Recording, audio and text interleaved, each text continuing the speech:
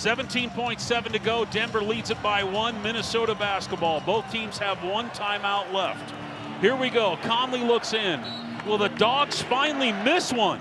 Conley looks in, throws it off in the corner over to Edwards, guarded by Gordon, gets double team, throws it away!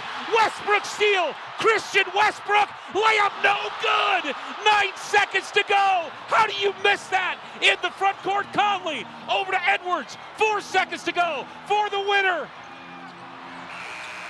Missed it into hard! Walker! They called the foul on Westbrook! Russell Westbrook just gave the game away to Minnesota. Third free throw, no good.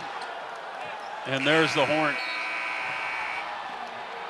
Well, that was anticlimactic after how much fun this basketball game was. Denver loses in double overtime to the Minnesota Timberwolves, 140 to 139. We'll do it again tomorrow night against San Antonio Spurs. Pain. That's it.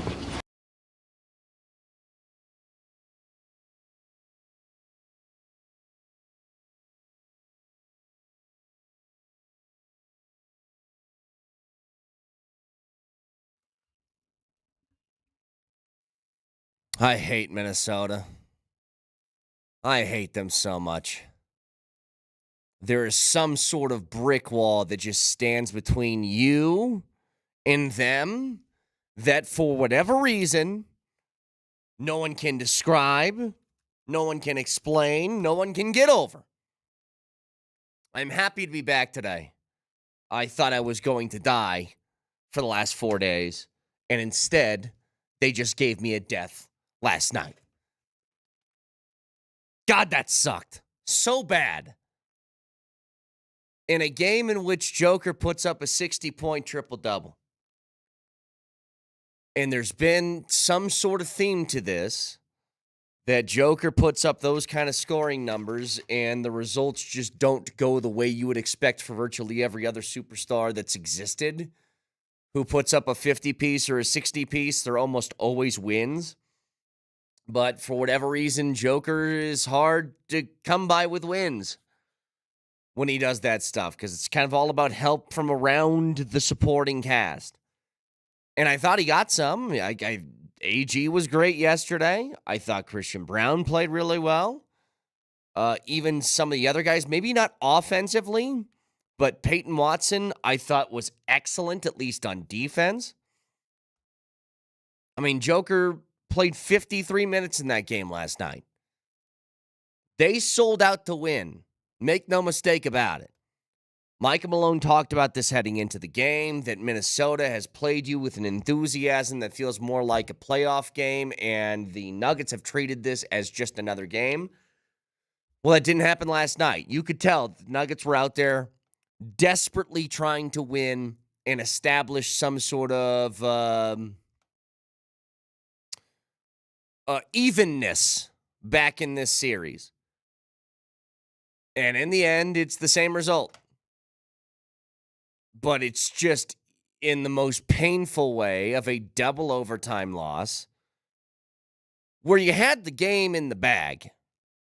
Like, you get a steal while you're up 1 with just a few seconds left. I'll say this, I don't fault Westbrook for trying to get the layup.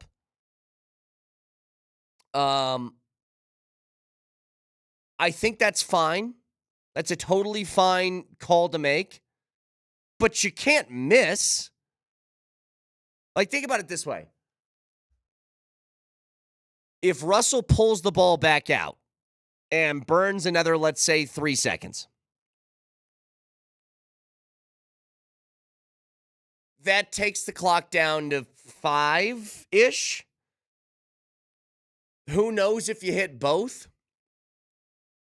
So maybe it is still like a 2-point game, and then they have a timeout. They could get it at midcourt. They could run a play. They could bury a 3 to win the game. Like, taking the easy bucket, I'm not against it, but you can't miss. And then to follow that up with a foul on a 3-pointer is just, I mean, it's it's pretty all-time awful. It's what Torrey Craig did, if you remember, at the end of, who was that series against? Was that was the Utah Jazz in the bubble. the Jazz? Because that was the second straight, or was it? No, it was the first 3-1 comeback, right? Yes. And then the second one was the Clippers. Yes. That sounds right. God, that was it wasn't that long ago, but it feels long ago. We've had a lot of playoff games since then. But if you remember, Torrey Craig in Game 7, same situation. Wide open, could pull it out, but he doesn't. He goes for the layup. He misses, and then it comes down to a last-second shot, and you lose. Well, in that case, they won, but could have lost. I got no problem with the layup, but you got to hit the layup. Because at the end of that, then all that's going to happen is that you go to triple overtime at worst. But then to commit the foul afterwards, too, it's brutal. And you're left again in a place of Minnesota continuing to have your number. And I get it. You didn't have Jamal. You didn't have MPJ. But the T-Wolves didn't have DiVincenzo. They didn't have Naz Reid. I don't think that's an even trade-off. Jamal and MPJ are more impactful than Naz Reid and DiVincenzo, but both those guys very important to what Minnesota does. It's so many different factors that I would tell you that led into, I mean, Joker, 60-point triple-double. You held Anthony Edwards to 10 points through 3 quarters. You had a lead with a breakaway layup with 9 seconds left in double overtime, and you couldn't finish. I mean, a huge problem, though, that is very clearly, obviously there. Offensive boards were killing you. The amount of second chances that they had, I mean, you got out-rebounded on the offensive glass 21-8. Extra opportunities kept them in the game. Remember, the game started and it felt like you were going to blitz them. It was like a 21-5 lead to start the first quarter, and then they started trickling their way back. A lot of it due to some offensive boards.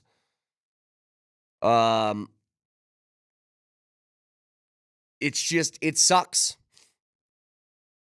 Because you had a prime opportunity. I'm actually curious, Nelly. I went to bed after the game. If you got something, maybe an opening statement from Malone, I'd like to hear it. Because once that game ended, I was like, all right, time to turn this off. Go night-night. Even though it didn't happen immediately, because I was still pretty angry.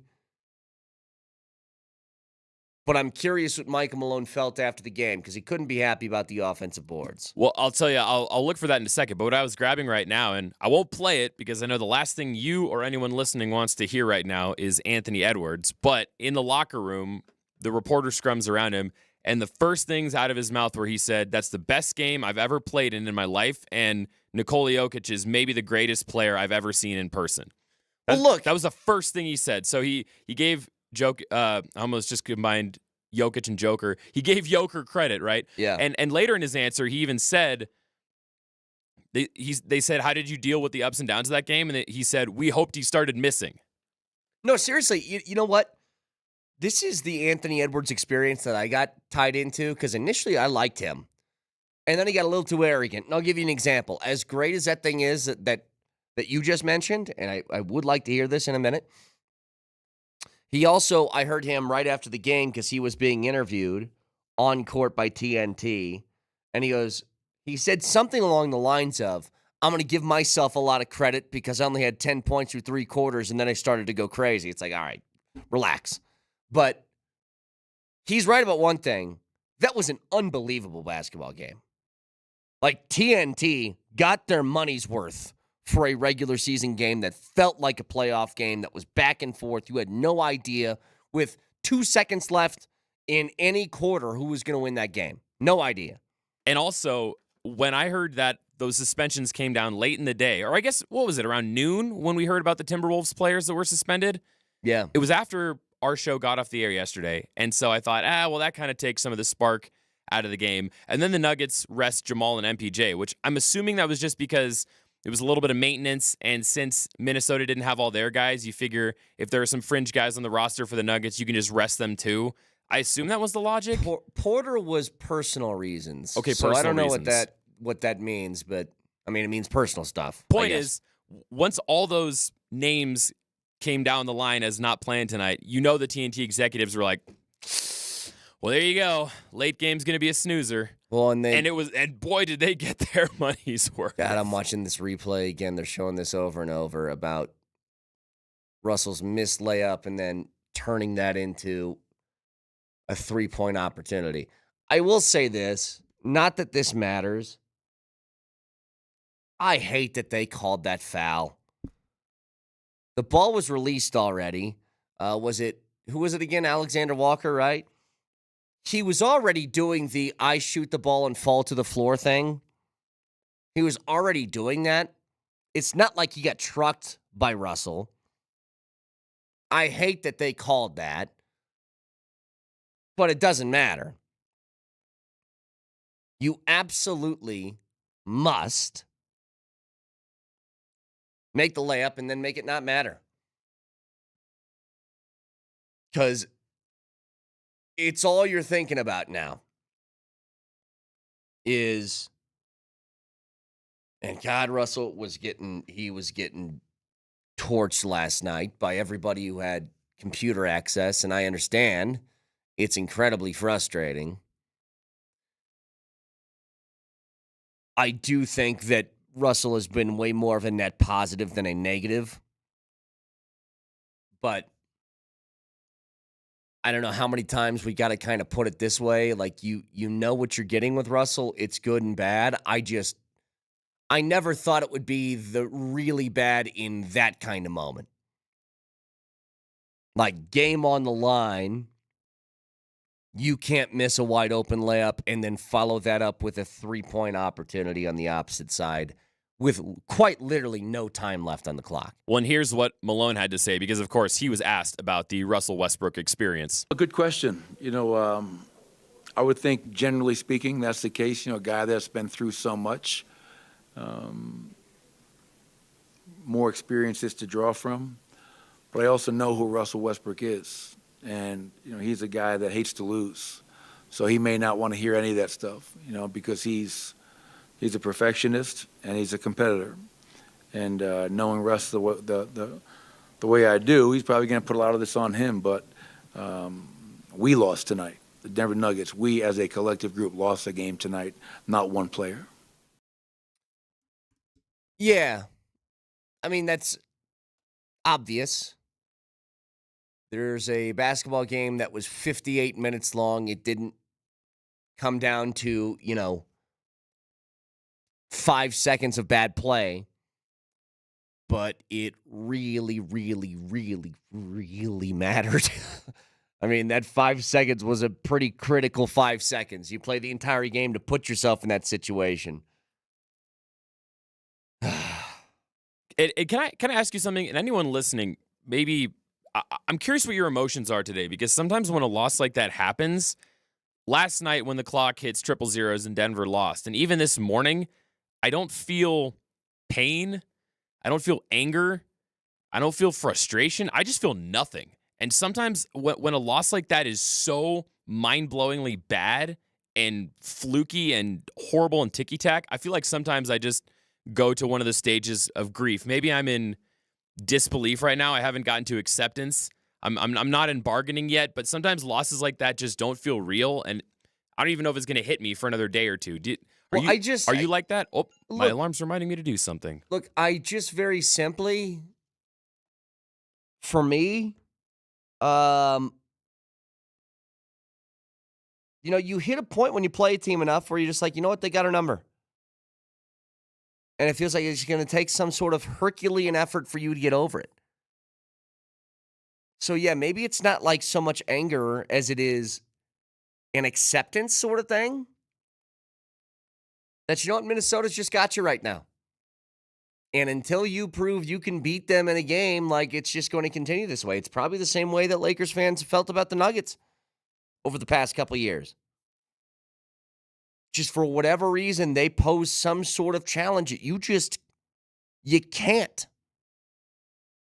You can't just find a way to jump over it. So we'll get back to this in a second. 303-504-0925. Shop Mazda text line. Keep the text coming through here. I got a couple, by the way, that I want to address. And it's about strategy at the end of a game like that. What do you want? What do you want to do? And I think I'm going to be in the minority on this, but I don't mind one thing that played out late. We'll get to it next.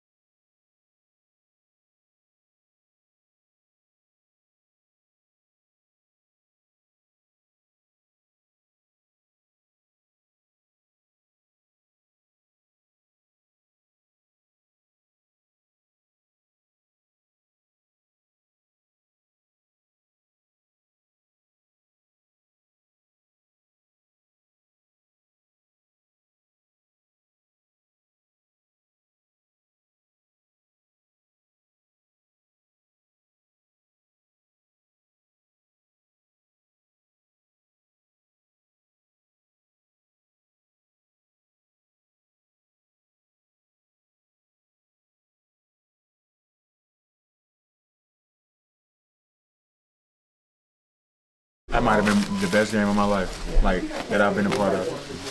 Nikola Jokic, bro. Oh, my God. He might be the best basketball player I've ever seen, like, close up, besides myself, to myself. Bro, he's incredible, bro. The MVP race is tough, man. I don't know. He had 60. That was crazy. How did you guys manage just the ups and the downs of it, and how crazy it was? We was just hoping he missed. It was at one point we was just like, bro, we hope you missed, bro. Just, because trapping him, he wasn't trapped. Like, he good. Hats off to him, man. For sure.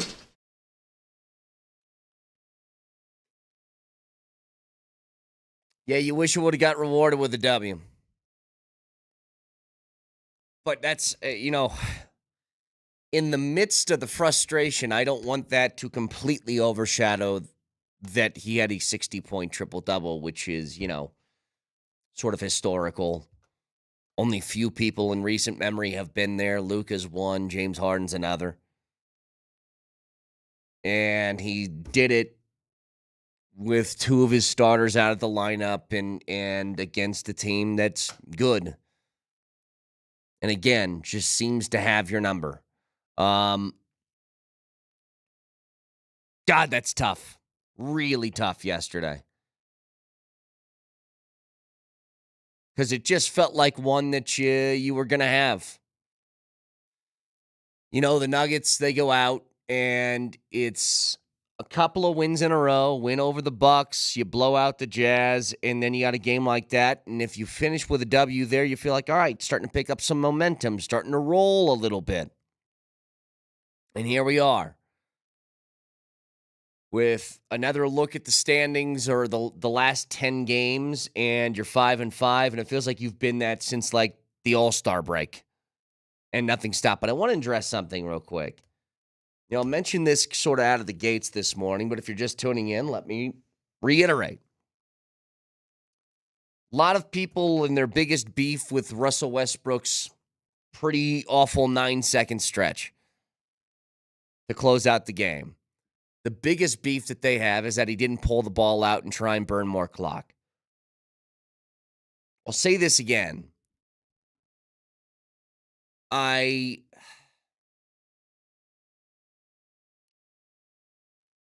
don't have a problem with Russell going for the bucket. Layups should be wide open ones. 99.9% makeable. It's a dunk. Nobody defending you, nobody in front of you should be able to hit that every single time. There's 9 seconds left in the game when he put the shot up. Let's say that he gears down, he dribbles the ball out to the three-point line, he waits for a foul, boom, he gets fouled, and now there's 5 seconds left. Okay, well, now you're at the line with 2 free throws. Even Joker, who took, by the way, if you guys didn't notice, 24 free throw attempts last night. He missed 5. There's no guarantee you hit both. You know what a better guarantee is of putting yourself up 3 is by shooting a layup instead of 2 free throws. Even if you're an 85% free throw shooter, which is incredibly good, it's not as good as a wide open layup. That would put you up 3 with about, 7 seconds left? Minnesota's going to call a timeout. They'll get the ball at half court. They'll run up a play, and even if they bury the 3, you're not losing. That's why I don't hate it. I just really hate the idea that Russell missed and then followed that up with a foul. I hate the foul, too. Felt pretty ticky-tack for the moment that they were in. But I'm just saying, you want to wait for the foul? I mean, go ahead. But there's no guarantee you make it. And let's say they do that, 5 seconds left. You go 1-1. They call a timeout. They get the ball at midcourt. And now it's a 2-point game instead of a 3-point game. You could totally convince me that's the right call, and part of me thinks it is. To just take the easy bucket. Put yourself up a number that you will not lose no matter what the following outcome is of the next possession. But you can't miss. That's it. Say whatever you want about anything else, you just can't miss that. Let's go out to the Ramos Law Hotline. Car accident, you need Ramos Law, medical doctor and attorney, ramoslaw.com. We'll talk to, is it Dominique? Dominique. What's up, buddy?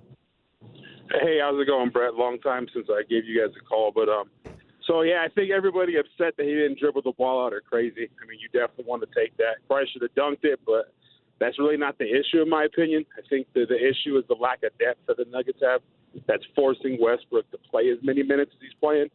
I mean, if you look at him over the last 7 or 8 years, he's not really good in the clutch. And, I mean, I think Malone's aware of that, but who do you go with, Jalen Pickett in that situation? Yeah. So, I mean, the Nuggets don't have players, and I think that's the problem. And Westbrook's playing so many minutes is another issue, but what are you going to do at the end of the day? So, I mean, you got to kind of live with it. Yeah, I appreciate it, Dominique. I'm with you. I don't think ideally they would be playing Westbrook that amount of minutes. The problem is guys have been hurt the entire year. And you've mentioned it, it's a lack of depth, but it's kind of like who are you going to trust? And for Malone, for sure, he's going to trust the veteran. And I think that Russell's been, again, he's been a net positive when he's been on the floor. There's been some good moments. There's been some really bad ones. But I think overall, Russell Westbrook helps this team more than he hurts. But when he hurts, it hurts really bad. I don't know how else. I don't know how else to put it. The sweet spot for me of minutes that Russell plays is somewhere in the 20 to 25 range.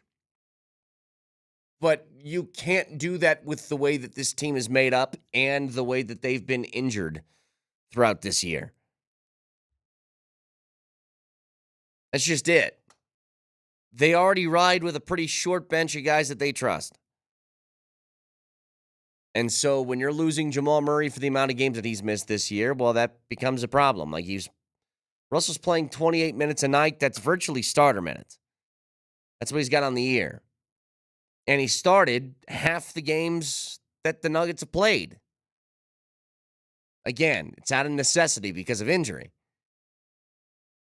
Let's say everybody's healthy when the postseason starts. Russell gets 20 to 25 minutes a night. I think that's the number. But you didn't have Jamal last night. If you had Jamal, do you win? I honestly don't know. I can't say anything about a win with Minnesota Timberwolves next to their name. Not allowed. And I think everybody else who thinks that they would also be foolish in that. They have your number for the moment. That's it. So until that changes, you're kind of stuck here. Texter, can we talk about how soft of a foul call that was? I didn't see any body contact. He didn't land in the shooter's area, and he didn't touch his arms. I think he did. He got his arm on the follow-through or something, but it was, I said it before, man. Given the situation, how that game was going, I feel like that's got to be a pretty egregious foul to be called in that moment. Again, this is the same thing. This is what I was talking about, Nelly. Let's go back a week. Remember the CSU loss? And I said, was it a travel? Yeah, it probably was, but I don't want a call like that in that moment to be decided by refs. I want the players to decide it. Same way I feel about this. It looked like Alexander Walker was doing that I'm shooting and falling down at the same time thing that a lot of guys do that I will never understand. And then Russell catches a little bit of him as he's kind of flying by. But no, I hated that. I thought that was soft as hell. But I mean, regardless, you had the opportunity to bury the game and you didn't. So, reminder to you guys, we're giving away a brand new custom-built sauna by Better Sheds and Saunas.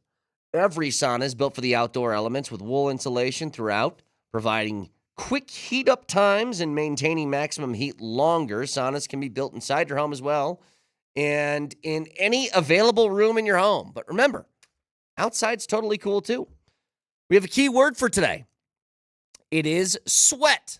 So text sweat in your first and last name to 303-504-0925. That's sweat in your first and last name, 303-504-0925. New keyword every day for the next 2 weeks, which means 10 possible entries for each phone number. If you want to find out more about these incredible saunas, by the way, go to getabettershed.com and check out the pictures. But today's keyword is sweat. So text that in. You a sauna guy, Brett? You like a good sweat?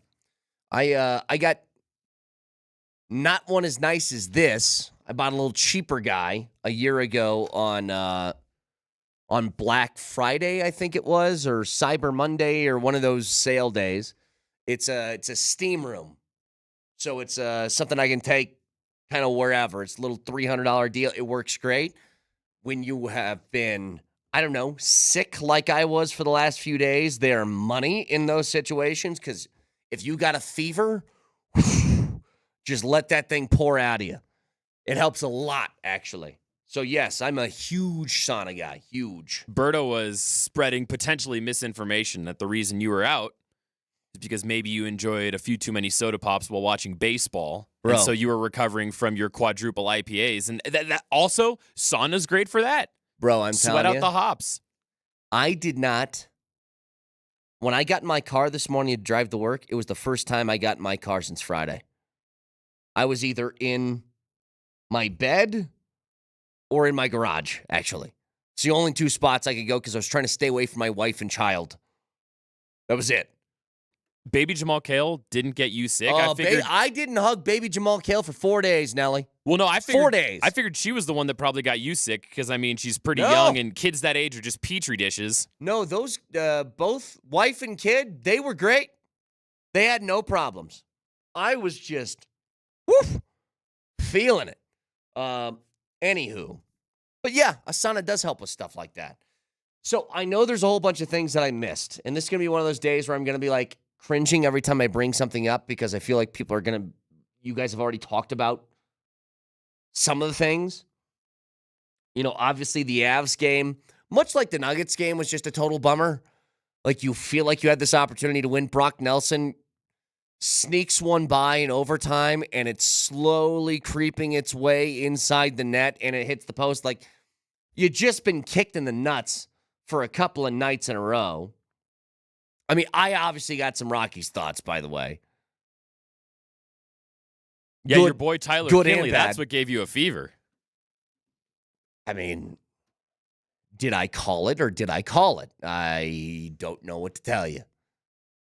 So we'll get to a lot of that. How much did you guys get into the rules and the changes yesterday in the NFL, the rule change stuff? Mostly got into OT and the way they reformatted that. Yeah, I think there's one of these that maybe is flying a little bit under the radar that could really help the Broncos. So I want to get to that in a little bit.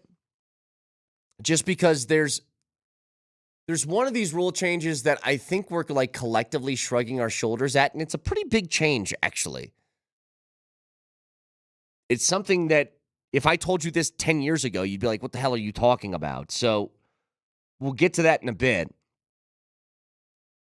But as far as the Rocks go, I don't know who could have predicted the starting pitching going 21 1/3 while only giving up 2 runs to start this season. And the only guy that gave him up, it was Ryan Feltner in the first inning of his start. That was it. But then you've gotten to the bullpen, and the bullpen continues to be a problem, and Tyler Kinley continues to be a problem. Now, he's not alone, but there's certainly, it's just when things go poorly, there seems to be a common denominator. That's all I'm pointing out. Now, the Rockies have also not done themselves any favors by not helping themselves in the offensive department too much to start the season. The bat's got to turn around. It takes some teams a minute when a season starts. You should go look at the Atlanta Braves and the way that they're hitting to start the year. They're also on a giant struggle bus.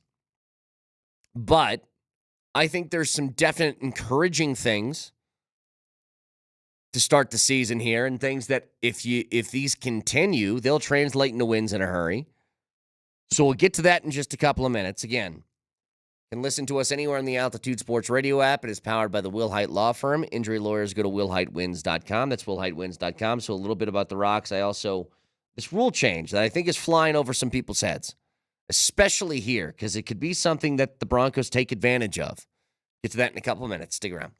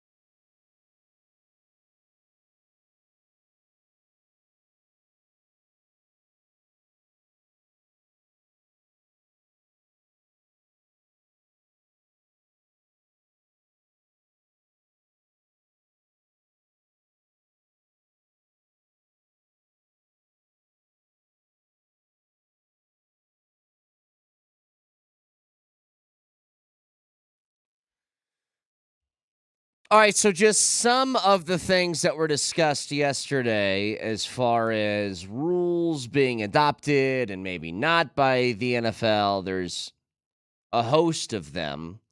But one that I do think matters. So if you have a kickoff and you boot it in the end zone, it's now not at the 30. It's at the 35. I mean, they've gone the 20, 25. They keep moving the ball forward, which says one thing. They want returns in the NFL. And I do think that when you have an all-pro returner, it's not a terrible thing to have in your back pocket. It's really not. When you got somebody who is very fleet of foot, go ahead and let him do it. It gives you a distinct advantage that a lot of other teams just won't have. There used to be designated roster spots that were divvied out to people who were specialists in that category. You know, Desmond Howard wasn't a wide receiver. He was a returner. Devin Hester, they tried to switch positions for that guy about 15 different times. It was like, he's a wide receiver. No, he's a corner. No, he's a this. He's a slot guy. He's this. You know, he couldn't play any of those spots. You know what he could play was return. Returner was what he could play. And he's really good at it. They had specified spots for these guys. You're lucky and fortunate enough that you got somebody who could virtually do that, but also has gobs of potential at an actual position. And that's Marvin Mims. And I think if teams are now pretty much being forced to let somebody take the ball out for a return, then you got a pretty good option that most other teams don't. It's nice to have. And I think it helps you. It gives you an advantage that a lot of other teams just don't possess. So that's at least one of them. I talked about this other one when they were proposing this, that the method of measuring first downs in the NFL will switch from the chain gang to camera-based technology in 2025. So if you guys missed this, the chain crew was still going to be on the sidelines as like a backup. But the main thing is going to be camera-based, and I think that this is probably smart. It's what should happen. It's the pragmatic thing for $1 billion business is to do this and not have old men with chains measuring things to see how many yards you have gotten. But I will miss my chain crew. I will miss the man who can't run in a straight line. I will miss the index cards. I will miss the, how short are you? Let me show you with my hands. It's about this much. I think it was PhD talking yesterday about that, and Polumbus was talking about the drama, right?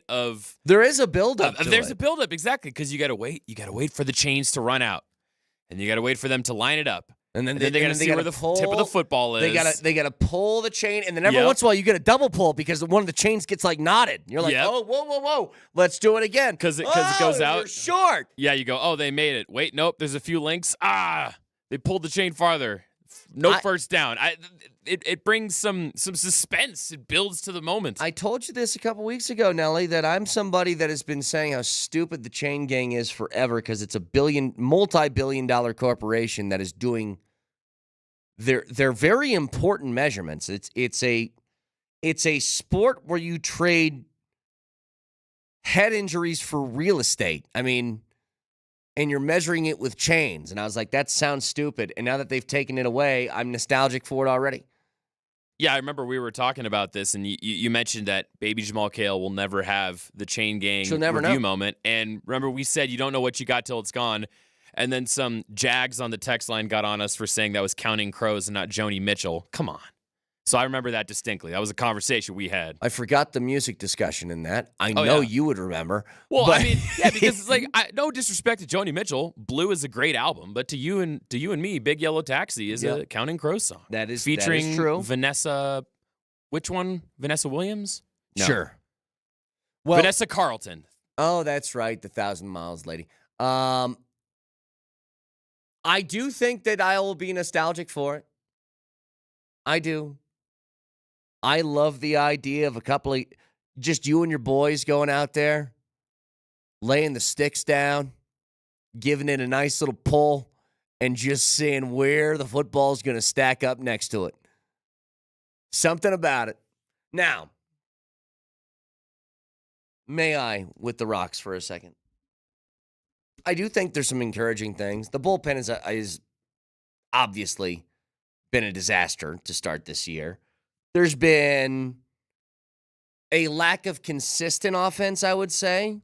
But it feels like when they've needed to put together some hits, they've done it. They've been pretty decent, I think, at, hey, we just gave up a couple of runs. Can we answer? And they have answered. The really bright spots to me, though, is, first of all, Hunter Goodman looks incredibly good. Incredible. He's the young guy that was given the shot to be the catcher this year. Still don't understand why they wouldn't trade Elias Diaz when they knew something like this was coming the following year, but whatever. Hunter Goodman has been really good to start. You find a catcher that can hit a little bit, you're cooking with some gas. Your starting pitching has been phenomenal. Like, we were all kind of wondering, what does the starts look like for guys like Freeland and Marquez and Senza now that they're all, like, healthy again? And the answer to that is stellar. I mean, with the exception of Senza, despite not giving up a run, didn't have a great start. He allowed a lot of base runners, was able to get himself out of some jams. You know, you allowed 9 hits and 4 1/3 along with 2 walks. Like, basically, your out to base runner ratio is even. That's not great. But found a way to battle himself out of it. Again, the only runs given up by your starters have been a home run in the first inning, a 2-run shot by Feltner, in which he settled in immediately afterward. But starting pitching's been great.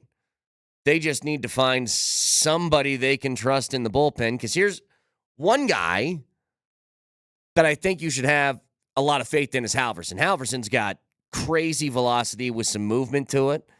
If you can get to him to close out a game, you should feel pretty good about it. I mean, the one time they did that, he had to get a 4-out save, but you got to that point and he was able to shut the door. The problem is everybody else is having trouble getting there. You know, it's early in the season. I'm not closing the door on guys like Blaylock or Peralta or Vodnik or any of them. I am closing the door on Kinley. In 2/3 of an inning, he's got 6 hits and 2 walks given up. There's nothing you can do with that. There's nothing you have been able to do with it, and I don't understand why he's still trusted, but whatever. Bottom line is, I think the Rocks can be all right. They got, again, when I talk about young guys with some talent to make this season interesting, I'm talking about your Feltners, and I'm talking about your Halversons and your Hunter Goodmans and guys like that. So despite they're 1-3, correct? 1-3 start. Still encouraged. And I think they have the ability, if the bullpen can just occasionally hold their bleep together, rattle off some streaks this year. I'll put it that way. 303-504-0925. So obviously a lot to get to. We had that insane game yesterday. Spent about half an hour on it already. And I'm ready to do another 3 hours of this. Because you had like a little bit of everything. You had, first of all, just an unbelievably great game. Great. You had a 60-point triple-double from Joker. You had a very awful finish from Russell Westbrook that I think we could kind of dive into the strategy of what you want to do late in a game like that when you get that benefit. But there's a whole bunch of different off-ramps to that game yesterday and where you want to take it, so I'm sure we'll do a huge helping of that. We got Jared Bednar is going to join us at 8 o'clock as we have the old double dipperoo tonight. The Nuggets will play the Spurs at 7. That'll be on 92.5. The Avs will play against the Blackhawks. That'll be on AM 950. Double dipperoo.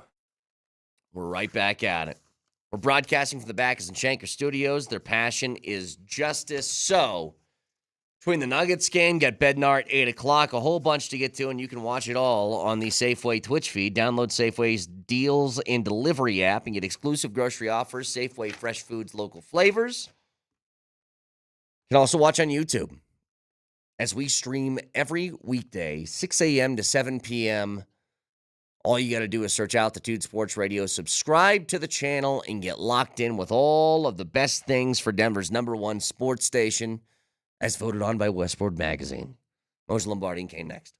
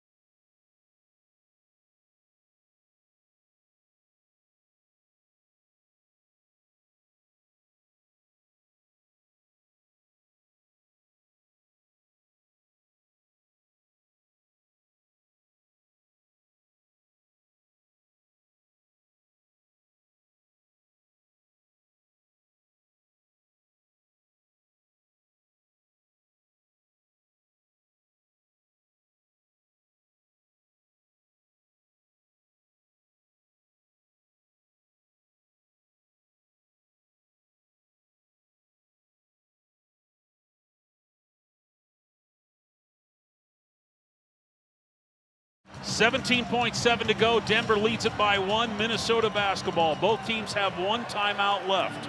Here we go. Conley looks in. Will the Dogs finally miss one?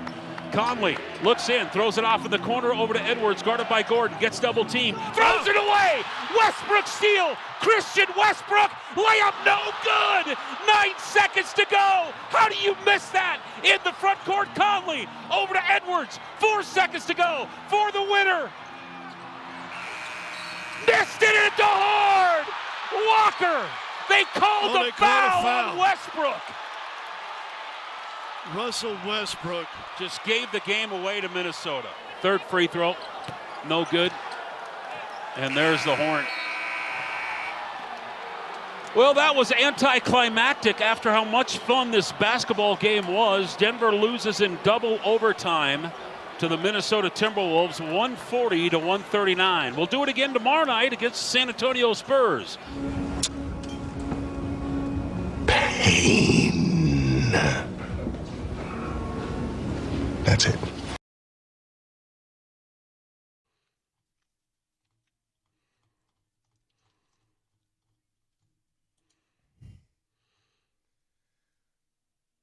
I have shaken off the bubonic plague to come on this microphone and tell you I hate the Minnesota Timberwolves.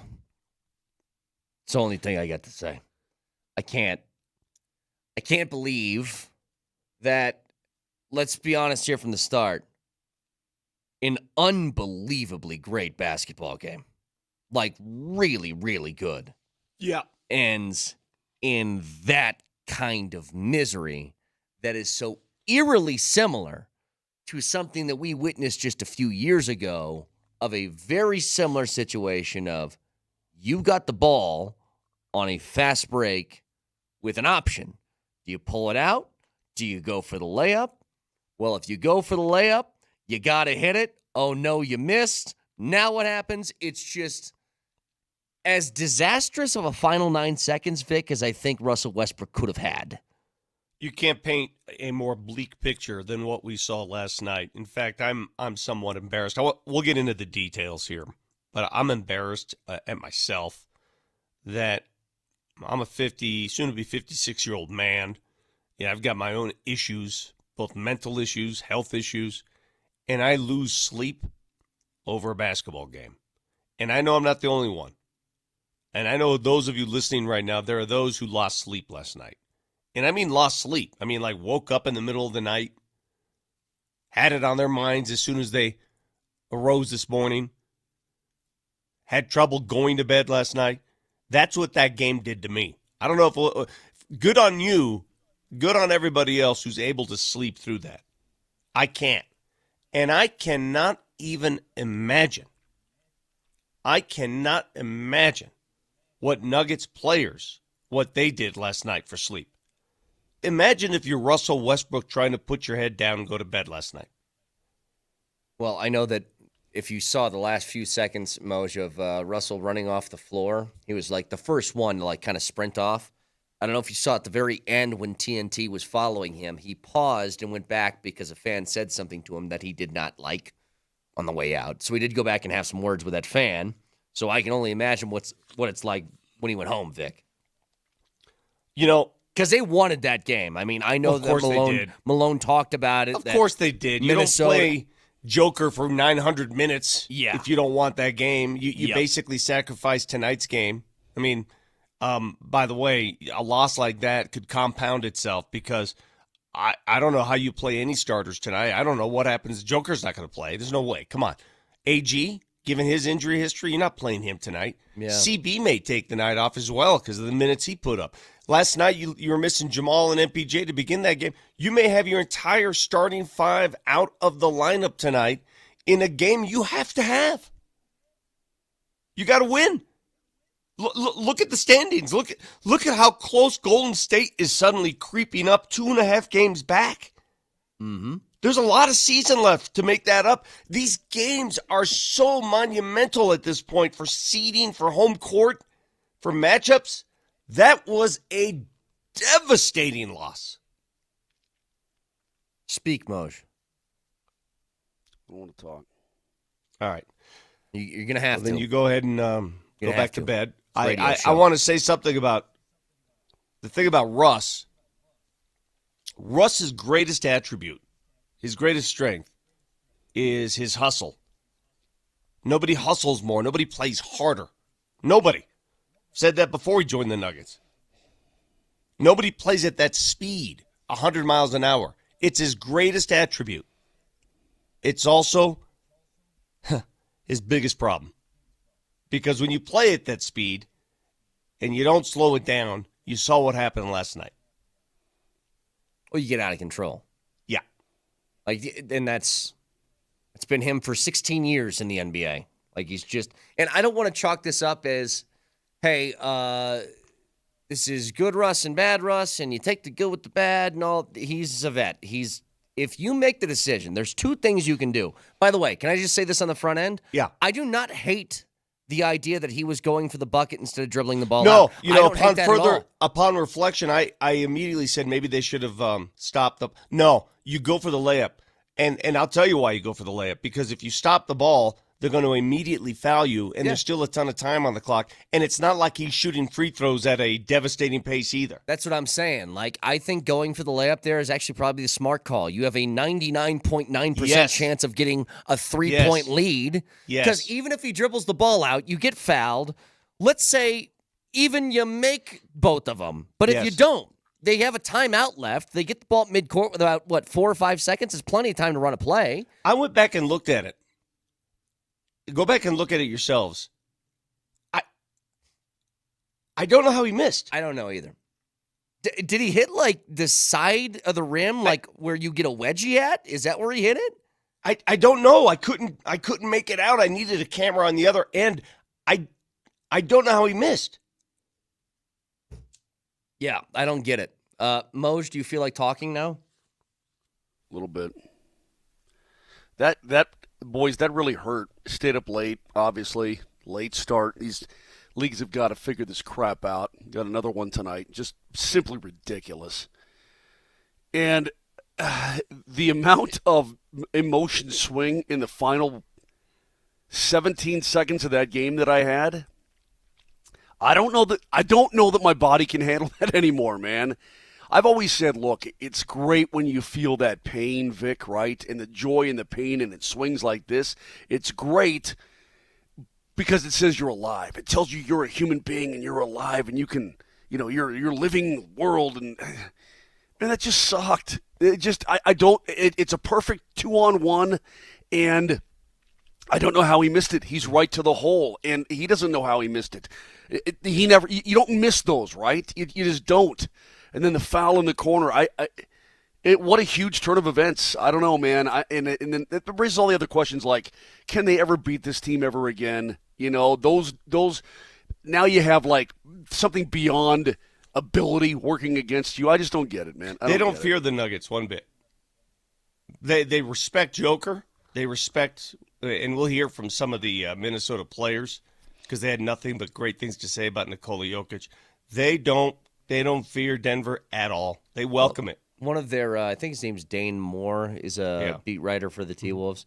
He said he's never seen it before where they talked to all these players in the postgame. Every single one of them mentioned how unbelievable Nikola Jokic is. Every single player. And you'll hear some of that. I sent it to Nelly. Basically painting the picture that Nikola almost is a one-man team. That's how they painted it. And can we save that for just a few minutes? Sure. Because, look, Joker had a 60-point triple-double, and I don't want that to get lost in the misery of losing that 61, game. 10, and 10. But bottom line is this, I hit ESPN on here, and it's just a constant replay. It's like an embedded video of just Russell missing the layup. I can't do it anymore. I can't do it. Can I say one thing, though? Can I take you back a week to when CSU lost in a very horrible, gut-wrenching way? And what did we say on this show? Yeah, was that probably a travel, but I don't want that decided in the final seconds.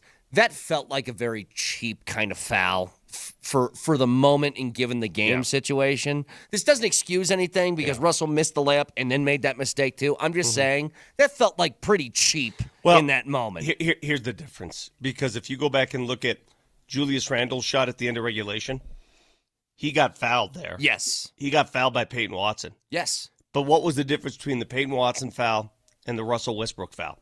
If you remember correctly, if you go back and look at it. Peyton Watson simply jumped and hit his arm.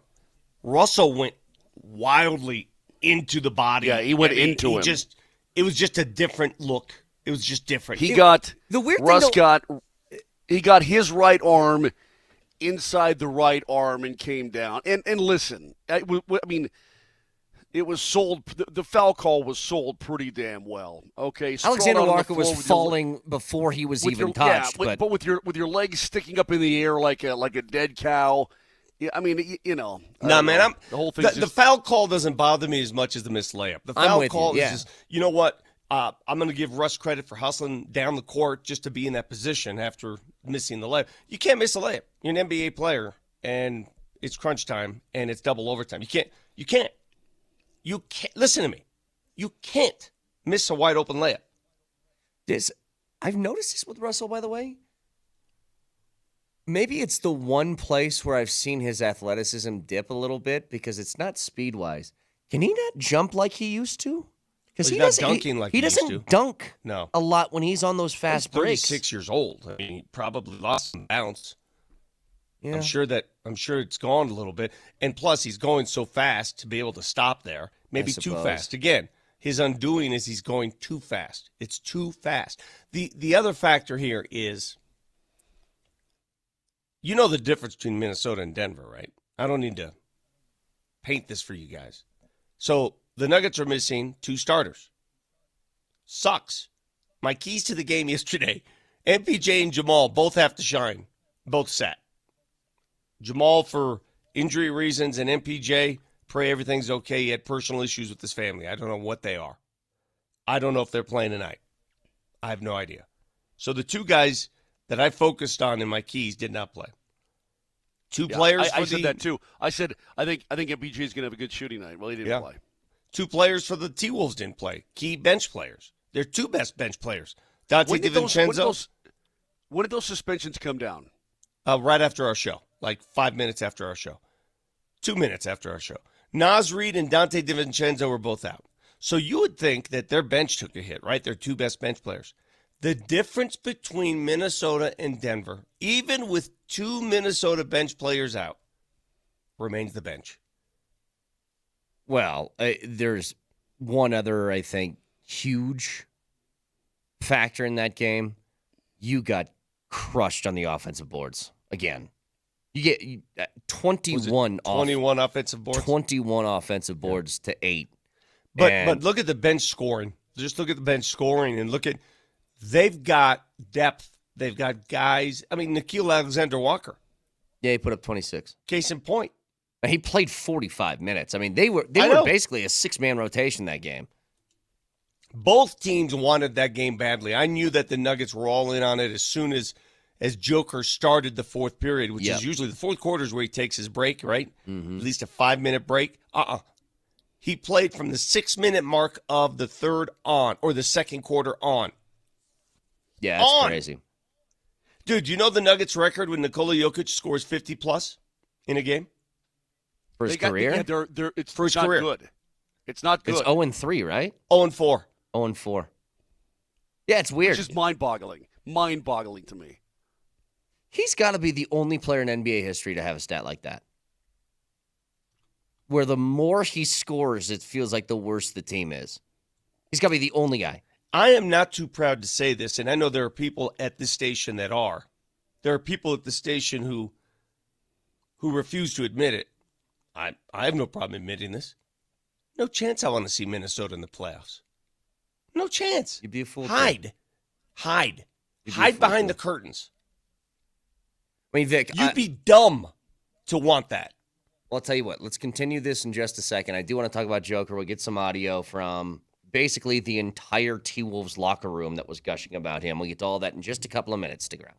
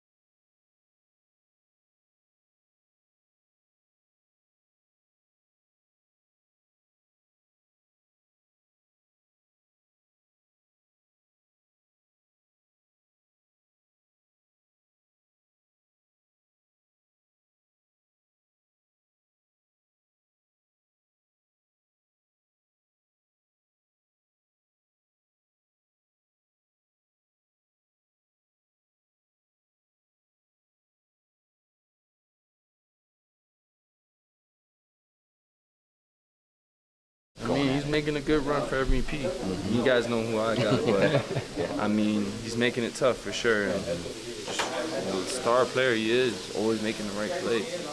Gotta respect it. Gotta tip my hat to him. That would be Shea Gilgeous-Alexander's, is it cousin? Cousin, yeah. Nickeil Alexander-Walker. So we'll get to more of this audio for some of these T-Wolves in just a second. Again, Jokic drops 61 points in a triple-double, the most ever in NBA history in a triple-double. And the Nuggets lose because when Jokic scores 50 points, that's what they do. Also, when the Nuggets play the T-Wolves right now, it's what they do. And Vic, you said something. I will be the first one to raise my hand and admit I was incorrect on this. A couple months ago, we were talking about teams in the Western Conference, who you fear, and I said, you know what, Minnesota's just, they aren't as good without Karl Anthony Towns. They aren't. And I still believe that. I don't think they're as good. But when they play the Nuggets, it doesn't matter. And I think that if you are not taking the route that Vic was just discussing in analyzing a matchup with this team in the postseason, which is you want no part of it, then you're lying to yourself. You are in a place right now that I think the Lakers are with the Nuggets, just in the opposite way, where if you don't acknowledge there is a critical problem for whatever reason, whether it's mental, whether it's a physical matchup, whatever the case is, there's a problem that you have with matching up against this team where they got your number. If you can admit that, then you're fooling yourself. Yeah, there's a fine line between bravado and foolishness, machismo, yeah, and stupidity. Yeah. Okay, so we are erring on the side of don't be stupid. Avoid Minnesota as long as you can at all costs. And if people would say, you know what, no, I want them. You know, let's get it. Hey, let's get it on in the first round and get it over with. No, man, no, don't be stupid. We have enough data now. We have enough evidence. We have enough built up in the folder to open it and look and say, you know what, this team is right now the Nuggets' kryptonite. Okay, it's the bugaboo. It's not. You're gonna walk in there and probably lose. So just avoid them as long as you can, and then take your swinging chances if and when you do ever meet them down the road. That's the game plan. The other takeaway for me last night, and again, this is why I wanted all Minnesota players healthy and all Nuggets players healthy. I wanted everybody healthy and able to play because I wanted to see what you just talked about. I wanted to see them take down Minnesota in an important game where there were no excuses on either side. That's what I wanted to see. Instead, you got the worst-case scenario. Guys missing and a devastating loss at home. Yep. Again, one that may compound itself. Losing last night was just the first stage. I don't know who you play tonight against San Antonio. I don't know who plays. You may go with your C team tonight.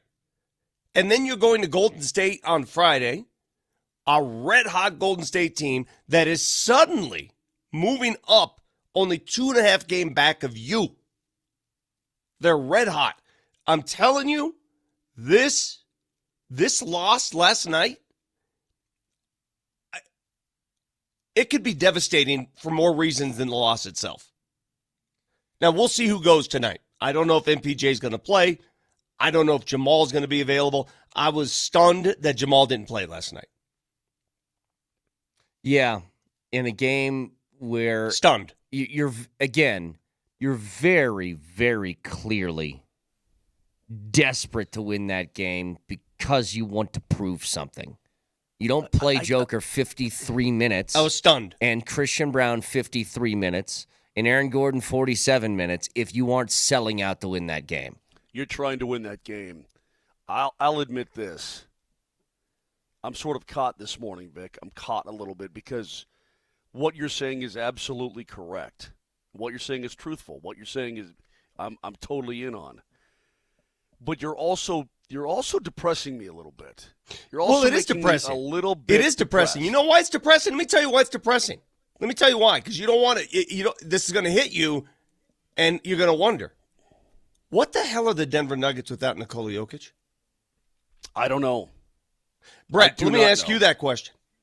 What are the Denver Nuggets without Nikola Jokic? I've said this before. I don't know if they're a 25-win team. Let me ask the people listening on this show, and I hate to be disrespectful. I'm in that locker room every damn day, and I'm looking at these players in the eyes. But I'm going to ask everybody, what are they without Nikola? And that's depressing. They're probably not a playoff team, or they're borderline playoff team. They're probably bouncing around someplace where the Clippers or the Mavs are right now, or maybe the Kings, somewhere right around there. I mean, maybe a play-in, something like that. Yeah, I don't think they are, Moj. I think they're pretty bad. I'm just being honest. I don't think that they're that great. Like when I tell you, if you told me that Jokic just decided I'm going to pack up, I'm going to go ride horses for the rest of my life, never step foot on a basketball court again, and you gave me the same roster heading into next year, you think they could get to 25 wins? Yeah. I think it'd be really tough. Well, last night was a case in point of how ridiculously reliant this team is on one player. Yeah. First of all, he double shifts. He goes Nate McKinnon in double shifts. He plays minutes he's not used to playing. He just keeps going. It doesn't matter how tired he looks. It doesn't matter how worn down he looks. He keeps going. He keeps scoring. He keeps producing. You guys saw in overtime. Nobody wanted to shoot. Everybody gave it to no. I mean, at that point, he needed to shoot it every time because he got what he wanted. But I'll what was the say offense? AG helped. Yes, he did. He had 30. What is this team without Nikola Jokic? That's a scary proposition. And that is the one thing. Season's not over. Still got playoffs. Yeah. That needs to be addressed. Well, it's needed to be. But now it's at a point where, come on, man. Well, it's especially been emphasized, as we've seen not too long ago, when you've had guys out as much as the Nuggets have this year. You know, we talk about this all the time. Injury luck's a real thing. Sometimes you get lucky, sometimes you don't. When they won the championship, they were fortunate. They had virtually everybody healthy in the most critical parts of that season and that run. They've had a lot of guys out of the lineup this year. I mean, Russell Westbrook has started over half the games that they've played. That was not the plan when the season started, but Jamal's missed a lot of time, and so has AG. I had no idea Jamal's injury was one that would I thought he missed the Utah game just to preserve him a little bit, right? Right. I didn't think there was anything there. I was stunned when they said he wasn't playing. Yeah. I don't know. And if you can't play last night, how you playing tonight? I don't know. Well, it's a hamstring. I don't know. If you can't play last night, how you playing tonight? Yeah, you probably aren't playing tonight. This is a full-on bench game. Just give the entire bench mega minutes, see who shines, see who's ready to go, see who wants it, and just play them a billion. I don't know how you play Nikola Jokic tonight. I don't think you can. There's no way. That would be torturous. It was win against Minnesota and then take your chances with a thin club against a Spurs team. That's what it was. I don't know. Maybe Dario Saric will see the floor tonight. See, but why? Well, I don't know. I'm with Vic on this. If there was a game that Jamal, like, let's say that you're only going to play him one piece of this back-to-back, why the hell wouldn't it have been last night? I don't know. So I'm with you. I don't see any – if he's not playing last night, then what? They're going to bench Joker. They're going to bench Christian Brown. They're going to bench AG and then play, what, Murray tonight with a whole bunch of backups? No way. No way. I think they're punting tonight. Me too. And by punting, you're going to move behind the Lakers in the standings, and you're still going to be ahead of Memphis, who lost again, so you got that going for you. But in your rearview mirror, here comes Golden State. Watch out. By the way, and you play them Friday. Some audio from last night. This is Anthony Edwards in the locker room after the game talking about how great the game was, number one, and Nikola Jokic. That might have been the best game of my life, that I've been a part of. Nikola Jokic, bro. Oh my God, he might be the best basketball player I've ever seen, close up. Besides myself, bro. He's incredible, bro. The MVP race is tough, man. I don't know. He had 60. That was crazy. how did you guys manage just the ups and the downs of it, like, and how crazy it was? We was just hoping he missed. It was at one point we was just like, bro, we hope you missed, bro. Just, because trapping him, he wasn't trapping. Like, he good. Hats off to him, man. For sure. Man, you see how loose they sound? And I know it's a winning locker room. Obviously, the Nuggets locker room is not going to sound like that. But there are times when I watch the Nuggets play, and it feels like work for them. Oh, I say this all the time, Vic. The amount, well, it's really just been most of the season. There has been so many instances in which you're watching a game, and the Nuggets will make a bucket, and you're like, oh, thank God. And then 10 seconds later, opposing team takes the ball down the floor and drains an easy three, and you're like, how the hell does it look so easy for them, and everything is pulling teeth for you on the opposite side? Because everything in the Nuggets offense revolves around one player getting the ball and having something come up. He's in the post, he's turning his back, he's finding cutters. It's just, at times, it's predictable. Jokic is Chat GPT. The rest of the team just kind of enters something and lets him code it, and it's like, all right, whatever it says to do, that's what I'm going to do. I'll know pregame if he plays tonight, because if he doesn't go through his normal shooting routine, that will give us a sign, obviously. But if he does go, it's because he's going to convince the coaches that he wants to go. Yeah. And he'd be the kind of guy that would do that. I don't think they want to play him. I think he's going to have to really sell it. Like, I'm really okay. Inspect my body if you need to, whatever you need to do. That's if he truly wants to go the full board tonight. Did you guys hear what Jay Williams? I don't know, man. I saw the Jay Williams thing. Yeah, let me read it for those who didn't see it. Jay Williams, is he still with ESPN or no? Yeah, he is. Okay. Former Duke guard. He writes, the truth about Nikola Jokic.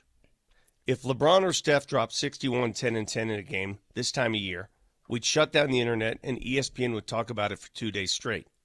But when Jokic does it, it's just another night. Why? Because he doesn't look the part. He's not flashy. He's not loud.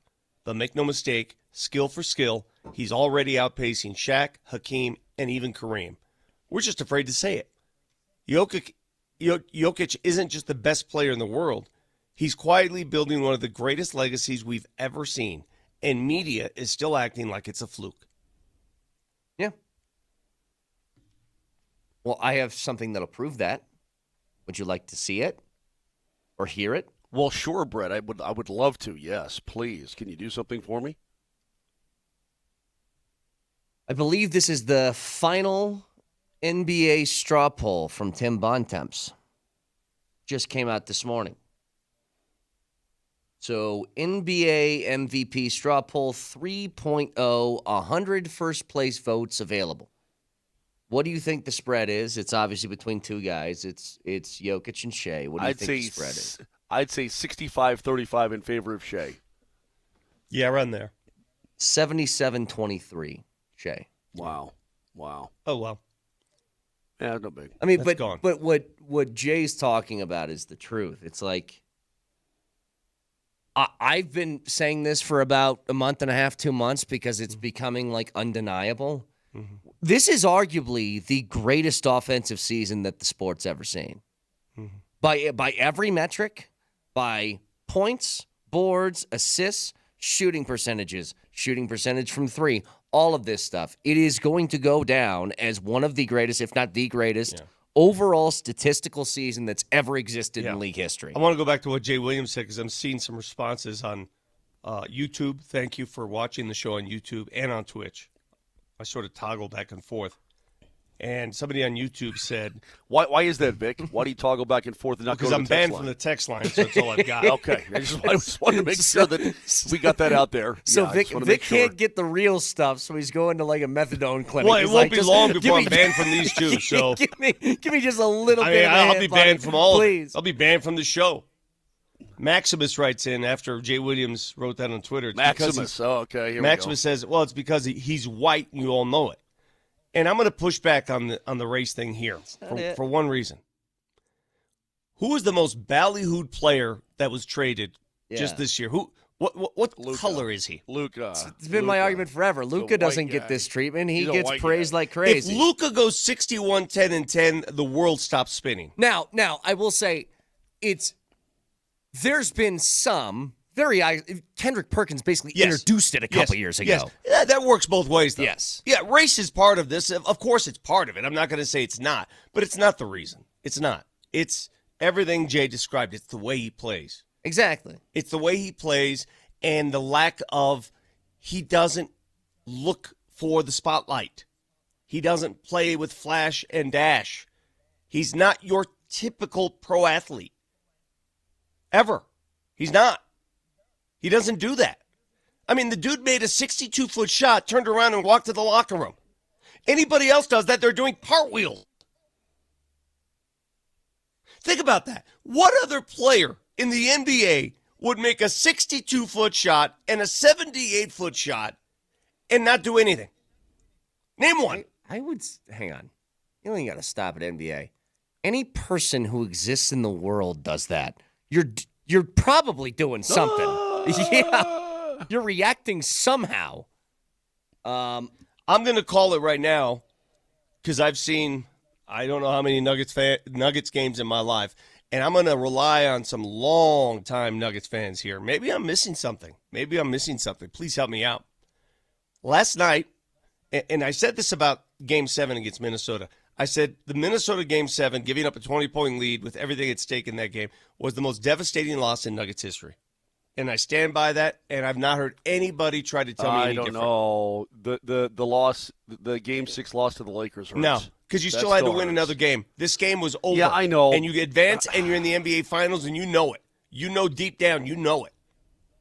You still had to win 2 more games in that series. Games had to be won. This game was over. All right, that's my first tenet. Number 2, last night, regular season only, not postseason, regular season, the worst finish to a Nuggets game I've ever seen. The most painful finish to a Nuggets game I have ever witnessed.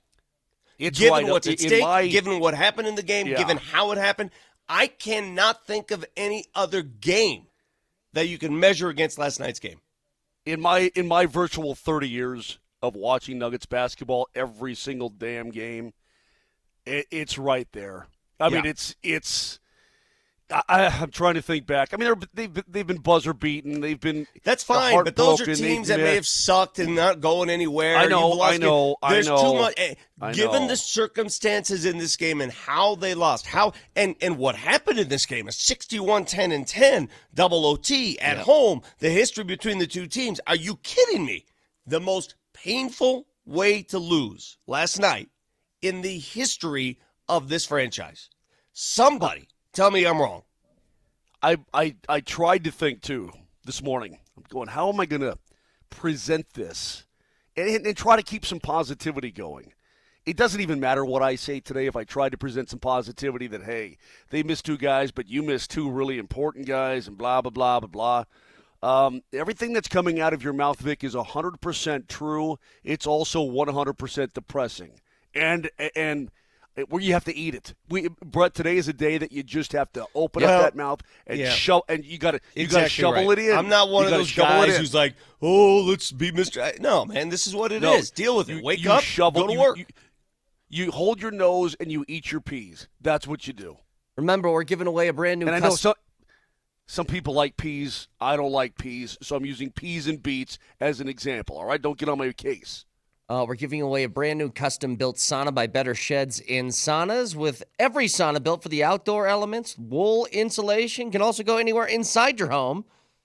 And for that keyword today, the keyword is sweat. So text sweat in your first and last name to 303-504-0925. We'll have a new keyword every day for the next 2 weeks, and that's 10 overall entries for each phone number. Hey, Brett, could you go down to the bottom of that and tell me about that cold tub, please? The 105-gallon cast iron Bub Play cold plunge ice bath. Wait, did you say butt play? Bub Play. Bub.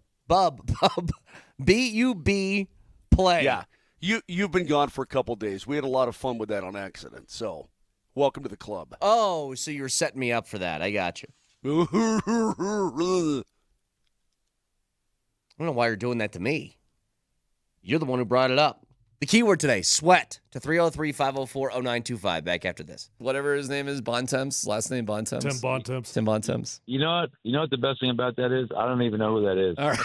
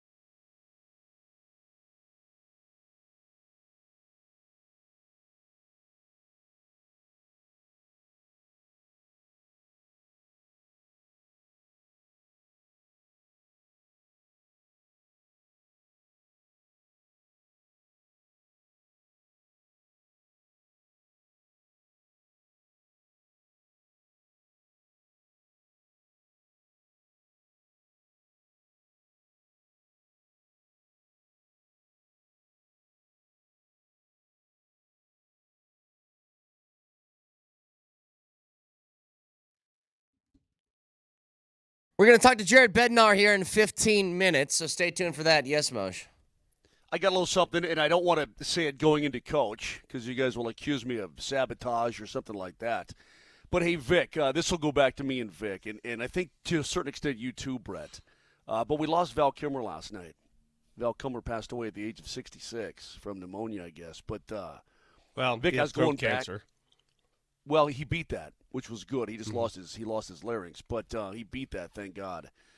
But golly, he was in a lot of good stuff, man. He's like Brett. When you talk about like my youth, and from like Real Genius and all. Remember that early stuff, Vic, like Real Genius and all that kind of thing. Oh yeah, but then you start to get into his serious stuff, starting really with Top Gun and Iceman, and all the way through into Heat and everything else that he was in, and Tombstone and all that, and The Saint. I mean, he was such a great actor, and he's passed away. That's just a real bummer, but the guy was great, man. I'm going to go back probably this weekend and watch a ton of Val Kilmer stuff and just appreciate what a badass he really was. Great dude. You know, he if you haven't done it yet, invest some time in watching the documentary that he and his kid produced. Yeah, I heard that was great. It was jaw-dropping. It was phenomenal. He just couldn't talk anymore. He was still the same Val Kilmer, but when he talked about his mom passing and saying that he misses his mom and all this kind of stuff, it was really, really well done. The guy was a mega star, Kaner.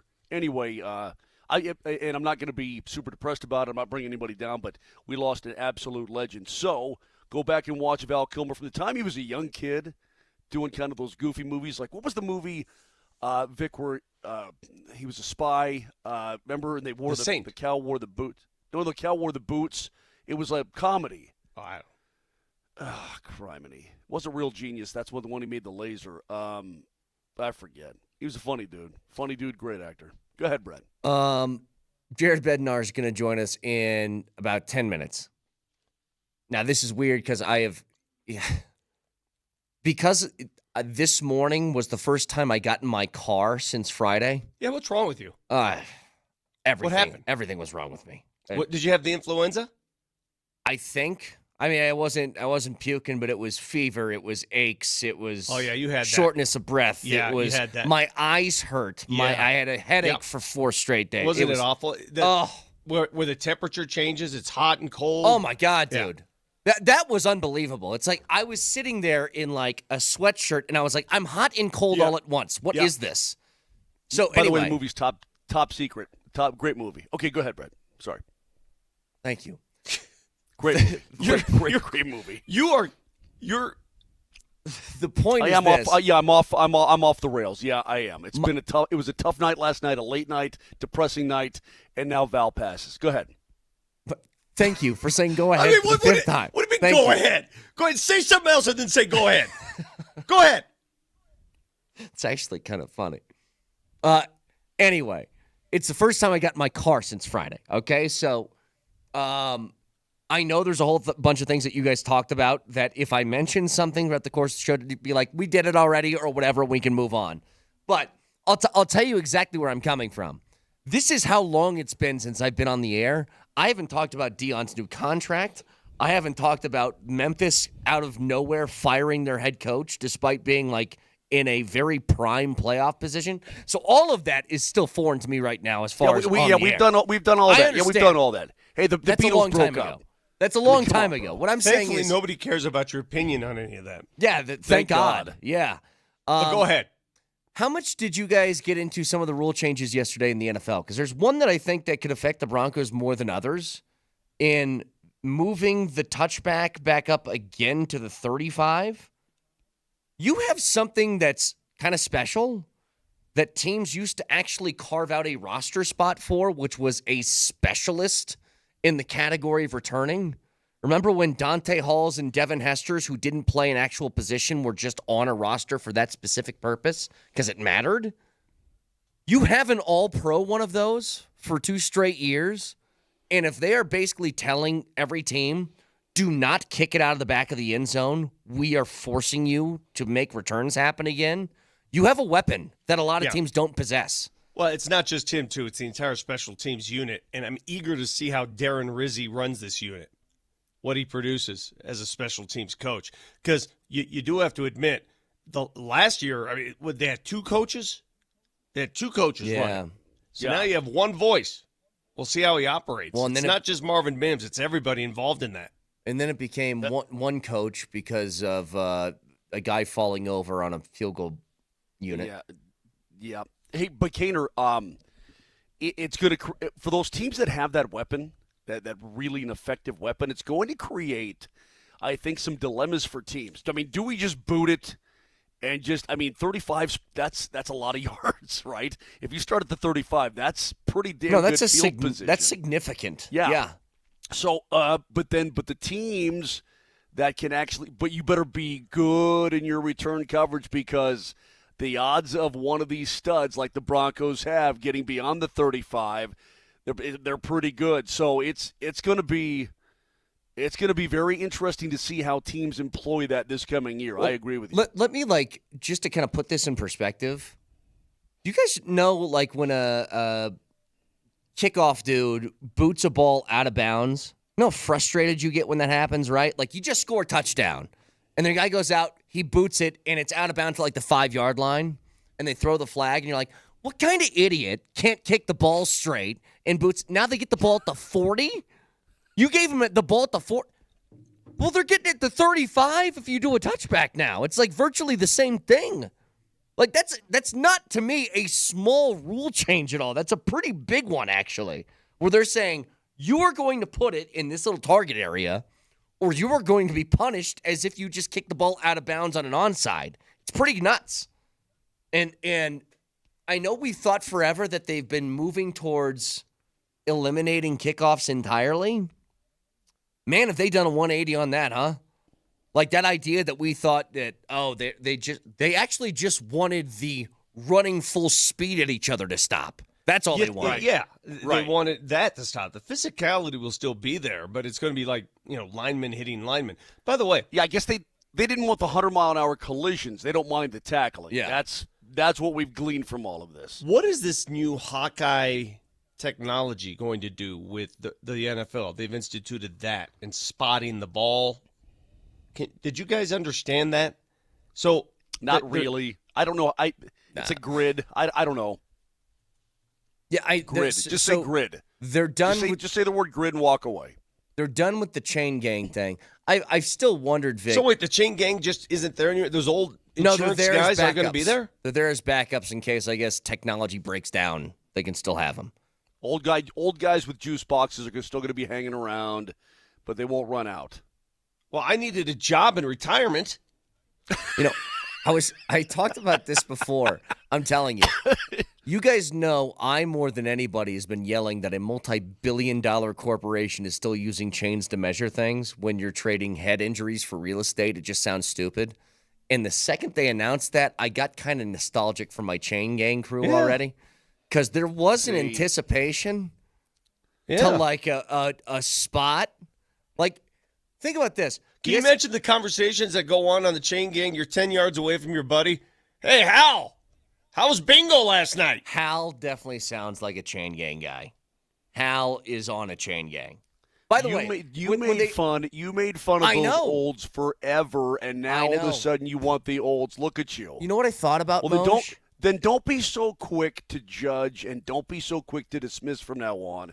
Remember this feeling. Remember it. Hang on. It's still incredibly stupid, but I will miss that anticipation of they bring out the chain. This move right here, the extension of the chain and seeing where that goes against the nose of the football, there was some anticipation to it that I loved. And especially if you get one of these, Moj, they pull it, and then it's like, oh, we had a knot in the chain. I got to pull it again. That extra one was like, oh. That was big. That was a big deal. And what's funny is those guys wore a full official's uniform. They're wearing the pants and the whole 9 yards. Yeah. They have stirrups on and everything. Dude, all you're doing is holding the chain. I mean, what are you doing?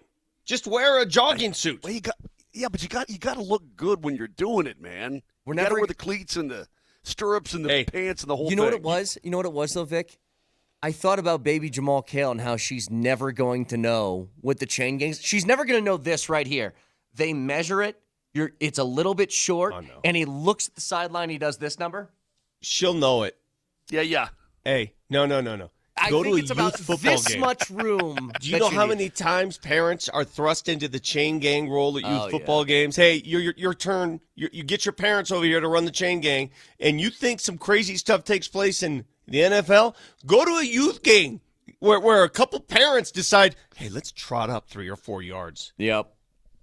And they're trying to pull that chain, and they're sticking the nose in front of the football. And it's going like this. Oh, so good. So good. All right, let's make way. Weekly conversation. Head coach of the Avs, Jared Bednar. He joins us next.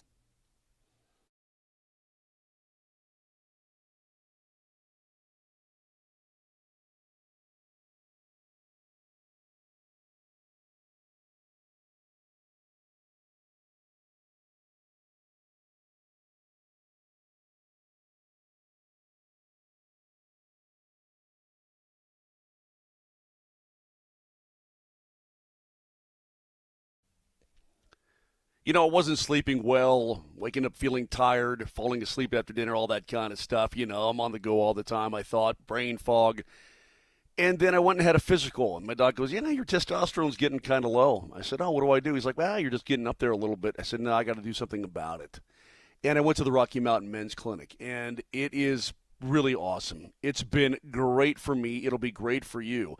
Guys start losing 2 to 3% of their testosterone production every single year, and happens gradually. Before you know it, you're like, man, I just don't feel like I used to feel. Well, you may have low T, so do yourself a favor. Go to RockyMountainMen'sClinic.com, take the low T quiz right there on the website. 10 simple questions, yes, no answers, takes 2 minutes.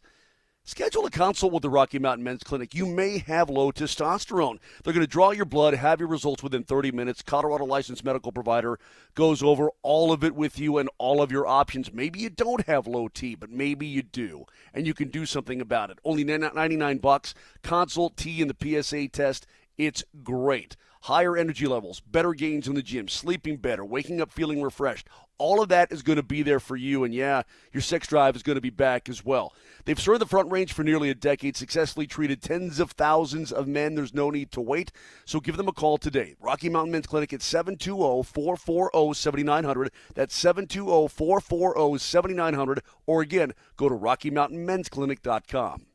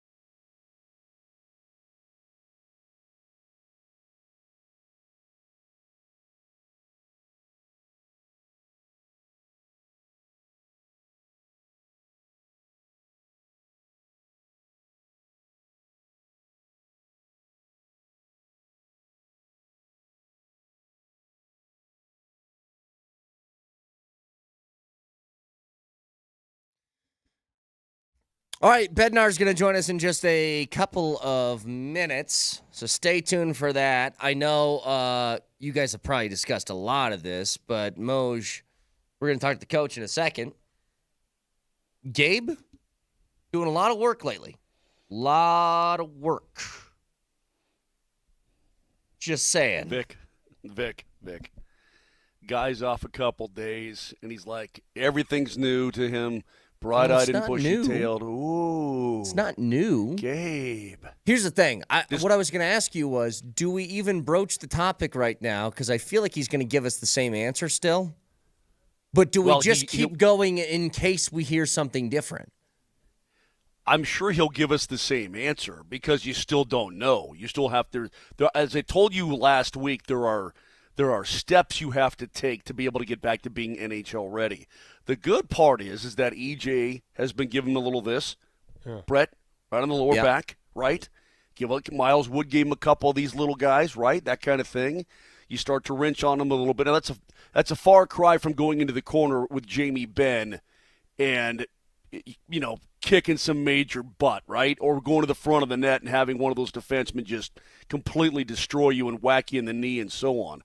So, we'll see, but I think it would be a shame to ignore the progress that he's making. You can't just downplay it and say, well, it doesn't mean anything, because it means a whole hell of a lot. On top of that, you want to talk about just a couple of nights in a row of just pain. I mean, with the way that finished, I still can't believe the Brock Nelson shot in OT that just trickles back, and of course it just finds that very front end of the post. Can't go anywhere else. Of course, it's right there. It's just been like that for 2 nights in a row. Just can't find the one thing to set you over the top between the Avs and the Nuggets.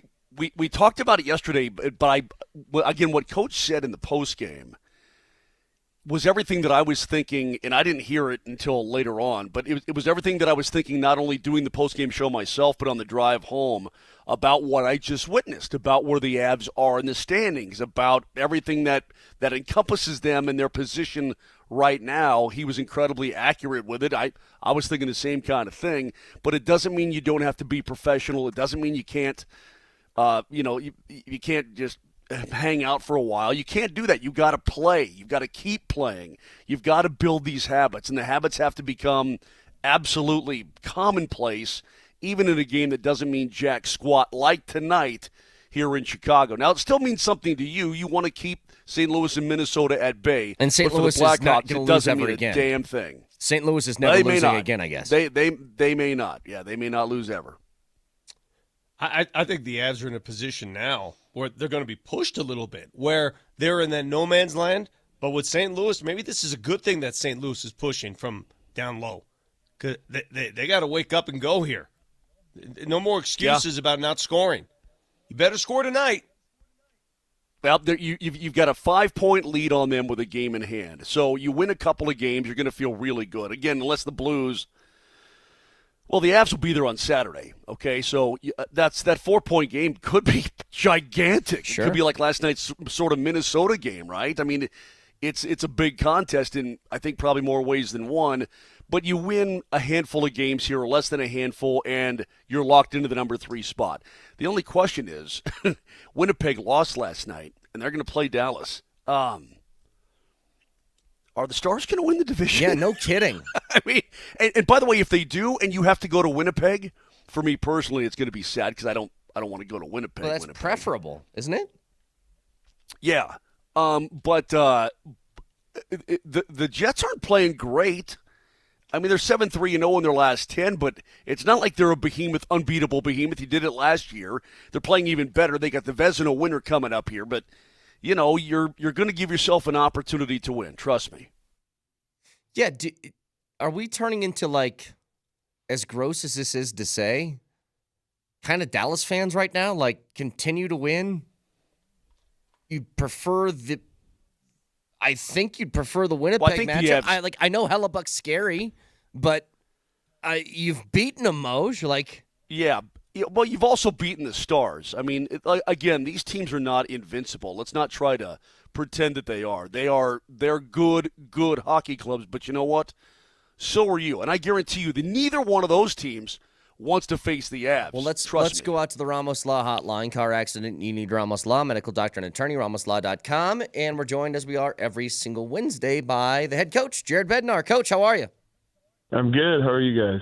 Doing good. Big game tonight, obviously, and every point is starting to matter here. But overall, the way your team's played over the last week since we last talked to you, how would you assess their game?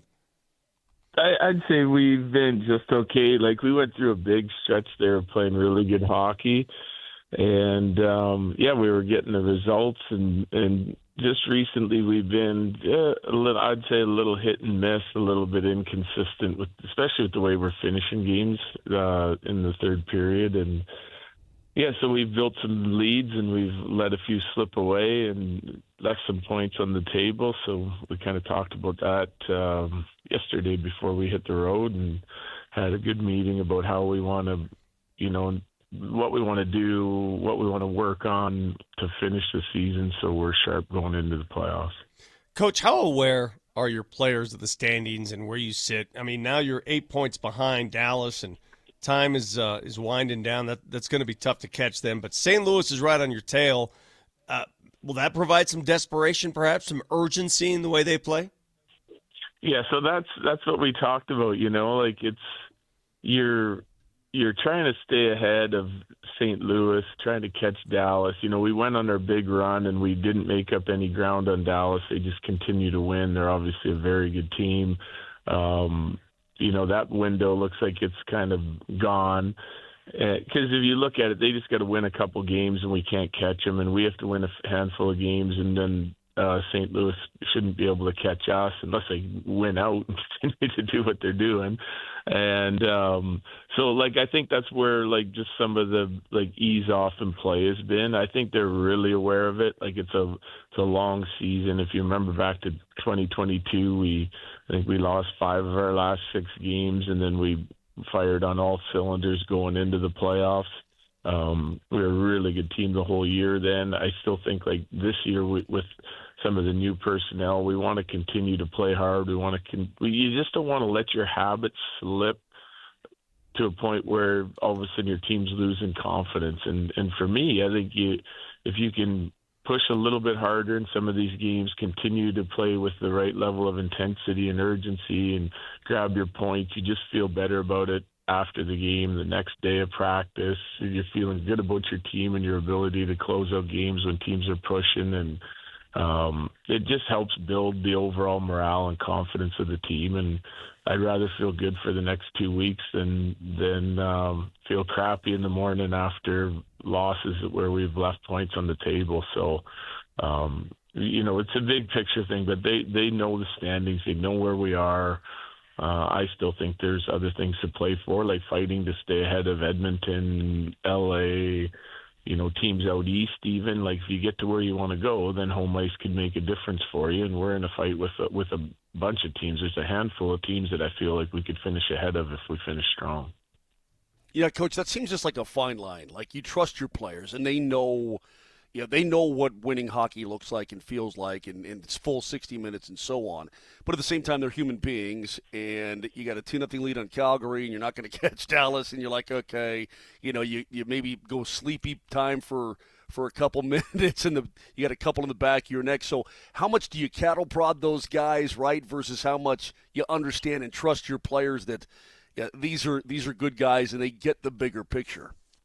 I think it's a little bit of both. You're trying to make sure they see all the angles on why we want to play hard, what it can help us do, what are the positives to continuing to, really push to win those games. If you look at even just the Calgary game, right? You're playing good hockey the whole game and they get a power play in the third period. And that's kind of been a little trend for us too, taking a penalty and then the other team gets rewarded with the power play goal, and all of a sudden it's a 1-goal game, right? So you're playing hard, but they're playing you for a 5-minute stretch, and then they get the equalizer, and so it's not like it's long stretches of hockey, which I'm glad that that's not the case. It's just these small little windows where we have to be more sharp. So what we talked about yesterday is just how do we handle, even if we're not like, how can we play smart, manage the puck on our side of the rink, stay disciplined, just keep our details in our checking game in order so we're not making big mistakes that are leading to grade A scoring chances against, and we probably survive all those games, you know. And we did it against LA. We had a little slip against Montreal, and we got the job done. We had a little slip against Dallas and got the job done, but we're still not winning clean hockey games there. So I think being able to play through all these different scenarios, especially against teams that are playing playoff hockey right now and desperation hockey, it's important to have the confidence that you can close out games and that we can keep everything under control and keep it the way we want it to look for the closing period. And because we're going to face a bunch of those teams here coming up too, like Columbus tomorrow. Like they are right in the wild card, or just 2 points out with a game in hand. And these teams are all playing playoff hockey right now, so it's good practice for us to close these games out. What's the balance for you, Coach, when you see maybe there's a couple tiki-tack calls that go against your guys, and then you get moments where there's forearms thrown in the faces of people against benches, or Cale Makar takes one of the chops and you don't get a call? What's the balance between like really communicating with the ref, but also like telling your team, hey guys, nothing we can do about it, move on? Yeah, it's a fine line, I think. I think like the guys are going to let their frustration out. They're going to let the refs know, as do I sometimes, and it's but I think you after you do that, you got to quickly turn the page and move on. Like if that's the way the game's going and that's the way they're seeing it, like there's nothing you can really do about it. Like you're not going to change their mind, so you have to move on to the task at hand quickly. And there's going to be games where you're getting calls, and there's going to be games where the other team's getting calls, and there's often a lot of games where both teams are frustrated, I think. Because everyone wants every call, but it's the way the game's going to be played. It's going to get more like that in the playoffs. So again, good practice to, let your emotion out if that's what you want to do, and then get back to the job that you have to do in order for us to win the hockey games. It's hard. It would be hard for me not to invite a referee to go do something to himself. I mean, you know what I mean? Like, hey, you know what you can do? You can go that kind of thing. I mean, you're a pretty calm guy on the bench. I've seen you get animated. There's no doubt about it. But like Brett said, I mean, you get a guy elbowed in the head, and there's nothing. There's nothing for the llama from the llama. I don't know what you do and how you keep your cool in that regard. Well, yeah, I don't know. When they come around, you're always sort of voicing your opinion. Like there's always some banter with the officials when they come around, like the next whistle or after that, and just kind of letting them know that they owe you a call. But yelling and screaming from across the rink, I never feel like has a very good effect on the game. Even though we do it all, like players will do it, coaches will do it all the time. I just feel like it's just wasted energy. So that's kind of my take on it. Yeah, it's not going to do you much good. Coach, I want to ask you about greatness. Last night, Nuggets lost a game in which we witnessed greatness, Nikola Jokic, and a lot of times his teammates lean on him, sometimes too much. Do you ever have that issue? You have two players who can be considered the greatest at their positions in the game, where you have to remind other players, hey, man, quit stopping and watch. Let's join the party here. Let's get active. Does that ever happen when you play alongside the McKinnons and the Makars? Yeah, I think it does. I think you have to, like the team has so much confidence and their teammates have so much confidence in what they do. You want to make sure that you're contributing to that and not like that you're not a spectator in those games. There's no question. And that goes for not only the guys they're playing with, like on their line or in their D pair, and that they're still making the impact that they can make, that we're not like a two-man show or a three-man show or whatever it is. Like we want to make sure that everyone else is driving play and playing to their potential. And we talk about it all the time, about deferring. Like if you're playing with Nate and say it's Marty Nekash, and he's a dynamic player in his own right, and I don't want him I want him playing the game and using his instincts and going to try and score himself. I don't want him deferring and trying to set Nate up all the time, and I don't want Nate deferring and setting Marty up all the time. I want them to both be dynamic, and the line should be even better. If they both drive play and they're both dangerous to get into the interior of the ice and shoot to score, and they're doing that consistently, then players around them will open up, and then they can use their instincts and pass it if they want to do that or whatever their read is. But you want to make sure that you're in attack mode with all five guys that are on the ice all the time, and you're not just kind of going through the motions and making and watching Kale and Nate work. So I think a lot of our players have been with those guys for quite some time. We've got some new guys around, so they're all kind of learning the inner sort of workings of our group and what everyone provides. They all have very specific roles, but like some of those other guys, their roles are to help create offense on a nightly basis and help keep momentum in our favor, and at least on the creating the scoring chances side of it and suppressing side of it, we need everyone involved. Because if you look at a team like, say, Dallas, it's hard to pick out their best line on a nightly basis. Is it Hintz Robertson and Rantman, or is it going to be Duchesne Marchment and, it's again or someone else on their line, or is it Ben and Johnston? If one line struggles on one night, the other line's picking it up. And that's why they're so dangerous, because they're a deep, deep hockey team that gets a lot of offense from throughout their lineup. Head coach of the Avs, Jared Bednar, with us. 7 regular season games left. You've got a pretty good sample now with all the new acquisitions at the deadline. How much in the last 7 games are you going to work on chemistry within lines and also balancing, maybe mixing some things up and finding new combinations? Yeah, so we've tried a handful of different combinations. We've had them. I tried to leave them together for quite some time, but there's still some things that I want to see, like. We've seen Netcash with McKinnon. We've seen him play really good there. We've seen him be a little quiet there. We've seen him play with Nelson and Lehkonen, or Nelson and Val, and they've had some good games and had some quiet games. I'm still kind of, and it might be hard to figure out for that reason that we like where we are in the standings and knowing that this is kind of the dog days, that players are going to start looking ahead here a little bit to figure out just what the best combinations are. I've liked the ones we've used. Obviously we go on a 10-game stretch where we win 9 games. There's clearly some good things happening throughout the lineup, and I want to see some games yet where we're firing on all cylinders through 4 lines. I feel like I know what I'm getting from our 3rd and 4th lines on a nightly basis, and I just want to see the whole top 6 especially be dangerous at the same time, So we're still going to play with it a little bit and try a couple combinations here yet, but they just won't get as much time together as the ones we've used and the ones that we think we should be using going into the playoffs. Head coach, the Coach, Avs. real quick. Yeah, go ahead, Mo. Oh, sorry. Real quick. I know there's still steps to take in regards to your captain. I get that, but I'm encouraged more and more by what I see on the ice, and I see the ramping up. Can you allow yourself to even think of the possibility and maybe get a little bit excited about his progress? And again, it's still completely unknown, but he's starting to look better and better with every skate. At least that's what I see.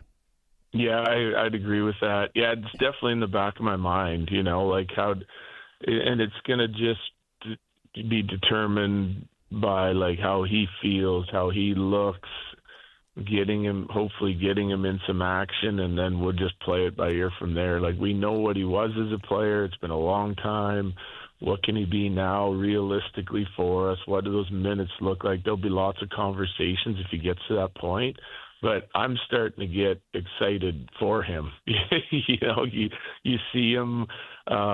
It's more regular skates and less downtime. It's more like you said, ramping up of what he's doing on the ice during these skates. It's longer. It's harder. It's more dynamic. So like everybody else, I'm watching that, and his teammates are watching that, and they're getting excited for it. It's it's been a long road for Landy, and he's still got some ground to cover here. But seeing the work that he's put into it, it's hard for it not to inspire you and inspire his teammates, because it has not been easy, and he just continues to grind and work, and you can kind of feel the excitement. When I see him starting to get a little excited, then that starts making me excited. Avs play tonight against the Blackhawks, 7:30. You can hear it on AM 950. Coach, good luck tonight. Always appreciate the time. We'll talk next week. All right, fellas. Thank you. Head coach of the Avs, Jared Bednar, joins us every Wednesday at 8 o'clock. Back after this.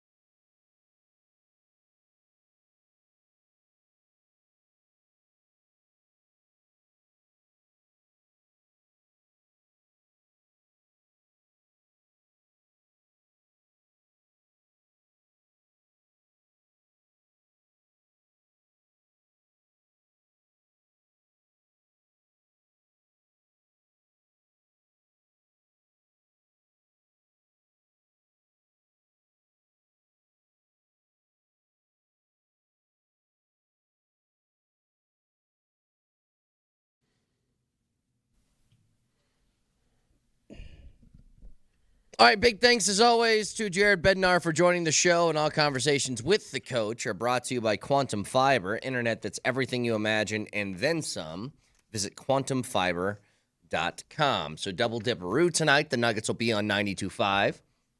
The Avs will be on AM 950 with that game starting at 7:30. Double dipperoo. Thank you, Juice. Going back to the Nuggets, Vic, you asked a question earlier. There's a poll question up on our Altitude SR Twitter account. If last night was the worst regular season loss in Nuggets history, that is the question that you posed. Well, it's more of a comment. Oh, it's not. It's not a question. It's a comment. I got it. Yeah, I'm wondering if anybody can identify another game, and it's hard. You have to go back through. Well, they turned your comment into a question. So gotcha. Whether you like it or not, you got to eat it. I mean, it's very difficult to go through 82 games a season for the last 50 years and pinpoint games here and there. But I'd be here to tell you, the consequence of these games is much more important when you have a championship team, number one. When you have a game in which you've lost an opponent now 6 straight times, number two. You have a game in which your star player made history, 61-10-10, number three. And the game ended in double overtime in a span of 7 seconds. And in a span of, like, what just happened. It was a hurricane. I've never seen anything like it. By the way, on national television. When Westbrook misses the layup, and then if you watch the replay, there's like a reverse camera angle. He misses the layup. He's sort of camped underneath the hoop for a second, almost in disbelief, as Minnesota's going the other way. So then he hauls it back to get on defense, identifies the guy they kick out, Alexander Walker, for the corner three, and then fouls him. Mm-hmm. So it's just an epic disaster of about a 7-second stretch. But here is Michael Malone on Westbrook after the game. I would think, generally speaking, that's the case. You know, a guy that's been through so much, more experiences to draw from. But I also know who Russell Westbrook is. And, you know, he's a guy that hates to lose. So he may not want to hear any of that stuff, you know, because he's a perfectionist and he's a competitor. And knowing Russ the way I do, he's probably going to put a lot of this on him. But we lost tonight. The Denver Nuggets, we as a collective group lost the game tonight, not one player. Well, he's right about that. And I know that's it's the easy thing to say, too. I would mention it all the time. If you are pinpointing a single moment or person for the reason why you win or lose a game, it's very difficult to do that. I will say that last stretch really didn't help. Well, like, you make the layup. Really didn't help. He made the steal. Give him credit for the steal. Yeah. By the way, what the hell was Minnesota doing there? Well, that or when they threw it to Christian Brown when it felt like they had the game sealed up earlier. What were they doing right there? That was a gift. That was a gift that, you know what that is? You get handed a gift card and you lose the gift card. You get handed a gift card to whatever golf shop, you got new clubs waiting for you, and you're walking there, and the gift club, all of a sudden the gift card's lost. Whoa. Who the hell is ever going to give me or you or Brett or Nelly a gift card that's big enough to afford new golf clubs? Well, I got a gift card if to you're one of talking those, about maybe like a not new clubs. hat or a pullover or something, that's whatever. one thing. But my God, you got Brett, gift card. You get the gift card for a new Ferrari, okay? And you got it. It's in your wallet, and you lose it somewhere at the mall. And you can't find it in desperation time, and you're sitting there just frustrated as all get out, pulling your hair out. That's exactly what happened. Listen, it's human nature to feel something over that game. So I'm not going to lie to you and say I was just calm in my home with no reaction. I was furious when I saw that unfold. I don't know what your reaction was. I was furious. I was in disbelief, Vic. I'm struggling to stay awake in Chicago. What was your feeling, Brett, besides being sick? Well, first of all, Texter says gift card might be the worst metaphor on the show ever. That's what one person says. It's not. I mean, look, they're this gift card. You got this gift card for a new kitchen, okay? And I mean, somebody just handed it to you. Go on. And your kitchen remodel. Can I also say something else? I mean, for Christ's sake. If you guys won those gift cards, I remember the last one I got was actually at it was the Vic. I think your tournament for National Jewish Health at Sanctuary. I hit the longest putt Yeah. And I remember I got a $50 gift card to Sanctuary, and I go, so can I get teas, or is that going to be enough to cover this? Because everything in every clubhouse is Now, $1 million. Imagine you having that gift card in your hand, walking up to the pro shop to use it, and then you lost it on the way to the pro shop. Yeah, that would stink. That would stink. Yeah. Are you asking what my reaction was? What was your reaction seconds after the whistle was blown and they called the foul? Because I thought the game was over, and I'm sitting there going, oh, my God, what a lucky way to win. I mean, if it reminded me so much of that Utah series in the bubble. It was like, oh. Well, I waited because they were doing the review, and honestly, I was waiting to see, are they going to say if the foul occurred after the clocks hit 0? I didn't know if that was a rule or not, so I was waiting for that, not expecting it. But well, no, if the ball's in the air, even if the clock hits 0, it's a continuous play. Well, so whatever. You shoot free throws. No, if contact is made after the buzzer, I don't think it counts. It's over. I thought it's one continuous play, even if the ball's out of his hands, but you foul. So if the ball's out of his hands, clock hits 0, you can hit him in the stomach with a baseball bat? Multiple stab wounds. Yeah. I don't know about that. Castration. Why do you think they were looking at the clock, Moj? Was it just for the hell of it? See how much time is left? I don't know. To get it correct. That's what I thought anyway. Okay. That felt insulting, by the way, the 0.1 they left on the clock. I know. It's like, stop. thanks. Thank you. But my reaction. So, obviously, it was like mad at first. And then you know what it was? I felt kind of dead. And here's what I mean. Like I felt dead, but I couldn't sleep. No. I felt dead, but I couldn't You'll sleep. know what I'm talking about. It's the T-Wolves. And I was just like, I have nothing. I was just like, of course. Of course you aren't allowed to win that game because you're playing against Minnesota. And there's something that's in the cosmos right now that says you are not allowed to beat Minnesota. And I said to myself, in my own head, as I was sitting there by myself at 11:20 at night, going, this has to be how Lakers fans feel every time they play the Nuggets. Like every time, all those Jamal Murray last-second shots that he's hit, it's got to be the exact same feeling. That pain you inflicted on the Lakers for 2 seasons, basically, and that pain was even more so because it's 2 straight seasons of playoff appearances. That pain is coming right back at you. You know exactly why Laker fans despise the Nuggets. And now you know why Nuggets fans despise the T-Wolves. Here it is. Jamal Murray made a shot. Now, we can get into, should the game have ended that way? Should you call something like that? That's an entirely different question this morning. But I just wonder when Russell Westbrook walks off that court, and by the way, did you see him get into it with a fan? I did, yeah. I just wonder how I couldn't sleep. I woke up twice. You guys, Nelly, you got text. What time did you get text from me in the middle of the morning? You texted the group chat at like 4 a.m. maybe, 3:30? I mean, I'm a grown man and I couldn't sleep. Just imagine if you're Russell Westbrook. How do you sleep? Well, especially I don't know what you do. The bummer with that, and I think the biggest thing is you bring Russell in as he is supposed to be kind of like a veteran security blanket that in moments like that he's always going to make the right play. And again, I think going for the layup was the right play. You cannot miss though. Like that's you got to make it. It's an impossible miss. You can't. Well, Brett, Loretta's one of our loyal listeners. Thanks, Loretta. Loretta says watching Westbrook last night thought he was a little reckless. Yeah, but that's kind of the way Russ plays Russell. the game. He plays at one speed, and it's breakneck. Yeah, so if he's reckless, but you take the reckless with the absolute. He deflected. Some passes that he deflected. Mm-hmm. You know what I mean? That he just gets a hand in the passing lane, and you're like, man, that's damn good defense. He's incredibly active. He had 2 block shots. He swatted Gobert from behind.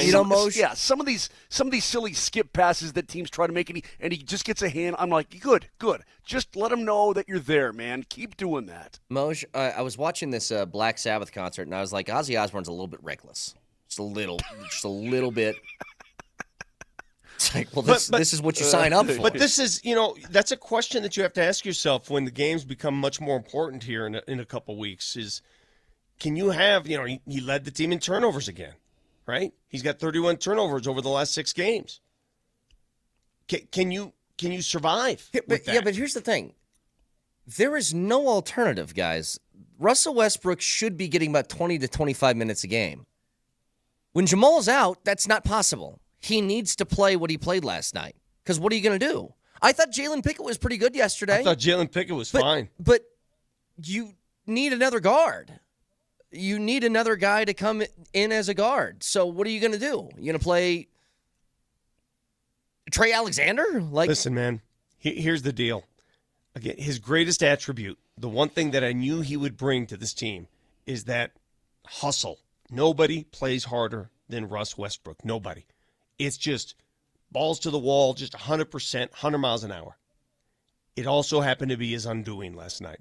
If you've ever played basketball, if you've ever attempted a layup in a game, and I've missed many layups in my games, you know what he did. You know exactly why it was missed last night. He was going too fast, and he just got caught under the rim. And instead of jumping up, he jumped out. Do you know what he is? Happens all the time, guys. Russell Westbrook is the epitome of the coach who says this. Hey, guys, if you're going to make a mistake, make an aggressive mistake.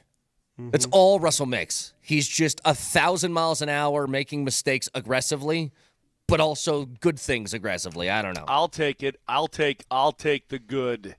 I'll take the bad with the good because you get more good. That's my opinion. Reminder to you guys, a brand new custom-built sauna by Better Sheds and Saunas is available. And over the next couple of weeks, we got a new keyword every day for you to win one of these. Throw it in your house, throw it outside. You can go outside. It's built for the outdoor elements with wool insulation. But today's keyword is sweat. So text that in your first and last name to 303-504-0925. That is sweat to 303-504-0925. I'm going to get me one of these saunas. And I'm going to tell you, last night would have been perfect because I was so distraught. I would have slept in that sauna. Well, guess what, Vic? Full blast. If you need to go find one, you go to getabettershed.com, and that's where you can find some of these saunas. Why don't you talk about the cool tub? Oh, the bub play. Yeah. The what? Bub. Like bubble. Like a bubble. It's 105 gallon. B-U-T what? B-U-B. Anyway, 303-504-0925. Shop Mazda text line. Sweat and your first and last name is the keyword for today. Back after this.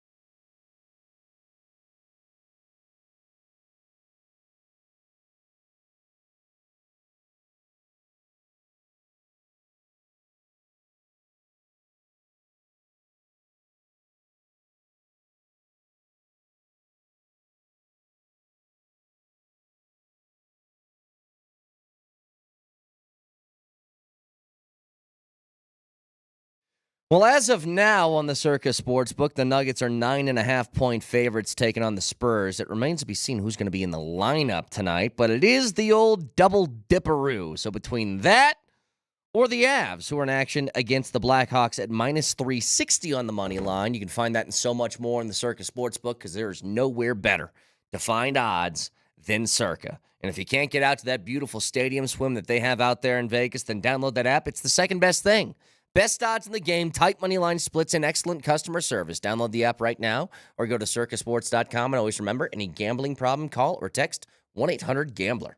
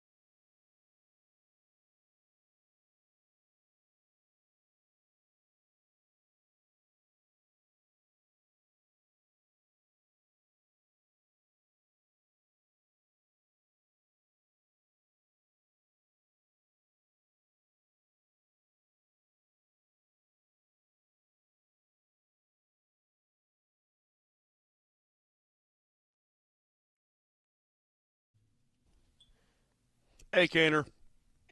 Yes, Mosh. How you doing, buddy? How you feeling? I'm good.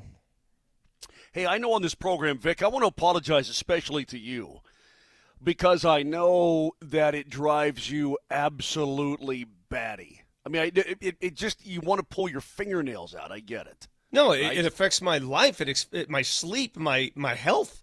It's not healthy. It's not healthy. Do you know what I'm talking about? Well, I assume you're talking about the Nuggets game last night. I mean, No.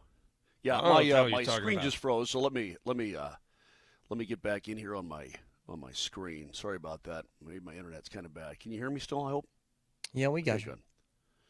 Good. I know that I take this show some places that you guys don't want to go. You know, like right now. You humor me on my rock and roll. You humor me on whatever. You know what I mean? And I appreciate that. I really do. But if you guys don't let me at least say one more thing about Val Kilmer today, I'm probably just going to quit. You guys can just do your own thing, okay? Because if you look around anybody that you follow, your friends, whatever, the loss of Val Kilmer is a big one for a lot of people in a lot of different ways. During the commercial break, I was just watching Doc Holliday versus Johnny Ringo in Tombstone. What a great scene that was, right? I'm your Huckleberry. Just the dude was just a phenomenal actor. And Vic, you can't deny. And look at me when I'm talking to you. You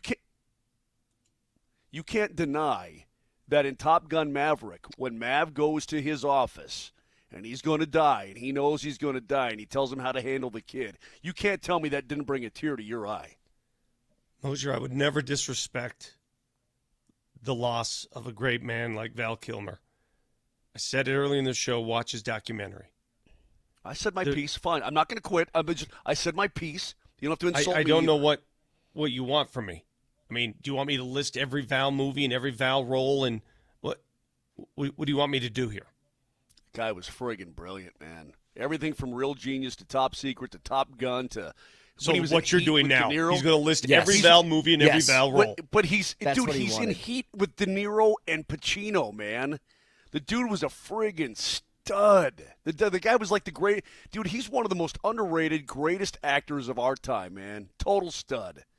And by the way, I will say this, his last role, Top Gun Maverick, when he's there in his chair in his office and he can't talk and he's typing out the stuff and everybody knows he's going to die, I got teary-eyed in the theater, man. One of those. Okay. Right there. Can I say something? What about Walton Goggins and Vice Principals? I think it's... I mean, Walton Goggins is brilliant. But... By the way, that's what got me to sleep last night. Do you ever have the security blanket shows you have to watch? Vice Principals or Baby Billy? Vice Principals. Oh, I'm into that now. Anything Walton Goggins, I'm watching now. He's Danny awesome. McBride. First of all, Danny McBride is a genius. Okay, so it was a slow start to this last season of Gemstones. The off-the-rails, unhinged. You know what's so amazing about that show? Baby Billy's getting a little crazy. He's getting a little crazy. What's insane about that show, though, I don't know how to put it. Like, that show is obviously not for everybody, and I fully understand. They're unique in this way. They have dialogue that has never been said by any human ever. Which kills me. How about the woman? I don't know her name. The actress who plays the sister. She is so hysterical. Dude, how about the last line by a guy who played... Who's the guy that played in American... the guy that plays the brother-in-law. The newest member. Yeah. What's his name? Yeah, I don't know. When he looks into the camera and he goes, "What the heck's a blasis?" Yeah. No, I'm with you, though. Anything Walton Goggins. But hang on. Let me say this. I've been off since Friday. You guys got to give me... Moser, thoughts? This is Baby Billy's Baba Bunkers. You got to give me 2 minutes, okay? 2 minutes. Walton Goggins is brilliant, man. He's a brilliant actor. Go ahead. You crack me up. What? What are you laughing at? You crack me up. The Rocks. I haven't said anything about the Rocks since they started their season. So you just give me a moment. What do you mean? Here's what you need to know about the Rocks. I'm not even going to let you talk. The Dodgers are 7-0. They're off to the best start in Major League history, not since 1933, when Babe Ruth and Lou Gehrig's Yankees started the season 7-0. They've already won games in 2 different damn continents. They haven't lost anything. They've won the division. It's over. What you got? All right. Now, can I talk about the Rocks for the first time since the season started? I do not concern myself with the Dodgers. There's no point to it. That's not what the season's about. Here's what I am encouraged by, though. First of all, Hunter Goodman looks like he could be a really, really, really solid catcher. To find a catcher who can also swing the stick a little bit, and you know what? At least credit for one game to Bud Black is that he took him out and put Stallings at catch for a little break, but he did DH him over Chris Bryant, which was nice.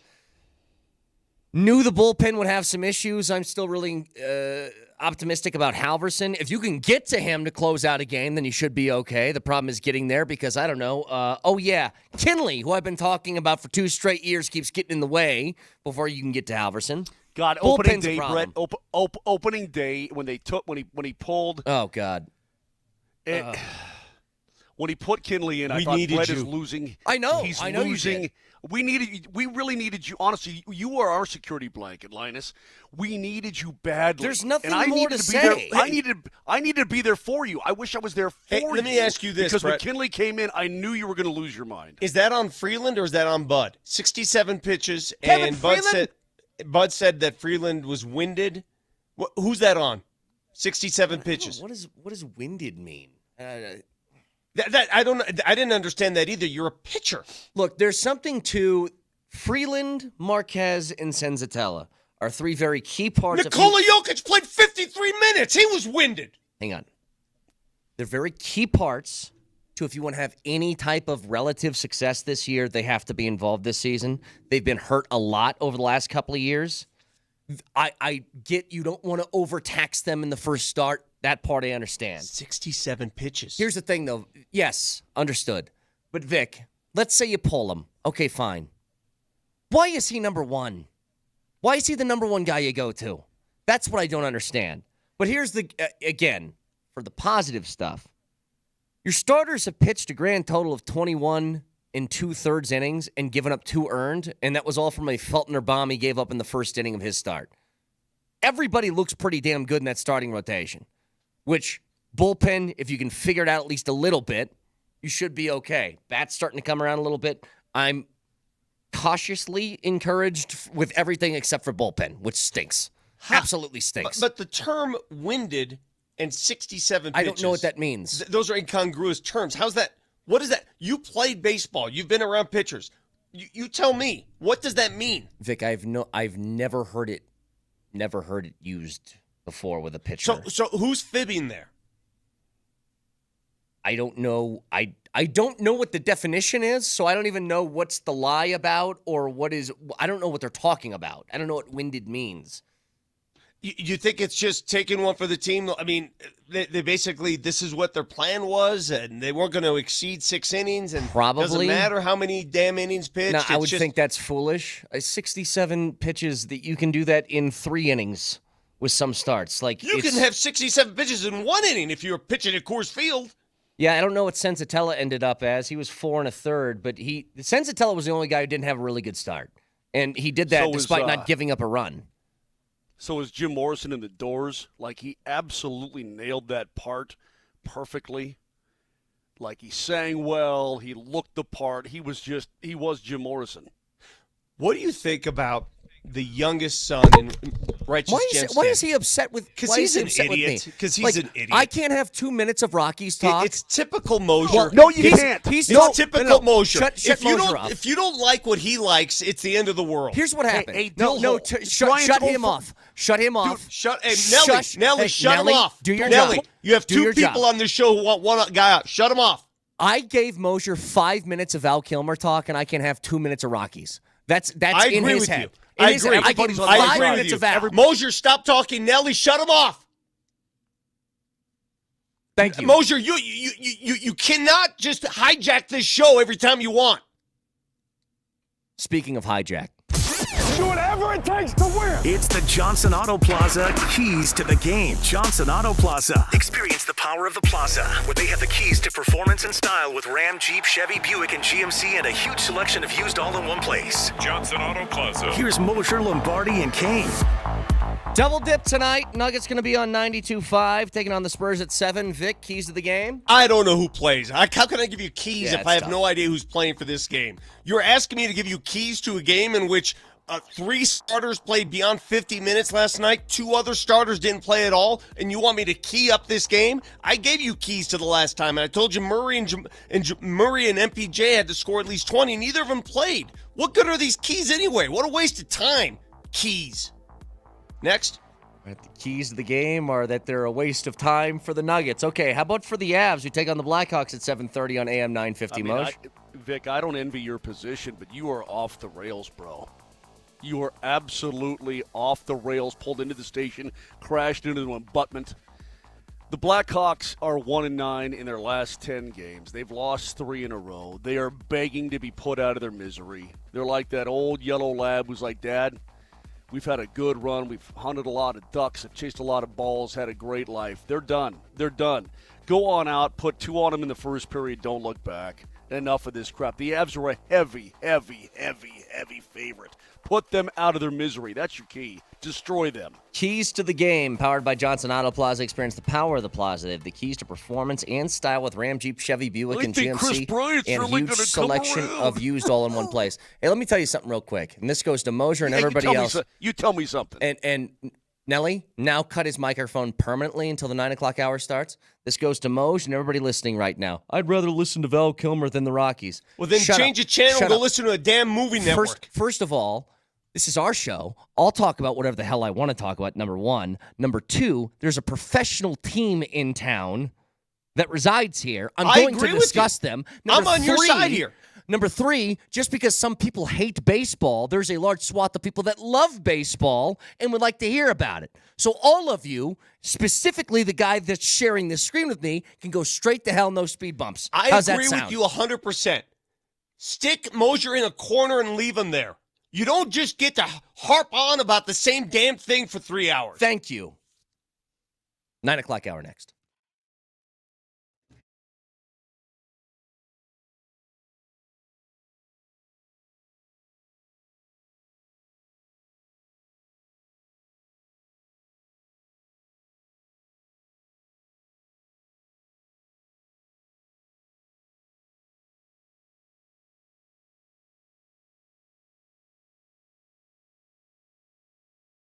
You know, I wasn't sleeping well, waking up feeling tired, falling asleep after dinner, all that kind of stuff. You know, I'm on the go all the time, I thought, brain fog. And then I went and had a physical, and my doc goes, your testosterone's getting kind of low. I said, what do I do? He's like, you're just getting up there a little bit. I said, no, I got to do something about it. And I went to the Rocky Mountain Men's Clinic, and it is really awesome. It's been great for me. It'll be great for you. Guys start losing 2 to 3% of their testosterone production every single year, and happens gradually. Before you know it, you're like, man, I just don't feel like I used to feel. Well, you may have low T. So do yourself a favor. Go to RockyMountainMen'sClinic.com, take the low T quiz right there on the website. 10 simple questions, yes, no answers, takes 2 minutes. Schedule a consult with the Rocky Mountain Men's Clinic. You may have low testosterone. They're going to draw your blood, have your results within 30 minutes. Colorado licensed medical provider goes over all of it with you and all of your options. Maybe you don't have low T, but maybe you do, and you can do something about it. Only $99. Consult T and the PSA test. It's great. Higher energy levels, better gains in the gym, sleeping better, waking up feeling refreshed. All of that is going to be there for you, and yeah, your sex drive is going to be back as well. They've served the Front Range for nearly a decade, successfully treated tens of thousands of men. There's no need to wait, so give them a call today. Rocky Mountain Men's Clinic at 720-440-7900. That's 720-440-7900. Or again, go to RockyMountainMen'sClinic.com.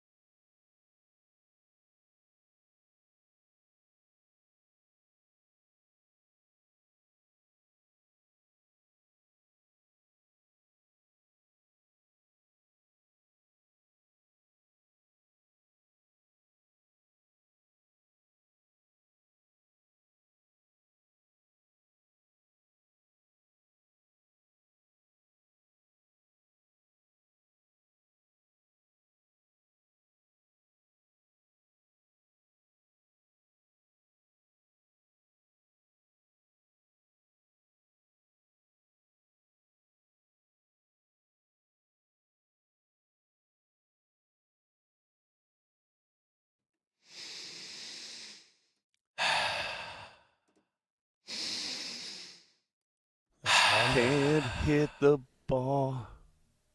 What? When I told Moser to go to hell with no speed bumps, was that too far? Is that why we're playing this song? Everybody, come on. Seriously, everybody. Fist. Woosah. Everybody get a hand. Hands in. Woosah. Hands in. Everybody, come on. What? I'm good. I'm not touching you. No, I'm not. I'm not touching. I'm not touching you. No. Come on, Moser. Let's get through this together. I'm not serious about it. It's just that Chris Bryant he's not even going to hit his weight. Okay. He shouldn't be on this team. Toley is off to a terrible, terrible, terrible start. He's hitting 067. I mean, he's already got to go, 4 for 5 for the next week in order to make up for that. You're pulling Freeland after 67 pitches because he's, quote, winded. Dude, it's friggin' depressing. I mean, what do you want me to do, Brett? I'll entertain your talk of baseball. If you want to talk baseball, I'll talk baseball all day and night. Well, you didn't, first of all. You didn't, and no, you all won't. All you've done is complain about the catching rotation, the this I and didn't that. complain about it at all. First of all, I said it was good. He's not hitting 067. He's hitting 000. No, that's Brian. I'm talking about Tolia. Oh. It's also 4 what games about into the season. Hey, you want some positivity? Let me give you some positivity and watch your head fall off. Nick Martini's the best hitter on this team. That is not true. What's his average right now through 4 games? I don't care what his average is. He's not the best hitter on the team. See, even when I try to be positive, you be negative. I'm just saying, it's 4 games in. You aren't judging a batting average 4 games in, Moshe. It's ridiculous. I can predict when we have a bad show, when we have a devastating loss the night before, whether it's Nuggets, Avs, Broncos, Rockies, whatever. If there's something bad that happens, it carries over into the makeup of this show. And I think anybody listening would agree, in the last hour, it's become very hard to listen to. What do you mean? I think it's been fine. We had Bednar on for like 20 minutes. And I want to apologize on behalf of myself and my comrades here, my co-host this morning. This is what happens. We live it. We live it. I'm an elderly man almost. I could go live in one of these assisted living places at 55 years and over. I could live there if I wanted to. I could move there today. And yet I lost sleep. I woke up twice last night over a game. What if I tried to convince Terry to get you to a home? But like a nice one. A game, guys. I'm an old man without a prostate. I'm ashamed. Well, Moshe, how many times have you lost sleep over a game? Plenty. You know why? That's why I'm in the business. I got in this business because I just love sports. I've played all sports my entire life. You did? And then I get into the business, and I love it. But I love the human aspect of it. I love the pain. I love the joy. It seems to me the pain always hits more than the joy brings, if that makes any sense. I agree. But the humanistic side of things and the emotion involved in sports is friggin' great. I mean, animals don't play sports unless we make them. Humans play sports, and it's awesome. It's because we can think and we have conscience. But I'm Vic, looking at the brutal nature of what you felt last night and this morning, I think is, I mean, obviously it's a big part of how you lost, but I think it's even bigger with who you lost to. Sure. Like, and I think we all can understand. I think the how is bigger than the who. It could have been the Wizards last night, and it wouldn't have mattered. No, I'm serious. No, you wouldn't have called it the worst loss in Nuggets regular season history. Obviously. But I still would have lost sleep. The how is just is bigger than the who. How they lost. I mean, have you ever seen anything like that? Well, here's the problem, and I think this is. I don't know if this is a mistake on my part or how you want to classify it. Jokic just had a 61-point triple-double last night, and it's like it's secondary. It's third to what the main point of conversation is, which is pain, right? And it's lost. I don't know. How, Nelly, can you find? Be impossible to find. Who's our stats guy? Dan Hyatt? Maybe if he's listening, can you find something? What are the records of some like all-time great players when they score 50? Because I would love to know if anybody is near 0 for whatever Jokic He's is. 0-4. Nikola's 0-4 when he scores 50-plus with the Denver Nuggets. Basically, what happens is that great player like Michael Jordan or Kareem or Bird or whatever, they drive the entire game and their team ends up winning by 25 because they've had one of these unbelievable nights. Yeah. Nikola Jokic goes for 50-plus and everybody else goes to sleep. He does all the heavy lifting and they lose, and it's stupid. It doesn't make any sense. I'm telling you guys, the reason why I lost sleep last night wasn't just the game, wasn't because you almost ruined a historic night. That stuff doesn't matter to me. I'm looking ahead. My eyes are always ahead of the pace here. This could be devastating in so many ways for the Nuggets because who plays tonight? How do you win tonight if you can't play anybody?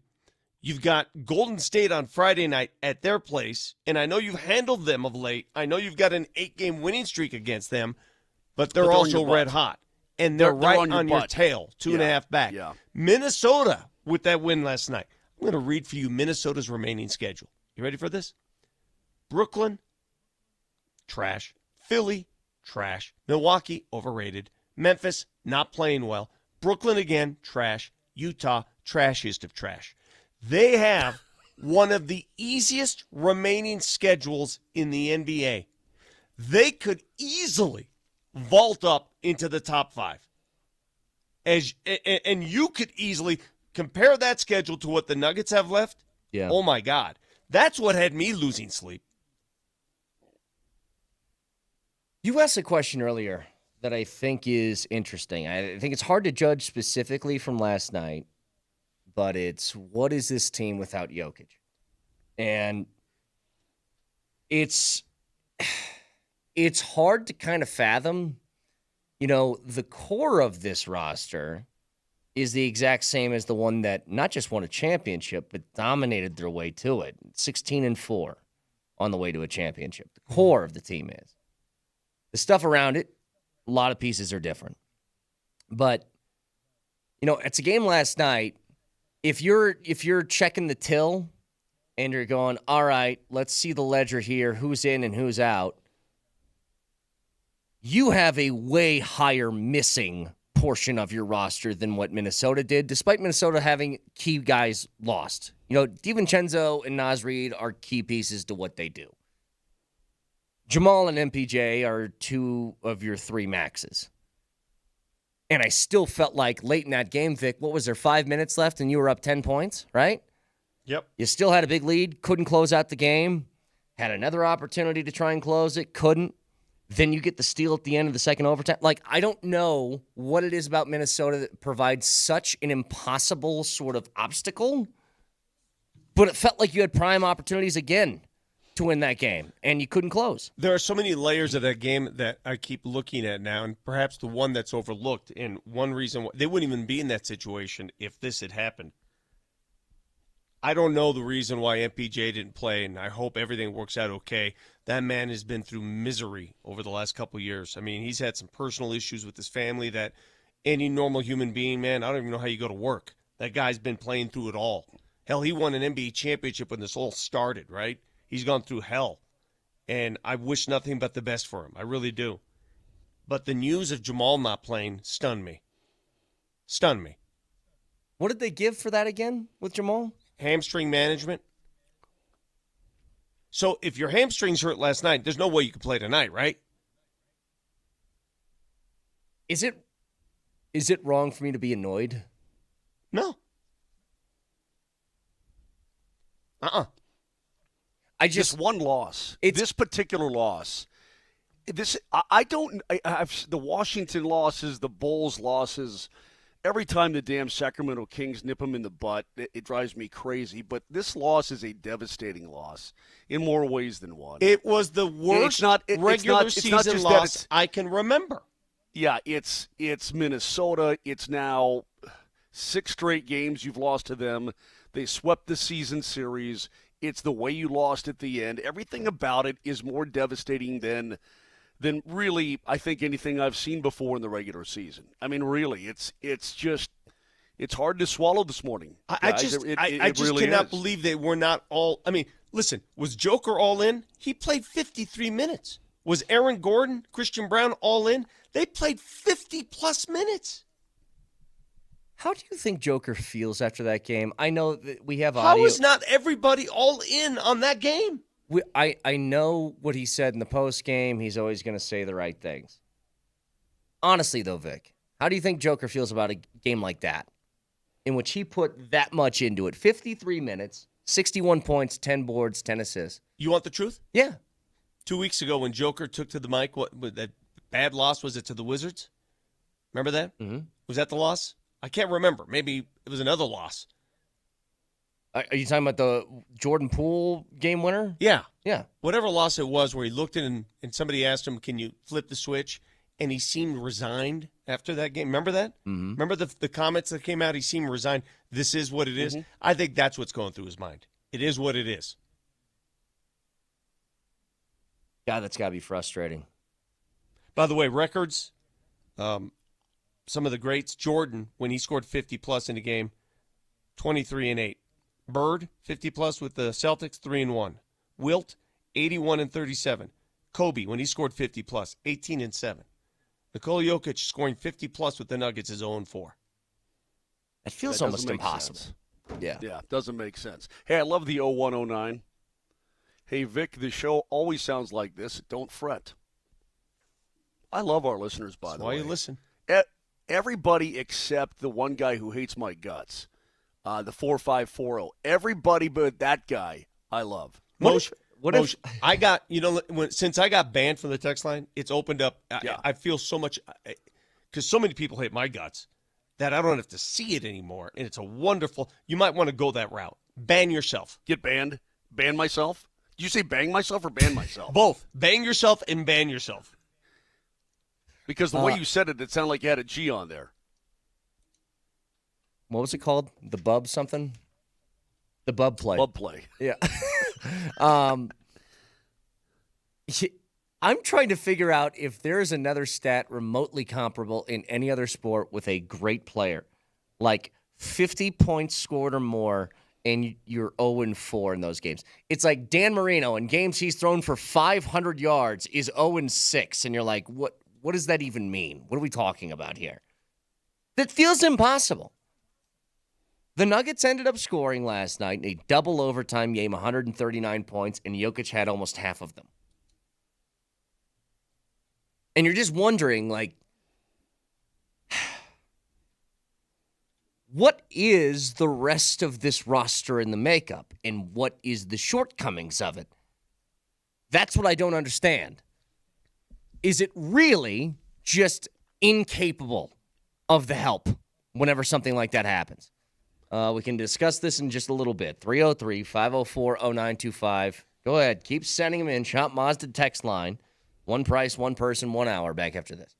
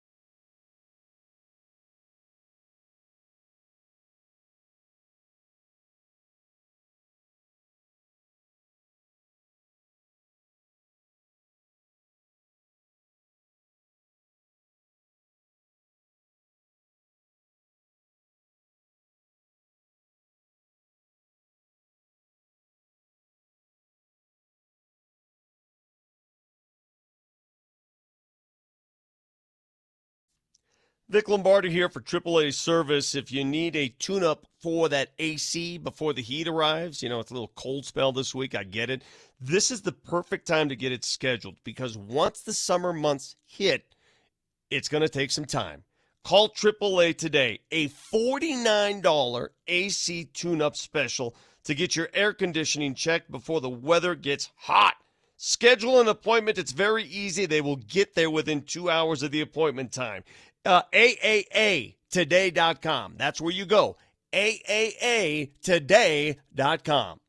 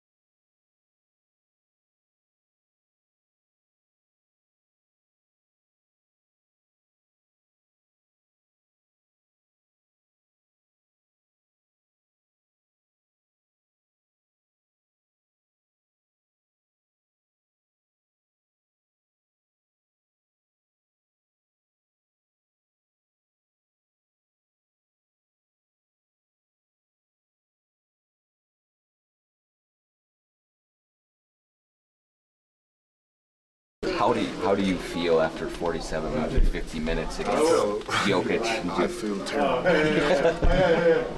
Absolutely awful. My body's in shock. But, that's why you train, that's why you live. That's why you put the extra hours in to be able to play through games like this. You know what I mean? So I'm just happy we came out with the win. If we came out 50 minutes in a loss, I'll probably feel a little bit worse. Julius Randle after the game, I'm sure. Body doesn't feel nearly as good after a loss than a win, especially when you play that many minutes. Joker, 53, along with Christian Brown's 53 minutes last night. When Gobert fouled out, I thought, okay, got it, right? They got it now. Gobert's out of the game. They can go one-on-one with Joker anytime. Got it. I said that maybe 3 or 4 times. Got it. Early in the game, up 16. They brought the physicality early. Got it. They're up 10 with 6 minutes to play. Got it. They're up in the second overtime, 4 with a chance to make it 7. I think Joker had to look at a 3 from the baseline. Got it. How many times did I say that last night only to get got? Yeah. What do I say, Vic? It's the difference between you and me. You get got. I go and get. Anthony Edwards, I think he's the guy who inbounded the ball there with 13 seconds left. A gift. A gift basket. Here, Moser, give it to me. Give me that gift. It's a gift. Yeah. And couldn't capitalize. There's What if they win tonight? With a depleted roster, we don't know who's going to be in or out. It's a different emotion. What if they win tonight? It's a different emotion. If you win tonight, it's not going to feel. You got to win. It's not going to feel as good, though. Yeah, it's not going to feel as good. Winning is now these games with 6 to play. You look at the standings. The Lakers have the tiebreaker. They're essentially tied with you. They're tied with you in the loss column. You have to win to make room. You have to. You missed a great opportunity. 5 in a row. They've lost 5 straight. Yes. You missed a great opportunity to pick up a game on Houston, so that ship may have sailed, right? So now winning, you're right, Moj. If you win tonight, it doesn't make up for the pain of losing. It just doesn't. You tell me, does it? No. It doesn't make up for it, but it will compound in a huge way if you do lose again tonight. And you brought up a good point. I don't know if I want Joker out there after playing 53 minutes last night. I don't know if I want Christian Brown doing that. I don't know if I want Aaron Gordon out there after playing 47-48. I don't know. Well, because the reason you say that is because it smacks in the face of everything you've attempted to do here in the second half is that limit the minutes of your star players before the playoffs, right? Get them rested, right? Yeah. Make sure that you don't – I mean, hell, they've been doing that with AG. I don't know how there's no way he plays tonight because they've been resting him on these back-to-backs because of his issues. How does he not rest? I mean, Nikola, he's coming off 5 games. How does he not rest? Yeah. The level of sophistication in medicine with modern sports teams is pretty amazing, Brett. Everything is scientific, right? Down to sleep patterns and body types and whatever they do and the oxygen exchange rates, all this kind of thing. And so the Nuggets have the best. The Avs have the best. Everybody's got the best. Everybody's got these scientists and doctors and everything else. That being said, man, 53 minutes and going again the next night in the NBA, that's brutal. I mean, it really is. It's brutal. If there's one guy who would do it, who smacks in the face of it's all that, 15, yeah. It's Nikola Jokic. I mean, I can see Nikola telling his coaches tonight, just give me a go and let me see. I could see that, right? But I don't think it's wise to play AG given his recent injury history. I don't think it's wise. And I don't know how you play Jamal. If there's hamstring tightness last night, how does it suddenly go away tonight? Yeah, I don't know. And it almost would make less sense for him to play tonight as opposed to yesterday. Like, it's maintenance, right? Or what did they call it? Hamstring what? I don't know. But, I mean, he missed the Utah game, so it's been, 6 days since he last played. 5 days or 6 days since he last played. But on a back-to-back, if you have Yeah. I don't see why. If you have a muscle injury on a back-to-back, I pretty much have you out for both. God, that's so frustrating looking back to last night. It's especially, we brought this up before, but when Malone goes kind of out of his way to mention there's something extra on the line for the T-Wolves in games against us, and we have sometimes treated this like just another game. They did not do that yesterday. They did not treat that like just another game. They wanted to get that win and still couldn't find a way to close it out. And whether you want to be mad at Westbrook this morning for the way the game finished or whatever, I mean, I guess more power to you, however you feel. Bottom line is that's 6 straight that you've lost to Minnesota. You have not felt an ounce of joy. Even during the playoff series, like even the games that you won, I don't know if you felt joy. Because even that felt like it was pulling teeth. Well, they've proven, this is what haunts me. They flipped the switch in that series last year, and they won 3 straight. And they won them pretty handily, too, if you remember. Yeah. So they've proven they can beat them. They've done it. We've seen it. But every game they've played this year against Minnesota, someone's missed the game. Whether it's AG, Jamal and MPJ, someone's been out. So we have yet to see them full roster since that Game 7 here at home. The Nuggets have not had a full roster against Minnesota since that game. You said something, though, Vic, that is different about Minnesota. And it's, God, I think, Moj, for both the Nuggets and the Avs, I don't know if there's a team that you could say this as far as an opponent to one of them. They have zero fear of the Nuggets. None. I bet you Minnesota, they'd be like, hey, you guys want to drop? Bring it on. And you guys want to get a first-round series together? Let's, please. Hey, I welcome that. I don't know how many other teams for both the Avs or the Nuggets would say that about either one of them, that they would welcome a series against them. Again, just take it like it is, and this is the truth. Just like the Nuggets hunted the Lakers for 2 years and said, yeah, come on. This is what Minnesota's doing. Yeah. Not only are they not afraid, they're actively hunting the Nuggets. Also, what I guess people, when the Nuggets won a championship, they deserved it. I mean, they won.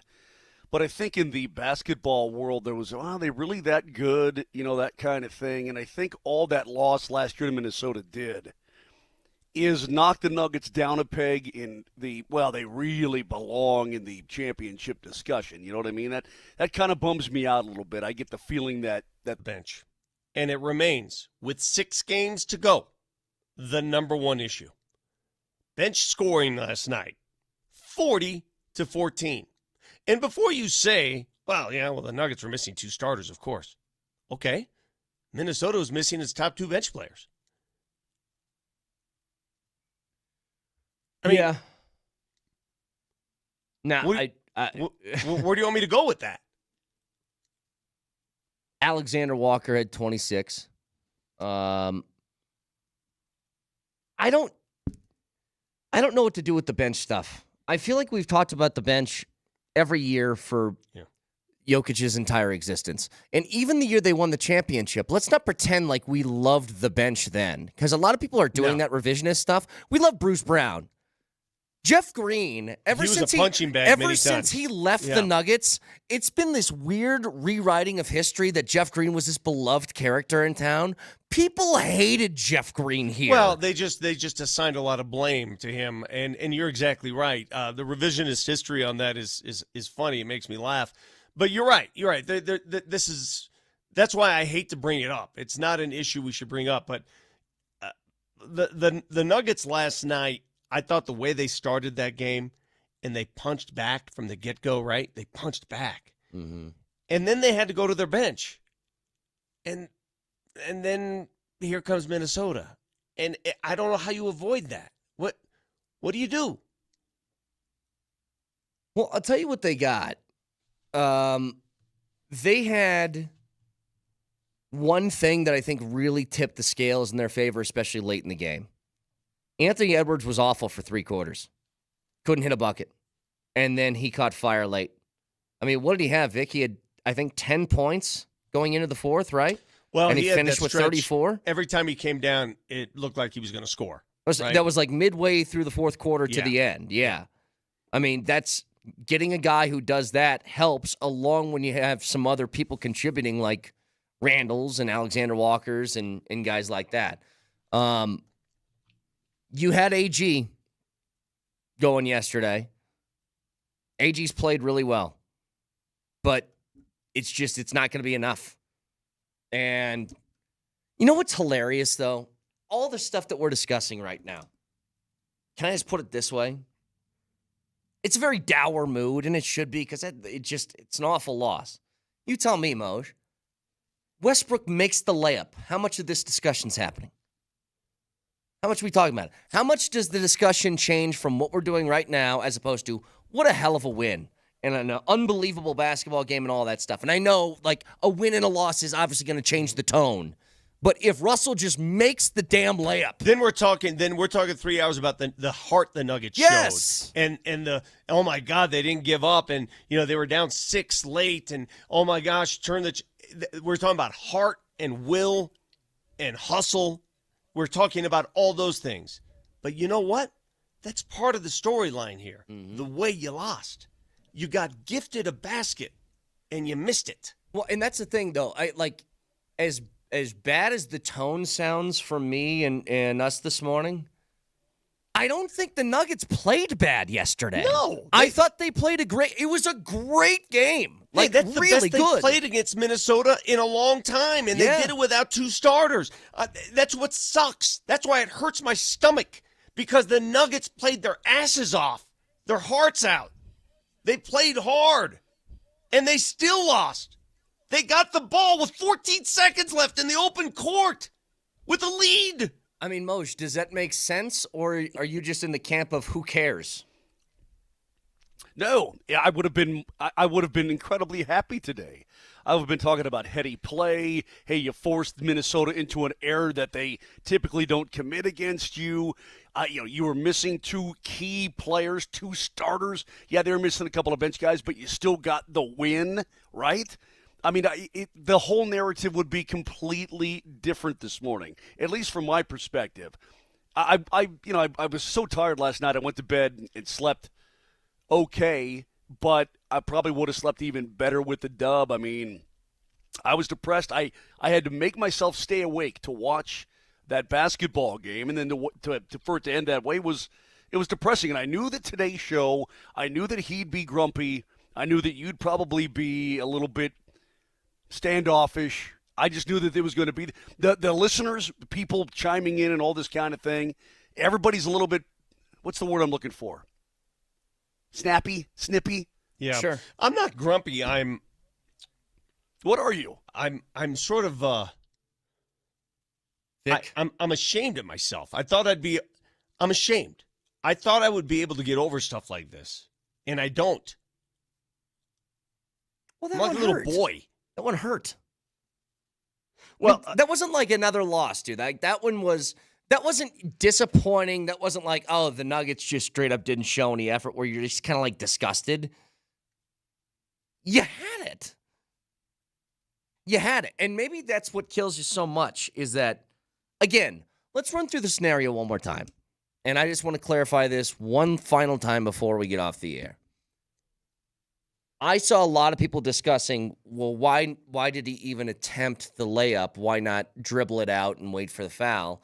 I think that's the right call. You're taking what should be a guaranteed bucket to put you up 3, where the worst that happens is Minnesota hits a miracle shot and you go into triple OT. Well, let's just imagine this for a second. Let's say either Christian Brown or Russell Westbrook pull up and they force Minnesota to foul. Minnesota fouls with, 8 seconds left. Well, that doesn't assure you make both free throws. Free throws were an adventure last night. And the key thing is they had a timeout left.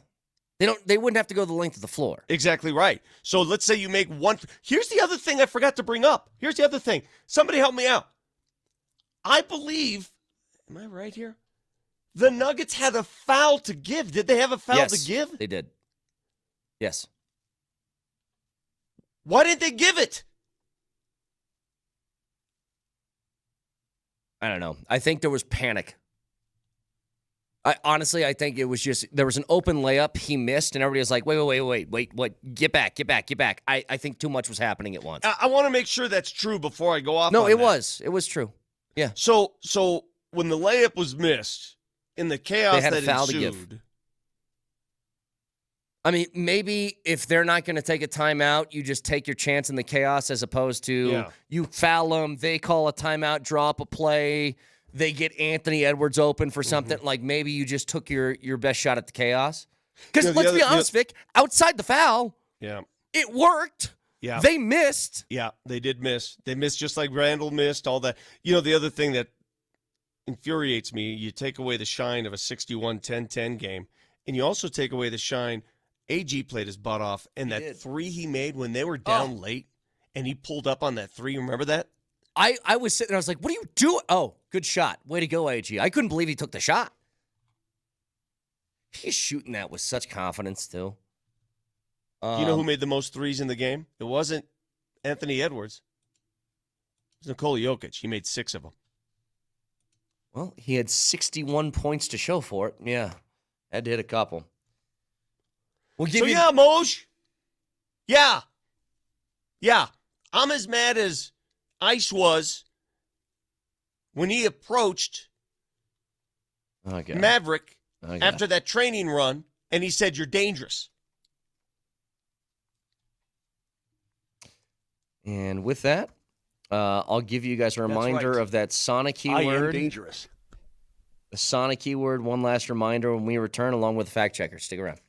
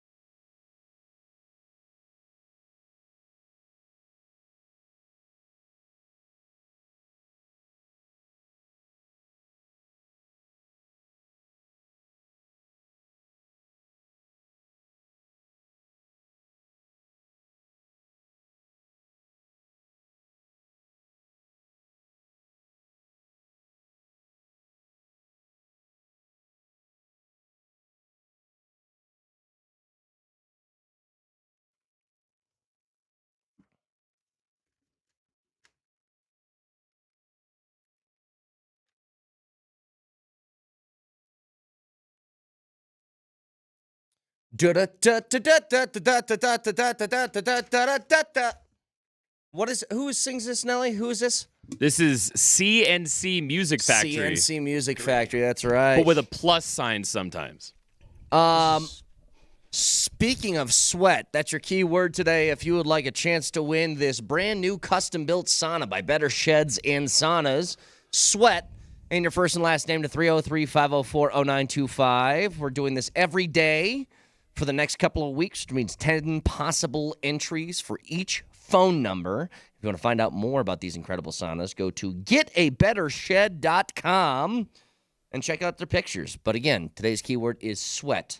So that and your first and last name to 303-504-0925. Do you guys think Joker tries to play tonight? Yeah, I think he probably tries. I mean, do I think he tries? Limited minutes if he does get in there. 25 max probably. I don't know. Who's out for the Avs? Anyone? Limited. What about the Avs?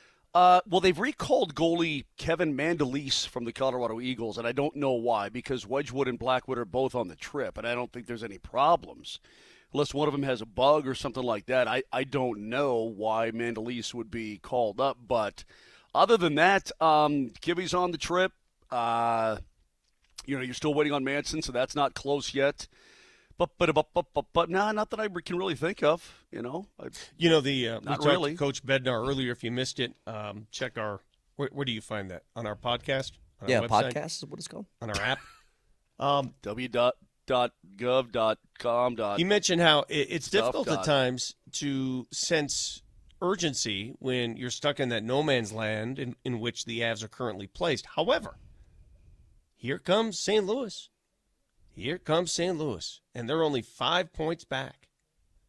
And perhaps that little push, that little nudge is what the Avs can use. Because, let's be honest, Moj, they're 8 behind Dallas right now, and Dallas still has a game in hand. They're not catching Dallas. Yeah, that's they're not catching Dallas. The question is Dallas I was looking at Dallas' schedule. It's pretty damn easy.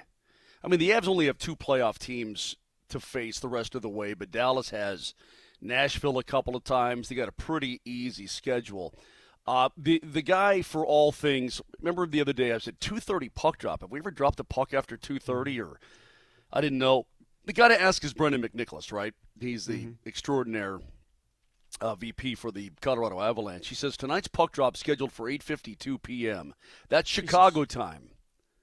That's here locally. Imagine taking your kids to the game and the puck doesn't drop until 8:52. That's a bunch of BS. That's stupid. It's almost 8 o'clock in Denver, for crying out loud. Can you give me because a why? It's the second. Yeah, it's a side-by-side. TNT wants the game. They have the game for the rest of the country. Altitude's going to do – they've already taken the max games from us. So Altitude is going to do the game for all of the Colorado market. It's going to equal the latest start time in Avalanche history. It's the 5th time ever the Avs have had an 8:52 puck drop, and just the 2nd time during the regular season. The Avs, however, are 9-3-0 in games that begin at 8:45 or beyond. So it would tell you that, let's see here, May 7th last year against Dallas was an 8:52. May 9th against Dallas in the playoffs, 8:52. So, by the way, I had them. For those of you that were searching aimlessly for the Nuggets game on TNT last night, on Max, I didn't realize this, you had to upgrade to premium to get that game. And I didn't realize why. I was like, where's the game? Why can't I get the game? Yeah, so they made that change. Now you have to get premium Max for TNT to show up on it. How do you get TNT? I get it through Max. I was hunting and pecking around. So you already premium, or did you have to upgrade? No, I was already there because I was well aware of what this is all about. So look, it's so spread out, and I think my Max is connected to my Apple TV. I think I'm paying for Max twice. I think I'm paying for it, and my wife's paying for it. I think I'm so confused. I know I am too, and I think that's how they get you, man. They get you like, oh yeah, and then we're going to connect with the Apple, but now you're buying this, but you're getting this. Who's your provider? I got 8 providers. What do you mean who's my provider? My father's my provider. You want me to put him down? Wait, so what is your cable, Moj? I have Fubo at home. Yeah, and they don't have TNT? But no, I have you gotta get it through apps. Max. I have apps on there. You got to get out. You got to go to an app, okay? and then that's on my TV, and then it's the Max app or the Apple app that combines with the Max, which also I think combines with Prime Video. It's ridiculous. And the thing about that is I was downloading all the Landeskog, the clean sheet, the game stuff, right? So I'm trying to get it from TNT. I can't. Then I go to Max, and then Max is okay, but I can't download it. You can just watch it there. Yeah, you can't download. Well, it's got to be someplace. So then I went to Amazon Prime, Good and Lord. Prime is connected to those. It's and all then connected. I could download it onto my phone, and I'm like, F to all of you Fs. This is what I'm telling you, dude. It's why F this and F that and F. I am going to be with DirecTV until they tell me satellites no longer exist. It's the easiest thing. I've had it forever. I know channels by heart. Yeah. And it's just I don't have to do this. I don't have to keep jumping around like that. How do you get Max? Well, I have I can go to my channels on DirecTV that has it. They have on demand on DirecTV, or I get smart TVs. I can go to the app. All right, so I guarantee. So Amazon, you have to go to the app. I guarantee I am paying for 2 or 3 of these at the same time because my wife gets it. I guarantee this is happening everywhere. And you're right, Moj. I think they bank on that. That people like me are too stupid to figure it out. Yes. For sure they do. Yeah. People listen, Moj and his wife. Am I going to look at my credit card for $10.99 a month? Well, yeah. Damn it. My wife will ask me. I'm like, I don't know what that is. I don't know. And then you got to hunt and peck and try to find out exactly what you're paying for and who's it going to and. It's and then if you have kids, of course, and they're off at college and they're pilfering everything, it's just ridiculous. Do you know what drives me nuts, actually? And this is a contention between myself and my wife, is that I'm the kind of person. DirecTV does this thing, like I think most cable people do, but DirecTV does this a lot. Hey, great news. We're giving you Cinemax for free for 3 months. And I'm like, I know you're just doing this so you can charge me after 3 months because I'm not going to remember. And that's what they did. Right. So now it's an extra $10. But I know the phone call I'm going to have is going to be such a death process for me where I don't want to stay on hold and I don't want to put in all of my numbers and passwords that I'll just pay the $10 to not have the phone call. And my wife will be like, this is stupid. And I agree, but you also pay an extra $5 for pre-sliced apples instead of apples you can slice yourself. I think we're even. Right. How's that sound? So Brett Kane wants the Skinamax. Let's just get it out there. I've never watched it in my life. Brett Kane wants when we were kids. That Showtime, I haven't had any of those. HBO's the only thing I've ever had. HBO and Showtime were, they were regular. But if you had Cinemax, that was Skinamax. We knew. Yeah, all knew. That's where chicks got naked. All right, so back in the day. My biggest vice, if you go for a job interview, what's your biggest vice? I would immediately say I'm too emotional. I get too vested in things. I'm just not you. No. Yes, I am, and I acknowledge that. I find that hard to believe. I wish I can't believe I'm saying this. I wish I were more like our cohort, Mark Springer, who just tweeted this. And think about how adult he sounds. Listen to what Mark Springer says. I feel for Russell Westbrook. He's a legend. And I agree totally. I feel for him, too. Not a good night's sleep. He's a legend, he writes. The Nuggets need Russ. That was an awesome game despite the finish.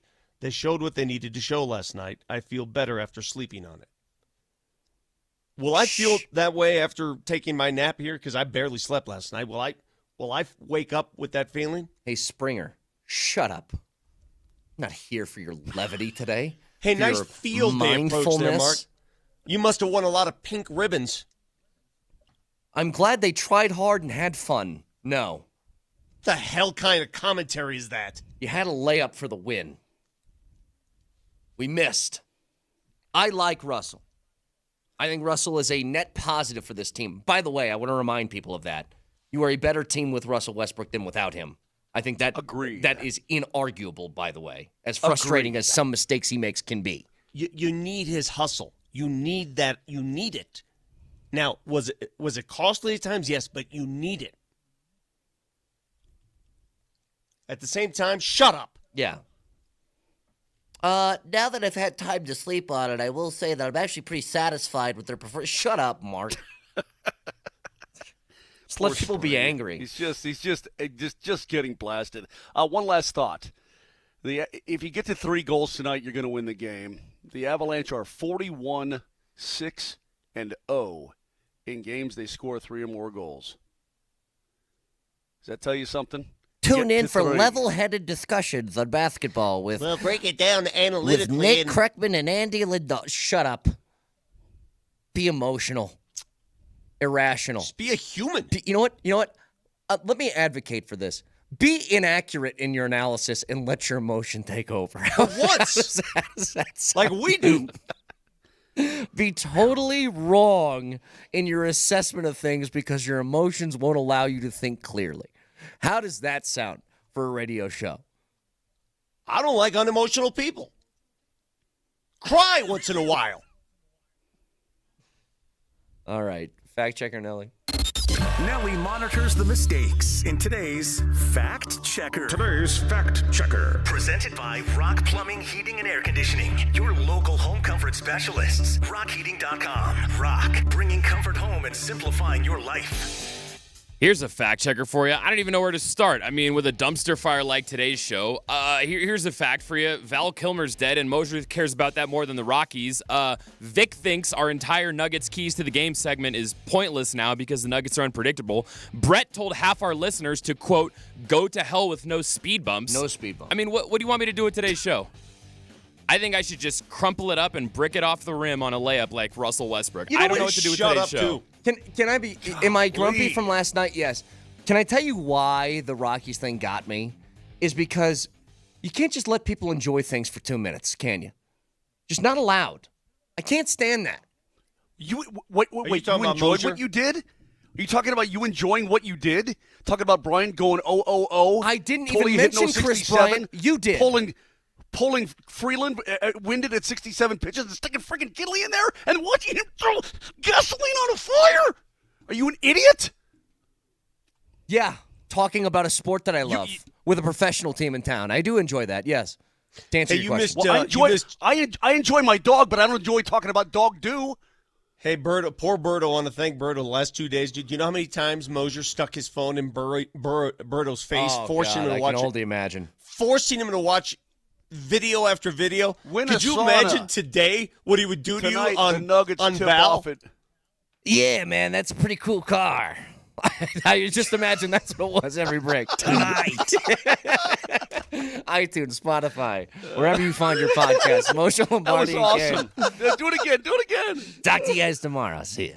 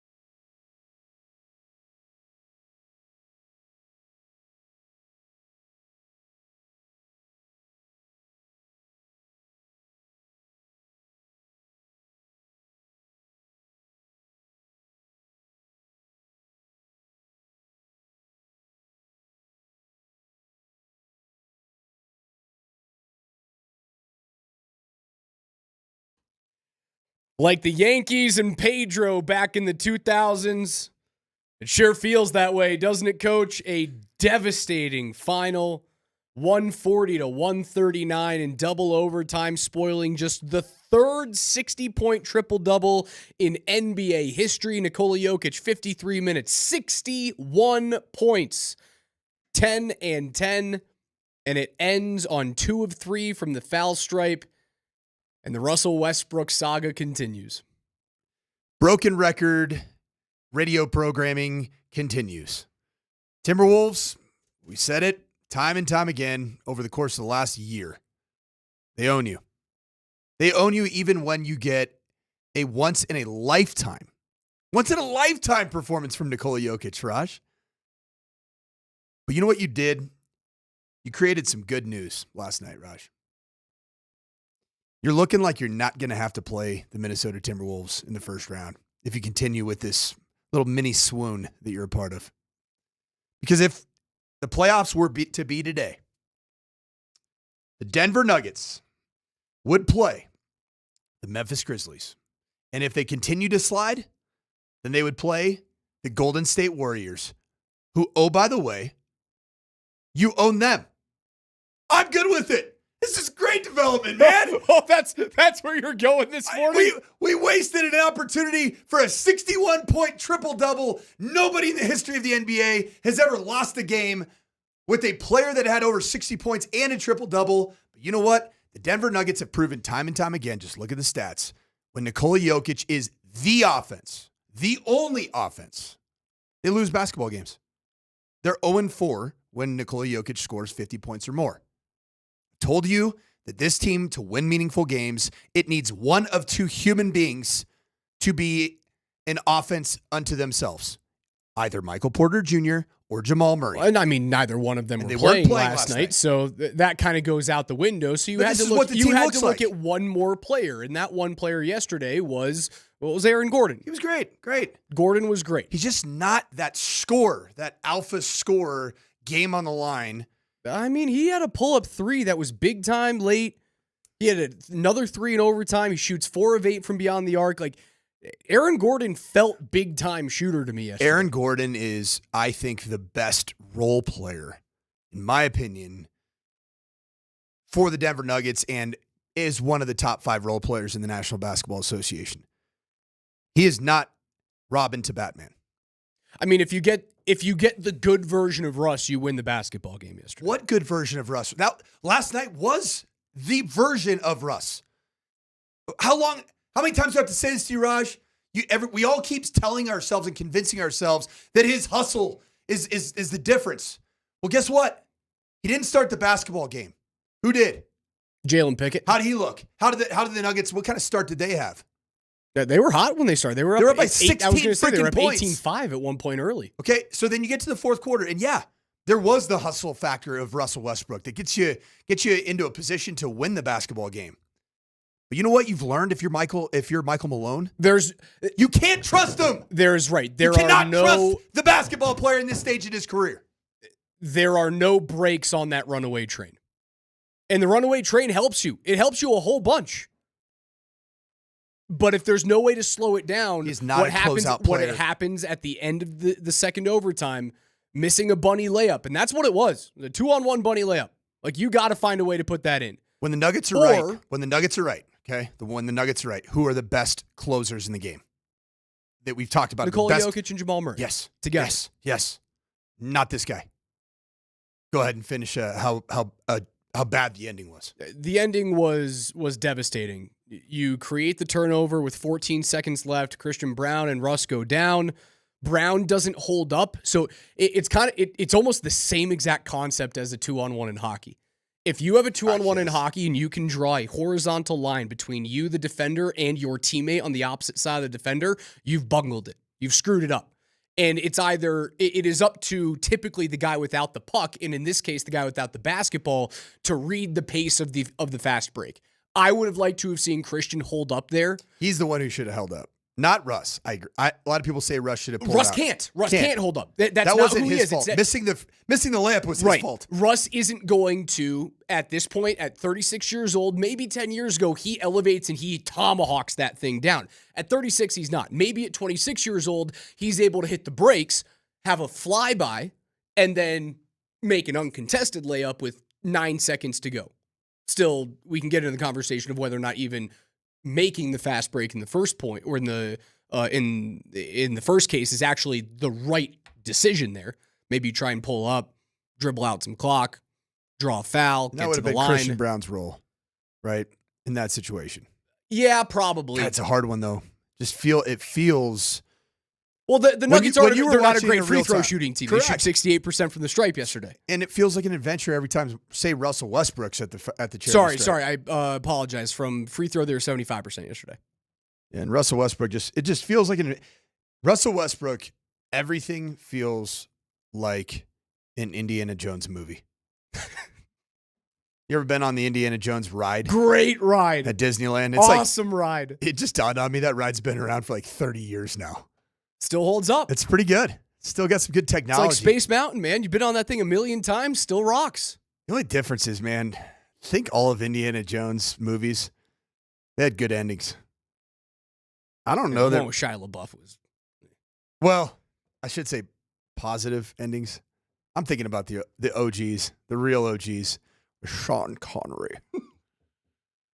They all had good endings. Unfortunately, right now, that's not the case. When Russell Westbrook is taking you through the Temple of Doom or the Tower of Terror. The final 20 seconds cost you the win, and unfortunately, you have to turn around after playing a double overtime game that felt like a playoff game. Those 53 minutes that Nikola played, and he played every minute of the last 34 in regulation, didn't come off. 6 minutes. Was it 6 minutes in the second quarter? That was the last time he got 6 minutes remaining in the second quarter is last time he was on the bench. Insane. Crazy. Double overtime every minute. So you have to turn around and play a back-to-back against the San Antonio team that you should beat. Right? No Wemby, no De'Aaron Fox. Do you really want to? Do you want to beat San Antonio? I want to stay away from you were Minnesota. Just keep me away in the from same Minnesota. boat. I want to be in the 3rd or 4th seed. I'm okay with the 5th seed. LA is a half game behind you right now. Golden State is 2.5 games behind. You'd really have to fall apart to get down into the 5. I don't think Golden State's going to catch you. There's not enough runway left. LA catching you from 4 to 3 that's real. That's real. Do you remember our 2 keywords of the day yesterday? For our show? I believe it was Ant and Nemesis. Mm-hmm. Did we do this? Did that come to fruition? Did we do this to the Nuggets? Is no, this our fault? I think that had already been the case, and it just continues. How good of a basketball player, at least against the Denver Nuggets, is Anthony Edwards, and his litany of sidekicks that he has that play out so well off each other. That guy is incredible. Did you hear what he had to say after the game about Nikola Jokic? Little bruh. That might have been the best game of my life, that I've been a part of. Nikola Jokic, bro. Oh my God, he might be the best basketball player I've ever seen, close up. Besides myself, bro. He's incredible, bro. The MVP race is tough, man. I don't know. He had 60. That was crazy. How did you guys manage just the ups and the downs of it, and how crazy it was? We was just hoping he missed. It was at one point we was just like, bro, we hope you missed, bro. Just because trapping him, he wasn't trapping. He good. Hats off to him, man. For sure. It didn't stop with Anthony Edwards. I told him, bro, he's incredible. That dude is absolutely ridiculous. His touch around the rim. And he missed some buddies too. But I guess when you score 61, you're gonna miss something. Damn. But bro, that's unbelievable, man. I can't lie, bro. He's an incredible basketball player. Credit to him. Yeah, hats off to him, bro. He's incredible. Yeah, you heard that from what was the bruh count from Anthony Edwards? The bruh count from everyone these days is it's pretty high. I'll tell you where the Gotta put a cap on that one. No, the bruh count is very high at the Sanford household. When I'm around my I've told kids, you that. You have to put a cap on it. No, you want to know There's what a I do? counter. You want to know my move as a dad, as a, raising two a teenager and a couple 8 and 10-year-olds that think they're pro athletes themselves? Is I just beat them to it and I say the word bruh 10x whatever they say to try to Just get ruin them it to for not them. to think it's not cool anymore. I love that. It's just dad trolling. Is it not wild when you listen to Ann Edwards talking about Nikola Jokic? And the second one again was that we heard that Julius Randle. Julius Randle, sorry. Nikhil Alexander-Walker would go on to talk about him as well, and obviously his cousin is SGA, and he would talk about the MVP race. He's like, "Hey, listen, you know who I have in the race." All right, hyphen last name guy. This guy's making it really tough. Do we have to have a hyphen in our last name to be in this posse that believes in SGA? It is incredible when you listen to Ann Edwards talk about. It's almost like they glaze Nikola Jokic, but yet they just own the Nuggets. But every time, it's almost like they surprise themselves as a franchise that they beat the Nuggets yet again. And that was the tone after the game, even with TNT in the post game interview. Well, yeah, because a 60-point triple-double means you should lose. They get it too. They get the history of the game. When someone does that, you lose. Look what happened with Steph. Steph dropped 50. You know who won the game? Golden State. Mm-hmm. All these basketball players know when something like that happens, Luka something you've Doncic never goes seen off, before, they win. The Nuggets don't. They're as baffled as we are. It's almost as if the team and the teammates of Nikola Jokic, namely the guys not named Jamal Murray, not named Aaron Gordon, that two guys that certainly are comfortable in their own skin. It's like everybody's playing hot potato to get rid of the basketball and just get it to Nikola Jokic as fast as possible. He scored 43% of your points. Because they're afraid to make a mistake. And as a result of it, you just don't have that normal flow where all 5 members of your offensive unit are viable scorers and viable threats. And then it makes the heavy lifting for Nikola Jokic that much harder. You get double teamed, and it's a little bit like what happened to Ann Edwards at the end of the game. The Nuggets were setting the kitchen sink at Ant. But you know what his teammates did? They made shots. They made freaking shots. And that's what the Timberwolves have done against the Nuggets now. 6 in a row. Stay away from the Minnesota Timberwolves at all costs. 303-504-0925 is where you can reach us today on the Champ Mazda text line. Whole bunch to get into. Jared Bednar joined the morning show as he does every single Wednesday morning. We'll hear from the coach next.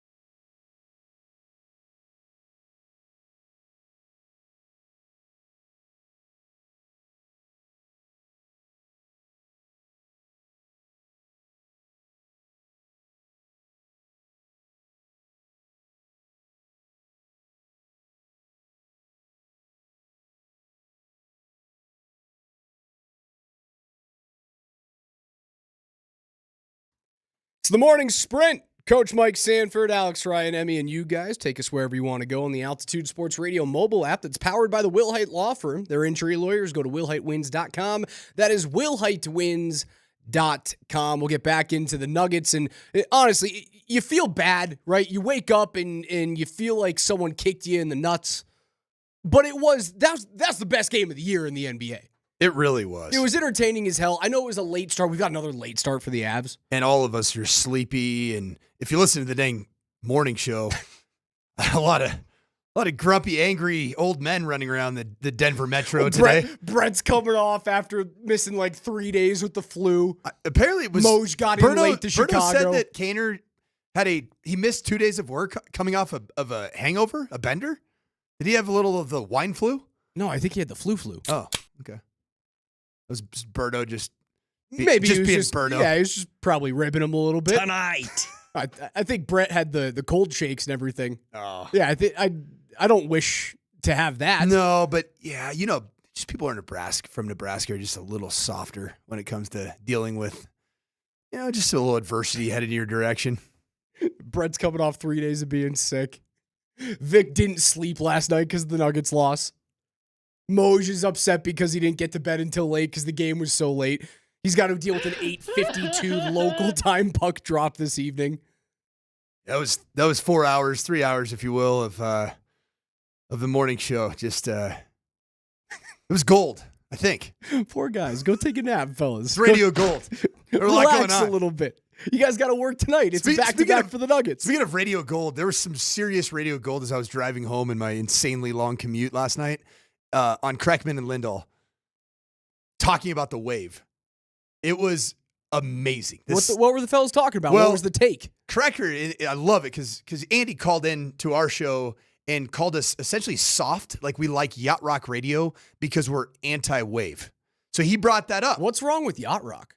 I guess it's soft. Ain't nothing wrong with the tiki I drink. think the wave is soft. And the best thing that Nate Kreckman did is, as a stat nerd, Andy Lindahl accuses a stat nerd of thinking that fan interaction has no bearing on the game either way. So, why even do it? So Kreckman is an anti-fan engagement guy. Just let the players play. What's gonna happen is gonna happen. These guys are professionals. And Andy's like, So, is that the end of your Lindahl impression? The Kreckman impersonation of the wave was fantastic. He kept saying that this is the noise that you're dealing with as an athlete. And then it comes back around. And I just couldn't stop laughing because here Andy Lindahl is calling everybody soft for being anti-wave. And the actual wave itself, the noise that it makes is just incredibly soft. We're not soft. We're pro-victory. Pro-victory. Pro-wins. Yeah, no more waves. Somebody probably did the wave last night in the first quarter when the Nuggets had a 16-point lead. I didn't see a wave last night. It was a little intense of a a basketball game for a wave. First quarter, I think the Jalen Pickett 16-point lead and then the wave just it erased what should have been a runaway victory, a comfortable victory. We'll get back into the Nuggets in that game. It's so much more to unpack with that. The offensive rebounding, the free throws, what you should have done or not have done on the fast break at the end of the game. Jared Bednar joined the morning show as he does every single Wednesday morning at 8 a.m. Had this to say about fiddling with the lines. Yeah, so we've tried a handful of different combinations. We've had them. I tried to leave them together for quite some time, but there's still some things that I want to see. Like we've seen Netcash with McKinnon. We've seen him play really good there. We've seen him be a little quiet there. We've seen him play with Nelson and Lehkonen or Nelson and Val and they've had some good games and had some quiet games. I'm still kind of, and it might be hard to figure out for that reason that we like where we are in the standings and knowing that this is kind of the dog days, that players are going to start looking ahead here a little bit to figure out just what the best combinations are. I've liked the ones we've used. Obviously we go on a 10-game stretch where we win 9 games. There's clearly some good things happening throughout the lineup, and I want to see some games yet where we're firing on all cylinders through 4 lines. I feel like I know what I'm getting from our third and fourth lines on a nightly basis, and I just want to see the whole top six especially be dangerous at the same time, So we're still going to play with it a little bit and try a couple combinations here yet, but they just won't get as much time together as the ones we've used and the ones that we think we should be using going into the playoffs. I expect to see the lines look a little bit different. Like, I think that you're going to see Natchez alongside McKinnon a little bit tonight. Please. I would hope that you see Val Nichushkin alongside Nathan McKinnon just a little bit tonight. Please. And they recalled an American Hockey League goalie, Kevin Mandolese. I don't know why. It may just be, maybe there's a game. It could even be tonight. Like, you see Chicago. Chicago's garbage. And the Blackhawks are actively trying to lose games to secure the number 1 overall pick. It's either them or the San Jose Sharks. You should steamroll the Blackhawks. Is there another Bedard? Is there a not Caleb? This year, no. There's not Caleb Bedard and Connor Bedard. There's not a Celebrini or a Bedard this year in the draft. The number 1 kid this year is probably James Hagens out of Boston College. Really, really solid player. Not a phenom though, per se. No, you know who he feels like? He feels like Matty Beniers in Seattle. Really good player, probably destined to be a second line center in the league, but nothing crazy. We talked Crosby, about no McKinnon, no Ovechkin type of guy. You talked a little bit about it after the game that was lost against Calgary Flames, where there's some experimentation with the lines. Obviously, you heard Bedsy talking about that He experimentation. said we're actively doing that. Right. Is it a little bit of the problem of maybe just redundancy within a line? So the redundancy of size. Like, we didn't love that particular line. Nelson, Natchez, Nichushkin, I think I don't. It doesn't do much for me. It's not quite redundant from a size perspective. It is, right? Yeah. From a length perspective, yes. Everybody's over 6'2" on that line. Yeah, How tall is Brock? About 6'2". Brock's like 6'4", isn't he? Okay, so yeah, then 6'3" and above. It's a 6'3" and above line because Marty Natchez, Marty the Party. He's tall string being Brock He's a Nelson. 6'3" guy.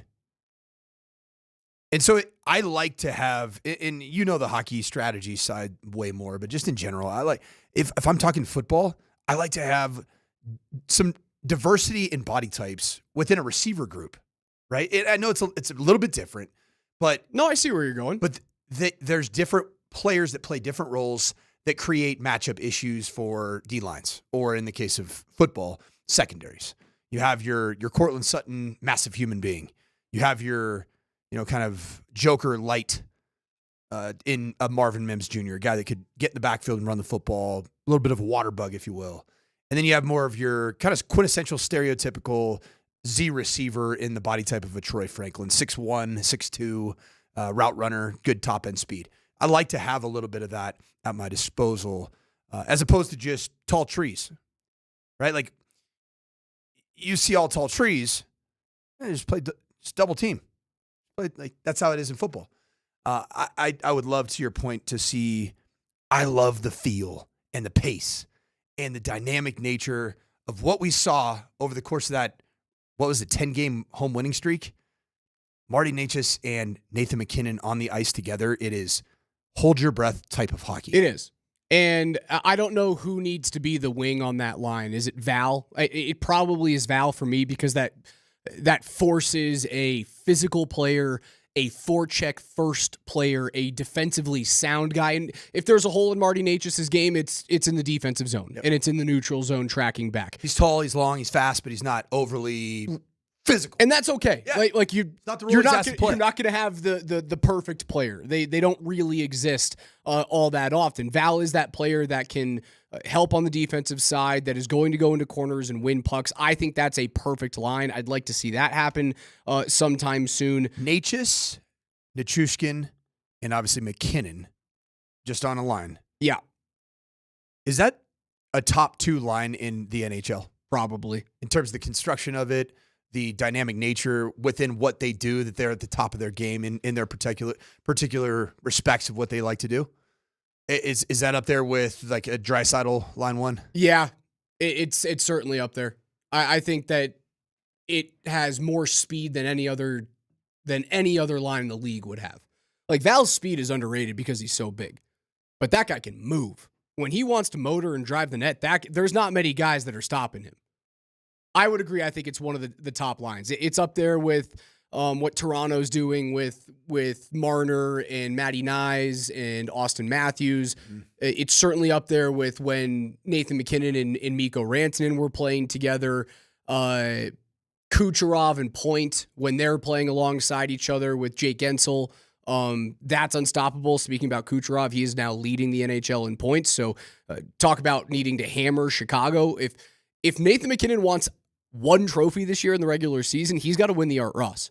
His odds for the MVP right now are plummeting because of what Leon Draisaitl continues to do with Edmonton. He jumps back into the lineup. He's got 3 goals in his last 2 games. He's got 52 on the year. Rest of the NHL too. Like look at what you see what St. Louis has done. Well, they don't want to lose. They've won 10 straight. St. Louis Blues have won 10 straight hockey games. How concerned are you that St. Louis is able to bypass you in the spot you're at? Not at all. I've said it for a long time. You win 2 games outright in regulation, you're pretty much through. Not at all. There's, again, I said it about the Nuggets, and I'll say it about the Avs, and I have been for many weeks now. There is not enough runway. Would there be any benefit whatsoever to not finish in that? To going into the wild card Yes. and playing as wild card 1? So, I don't know. I'll give you the roadmap. The roadmap would then be, as wild card 1, you match up against the Vegas Golden Knights on the road in round 1. And then round 2, you get the winner of LA and Edmonton. So would you rather go to Vegas and then there's a chance that you would host actually Edmonton or LA if you had. Which is why these games are so points. important. I heard Bezzy talking about that. Don't forget that piece of the puzzle. Like you get past this first round, which most likely if you're in the 3 spot, you're at Dallas. Which do you love that matchup? Oh, so hold on. There's something I've been thinking about, right? So Colorado goes on that crazy run, right? They go 9-0-1. They win 11 straight at home. And you make up 0 ground on the Dallas Stars, right? Because Dallas just continues to win. They're 7-1-2 in their last 10. They've won 6 straight hockey games. You don't make up any ground. I have a theory. I think the most catchable team in the league right now is Winnipeg with Dallas on their heels. Yeah. I don't think St. Louis can catch Colorado, but I do think that Dallas is pushing for a reason. Dallas isn't waiting. They don't want to play. I don't think Dallas wants any part of Colorado in round 1. I think they look at what the Avs did at the trade deadline and went, oh, crap. Pace, size down the middle. Oh, by the way, getting healthy. They have goalies now. And we have the Mikko Rantanen just lingering storyline around our franchise. I don't think the Stars want to see any side of the Avs in round 1. Totally and I agree. think that's the reason why Dallas is pushing so hard right now to catch Winnipeg so that they get to see. And that matchup right there, that 1-8 matchup, the current Winnipeg versus Minnesota matchup, or there's still a possibility that Calgary can catch them and be the 8 seed. That is, without a doubt, the easiest playoff matchup in the books. You look at the rest of them, man, I think St. Louis, the way that they're playing right now, could upset Vegas. They're playing awesome hockey. Did they do much LA at the deadline? St. Louis? Yeah. Dude, they looked like they were selling. They didn't add really anything at the deadline. They just started playing great hockey. Yeah. Jim Montgomery, man. Once he That's got right. fired by Boston, he turned everything around. He's a great coach. If you, outside of Minnesota, there's not an easy matchup. Like, LA and Edmonton, flip a coin right now. LA's the best home team in the league. Edmonton has Leon Draisaitl and Connor McDavid when they're healthy. McDavid, is he going to be injured? He'll be back in the playoffs. He has not gotten back straight yet. up. He'll be back. Okay. He'll be back. Draisaitl's back. And then Dallas and Colorado is a rock'em sock'em robot type of punch him as hard as you possibly can and hope that you're the last guy standing. And one of those teams, which for my money, those are the 2 best teams in the Western Conference right now. One of them won't be playing hockey by the time the calendar reads May. If there's one team that is the equivalent of Minnesota Timberwolves to the Nuggets, where you want to avoid, if at all possible, is there even that team right now for the Avs and how they'd match up? Sorry, ask that again. Is there the equivalent of the Timberwolves to the Nuggets in a team that you would want to avoid in the postseason as the Avs? I don't think there is one. Vegas gives you issues like that, and you haven't gone through Vegas en route to a cup, so there's still that type of like monkey on your back from history. You think Vegas still? I don't know. Historically, you haven't gone through Dallas to win one of your 3 cups. You've never had to beat them in a series en route there. You've always been able to avoid them. So Dallas could be looked at as one. But the Avs at their best with the changes that the Avs have made since the deadline, or prior to the deadline, at the deadline. I just don't feel like there's a team that scares me. That you're just like, I want to avoid that team. There's teams that can beat you. Yeah. But it's different than the Nuggets, where you feel like if they draw the Timberwolves in the Nuggets' first series, I don't. It's a different feeling than we had in 2022, right? That if you were to ask me the question 2022, my answer would have been, no, I don't fear anyone. I think the Avs are going to stomp all over the West. I don't fear anybody in the West right now in terms of like, oh no, do whatever you can not to face off against them in round 1. It's because I think there are 5 legit deserving Stanley Cup champion level teams in the Western Conference. Winnipeg, Dallas, Colorado, Vegas, and Edmonton. I don't fear any one of them more than the other. I think all 5 teams could beat each other on any given day. And it's why the first 2 rounds of the Western Conference playoffs are going to be an absolute bloodbath. I can't wait for it. Cannot wait for it. We haven't gotten into the main issues. The reason why the Nuggets actually lost the game wasn't just Russ at the end of the game, right? You played 2 full overtimes. Something had to have happened along the way. We'll get into it next.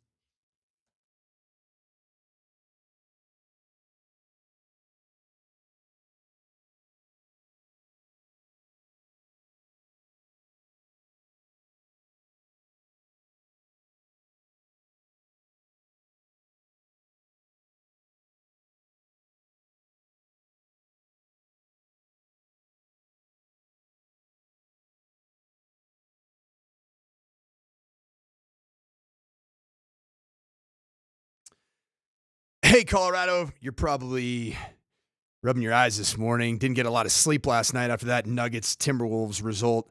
The great news is you got another one tonight, and you got to check out the Circa Sports Colorado app on your Android, on your Apple device, and you got to look at the game tonight. Coming off a back-to-back, the Denver Nuggets facing the hapless San Antonio Spurs, and the Nuggets, they're 9.5-point favorites. Who in the world's going to play for the Denver Nuggets? And a lot of these games haven't really gone the way that you think they should go. So download the Circa Sports Colorado app. If it's me, if I'm a betting man, if I like to wager, I think this game's going to be a lot closer than 9.5 points, especially as you see these lineups released. But download the Circa Sports Colorado app where you can get elite moneyline splits. And this is sports betting the way it should be. You get treated like customer service. You get treated like a VIP. Download the Circa Sports Colorado app today. Gambling problem? Call 1-800-GAMBLER. Must be 21 or older to gamble.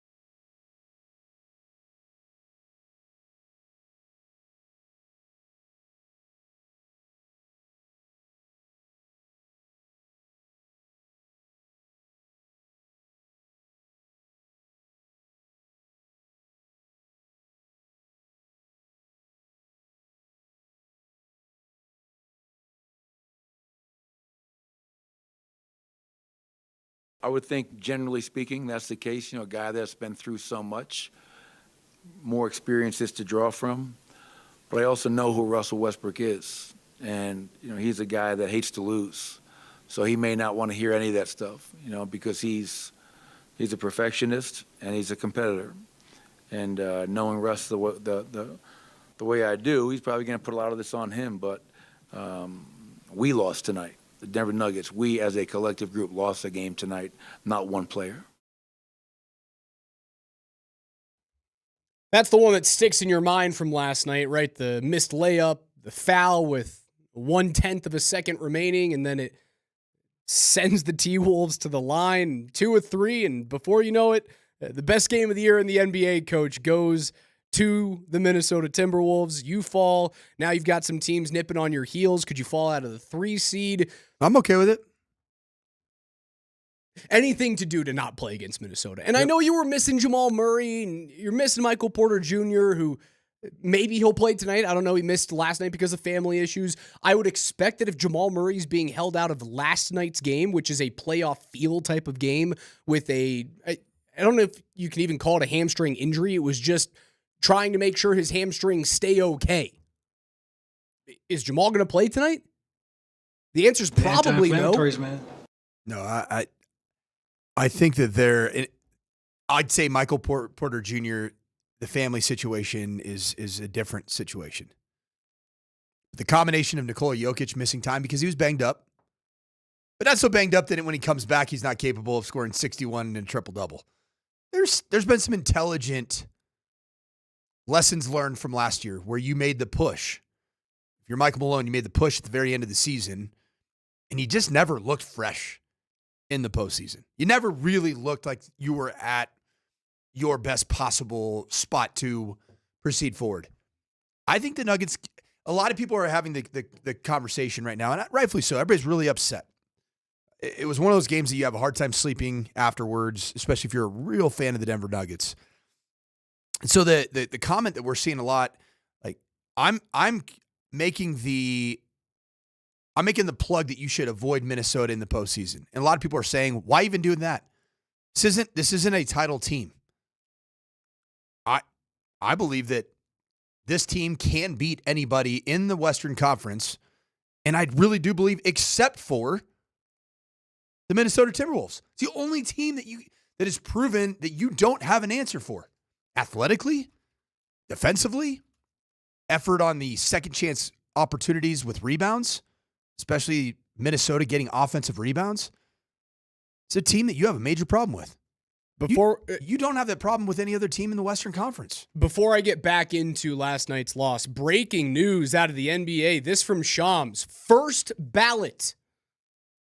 Former Nugget Carmelo Anthony has been notified that he's been elected into the Naismith Basketball Hall of Fame class of 2025. Sources tell Shams and ESPN. Melo made 10 All-Star appearances, 6 All-NBA teams to go along with 3 Olympic gold medals for Team USA. Maybe the best men's Olympic basketball player in the history of that program, at least in terms of longevity. But Melo, a 2025 Hall of Famer. No NBA rings, but NBA 75th anniversary team.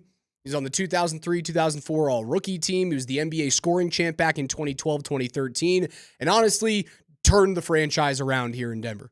I know people hate him. I know people can't stand the way that he forced his way out of Denver to go to a big market and expand his non-basketball brand, whether or not that was him or it was Lala pushing that. Maybe it was a combination of both.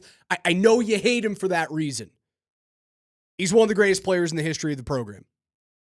He was the first player that brought real national attention, real relevance, and eyeballs were now on the Denver Nuggets as a franchise. In the post-Dikembe era, yeah. In the post-Alex English era, yes. He was the player that once the millennium turned and the Nuggets were, you kind of looked at them and you go, who the hell are these guys? Once Melo got selected out of Syracuse, he changed everything. They became a team that could compete nearly overnight. And I know he forced his way out, but you go all the way back to that trade. Like they stayed relevant after he leaves in 2010. They stayed right around there with a puncher's chance. And unfortunately, it coincides with the Kobe years.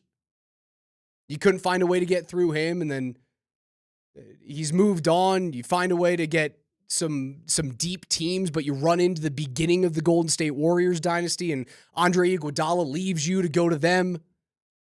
Melo deserves it, man. I know he's not a champion, doesn't have a ring on his finger. That guy's a Hall of Famer.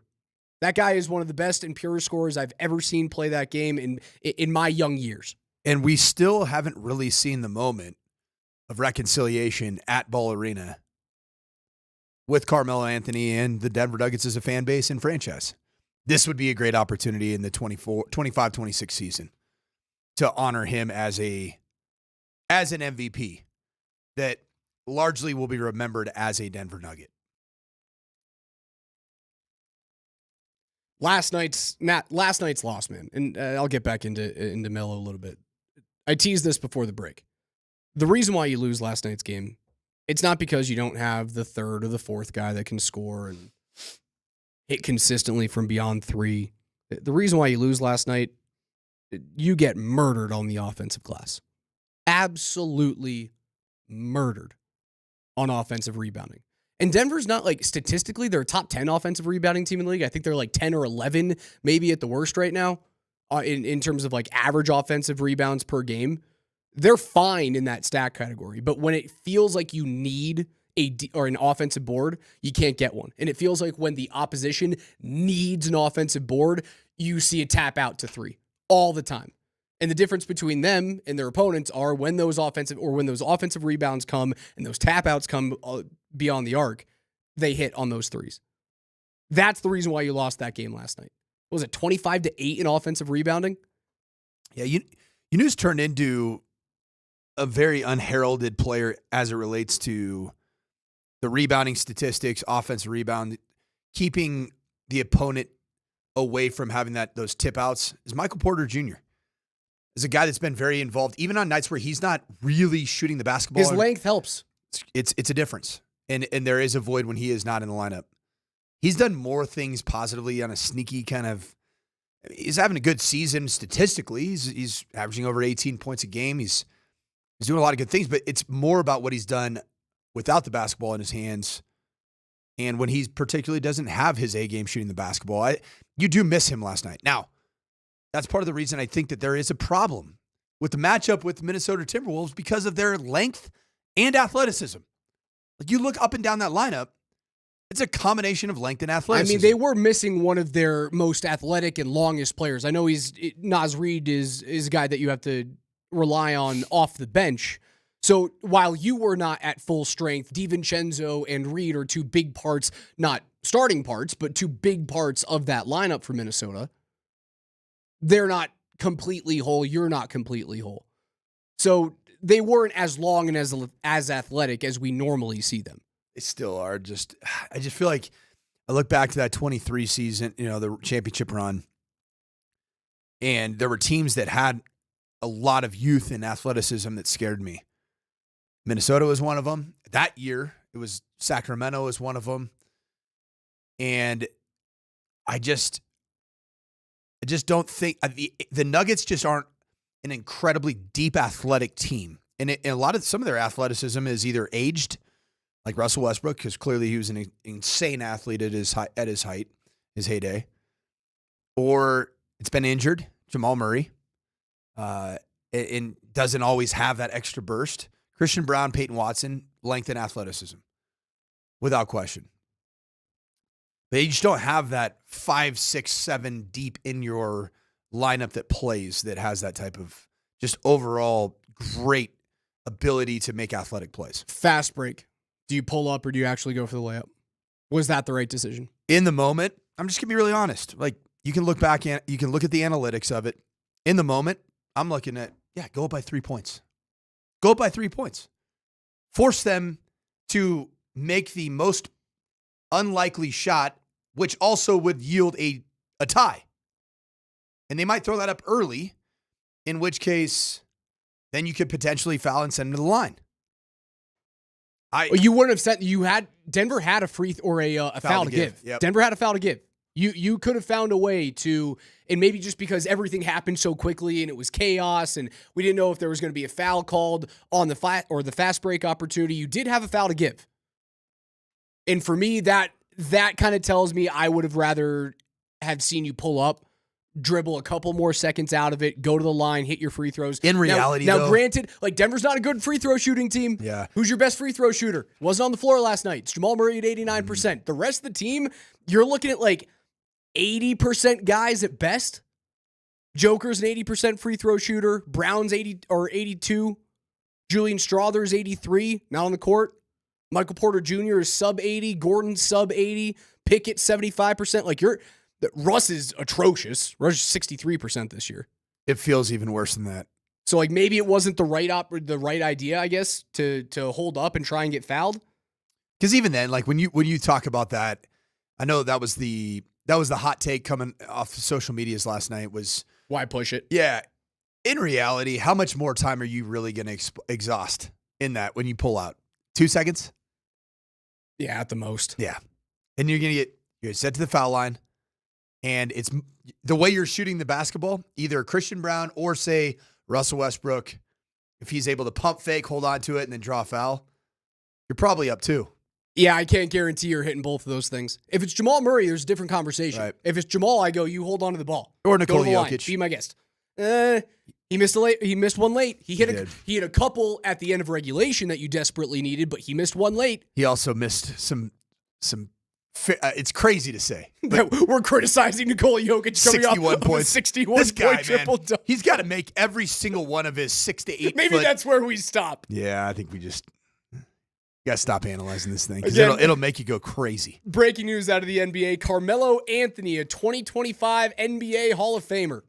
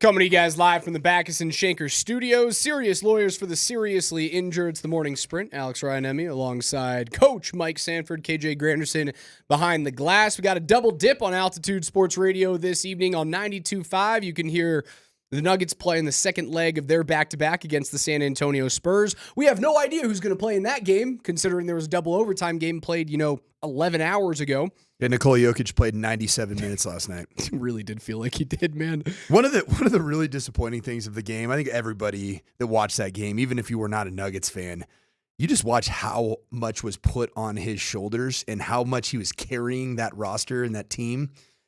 And for all of that, I know it's one game. I know he's paid incredibly well, but to not get rewarded for that type of a heroic effort sucks. It sucks. There's no better way to put it.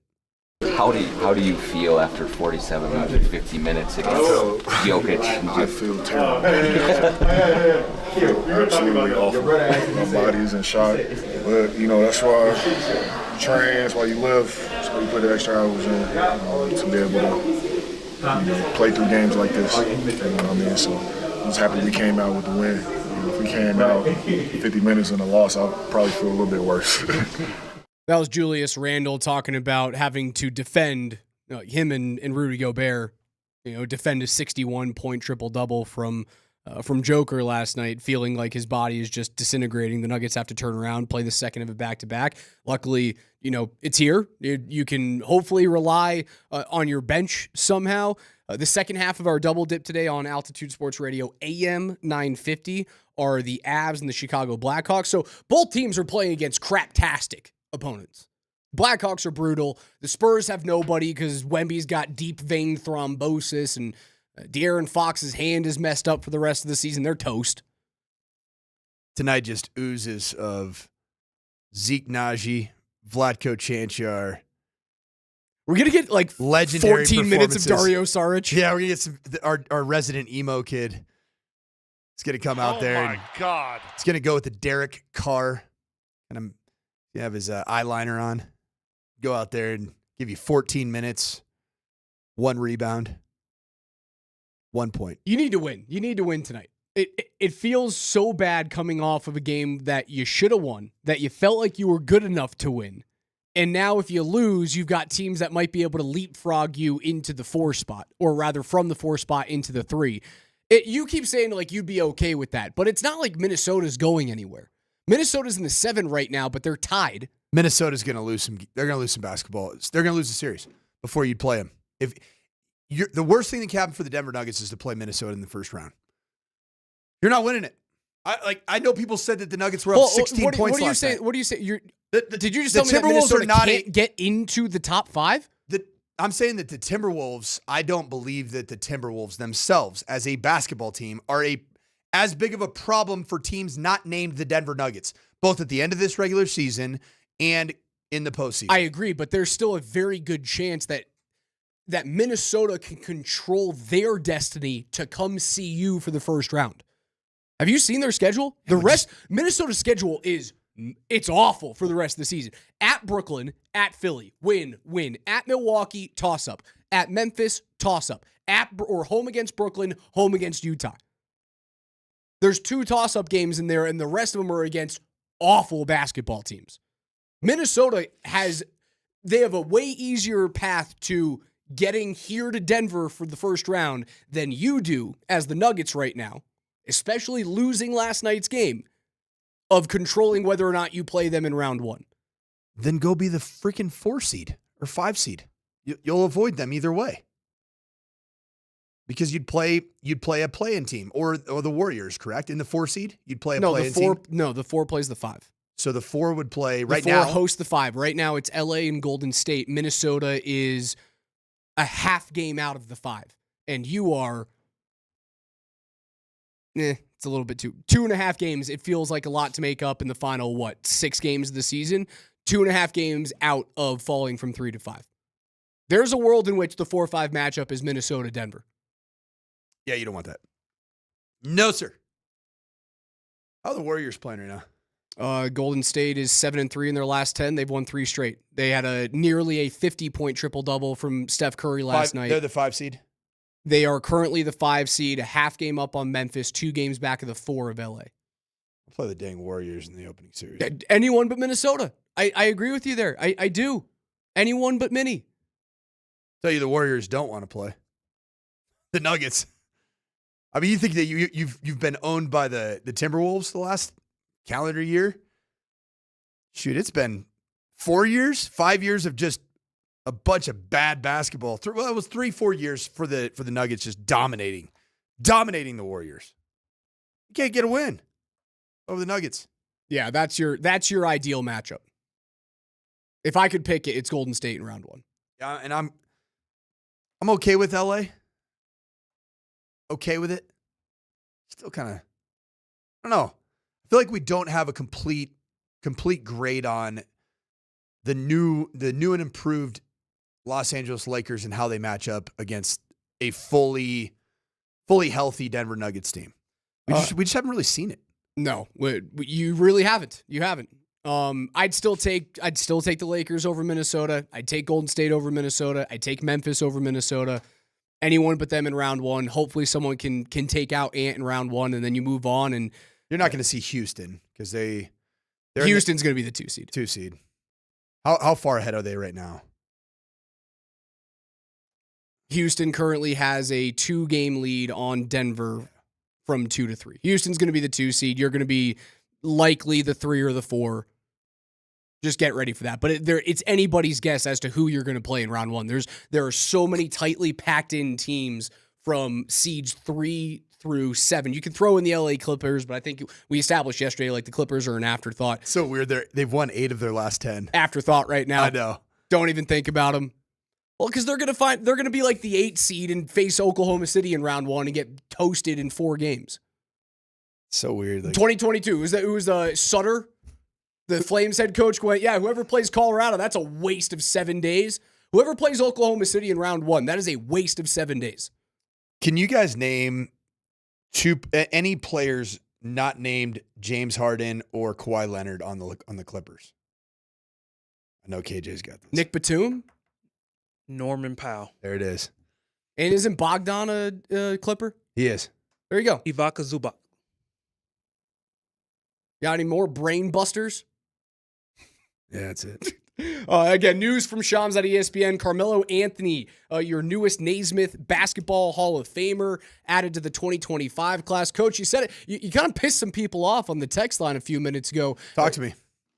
You said Carmelo Anthony, the first national superstar that the Nuggets ever had, and people got pretty upset with you about 15 minutes ago. Everybody wants to cite Alex English and Dikembe Mutombo, and great Nuggets. I would say that Alex English is a bit more of a cult hero for long-suffering Nuggets fans that have been with this franchise for decades. That was my heyday growing up. I cut my teeth in the 80s as an NBA fan. Alex English was not a national, consistent household name superstar that you were just dying to watch play basketball. Dikembe Mutombo. Outside of the state. Yeah, and he was a respected player. You're talking from a national standpoint. Bona fide must-watch basketball nowadays in the day of national televised games that you're going to get solely because of a superstar player. Alex English for the nation, not for Denver Nuggets fans, for the nation, was not necessarily anywhere near being that top 5 NBA superstar level. Dikembe Mutombo. Yeah, he was a guy that I grew up loving. He was like everybody's favorite player, but he was a rim protector, a defensive superstar.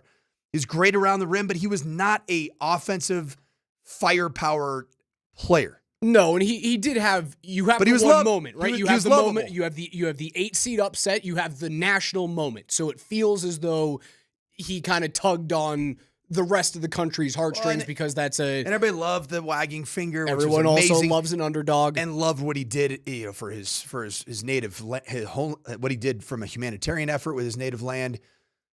But he was not the must-see basketball superstar for the entire nation to tune into. Everything changed when Melo came here. Carmelo Anthony Melo's coming off of dragging Syracuse to their only basketball national championship in 2003. it does. It did change everything. You have the change to the powder blue uniforms, which are now iconic and so sweet. Those things are awesome. I would love for them to bring. I know they tried to bring it back a little bit in more of a modernized version. You had that same colorway when Nikola first broke into the league, and at the end of the Emmanuel Mudiay days, you still had the powder blues. But you know what you missed? You didn't have like the silky finish to it, the shine finish to it. Those things were unbelievable. It all changed when Melo came here. He was a different level of superstar. It was in the heyday of either the one and done, or obviously because it was in the same draft as LeBron, of the high school superstar going 1, 2, and 3 overall. And he's the one guy that was like, yeah, I'm going to go to school for a year and go play for Boeheim. Yeah, there's still the Shot Mazda text line still just throwing salvos at me. You got to understand this is coming from a perspective of somebody that lived in the nation, not in the region of the Mountain West area. I lived in the Chicago metro as a kid. I lived in the Los Angeles metro as a kid. Big markets. Alex English was a fantastic player. He scored a ton of points. Was he a bona fide national superstar? No, he wasn't. I was a contemporary. I was alive. I was following basketball. It was my favorite sport. And frankly, at the time in the 1980s, there wasn't a lot of bandwidth outside of one particular player that captured the entire nation. That was Michael Jordan. For the entirety of the latter half of the 80s into the 90s. The post-Bird and Magic era. And then that too. And that's and I did grow up around that. He's a great player. He scored a ton of points. Was he a true national superstar like Carmelo Anthony was? No. And I'll stand by that. Hall of Famer Carmelo Anthony. NFL Notes is next.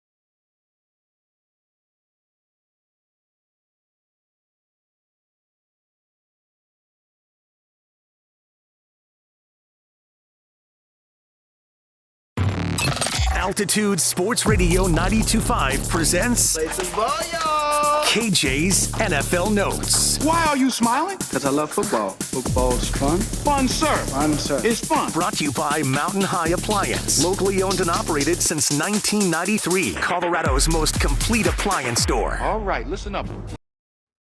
We'll get back into the big news of the day. Carmelo Anthony Naismith, Basketball Hall of Famer, according to Shams of ESPN.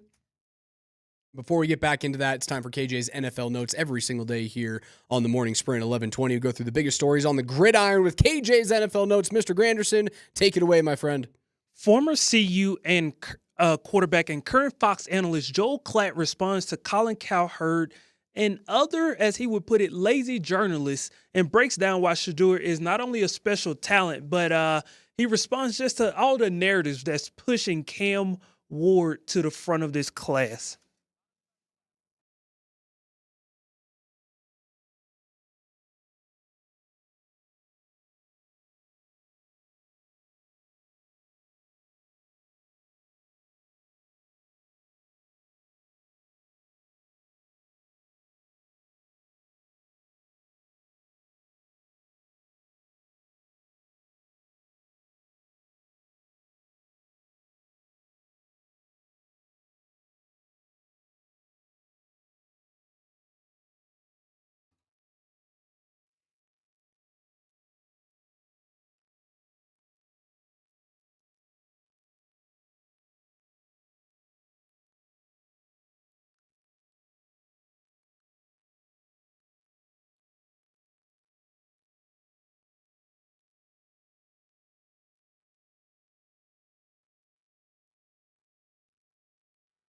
Tell you what, that sounds like a good punk rock band from the early 1990s.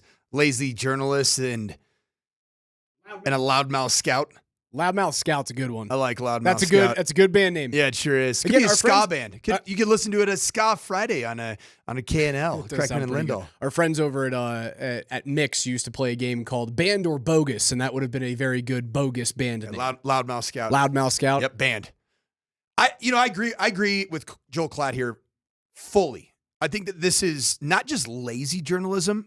I think it's opportunistic journalism for a lot of these mock drafts that have Shedeur Sanders dropping out of the top 10, getting into the teens, maybe even dropping out of the first round overall. It's clickbait. Anything surrounding Coach Prime and the CU Buffs and Shedeur Sanders that is either glazing of the family or extremely negative is opportunistic journalism. I choose to just evaluate it as I see it. And maybe that's not clickbait. I see Shedeur Sanders as the best quarterback in this draft class. That's what I see. I watched the games. I was there in person. I saw some of the wild throws. I saw the fourth quarter heroics and overtime heroics. The guy is a winner at the position. He will be a franchise quarterback. Where do you slot him in last year's draft? Because talking about him being the number one quarterback this year is vastly different than what looks to be and what is shaping up to be a historic quarterback draft from last year. It's like the 1983 draft and last season. If I could rewind to last year. Data set's very small. And my take on Caleb Williams, because I coached against him. Saw him. He is a play with your food type of a quarterback. He's cute, does a lot of different little things, behind the back throws. He's kind of a, not quite the level of Dylan Raiola from Nebraska trying to be Patrick Mahomes, but there's some of that where you're almost like, just make the throw, take the 5-yard completion, move on to see the next play. I would say I have Caleb Williams, even regardless of what last season was, I had Caleb Williams below a guy like Shedeur Sanders. I like Shedeur Sanders as a quarterback prospect better than I like Caleb Williams. Now, Jaden Daniels, big check. I love Michael Penix Jr. J.J. McCarthy, after going through the process, big check. Drake May has been an overall major positive that frankly surprised me a little bit. The film out of North Carolina was a little bit inconclusive to me. It's been really solid in terms of what he's shown, in terms of what he can be as an NFL starting quarterback. I would say that I would have Shedeur Sanders, Bo Nix in the same kind of category, right at 4 and 5 of last year's draft class. KJ, keep it going. Get your damn act together. The other day, Coach Sanford staked his claim that somehow, some way, Travis Hunter will go number 1 overall. Well, ESPN draft analyst Matt Miller explains why evaluating Travis Hunter has made this 2025 draft class so unique because of what Travis might accomplish on both sides of the ball. Well, we have a unique player, Travis Hunter, at the top of this draft. I've been doing this for 15 years. I've never seen someone try to do what he's doing, playing wide receiver and corner full time. We've seen guys like Charles Woodson, Champ Bailey, Jabril Peppers. They came into the NFL doing a little bit of one thing, playing offense, mostly playing defense. Travis Hunter is very adamant that he's going to play both. He's going to play offense, he's going to play defense, and it does make him really, really unique because he won the Heisman Trophy as a two-way player. He also won an award as the best wide receiver in football, while at the same time winning an award as the best defensive player in college football last year. So what he's doing at that level is unprecedented. So that really sets off, I think, the tempo for this draft class is that there are a lot of unique, versatile players like Jalen Walker from Georgia, like Abdul Carter from Penn State, who might be the number 2 overall pick in this draft. So it is a really fun year where we do have that versatility, a lot of guys who can bring a lot of different elements to the NFL that should get their fan bases excited. Matt Miller, you okay? What was that? Was your browser? Did something pop off from your browser there? It's my guy, Matt Miller of ESPN. We got to check. He was doing a little home studio action right there. I don't know. It was the iPad was on accidentally. Yeah, something happened there. I don't know. We got to get that sound bite. That was interesting coming from our guy, Matt Miller. But yeah, who might be the I don't care where Travis Hunter goes, so long as the team that drafts him plays him both ways. I don't care if he goes to Tennessee. I don't care if he goes to Cleveland, to New York, or any one of the teams picking in the top 10. You have to play him both ways, and you have to commit to it because we haven't seen, much like Miller just says there, an athlete quite like him. You've seen the success that Shohei's had. Yes, different sport. Takes a way bigger toll on your body in football than it certainly does in baseball, though Shohei has seen his body deteriorate over the course of his career. He's already had Tommy John surgery. Well, that's just like getting a cosmetic enhancement as a it's like Rick Pitino's facelift or some other enhancements that do happens around these parts.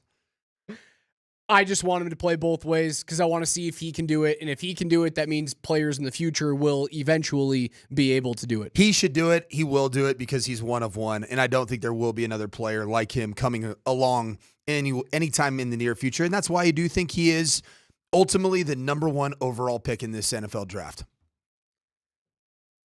If you take what baseball is doing right now, I would say you're wrong.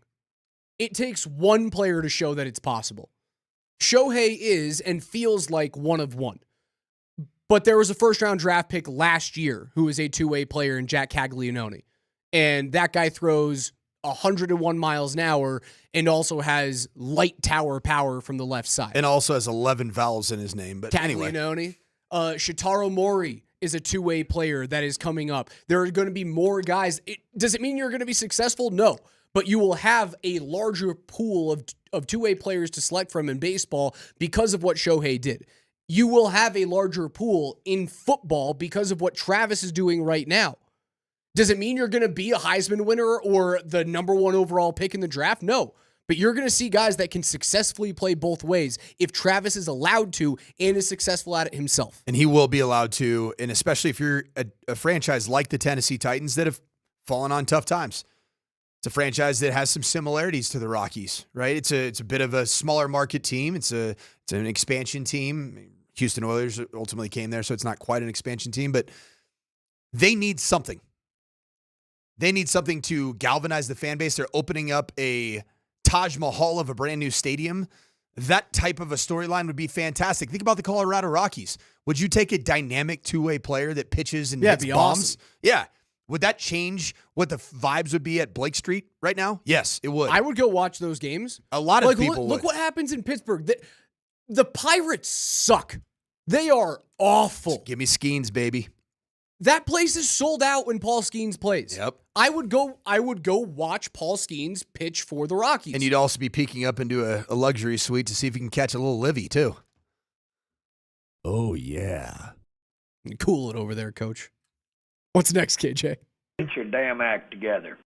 Dallas Cowboys owner and general manager Jerry Jones does not believe a deal between the club and star pass rusher Micah Parsons is far off. Quote, I'm the one who has to sign the check, and Micah is the one who has to agree to it. That's the straightest way to get there, is the one who writes the check and the one who is agreeing to it talking. Quote, Micah Parsons responds to the reports about him and his agent. He says, facts. David is the best, and I will not be doing any deal without David Mulugeta involved. Like anyone with good sense, I hire experts for a reason. There is no one I trust more when it comes to negotiating contracts than David. There will be no backdoors in this contract negotiation. And, quote, the thing that may be holding Jerry Jones up from fully committing to Micah Parsons right now is, if you take a look at the 2026 cap hit against the Dallas Cowboys, Dak is expected to make up to $76.5 million in 2026. CeeDee Lamb's expected to make up to $38.6 million in 2026. If you were to add Micah's $40+ million on top of that next year, with those collection of contracts, would it bring them closer to the Browns or the Bengals as far as where you think the contracts will age? I think you're closer to the Bengals because you're closer to the playoffs. Dak still has some runway left in him. Parsons is a freak. You can't let that guy walk. I don't know how much I love the CeeDee Lamb contract. That feels a little T. Higginsy to me. We'll see. I don't know if you've seen the clips of Dak Prescott. He's lost like 28 pounds. I like that for him. Looks really good. I like that for him. Potentially a little bit more mobile. Can move around the pocket a little better. He looks the best I've seen Dak Prescott look probably since he was coming out as a prospect out of Mississippi State. Yeah, I said it. Mississippi State. What I did, Texas A&M. What I did, it's the same thing, guys. What I did think was hilarious about this story with Jerry Jones.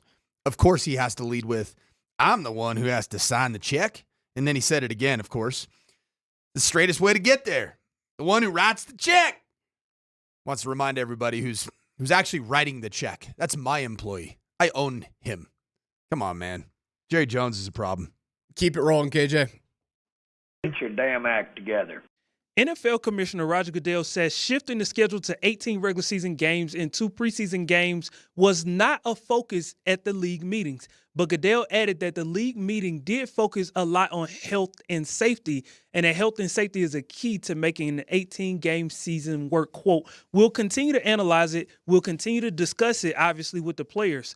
We'll all do our work on that. A lot of these things affect whether you would go to 18 with all of the health and safety issues, end quote. Look, outside of the health and safety stuff, and then obviously the current CBA, what's the real reason you guys think is holding the NFL back from fully committing to the idea of an 18-game season at this current moment? I just think it's the collective bargaining agreement. I think it's the NFLPA. They're going to want to get some things done for the players. They're going to want some overall changes to protect the longevity of these players, because if you just keep adding things, you've got to subtract something. One thing that I think is ultimately this is going to get done. Why? Because the NFLPA and representation from these players are going to demand that if I'm giving you an extra game, then I'm getting a full extra game check because you're getting that gate. So yeah, then all of a sudden salary cap numbers are going way up. Salaries in general are going way up because NFL players, and Tyler Polumbus can talk about it here on the next show on PhD, NFL players aren't paid like a lot of us, first of the month or the 5th and the 20th. They're paid for games, and they're taxed actually where the game's played at. 17 game checks is your real bread. That's your big, big money. We're going to play 18 games. You better pay me for that 18th. The CBA ends after the 2030 season. So like when the league year resets at the end of March, right? Because it just happened. In March of 2031 is when a new CBA comes out. The TV deals expire in like the 2020 or 2033 seasons. So maybe you're kind of waiting until those two things come up. I like the idea of an 18-game season. I love the idea of just 2 preseason games so you can just get in and get out. I can't wait for that 2031 CBA TV deal starting up where it's 100% weird apps where you're watching football games. The NFL has like $11 billion in TV contracts right now. Imagine what it's going to be in 2033. Ridiculous. You double that, you go up to 20, 25. You imagine all the different apps that are going to want their hand in the cookie jar. So many. It's already pretty wild. You never know where you're going to watch a game. KJ, one more. Get your damn act together. The 49ers and Brock Purdy are still working through the framework of a potential new contract. According to Mike Garafolo of NFL Network, 49ers owner Jed York told him, quote, "I don't think we're that far apart. I think we can sit down and get something done. Whenever he's ready, we're ready," end quote. If Brock and his team feel like they're still a ways away, how likely is it that the 49ers get a deal done before the season? How likely is it to get done? I'm not re-signing him right now, man. I'm not doing it. I don't think they believe in him. Although the money moving out and not being able to hold on to Hufanga, not being able to hold on to Greenlaw in particular, does tell you that you have to move money out to make sure that you can. What are you going to sign to? A $50 million deal on an average annual basis? Brock Purdy has shown that if he doesn't have his full litany of skill players healthy and available to him, he's a good player, not a great player. Like he's a $5 million cap hit right now, being Mr. Irrelevant. You're going to make that guy a $50 million quarterback if you don't really believe in him? I believe that would be the beginning of the end for this current iteration of the San Francisco 49ers. If I'm running that organization, I'm making him play this out without the full complement of skill position players around him that he's had in previous years and hope that Christian McCaffrey can stay healthy and you get another good year out of Kittle. I'm making him play it out. And if he proves it again, then you sign him to a big-time deal. And if he doesn't, you go back into the draft or you find a quarterback in free agency. I don't think he's the guy that can take him to the promised land. If I'm making decisions for that franchise, I'm drafting Shedeur Sanders, and I'm letting Brock Purdy walk. Cost-control quarterbacks. Can they get up there and get him? And are you gun-shy because of what you did with Trey Lance, which is one of the least successful draft day trades of all time? Also, a huge projection player coming out of North Dakota State with very limited film, different levels of comp. Shedeur Sanders has shown, I think, way more that translates to National Football League quarterback play. NFL Notes are brought to you by Mountain High Appliance, Colorado's most complete local appliance store with locations in Denver, Louisville, Littleton, Colorado Springs, and Glenwood Springs. They offer every major appliance line and brand, and you can find them at Mountain High Appliance. It's a double dip Wednesday here on Altitude Sports Radio. Nuggets and Spurs, Avs and Blackhawks. We'll preview those two games, as well as get back into Carmelo Anthony, the newest Basketball Hall of Famer.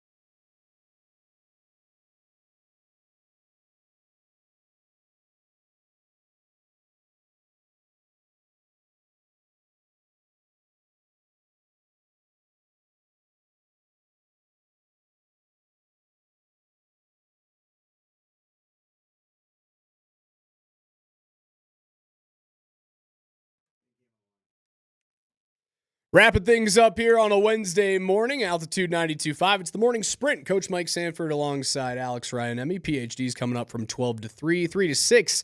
Kreckman and Lindahl double dip. You'll hear the Nuggets on 92.5 this evening. The Avs on AM 950 and worldwide on the Altitude Sports Radio mobile app. Avs taking on the Blackhawks. Nuggets will face off against the San Antonio Spurs, coming off of a double overtime defeat last night against the Minnesota Timberwolves. Historic triple-double from Nikola Jokic, just the third 60-point triple-double in NBA history. It comes in a losing effort somehow. And Carmelo Anthony just named the most recent NBA Hall of Famer. And you've been angering some people on the text line. I think you've won me over on the argument of he's the first national superstar that the Nuggets ever had. And people are thinking it's a slap in the face of Alex English. How dare you not say that Alex English was the first national superstar for the Nuggets? And you and I have been talking in the breaks. When you think about 1980s superstars, a Hall of Famer gets to be in that conversation, and Alex English is in that conversation. But when you think of the best from that era, you think of Bird, Magic, Kareem, Moses Malone, MJ, Isaiah Thomas, Hakeem Olajuwon. Of course, James Worthy, Kevin McHale, George Gervin at the tail end of his career was still an 80s player. Dominique Wilkins. And then I think you get into that Alex English era. And which Julius scoring Erving champ, was had still, the most points in the 80s. Julius Erving's still very relevant in the 1980s as a decade. But do you think of him in the same vein as you do? And let's just hold it to those like top 5 guys. Do you think of him in the same vein as Magic, Bird, Kareem, Malone, Jordan? No. Probably not. Not even close. Now, when you talk about... I'll call like it is. When you talk about 2005 through, let's call it 2015, Carmelo Anthony is in that conversation. Is he not? He's a complete first ballot Hall of Famer. So 2005 through 2015, you think Kobe, Duncan, LeBron, D-Wade, is Melo the next guy in there? There's obviously other great players that you talk about, whether it's Dirk or Tracy McGrady, Steve Nash winning 2 MVPs in that time frame, the end of Shaq's career. I think he's closer to that conversation than English was to the top 5 conversation in the 80s. On NBA.com, all right, the 2010s, and this is even the back half of Carmelo's reign as a NBA superstar. The all-decade first team was LeBron, KD, Harden, Kawhi, Steph. Well, yeah, Melo's best years were in between 2005 and like 2013. And even then, and this is the entirety of the 2010 decade, second team, Carmelo Anthony. CP, Chris Paul, the unibrow, AD. Actually, this is the reign of Russell Westbrook. And it's a different conversation now as compared to the 80s because Denver wasn't talked about nationally as much as they were now. And I think that's your main argument is they talk about the Denver Nuggets now because of Carmelo Anthony. And despite how great David Thompson or how great Alex English was, they weren't talked about. Different landscape, social media's changed everything. The TV landscape has changed in terms of the popularity. The David Stern era with Michael Jordan bringing together individual superstars drastically altered how the league was marketed in honestly what was the post-Alex English era. So it is a different playing field that Melo walked into as compared to what English did in the 80s. He may have just been the right player at the right time. Yeah, I was searching this, watching like all NBA teams. The all-decade team from the 1980s, there's top 15 rated, and it has Alex English as number 14. Not quite bona fide national superstar. Carmelo Anthony is that guy. And you're not saying that. That's what I don't think you're getting here is that you're not saying that Melo's the better player. He's not. Alex English is the better player. Superstar. In terms of national conversation, Melo was a bigger national conversation for the Nuggets in terms of putting them on the map than Alex English ever was. I'm excited to hear what Scotty has to say about it because Scotty lived through both of these things. And that's something that I don't think you guys can miss between 12 and 3 today. Is like listen to Scotty about this. He's got a front row seat to English. He had a front row seat to other superstars in the 80s, as well as bringing in Carmelo Anthony here in the 2000s as part of the broadcast team and a former player here. I'm very excited to hear Scotty talk about this. The top 15 all NBA, all decade 1980s team. Michael Jordan, number 1. Magic Johnson, Larry Bird, Moses Malone, number 5, rounding out the top 5 is Hakeem Olajuwon. 6 through 10, Kareem Abdul-Jabbar, Kevin McHale, Isaiah Thomas, James Worthy, George Gervin. Number 11, Dominique Wilkins. Number 12, Julius Erving. And then now you get into, I think, what is the Alex English conversation of peers. Sidney Moncrief, great player. But was he a true national superstar? As compared to the other names, 14, Alex English, and then 15, another peer, Adrian Dantley. I just don't think it doesn't move the needle from a national perspective. And yeah, a lot of people hate Carmelo Anthony here because of how it ended. He brought the franchise to relevance. And I could say that the move to bring in a player of his caliber to put Denver as a basketball city, even somewhere on the map, I think is why you hoisted a trophy in 2023. It's the beginning of it. It's the beginning of that process. Nuggets will take on the Spurs this evening on 92.5 and on Altitude 2, as well as nationally on TNT. The Avs will take on the Chicago Blackhawks, looking to rebound from 2 losses. Chicago's a team that you should hammer tonight, right? And if we're looking at awards this year for Nathan MacKinnon, he needs to have a big night. McKinnon has cooled off in terms of like big time point production as of late. Nikita Kucherov has caught him in the Art Ross race, which is most points by a player in the NHL. He is 1 point ahead of Nathan MacKinnon right now. The MVP voting odds do not look good for Nate. Draisaitl has soared back into the league there. Hellebuck's number 2, a distant third is Nathan MacKinnon. If he wants to get back into those conversations, Nate needs to finish with a flurry. And I worry that's not going to happen. Because I think Nate sees the light at the end of the tunnel, which is the playoffs, and he's going, I don't know if I care about these things. I don't know if I care about the regular season MVP. I've been there. I've done that. I did it last season. I had the Four Nations MVP this year.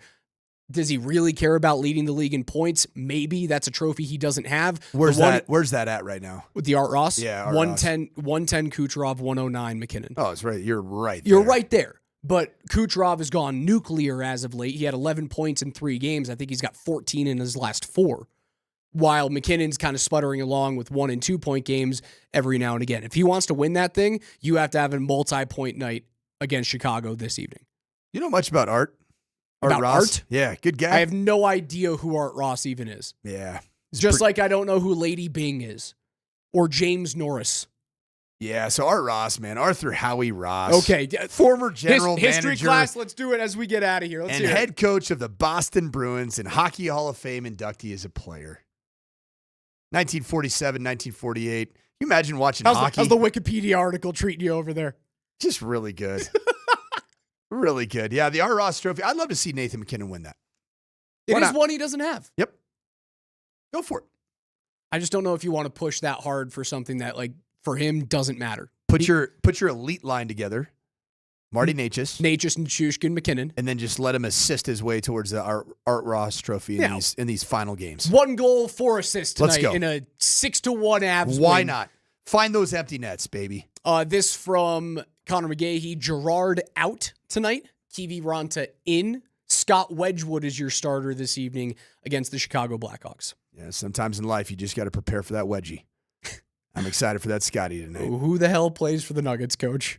Do you? If Nikola Jokic goes to Michael Malone and goes, "I want to play tonight," what do? You let him play. Oh, I don't. I think you have to save him from himself. 53 minutes coming off injury. He's gonna want to play. Of course he is. You have to hold him out of games. But if I'm Malone, I'm going, dude, you sit down. He's gonna play tonight. Let Zeke do this. Let DeAndre play some minutes. Sit down. See some Sharich. It's the Wemby-less Spurs. Give me a little Vlatko. If the bench can't beat the Wemby-less Spurs, what are we even doing? What other obscure end of the bench players might we see tonight? 34 minutes out of Jalen Pickett. He's not quite end of bench. He's been involved in the mix a little bit. When the playoffs come around, I think he'll be very much end of bench. I think the Nuggets would have won the game last night if he was in there to close it out instead of one Russell Westbrook. That's Coach Mike Sanford, KJ behind the glass on the ones and twos. Appreciate you, my friend. I'm Alex Ryan-Emmy. PhD is coming up next. Double dip tonight on 92.5 and 950. 92.5 has the Nuggets. 950 has the Avalanche. We'll talk to you tomorrow morning at 10 a.m. Like Abdul Carter from Penn State, who might be the number 2 overall pick in this draft.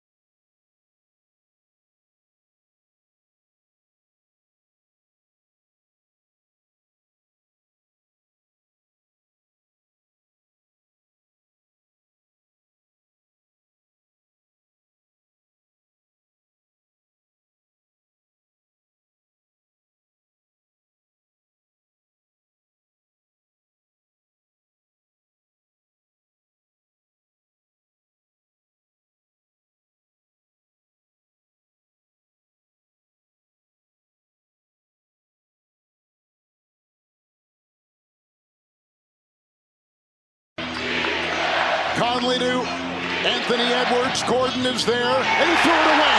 It's a turnover. 2-on-1. Brown, Westbrook, no. Rebound Alexander Walker. Final seconds. Here we go. Conley the other way. Edwards looks at the clock. Drives, feeds, forwards. They got a foul. They got a foul on the three-point shot. It's a foul on the three-point shot. Wow. 17.7 to go. Denver leads it by 1. Minnesota basketball. Both teams have 1 timeout left. Here we go. Conley looks in. Will the Dogs finally miss one? Conley looks in, throws it off in the corner over to Edwards, guarded by Gordon, gets double team, throws it away! Westbrook steal! Christian Westbrook, layup no good! 9 seconds to go! How do you miss that? In the front court, Conley, over to Edwards, 4 seconds to go for the winner! Missed it into hard! Walker, they called the foul on Westbrook!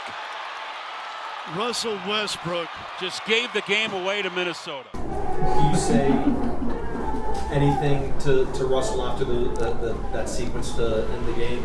I will. Yeah, I mean, it was just I just addressed the team real quick just about how proud I was of them, for battling. And I feel awful for them because when you put forth that kind of an effort and you put so much into it and you don't get the result, I feel bad for our guys. It never comes down to who deserves to win, but our guys did everything within their power to win that game, and it didn't go our way. And we just got to regroup and find a way to get one tomorrow night. I feel bad for our guys, not I feel bad for Russ. I mean, he's one of the guys, so he'd be part of the crew. Jason Kosmiski right here on Altitude saying Russell Westbrook just gave the game away. Scott on the call. First up, you feel bad for the guys? You feel bad for Russ? Did Russell Westbrook give the game away? I've had a lot to think about it. The spotlight on him in 2 key situations does not look good, right? Mm-hmm.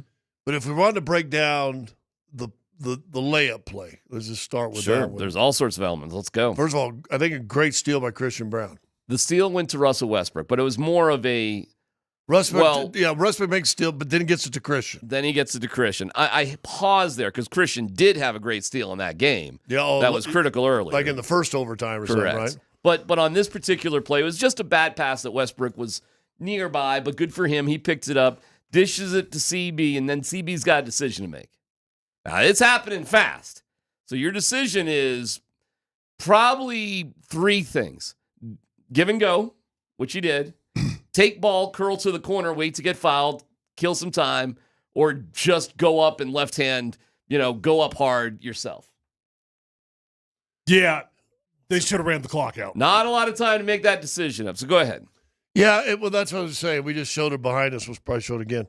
When CB gets it, or maybe when Russ gets the steal, but they're thinking, let's get out there and go. But when Russ or CB has the initial opportunity to just dribble up, and then when it kicks back to Russ, it's a 2-on-1. If that play happens in the first quarter, second quarter, third quarter, whatever, you're thinking, oh, what a play! That's going to be big. It's Mike Conley. No one's going to affect your shot. But 2 things happen. One, Russ holds the ball and dribbles. Now, he just made 2 big free throws, but he's a 64% free throw shooter on the year. Does he want to get himself into a free throw contest and makes 1 of 2 or misses both or whatever? Mm-hmm. Now think about this. We talk about Microsoft processors, how fast. It's quick. This thing's going like this. CB has the same chance. Go down, drive to Conley, get Conley to get him. That next guy trailing is going to run to Russ. And now CB brings out. Well, CB, I think, is a low 70% free throw shooter. Does he want to be in that situation? So either one of those 2 guys could have held up. But one of those 2 guys is probably going to have to make a free throw. Unless somebody trailing comes back and you can kick it away. The thought being, though, you should have been able to kill at least 5 or 6 more seconds. Right. By pulling the ball out, right? Play a little hot potato. Yeah. I mean, toss that ball around. But kick it out at the corner. You're going downhill. Either one of them, like I said, if Christian just keeps a hold of it, and drives toward Conley. And Conley's going to back up, wait for the layup, and then peels back out because that second guy trailing, I don't know if it's McDaniel or Alexander, he's probably going to run to Russ. Well, then you can pull back out. Well, now Conley's going to probably come out to foul you. Is there somebody coming out that you can kick the ball to again? Can you waste 7 or 8 seconds? Mm-hmm. That's what you want to do, but somebody was going to have to make a free throw. So that's that. I'd like to go back and have a better angle on the foul. Russ goes at him hard. Mm-hmm. I'll say this. Alexander knew he missed it. Mm-hmm. And just like Randall tried to do, and like in regulation or the first overtime, shoots it, knows it's not going in, so just falls down hoping to get a call from the official. You wasted a challenge on that charge block early in the game, so you didn't have any challenges left. Alexander knew he missed a shot. He takes his right arm, what I see, and I'm a homer, and I'm going to admit I'm a homer. Russ is challenging. He takes his right arm, shoots it, and then floats it out to the right of his body, which is what Russ runs into. Mm-hmm. And if you look, again, if we got that, he's falling down before Russ even comes there to make contact also. He knew he'd missed a shot. That becomes bad, and then, it is what it is. But I will say this. If you had no dog in the hunt, that was a hell of a game. Oh, my gosh. I mean, the 21 lead changes over the course of the game. It was it was an absolute blast to watch. Did Russell give away the game, as Kaz said? Well, in the heat of the moment, your answer is yes. Tyler, did Russell Westbrook give away the game? What's the right arm? I'm gonna put it on both Christian. I'll put it both on Christian and on Russ. Neither one of those dudes had the heads up at the moment, and I'm not quite sure, especially for Russ. I guess Christian's still a younger guy, although I don't think of him as a young guy. They've been around the block, man, and neither one of them seemed to have the awareness of the moment of the situation. Hey, let's play a little hot potato. Let's kick this ball out to the wing, and let's eat up some time. I get it. Maybe he's a 64% free throw shooter on the year. I have a hard time believing in that moment you're shooting that layup because you're afraid of free throws. It just felt like an obvious thing, but no, man. I mean, it's a tough deal. Bottom line, it was a fun game, and Timberwolves just got your number. Despite the fact that you could have won. Where was Jamal Murray? On the bench. Why? I guess the injury stuff. I guess. I mean, that's all we were told, right? This game. Well, we showed the injury report in the afternoon, right? Oh, gotcha. I'm just doing a heat check on everything here. First of all, knowing what Michael Porter Jr. has gone through with his family, when you hear there's family reasons for Michael Porter Jr. not to be there, knowing the other issues, it feels like it's got to be something pretty severe. And when Malone ends the conversation talking about that, he says, our thoughts and prayers are with him. Then you go, ooh, okay. All Michael Porter, none of his family problems are minor. They've all been pretty big. Yes, and tragic. So, okay. But what was on the line last night? Jokic playing, 52 of 58 minutes. What are we doing? I know what we're doing. Malone said he tried to pull him out a couple times, and he just said, no, I'm feeling it. And after the Utah game, what's the first thing that Malone said? This is on Friday. Thinking about Minnesota on Tuesday. What's he say on the radio show? How focused they are on Minnesota. This game tonight is practically meaningless aside from just standings. Right. That game last night meant a hell of a lot more. And Jamal Murray wasn't ready to play. Have we mentioned he got 61 points? Yeah, well, we're going to spend a lot of time on Joker, of course. But I just want to cross some T's and dot some I's. Because you noticed in that game, too, Russell Westbrook didn't even start that game last night. No, and I thought Pickett played good. I was wondering why Pickett wasn't in at the end of the game. Guys, do we trust Russell Westbrook to make the right decisions in the playoffs? Do we trust Jamal Murray will give literally everything he can when it matters the most down the line for this team? Maybe it's naive of me, but I think my answer to both of those is yes. Okay. I do trust Russell Westbrook. I mean, I get it. It's been frustrating. I get it. He's felt like a liability at times. But I do, look, man, he's here for a reason. I think he's going to be locked in. And look, if we've ever had a time that most people always believe in Jamal, Yeah, it's when the lights turn on. Okay. But not last night. Last night, either he really is hurt. So I don't trust the Denver Nuggets versus the Timberwolves. So that's a different question. Do you trust those guys? I do. I don't know, man. That's a season sweep right there. But Jamal certainly shouldn't be ready to play tonight then either, right? I know we had guys starting to usually come on the bench. It was still 40-14 bench points. 40-14. Not great, especially with them missing two of their better bench guys. Yeah, and they got two of their better bench guys didn't play, and their bench outscores you 40-14. Denver's thin. I don't know any other way to say it, even when everybody's healthy. They still have a starting five that can compete and win the championship, just them. But then it has to go back to what you just said.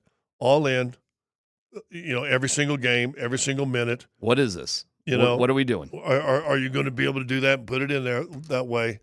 And now you're probably going to play Westbrook and Peyton Watson, maybe DJ, depending on the team you're playing. Yeah, tonight scares the hell out of me. They could easily lose tonight after what they put out yesterday. Well, let me ask this. If Joker didn't play tonight, would you be surprised? Hell no. I don't think he should play tonight. I wouldn't play him. But would you? Now, knowing Joker, is he going to play? I don't care. Sometimes you got to make. I understand it, but knowing Joker, sure. Yeah. I think he's in good shape. I think he feels fine. I think I'm sure he would want to play. All right, so good. That's the kind of guy that is. Okay. I don't think Gordon will play. Fine. No, this game last night was a crown jewel diamond. This game tonight is a garbage can lump of coal trash game. Now, you still want to take the trash out. Right, exactly. You still want to take the trash out because the standings are the standings, and the standings don't differentiate between diamond games. That they don't care. However, for team mojo and chemistry and vibes and, all the things that you would think you would need in the playoffs, last night mattered. Tonight doesn't. Tonight's like, whatever. And then you want to talk about a more important game. Let's talk about Friday in Golden State. That all of a sudden we're going back to mattering. Yeah. And by the way, Curry's back, 12 threes, 52 points. Right. Nikola Jokic to have 4 50-plus games and be 0-4 is staggering. I thought it was 0-3. I heard 0-4 earlier this morning. Was I wrong about that? I thought last night was the third. I heard the boys say 0-4, so we can double check the math. Well, okay, all right, fair. I'm going off them. Oh, he's going out the boys in the morning. Yep. Not your boy? No. If you're saying who's your boy? Scott's is my this boy. our boy or your boys in the morning? If you're telling me he's 0-3, he's 0-3. I thought last night made it 0-3. Okay. But maybe it did make it 0-3. We can double check that one. I know he's 0-1 when he scores 60. I know that for a fact. We want to spend time with giving Nicole all the praise in the world that he deserves. But the question is, could you sleep last night? I was up till about 2. We'll dig into it, and it's one of the more memorable games, regular season games in Nuggets history. This one will be remembered. We'll get into it coming up next.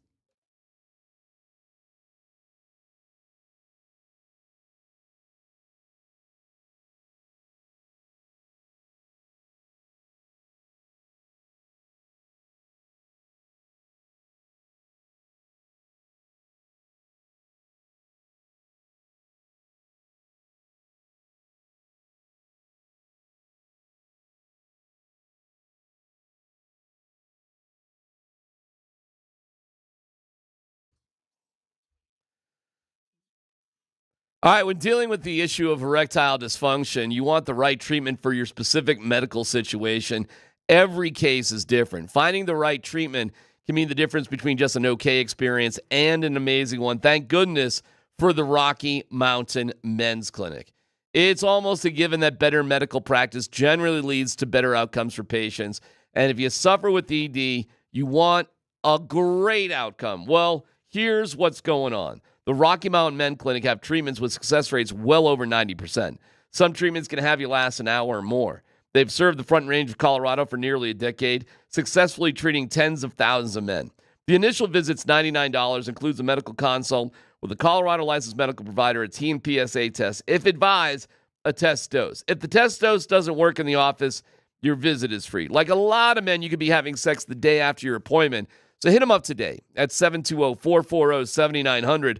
RockyMountainMen'sClinic.com. Back to the Nuggets and Minnesota game coming up next.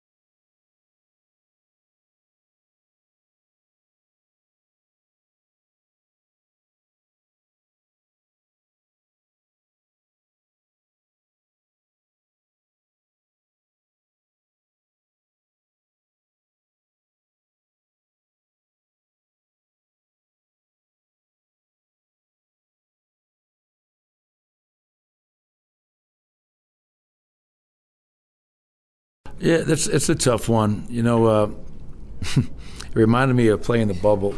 You know, same situation. We had the ball with the lead, and we went in for the layup, and we missed it. And Mike Conley hit a shot that literally went in and out. And tonight it's tough. You got a 2-on-1 break. You know, as a coach, am I up on the sideline yelling, don't go? I mean, we got a layup. But it's easy to say that in hindsight because we missed a layup. And they wound up getting 3 free throws at the end. And that was a deciding, really crucial stretch of the game. But, I'll address Russ individually, but he's a pro, he's a warrior, he's a tough kid, and I think he knows that everybody in that locker room's got his back. What a rough sequence, man. Man, in pro sports, have you guys ever had a sequence like that where you make one mistake and then you just immediately make another major blunder? Have you ever really seriously made in your pro careers 2 back-to-back mistakes like that? Back-to-back. Yeah, hold on there. Back-to-back, no. I cost this game in college with a foul, kind of like Russ one time on a stupid play. Stupid play. Half-court pass. Somebody threw it out of bounds. Half-court. I think it's a tie game, or I think it's a tie game. And I think I got a steal, and the guy moves in front of me as the ball comes. There's like 2 seconds left. And you hammered him. And I hammered him, and he made 2 free throws. We lost by 1. Oh, my God. Yeah, see, when you ask that question, that's when it's like, yeah, that's when you do have sympathy for the human being. Because any professional athlete, any professional athlete that was blessed enough to play long enough, actually be on the court, be on the field, you're going to have at least 3 or 4 moments over the course of your career where you feel like you lost the game. Now, maybe it's very tangible. Maybe it's I've given up a strip sack on the last play of the game. I've done that. Yep, that sucked. 2-minute drill, strip sack, game set match, all over, right? Sometimes it's not as tangible. Sometimes you gave up a sack and a half at the wrong moment in the third quarter, but you felt like, yeah, that was the moment we were driving, But that's where you do it as an athlete. You've got sympathy for that moment because I promise you, every dude has lost a game for their team. Do the Nuggets or felt like it? Yeah. Do the Nuggets circle the wagons around Russ, or is he isolated last night and today? They'll circle. They'll circle. I think that's the character of the team. Okay. I think that depends, though. I think it depends on where have they been with him, and I don't know the answer to this, so I'm not predicting. But where have they been with him throughout the rough stretch leading up to it, right? And if there was frustration, and I'm not saying there was, but if there was frustration behind the scenes, if there were fingers that were being pointed, I think that can amplify it. Have you seen teammates ostracized? Oh, yeah. What's that like? We had a team meeting with coaches in a hotel room on the road saying, don't say anything about it. And everybody was there except for this one guy. Don't talk bad to the press about this guy because we're trading him, getting him hell out of here, so we don't need any bad stuff coming out. He was eating lunch alone? Oh, he's doing a lot of cocaine. Yeah, but let me ask you this, Scott, because have I seen teammates ostracized? Yep. Have I ever seen a good teammate ostracized? No. Nope. Never. So you kind of know. I've never seen a dude that you would look in that locker room and you're like, you're a guy. You're in the group. You're a part of the squad. We respect your hustle. We respect your game. We know what you do. But when there's guys that don't put in the work, when there's guys that have got problems, yeah, those guys can get ostracized. So the truth and strength of this team is apparent to all of those in the inner sanctum. They will know exactly how everybody feels about everything based off how Russell Westbrook is treated by the team. Yeah. Probably so. I will say this because, going with just what Tyler just said, there's no question his work ethic. There's no question he takes care of himself and he puts the effort in. He's done it for a long time.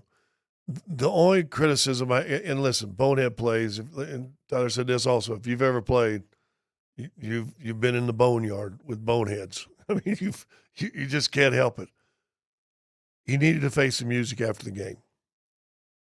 And according to Bennett from the Denver Post, he was up and out of there before anybody else. And I think that's human nature too. I think a lot of guys have done that in the past, but it feels like he probably should have faced some of the slings and arrows, get it out with, and mea culpa. Not that it does anything. I think it was done something maybe for the team to even say that. Maybe you can rally your support. So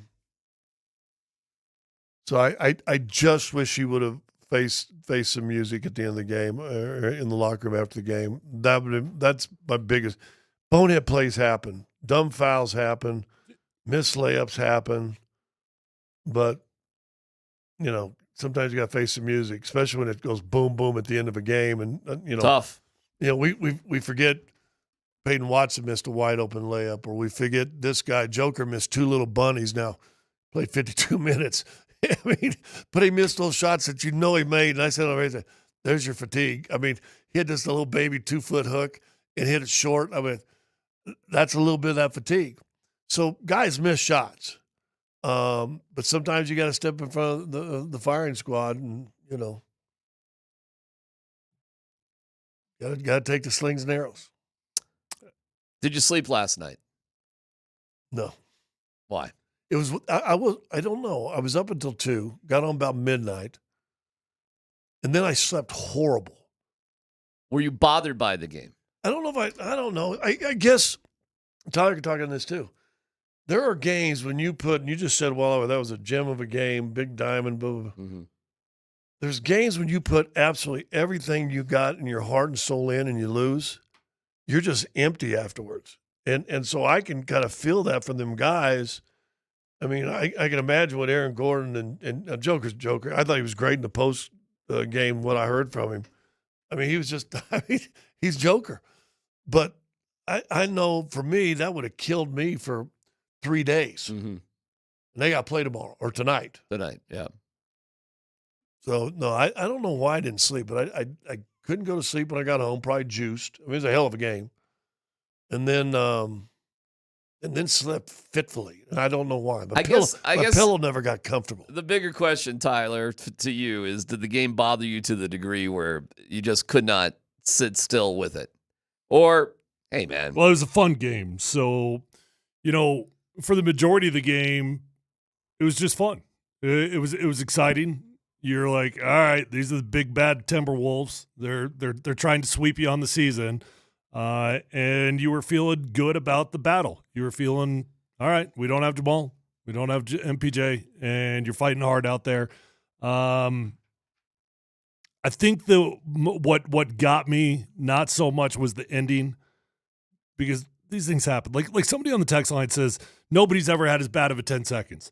Do we not remember LeBron James just last week against the Bulls? Do we not remember that inbound pass? Yeah, the best have done these things. It's tricky though. It's tricky to find out where you miss something like a layup, and then you just double down on it with a terrible play on the other end, all within 7 seconds, and the play doesn't stop. Like, you go from screwing up one thing to screwing up another thing, all in the same sequence. That's a bit unusual. I mean, I 2 things. Yeah, I got you. But to answer your question, and it was long-winded, but to answer your question, the ending of the game didn't bother me as much as just a defeated feeling to the Timberwolves. Like, just that's what's in my skin right now. Like, God, we can't play them. The way I do not want to play them. No, sir. That ain't going to go well. Yeah, I didn't. That never even creeped my mind. The ending of the game. You should be 2-2 with them this year, but you're 0-4. And who said you are what you are? Then Doug Moe used to always say that. Somebody, you are what your record says you are. So you're 0-4 against those guys. Should be 2-2. Yeah, but sometimes you're just snake bitten against a team, dude. Sometimes it happens. Hey, you think sometimes it's a bad opponent, and you're just snake bitten against. What them. do you think Golden State would do to buy a win against the Nuggets these days? What are they in their last 8-9 games? An over against the Nuggets? No, they've lost 8 in a row, I think, at something home, like that. Yeah, at Golden State. Crazy. Yeah. I'm not sleeping that great right now because I'm a little bit sick. Of course, last night is last night. I'm just like, I really had to do a check. Hopefully you'll be a little proud of me. It's like, what's more important, going to the game last night or this show? And I picked this show. Because I would be wrecked. Because I wasn't feeling great anyways, but I could have suffered it and got through it. But I would have been a disaster for today. I promise you that. But as poor as you're feeling, though, is there not part of you wish you weren't in that building? Of course. Every single second. I wish I was there. I was dying. I was dude. dying as the game. I was like, can't this just be a blowout one way or the other? We're going to go to double overtime. Okay. Oh, of course Jokic is going to go for 61. Oh, yeah. Because then I'm looking at like, oh, he's not even going to get a triple-double. Oh, no, he's going to get a triple-double. Yeah, that's going to happen too. And no, of course. But I'm not feeling great, so I was resting the best I can. And there is something about the game. I mean, it's so rare for me that a home game's over, and I just, my head hits the pillow the second the game's over. I mean, I would count that on one hand the past 4 years. So there was something nice about that. Did Kim stay up and watch with you at all? No, God, no. You know, it's funny because we were watching it downstairs on the 75-incher, baby. And then I'm like, at halftime, I got to watch the rest in bed, put it on the laptop. And I put the sound down because she was, going to bed or whatever. And she goes, oh, I want to, hear it. I go, really? Because she's into the Avs, not the Nuggets. And, all right, put it on there for you. And then it starts going like 5 minutes to go into the fourth quarter. Turn it off. I got to turn it off. I'm like, okay, fine. I just put it on mute and just, I got it for myself. So you should have seen me. I look like a lunatic in bed. The lights are out. It's quiet. I'm like, hand up in the air. Aaron Gordon 3. That was one of those like, no, yeah. Yeah. So, yes, I'm sorry that I was not there. I know how big that game was. But I didn't lose sleep about it, and here's why. I understand the emotions of everybody with it. But to me, I enjoyed the battle. I thought they fought hard, Tyler. Like, I thought, like, hey, man, you want to prove yourself? You just did. I understand what you're saying, and I'm not dying to play Minnesota either. No, I just don't want to play them. I'm not just dying not to play them. Like, please, I don't want them. Well, I get it. And maybe they are the Nuggets' kryptonite. No team was built with a better purpose, a more determined purpose with Tim Connelly and Chris Finch than to beat the Denver Nuggets. I get it. Well, I talked to their play-by-play radio guy last night before the game, and he agreed with me. I said, listen, I've been saying that, and he goes, yeah, you're right. And then I added the caveat. I goes, well, I'm not sure how many other teams you could beat. And he goes, you're right about that too. So they beat him to beat the Nuggets. And their schedule is soft the rest of the year. They may not lose a game the rest of the season. And the Nuggets don't have that luxury. But I like the compete level of the Nuggets. And if you're going to be the danger, if you're going to be the one who knocks, you can't be afraid of anybody in the playoffs. No. And I believe the Nuggets will win enough games to finish third or fourth. But it feels to me we're destined to face Minnesota in the first round one way or the other. And you could do it unless you go to 5, and then you got the Lakers, and the Lakers have home court. Something tells me if you got to 5, Minnesota would be at 4. I think they could easily. You could be 3, they could be 6. You could be 4, they could be 5. You realize Memphis is melting down. Like that is like going sideways. The Lakers, Put that on ownership. Okay, but right now one of the hotter teams around is the stupid Timberwolves. And then they're in the play-in right now, but it's fractions of points and tiebreakers, and their schedule is soft. What the Nuggets have left is, hey, man, tonight, believe it or not, opponent-wise, is one of the easier games, theoretically. But it ain't going to be easy. There's no way this game's going to be easy tonight. No. Well, listen, okay, we got time. They've blown 2 games late by intelligence as opposed to getting necessarily out-executed. We just talked about that. Do you dribble the ball around? Do you take 5 or 6 more seconds? Do you challenge the shot without running close enough that you can touch the guy? That's intelligence. That's thinking the game out in like this. Go back to the Washington game. You got a 3-point lead. They've got the ball. You come out, there's a Poole, comes a pick and roll. They go out and try to double Poole. Mm-hmm. You leave Porter on the side that's got 2 guys. The guy at the top it had 3 threes in the game. The guy in the corner, I can't remember, who had 2 or 3 threes in the game. He's kind of got to pick who to go to. He kind of picks too soon, maybe. Ball gets to the corner. Guy hits a 3, you're tied. They come down, they foul you. You hit 2 free throws, you're up 2, and then Poole hits that half quarter pull-up 3. You lose the game by 1. You're up 3, and it's under 30 seconds. Why do you care if they get a layup? So the intelligent play is spread them out, just stay up on the 3-point line. If a guy happens to want to drive by you to get to the basket, try to slow him down as best you can, but then he goes in and gets a layup, so what? Now it's, 16 seconds to go. You're up 1. Now, same thing goes up. You take it down, you foul, you knock 2 free throws, you're up 3. Now that 3 that's by half court just sends you to overtime, doesn't cost you the game. That's thinking the game out. That's 2 losses right there that just with a little brain activity late, I think you win the game. Win 2 games. All right. Well, I guess I don't find myself all that bothered by last night. I guess at the end of the day, I'm actually all right with it. Russell Westbrook made some mistakes. He's not didn't do it on purpose. No. Sometimes he is like a chicken with his head cut off. Like, there's a lot of energy there. And with that comes turnovers and other sort of effort sort of mistakes. I was at the gas station this morning, and big guy is a big guy. He's actually, it was kind of, wind was blowing, a little chilly. He's wearing a T-shirt and shorts. Big guy. Okay. Big red beard, though. He looked like you had a big red beard. Okay. But he had his hat on. He had a Nuggets hat. I go, what'd you think of the game last night? He goes, oh, man. So then we start talking. He goes, oh, you live by Russ, you die by Russ. But I go, well, maybe that's it. But that is not the truth, though. And I appreciate what he's saying.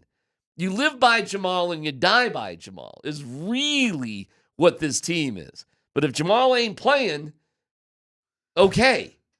I mean, and you know, Jamal's got to be out there, man, if that game was really that important. By hook or by crook. And so hey, man, he missed Friday, missed last night. I assume he'll miss tonight. I mean, why would he be healthy enough tonight to play? That would be foolish, wouldn't it? Maybe. We'll see. And we'll get to Jokic, who's, what are we doing here? I mean, this guy.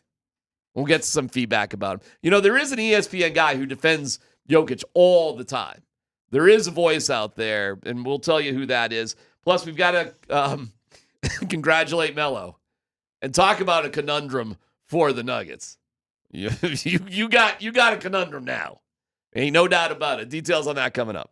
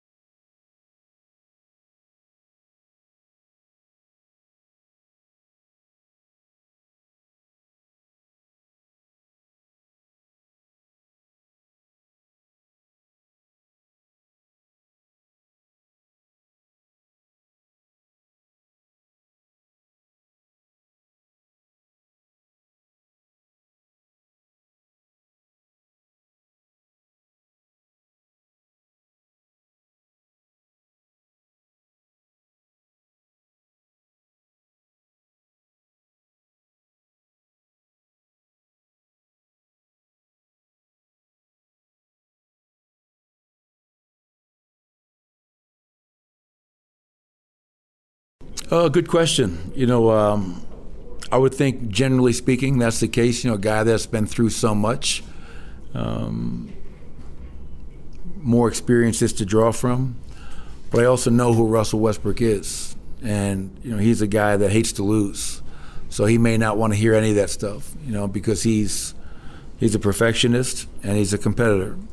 And knowing Russ the way I do, he's probably going to put a lot of this on him. But we lost tonight. The Denver Nuggets, we as a collective group lost the game tonight, not one player. Okay. That's the right thing for a coach to say. That being said, sometimes games come down to one play, man. Or in that case, two. I mean, hey, listen, I don't know. He hits the layup. You don't know. There's 7 seconds. They were draining threes left and right. They got great players. Who's to say that they don't come down and drain a three and we're going into triple overtime? Well, who knows? Someone said they had a foul to give. So if the layup goes in, now they bring it up, you can foul before his shots and maybe get that down to 3 seconds. All right, but still. We saw Durant hit a three late at the buzzer to, send it. Remember when Christian, we thought he got the game winner? And then the Nuggets did great in overtime and won. But KD hit a shot with one. Remember, Jokic was I didn't think there was enough time to pass the ball. They had 2 passes. 1.2 seconds. Yeah. We really do not know what would have happened for Minnesota in that situation. So who knows? However, you can't foul the guy. That's what you can't do. Right. The missed layup, yeah, okay. But you cannot foul a guy taking it. If he hits it, he hits it. He hits it, hey, what are you going to do? You can't foul that dude. Then Russ went after him out of control, man. You can't do that. He's in panic mode, which is unfortunate because you would like to think he wouldn't hit panic mode, but he was panicking from missing the layup. Here's the challenge as a coach when you've got a guy like Russell Westbrook. I don't know. Probably most of us at some point in our life have dated somebody that it ended, right? But then maybe you went back to it because they sent a few breadcrumbs or whatever, and you're like, yeah, you know what? But it was fun. It was fun. Why don't we just try that one more time, But inside your head, you're like, there's enough red flags there. Probably shouldn't do that one again. Yeah, that was fun. Yeah, that was pretty cool. Let's try that one more time. That's what you've got right now as a coach with Russell Westbrook. There was enough good stuff throughout this season that you inside your mind, you're like, how do we capture that again? How do we replicate that? And you actually believe that you're going to get that again, even though there's red flags right now, even though there's things telling you otherwise. And that's why I actually do believe Russell Westbrook, he is going to be I know he's going to play. And we all know he's going to play in the playoffs. But, I don't think anything's going to change because I think in Michael Malone's head, he's like, there was enough good magic there that we just got to figure out how to capture it. All right, well, let me put this scenario, a little what-if scenario. Everybody's healthy for the Nuggets. We're in overtime against Minnesota. Who are the 5 guys on the court? We got a lead or down? Just like last night. It's tied in overtime. Well, it's overtime. So we're starting overtime. Who's on the court? Probably Murray, Brown, Watson, Gordon, and Joker. That's a tough question, actually, because I think Michael Malone, of all coaches, he plays it by the game. We're starting overtime. We're starting overtime with MPJ on the bench. Well, you didn't say start. You said same situation. I'm thinking, the game. We got to get it into the game. We got to get a stop. Yeah, we're in overtime. It's tied. Here we go into overtime. But he does different things all the time at end of games. All right, he plays different dudes all the time. Let me back up. It is last night. There's a minute to go. I don't know what the last substitution was. We're in double overtime. It's a playoff game. Who are the 5 guys? There's a minute to go in the game. What was the score? The Nuggets were up 1. Up 1. 139, 138. They're up 1. Who's in the game? Murray. Gotcha. Christian, Watson, Gordon, Joker. So Westbrook's not even in the game. Might not be. He's hanging out with MPJ on the bench, cheering it up. Him and Saric and Deron Holmes are all together. That's the question, isn't it? Where's Westbrook going to be when it matters the most? Is he going to be on the court or not? Now, if you had a timeout, now they may have put him in for Murray for defense. Really? Maybe. Okay, that's saucy. Before last night. All right. More on the game here in a second, especially on Joker. We'll get to all of that. Plus, the guy who's defending Jokic and Jason Williams is great from ESPN. But just for a second here, Carmelo Anthony going into the Hall of Fame, the Basketball Hall of Fame. This is so important to note that it's the Basketball Hall of Fame, not the NBA Hall of Fame. Is it? He goes into the NBA Hall of Fame even if there was one though. Okay, there just isn't. But sure. But sure enough, when I saw like the little presser about Carmelo, his Olympic gold medals were just as prominent as what he did in the NBA. And he's got 3 of those Olympic gold medals. Yeah, and he's got an NCAA and he's got an NCAA championship. Okay.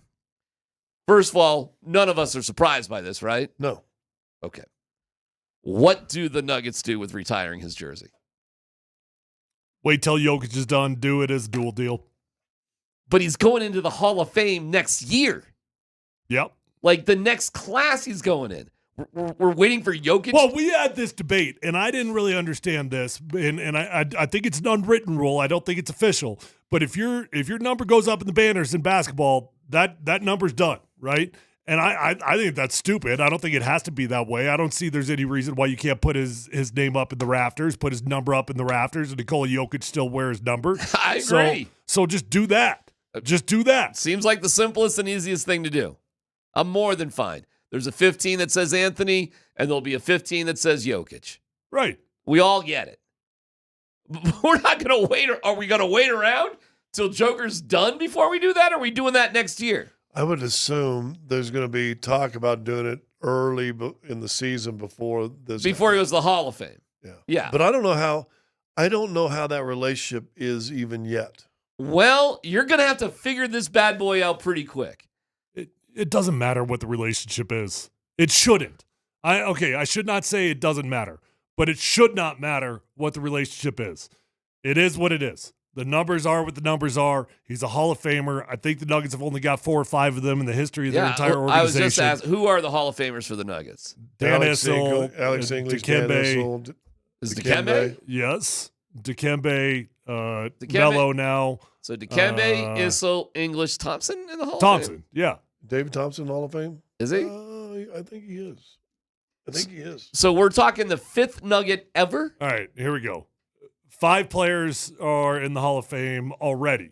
Give it to us. You guys are missing one. Nobody said his Fat name. Lever? No. So Alex English, Dan Issel, David Thompson, Dikembe, and then there's one more.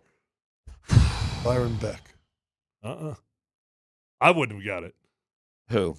Spencer Haywood. He only played 1 season, though, with the Nuggets. I would have got All right, well, he's included on the list. That's like saying Tony Dorsett is in the Hall of Fame for the Broncos. Like I said, I would have never got it. Yeah, okay. Does the Broncos up in that big field house? Have that conversation with Jim Sacamano. No is the answer, but Jim Sacamano will have that debate with you all day. I mean, if you want to say in our list, there's only 4.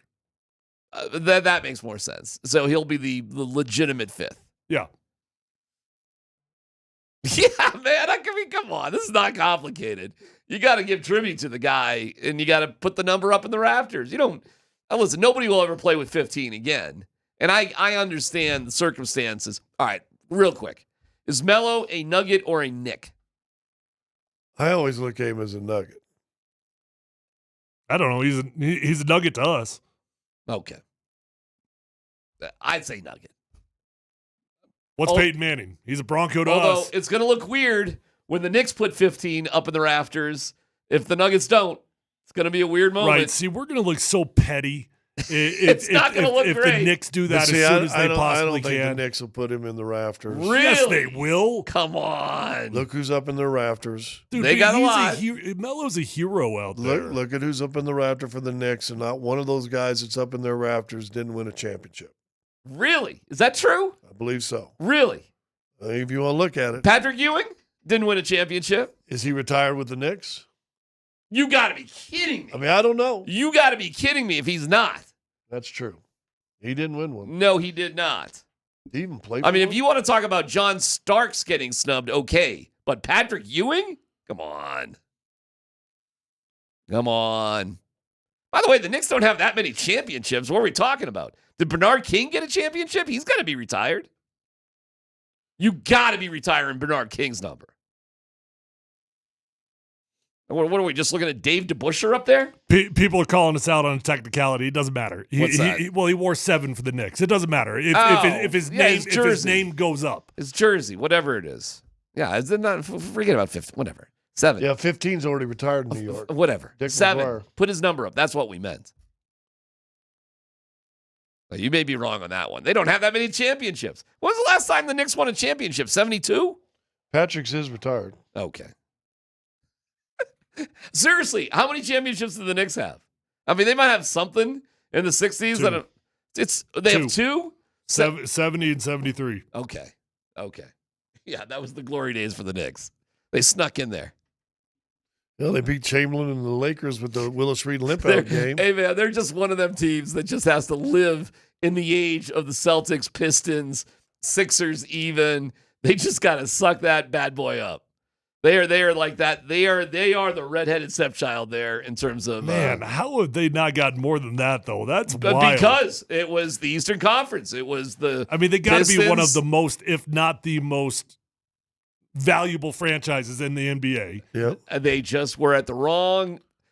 It keeps going. It keeps going now. Cleveland and Boston, even though the Knicks are pretty good now, they don't got a shot. Back in the day with the Pistons, the Sixers, the Celtics. The Bulls, they were just the Jazz are kind of one of them teams too in the West. Yeah.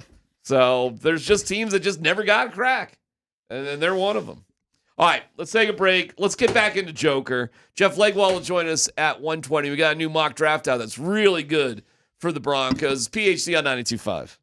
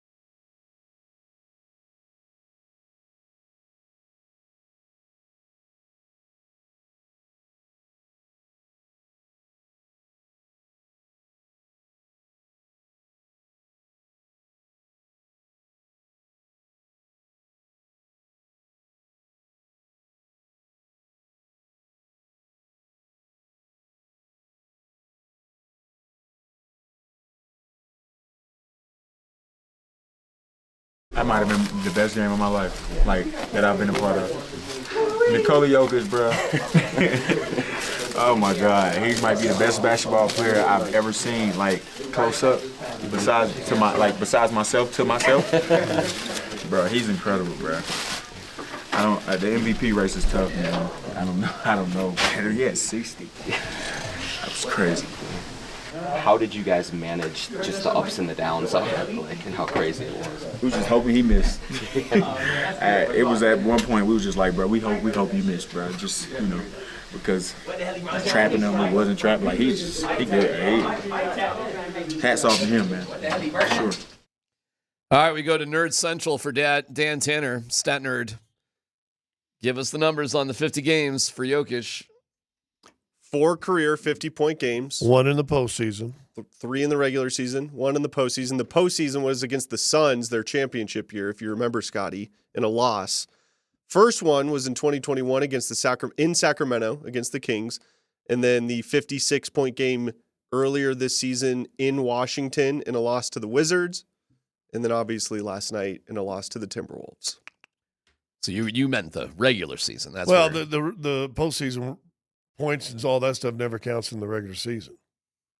What do you do with those headphones, by the way? You're on, usually you got. Well, because I had them crap ones that the station had. I told you I lost my good ones, and so I decided I wanted some that I could actually hear. Did you buy those?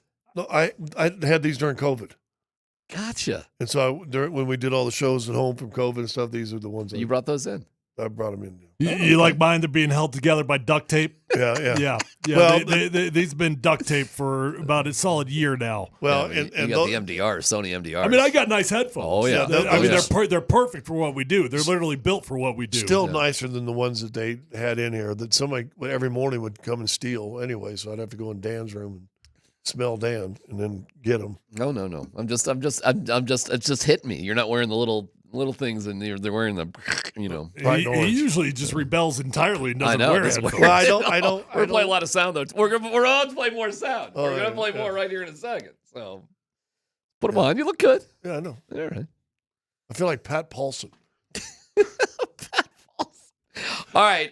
Hey, at least you know. At least I can throw some references out to you. You got right? me on that one. I knew Hawkeye Alan Alda yesterday Yeah, too. yeah. I was right there. That's 2 days in a row then. It was with BJ Honeycutt. I can go, Loretta Swit. Jay Williams. Listen, man, Jay's a good dude. I don't know what your relationship is, but we used to have Jay on across the street there all the time. And he always stuck up for Jokic. Well, he's really standing up for him because he's calling out his own company. See that? Yeah. Let me play this, and I'll give you the details. Here's what's bothering me as a Joker fan.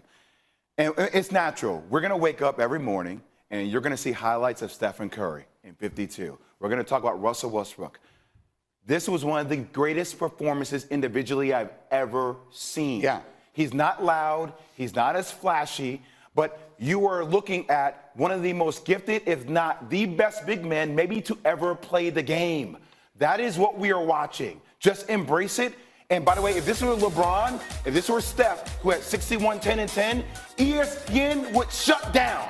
We'd be talking about it for 3 days. How are we not leading every show with Nikola Jokic? How are we not talking about his individual greatness? Anthony Edwards said it last night. I've never seen a player like him play this way. Good for Jay Williams, man. That's a good dude. And that's not inconsistent. He said things like that. And he's speaking out against his own network. On ESPN, he's saying that. So good for him, because that is the absolute truth. Can you imagine, fellas? First of all, this has never been done. It's funny because Marlo was like, well, I haven't called. Usually it's been, no, Chris, you see a lot of things that have never been done. Here's another one. Now, Chris wasn't on the call last night, so that's a little whatever. Nobody in NBA history has had that many points and a triple-double, ever. That's crazy. It's crazy. How many triple-doubles does Wilt Chamberlain, not triple-doubles, 60-point games does Wilt Chamberlain have? What do we look at? He's 118 50-point games. Jordan's second at 31. He has 32 60-point games. And he had, in 2 seasons, 3 70-point games in 2 seasons. That's crazy. Come on. So how many 60-point games-ish do you think have been in NBA history? I just had the stat up. 100 maybe? Less? 50, 60? What do you want to say? Less than 100. Well, Chamberlain had 32. So, I mean, started 32. And 32. And then second is Kobe was 6. 6. All right, that's 38. And then there's a bunch of 1 5 and a bunch of 4s. It's happened 91 times total. 60-point games. But guess how many players? Oh, that's a good one. It's happened how many? 91 times? 91 times. I would say 18. I'd say less. 9? Actually, it's 37. I would have thought it was less really? than that, too. Oh, okay. Well, there's some one-offs, too. I bet there's a whole bunch of one-offs. Yeah. Joker's might be a one-off. All right, so in 91... 10 players have hit 70. That's wild. You could break it down further, like in those games, how many games were also competitive games? Like that you needed all those points from that guy in those games. And it could go the other way, too. You could have a guy just going for some glory scoring and the team's getting killed. Well, Kobe's last game, right? Right. Against Toronto, we had 80. Wasn't it 80 in that game? What was the score of that game? Well, I don't know. But, it was like no one's shooting but Kobe. Todd Helton went 4 for 5 with a home run in his last game. They lost 15-5.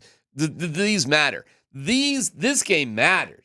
This game was meaningful. All the points were needed. Jokic is just, like Jay Williams said, he really is on a different plane. Can you imagine if this happened with name the ESPN favorited team? That being said, do you think this moved the needle at all for him with SGA and the it's a 2-horse race, obviously. Oh, it's a pure and it's just 2-horse and maybe it's a 1-horse race actually. If SGA and Joker don't have all the 1s and all the 2s, then whoever doesn't put one of those 2 guys 1 and 2, then you ought to have your voting privileges revoked. Dan, see if you can find it. But weren't the straw polls like 70-30 to SGA? Was it that? Well, it's going to be. I think it was something like that. I told you months ago that it was going to be SGA. Like it was a landslide. All right. Well, you look at the betting odds. I tell you, it probably isn't going to change, but Jokic is making it interesting. He's making it interesting. I mean, the dude was unbelievable, as always. Let me back up. Was it too much? Was 53 minutes too much? Yes or no? I don't know. That's one of those things I think time will tell. We'll see. Nothing was too much last night. You had to get the monkey off your back. So I get it in hindsight. It might feel like it was too much. You just wanted to beat the freaking Minnesota Timberwolves. When I saw Jokic start the fourth quarter, which he never does, I was like, oh, here we go. Yeah. And then he stayed in. Well, yeah, at that point. Because usually, what is it, about 7.5, maybe 8 to go, something like that. They get him back in. Wow. So the ESPN straw poll, SGA got 77 first. Nikola Jokic only got 23. That's crazy. And yes, it's literally a two-man race. Yeah, nobody else got a vote. Here's our guy, Vic. Well, somebody had Joker, and one I saw a month ago, that Joker third in the voting. All right. Here's how crazy this is with Jokic. Thank you, Vic Lombardi, my man, who dug this up earlier today and forwarding it along. Jordan, maybe just have some fun. A little fun here. A little quiz. You win nothing. Jordan's done it 31 times. Guess what his record is? Guess what the team's record is when he's done it 31 times? 31? 50-plus points. 31 times. Guess what his record is? 30-1? No. It's not quite that. It's that high, though? I was going to guess like 20 wins. You're closer. All right. 23-8. Bird has only done it 4 times. That surprised me. I thought he would have more. I bet he's 4-0. 3-1. 3-1. Wilt. 118. 118 times. Guess what his record is? Ish, throw it out there. I don't even hold you to the math. 80-38. You're damn 81-37. There you go. Pretty damn close. And Kobe's done it 25 times. The number has to add up to 25. What do you think Kobe is? 15-10. 17-8. 18-7. Pretty close.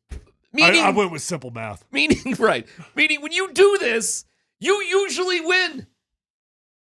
What does it say that Joker's done it 4 times, the same amount as Bird? The similarities. You know what? I'll tell you what it means. All these other guys, they do it because they do it. They do it because that's what they like to do. They like to shoot the ball. They like to score points, right? Nikola Jokic does this when he feels desperation from his team. When he feels like his teammates cannot contribute. Well, think about this. Joker has 40 last night. What's the score? Yeah.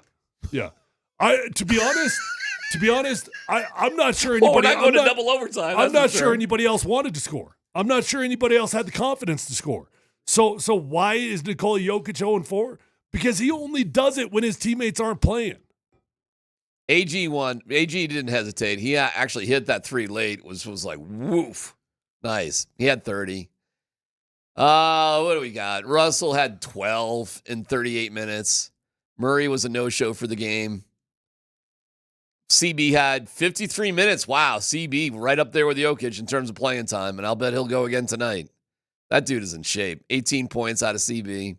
Yeah, it's a good argument, Tyler. I mean, the Nuggets only had 14 points off the bench. Yikes. That is pathetic. In a game that long, you have 14 points off the bench? Holy Nikes. Sets up an interesting one for tonight. Do you think Jamal goes tonight, Scott? Oh, man. I have no idea. All right, let's play this game real quick. Is it a good look if he does? That's exactly where I was going to go. Is it? Well, is it? Let's just start there. He plays tonight. Is that a good look or a bad look? Well, I'm not sure it's a great look, but that being said, he should be rested. That might mean why you don't play, because it wouldn't look good. It definitely would not look good. And Malone might keep him out just because of that. Okay, Tyler? Nah, he doesn't go. If he doesn't go, it definitely will help the narrative that the dude's hurt and whatever. And if he goes on Friday, you'd say, yeah, that's the time he needed. He got like 8 days. He would have got off. That would make no sense. Come on. If he was if he's healthy enough to go the next game, go the night before, take the next one off. Doesn't make sense. Yeah. No. But if he misses tonight, playing on Fridays, no controversy. Yeah, that makes sense. 9 days. Yeah, I mean, that's almost very equivalent to the time Joker just got off, missing 5 games. It's just they didn't have many games in there. They had a 3-day weekend this weekend, which is kind of nice. Should Murray have played last night? Not if he's hurt. Okay. I mean, this game right now on April 1st, is it bigger than Would if you played him on May 1st? Okay, if this was a playoff game against Minnesota, would Jamal have been in that game or not? I would hope so. Because there's in-season hurt and then there's playoff hurt, right? Yes. Okay. Because if you're not playing in the playoffs, you should be in the hospital, right? There's something else is going on. Just checking. All right, we'll get back to this game, get more of your reaction to it. Watching us on YouTube, we appreciate it. On Twitch, we appreciate it. Thank you for your Safeway. Order online. Safeway does the rest. Get easy delivery or free pickup with the same great deals. Get started at Safeway.com, the Safeway app, Safeway. Fresh foods, local flavors. Jeff Legwold joins us next here on PhD.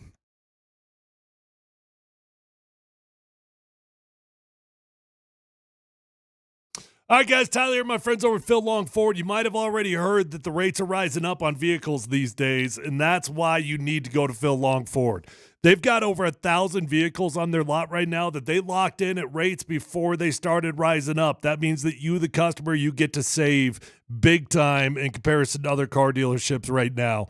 With over 1,000 vehicles on their lot, and they've got cars, trucks, vans, SUVs, electric vehicles, even commercial fleet vehicles, you're going to find the vehicle of your dreams. Whether you're looking for new, whether you're looking for pre-owned, it's going to be on the lot at Phil Long Ford. So you're going to get the best car, you're going to get the best price, and it's one-stop shopping. You don't have to drive all over the state. 1,000 vehicles, that means you're going to find what you want.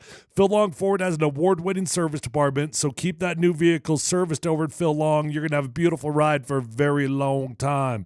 Let them know that your friend Tyler sent you on over, and feel free to shop from the comfort of your own home at PhilLongDenver.com.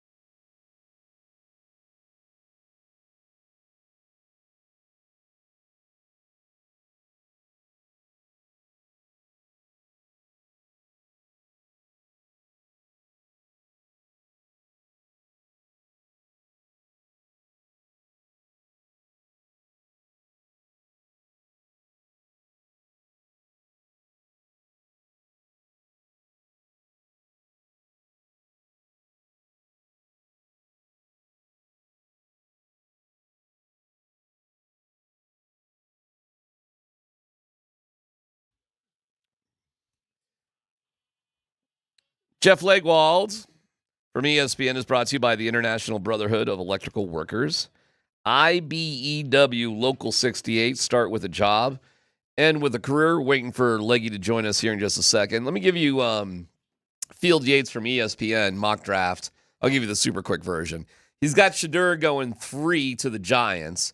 Travis Hunter going 4 to the Patriots. Abdul Carter going 2 to the Browns, which is interesting. Cam going first. For the Broncos, he does have Amari and Hampton going at 20. He's got Jackson Dart going 21 to the Steelers. That'll be interesting to keep your eyes on. And then he's got Arroyo, the tight end from Miami, going to the Broncos in the second round. And I looked at this, and I'm like, sign me up. Looks good. I love it. How would you feel about Arroyo, the tight end from Miami, and Hampton? There you go. Your first 2 picks. Yeah, I'm good with it. I am. Yeah, I like I've said with running back, that's getting solved in the first round or the second round. I promise you that. So don't listen to the smoke screens coming out of Sean Payton right now where he's acting like, it's no big deal. There's so many running backs in this year's draft. You can get starters in the 3rd, 4th, 5th round. Okay, that very well might be true, but you got one glaring hole in your team. There's really only one, and that's at the running back position. So should any of us be surprised if they address the biggest glaring hole in their team in the first round with the allegedly the second best running back? No, I wouldn't be. In terms of the tight end, I don't know, man. I mean, there's 2 or 3 guys that you'll probably be interested in rounds 2 through 3. And I do think that it's not as big of a necessity that I might actually be a little bit surprised if they take a tight end in the second round. I think they will get a tight end. Yeah, me too. Arguable second or third. I don't know. I think it goes back to their evaluation. Leggy talks about all the time where their evaluation is. And this kid from Miami is, pretty high on a second round draft picks or grades. And why wouldn't you? Well, Jeff Legwold joins us. We're just talking about Field Yates mock draft with the Hampton, Amari and Hampton going at 20, and then Arroyo going in the second round. What do you know about Arroyo, the tight end from Miami, Jeff? What can you tell us about him? Well, DMac, a lot of people have really picked up steam on him since the end of the season. He had a really good week at the Senior Bowl. I think people see him as the best receiving option after the first 2 guys at tight end. So if you're gonna mock a tight end to the Broncos, later he is that receiving tight end. To me, though, I understand why Field mocked him to the Broncos. I think after you've signed Ingram, a local guy even like Ferguson might be a better fit at the position.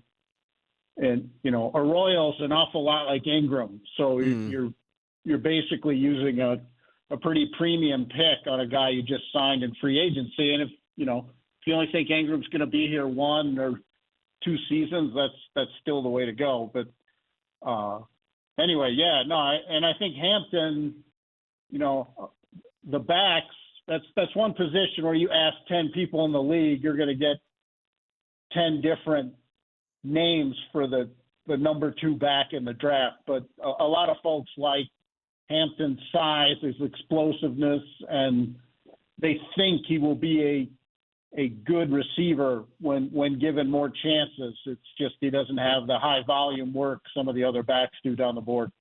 Jeff, I'm not going to hold you to it, but if I put you on the spot today, give me the top 4. Give me the names and where they go. I'm not holding you to it, but I'm curious what your thoughts are today. The top 4 picks yes, of the draft? Yes. Yeah, I think both quarterbacks are going in the top 4. And then I would say Carter Hunter with Genty being the sleeper. Can't believe he got picked there. Wow. Kind of guy. But that would be my assessment of how it's picked. That's not how I will have the grades, but that's, I think, how they would go. I can't imagine the quarterbacks don't both go, no matter what anybody says. Are you curious? Do you want specifics, Tyler? Like, do you think the Browns are going to take him or the Giants? I understand what Jeff's saying. I mean, I would be curious, but I mean, look, if the Browns don't take him, the Giants will. I think that, Tyler. That's what I think. I think the Browns have to take him. I do too. You know, they just have Agreed. to. I mean, the Broncos have sort of shown everybody your only way to get out of dead money hell is to get a quarterback you like. Right. And Go look, for it. I understand what everybody's saying about Shedeur, and grade wise, I won't have the quarterbacks rated that high, but they're going to get picked there. And Shedeur Sanders is a first round quarterback. Whether you want to argue he's right on the edge of real first round grades and all that stuff, I get it, but I think a lot of the chatter you're hearing is the stuff people put out there because they want the player to fall because they want him, and Right. that's a pretty common thing this time of year. Well, give us your breakdown on Shedeur and what you've seen. Give us what you really like about him and what he's really going to have to improve on if he's a starting quarterback next year.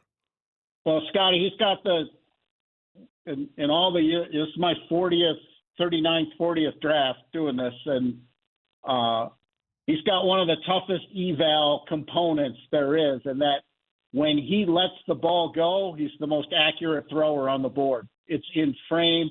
It's the correct decision.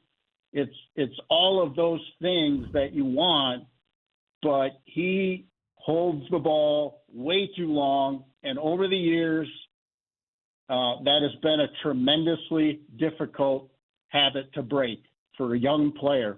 And he also does what a lot of quarterback coaches call exit the pocket out the top, which is a retreat. And that is not a good thing. And, that type of stuff, it's just a matter of your comfort level with a team. If that's really a habit for him, or is he making that decision in real time and he can simply stop making that decision when he's an NFL player? At the combine, Shedeur said, it's a decision I can stop making. He even admitted at the combine that he played hero ball too much. So he's definitely aware of it, or at least knows people are asking and he's talking about it. So that's the toughest call because he is an amazingly accurate quarterback. His off-target throws last year in the top level analytics, his off-target throws were among the top 4 quarterbacks in the nation, and that's a guy who's been sacked 94 times in the last 2 years. So that's an odd thing. You don't often see that, and that's why I think he's a tough call for some teams, and why there will be a big variance on where he is. Some teams will have him very high, and some teams will ding him for hanging on to the ball. Jeff, I saw a report last week from one of your comrades. Actually, I don't know if he's a comrade or your competition, but I saw a report that the Broncos are going to be they've got good faith negotiations going on with Courtland Sutton, meaning Courtland's going to show up for the offseason. Unlike last year, there's been conversations. Hey, we're going in the same direction. We like you. We want you. We're going to get you signed. What can you tell us about that? And if Courtland does get a new contract, what are we looking at here? Yeah, Tyler, I haven't heard many dollar amounts framed. I have been told that everyone keeps telling me there is some kind of dialogue going on. I guess my question is always, if you're going to do it, are you waiting until you see what you do in the draft and then, return to the talking part? But again, I've heard there's conversations, what that's going to mean. And on the off-season program, I am always in the camp of, I'll believe it when I see it. Is he going to be here all the days, a couple a week? It's up to the player to do what he wants, but you're going to be here 2 of the 4 days a week, none of the 4 days. You're going to so what does attendance mean? I mean, Sean Payton has said publicly, yeah, Courtland will be here, but we don't really know what be here, means in the total thing until it gets going. I believe it opens the 19th is the start of their conditioning part of their program on April 19th. Who has a bigger say if Cortland is in camp with a new deal? Which Peyton will have the most influence on that? Scotty, I think they both want him back. It's pretty clear when until they eventually let Marvin Mims play, and everyone could see what he could do. It was very clear that Bo Nix really only trusted Cortland Sutton in traffic. Now late in the year, Cincinnati game especially, Nix showed he has confidence in Mims in a contested ball situation. But for tight window throws, tight window targets, Sutton was far and away for most of the year the only Bronco, in the league's top 50 or whatever, because that was the only guy Bo Nix was willing to put the ball in a tight space to. Greg Penner threw in Aurora as well as Lone Tree in Denver for possible new stadium things, which was like, Aurora. What's your vibe on the stadium, Jeff? Where are you at with that these days? Yeah, I don't know that it's this rumbling train that we portray it to be. I don't think they're in a really huge hurry. And even, if they announce the stadium tomorrow, DMac, we're still probably looking at 4 years from now. For sure, yeah. I think their preference in all my discussions with folks is that it remains downtown, and I think they have a site in mind, but they don't want it to be too public because there are buildings on the part of it, that they're going to have to buy or relocate, and the price goes up when people know where you're going to put it. So I think that's part of but I think the city of Denver, I think the Broncos, I think all involved would like it to be downtown. I think the big question for everyone around the Broncos and here publicly is the richest ownership group in the league going to ask the city, the county, or the state for money? And I think that's part of some of the internal discussions from the Broncos' perspective. Are they going to go it alone and do their own thing and then get the opportunity to develop real estate around the stadium, which is ultimately what they want. They want a site big enough to develop around it. Of course. I think those are all the questions. Is this ownership group that wouldn't have to going to ask for public money? And I think that will be a tough ask, but it's always in the equation anywhere you look. Buffalo, that stadium is coming in way over budget. The Bills are responsible for all the overruns, so there's a lot of drama with that. The Tennessee and Nashville.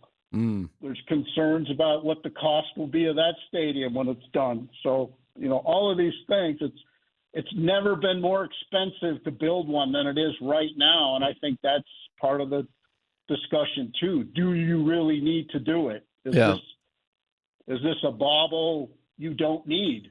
They don't need a new stadium to compete like the Bills do. The Bills need a new stadium to generate revenue, to do the things the Broncos can do with the money they find in the big Walmart couch. I mean, it's just the Broncos are in a very different situation than other people.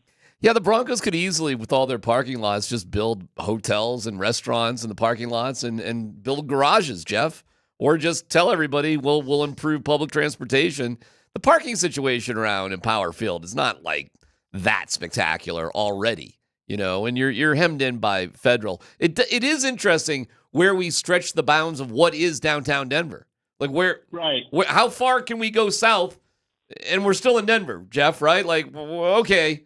I mean, if we're going to areas that we have to destroy buildings and build over again, well, that's obviously an area nobody's going to right now anyways. I mean, is that still Denver? How far away from the 16th? No, I mean, I think part of it, as long as I've been doing this, whenever you're trying to look for stadium sites, my dad worked for the railroad. I follow the railroad tracks because that's where the real estate is often available that isn't awesome, that people aren't looking to build Yeah, you know, exactly. condos and the Right, rest of it. So right. I follow the railroad tracks and I would guess at some point, whenever we start hearing some of the potential sites, you know, in and around downtown Denver, that there's a set of railroad tracks not too far away. All right. You know, I don't even know if we ever talked, Jeff, but my grandfather was a railroad man for a while. Yeah, no, my dad, one of my first jobs at 13 years old was shoveling gravel in the railroad in Markham Yard in Chicago. So check out Hell on Wheels if you like it. Yeah, well, I love Hell on Wheels. That was a good show. My dad was best friends with Boxcar Willie. So I don't want to brag or anything. My here. granddad was the guy that carried a club and kicked Boxcar Willie off of the freight trains. That's what my grandfather's job was. Well, my dad gave me for Christmas a stick and a sack and said, "Good luck seeing the world, son." All right, Jeff, we appreciate it. We'll talk to you next week. You guys are such tough guys. I can't even believe it. Hey, Jeff, real fast. What do you think of Joker's 61 last night? The guy's the best player on the planet. I don't know how many much more, you know. It's kind of a shame. I'm not sure we give it what he's doing this year all the love, even locally. We should. I keep telling our folks it's an unbelievable season, and he might not win MVP. It's very well said. All right, Jeff, we'll talk to you next week. Jeff Legwold is brought to you by the International Brotherhood of Electrical Workers, IBW Local 68.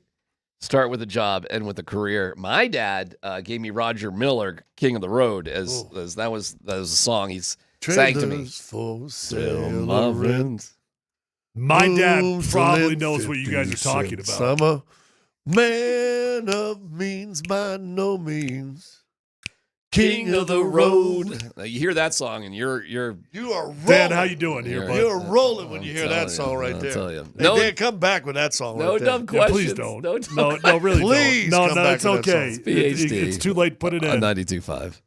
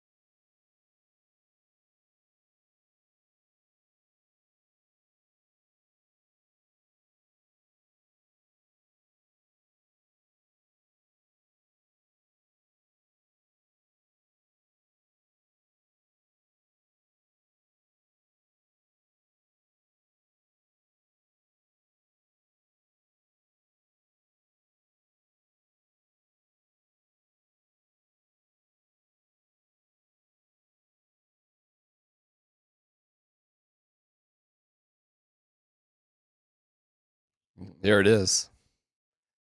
Hey, we're playing your. I know, Dan. We're playing Scott's song, and he's. You think this song is for me? Him and Tyler are both outside. Hey, big dummy, we're playing your song now. He's standing around the coffee machine.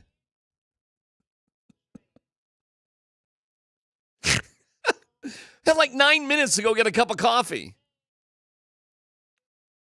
Well, here comes Tyler. Hey, welcome back. Playing a little Roger Miller for you while Scott's at the coffee machine as we play his song. How's the show going? Fantastic. We're playing Scott's song. What, Dan, why did you do this? Because he did it for Scott. Why did you do this? Who's taking 20 minutes to get a cup of coffee. You know why I did it, Tyler? You know why I did it? Scott scares me. Scott does scare me. Yeah, I agree. We're doing this for Scott. Hold on. Then what's your excuse for DMac? Nothing. He's not doing it for me. Not doing it for DMac. No. Maybe you're not doing this.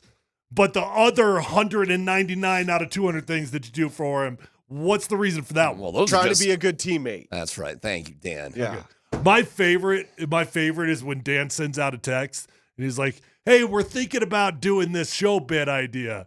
Why doesn't DMac just reach out to us and be like, hey, I got this idea? Because that's not how it goes. Right. I'm the middleman. Right. That's not how it goes. That's not how what goes?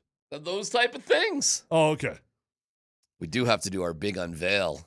Or at the very least, just write, hey, DMac had this idea. What do you guys think about it? Dan has ideas? What do you think, I'm Dan? an idea guy. You don't think Dan has ideas? Not like you. Wait, what does that mean? Sounds like you're complimenting DMac. What kind of ideas are you saying? Dan's are just stupid ideas? That's not what I meant. No. That's definitely not what I meant. Did we play? Hold on. Let me ask Scott It this. took 20 minutes to get a cup of coffee. Because I got people in the coffee plate complaining. Golly. They goes, Darren always uses a cup of coffee and then leaves it empty. And Baloney. I just filled it up. Hold on. Who's ever saying that is a liar. I just filled it up. You know, I know what you do when that happens. Because you always take the cup that was in there. And I throw it away. And you put it beside your thing. I do not. I you throw leave it the away. thing empty. Baloney. You know what he did last time when he had to fill it up? Because he was right in front of me. So he did fill it up. He felt guilty. He filled it up just enough for his cup. Baloney. That is not baloney. Because Scott was with me as I went directly after you. I just filled it up like a half hour ago. I said this is not today. This is some another back time. in time sometime? Let's go forward. Ago. Yeah. I went directly after you. You filled up just enough water for your mug. Okay. Can I tell you something? What? This was ridiculous. What? So the Avs game. Nice and transition. My wife and son, 25-year-old, birthday present. Good tickets. I'll see you at Colorado Social afterwards. It was great with the Kiefer and the John Michael Isles and the whole thing. The whole thing's done. We're walking out, and this guy comes up to me and goes, hey, how's that bathroom? The guy says to me, how's the bathroom? That's because you were the culprit. I'm like, I even said to the guy, I go, of all the things we do, that's what you remember. Yeah. That was a you memorable screwed up a one. bathroom for everybody. You are the reason we can't use that bathroom anymore. Now, by the way, we got to coordinate between, if we're going to go number 2, which I hardly ever do here, I can't be sitting next to you. Was that you yesterday? Yes. I thought it was the other guy. Remember I told you I got rattled? He was rattling my door like he was going to unlock it for me. And then you sat in there and didn't lock your door. Yeah, I know. I forgot to lock it. That was weird. I noticed it. I was in the middle of things. I'm like, oh, dear. Can I say something? That could be bad. I saw it unlocked, and I thought you should have punched the door. Well, I thought you were Jason. And so I did, if I'd have known it was you, you should have punched the door. I would have said, hey, you doing anything? Yeah. I deserved it for not locking the door. Can I talk to you for a second? Yeah, I'm in there and I'm like, oh my God. See, these bathrooms up front were so great. Until you ruined it for everyone. I had the evidence that day. Well, you did your you By the way, can we all just agree as a show, because we can't get in trouble if it's all of us, right? Like everybody knows that. If there's a group, the whole group can't get in trouble. As a group, let's go back to the other bathrooms until there's ventilation put in this bathroom. Well, there should be a protest. I just like the privacy that you can go to these, lock the door, and it's going to be your throne. You don't have to worry about anything. It's like, how many times am I going over here and somebody else is in there? That's Scott. I'm gonna think. Well, I had a little stomach thing that Oh was my it yesterday God. or There the we day before? go. Oh, great. Luckily, I'd finished. Yesterday, the day before, today, tomorrow, the last 3 weeks. You know what I did? 6 months ago. I was What on do my you good mean? diet. I was good. And then this weekend, I had like pizza. I will tell you, yesterday you told me you had a don't trust a fart moment. Oh, you did tell me over that the weekend. yesterday. I did. I'm telling That's you. Peter McKee advice right there. Never trust a fat. Fat. Trust a Not fat. trust a fart. Keep an extra set of keys in your wallet and never trust a I fat. was at the garden. Trusted a fat. What do you got, Dan? You got a question? Oh, it is no dumb questions. Oh, we got to do no dumb questions. We're in no dumb questions. All right. No.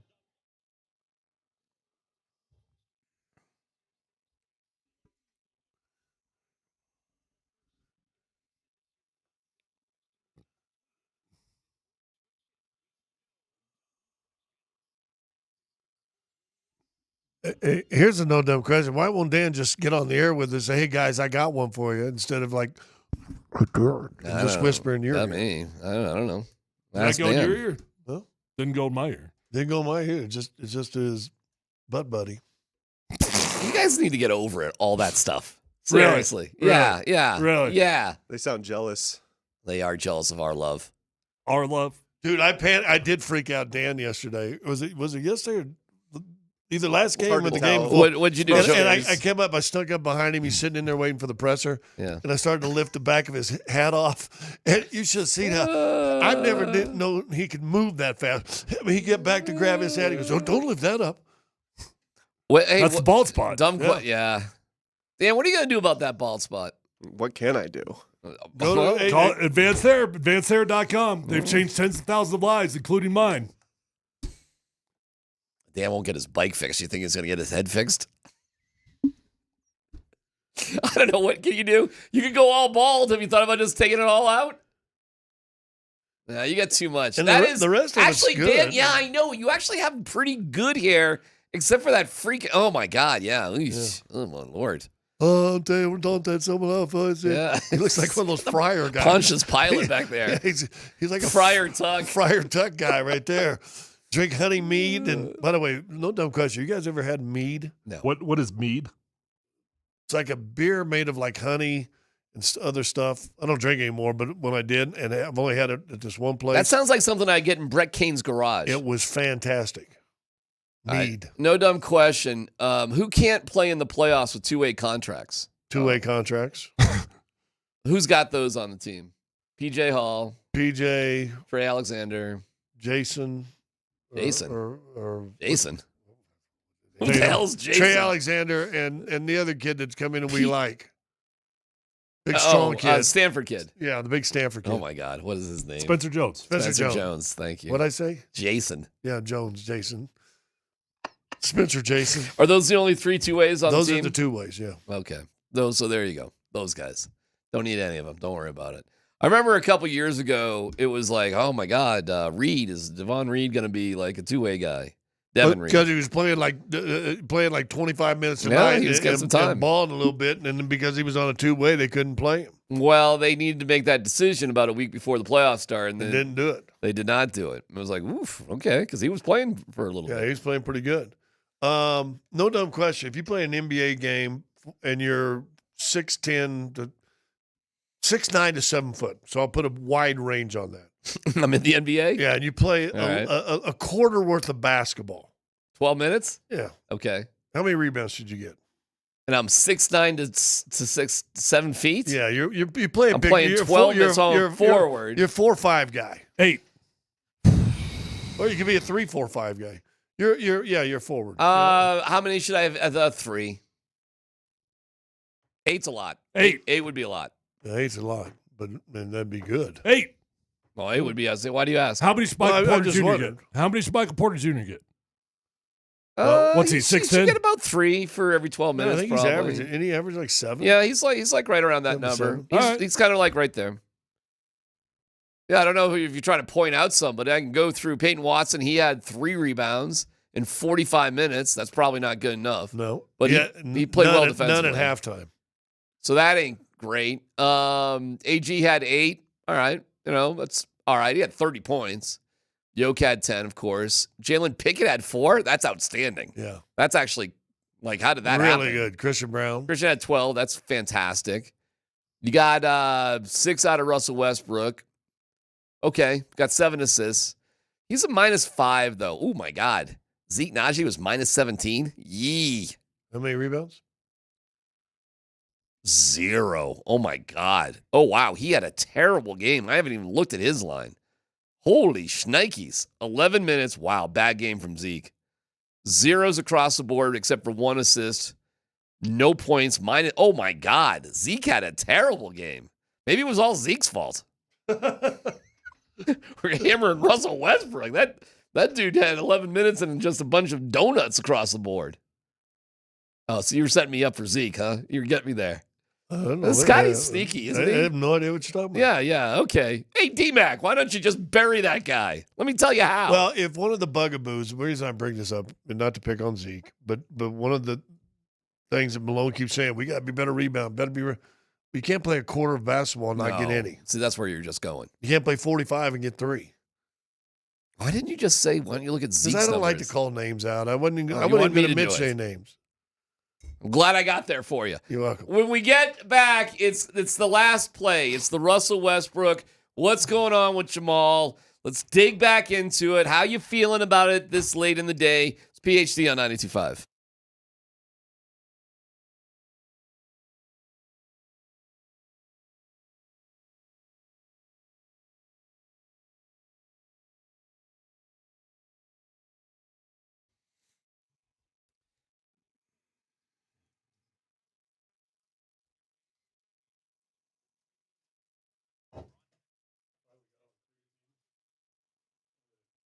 Hey, it's DMac for the Rocky Mountain Men's Clinic. Dealing with the issue of erectile dysfunction, that's a downer. Who wants to deal with that? I want you to feel great about life, and having an intimate, happily sexual relationship with your loving partner is part of it. And just sort of saying, I don't know, let's just go to bed. That ain't the way to go. ED can be solved with the Rocky Mountain Men's Clinic. They've got treatments with success rates over 90%. Some treatments can have you last an hour or more if you so choose. Rocky Mountain Men's Clinic has served the Front Range for nearly a decade, successfully treating tens of thousands of men. They can help you too. The visit's $99. They get the consult, the T and PSA test, advise the test dose. Hey, if it doesn't work in the office, that visit is free, but it's going to work. Trust me. 5 locations up and down I-25. Call them today at 720-440-7900. RockyMountainMen'sClinic.com.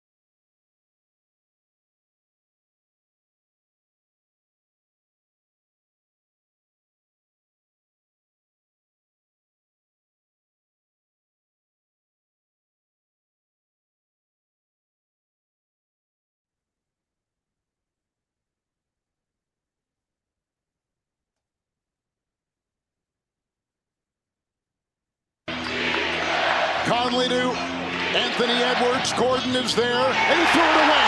It's a turnover, 2-on-1. Brown, Westbrook, no. Rebound Alexander Walker. Final seconds. Here we go. Conley the other way. Edwards looks at the clock, drives, feeds, forwards. They got a foul. They got a foul on the three-point shot. It's a foul on the three-point shot. Wow. 17.7 to go. Denver leads it by 1. Minnesota basketball. Both teams have one timeout left. Here we go. Conley looks in. Will the Dogs finally miss one? Conley looks in, throws it off in the corner over to Edwards, guarded by Gordon, gets double team, throws it away! Westbrook steal! Christian Westbrook, layup no good! 9 seconds to go! How do you miss that? In the front court, Conley, over to Edwards, 4 seconds to go for the winner! Missed it into hard! Walker, they called a foul on Westbrook! Russell Westbrook just gave the game away to Minnesota. Do you say anything to Russell after that sequence to end the game? I will. Yeah, I mean, it was just I just addressed the team real quick, just about how proud I was of them, for battling, and I feel awful for them because when you put forth that kind of an effort and you put so much into it and you don't get the result, I feel bad for our guys. It never comes down to who deserves to win, but our guys did everything within their power to win that game, and it didn't go our way. And we just got to regroup and find a way to get one tomorrow night.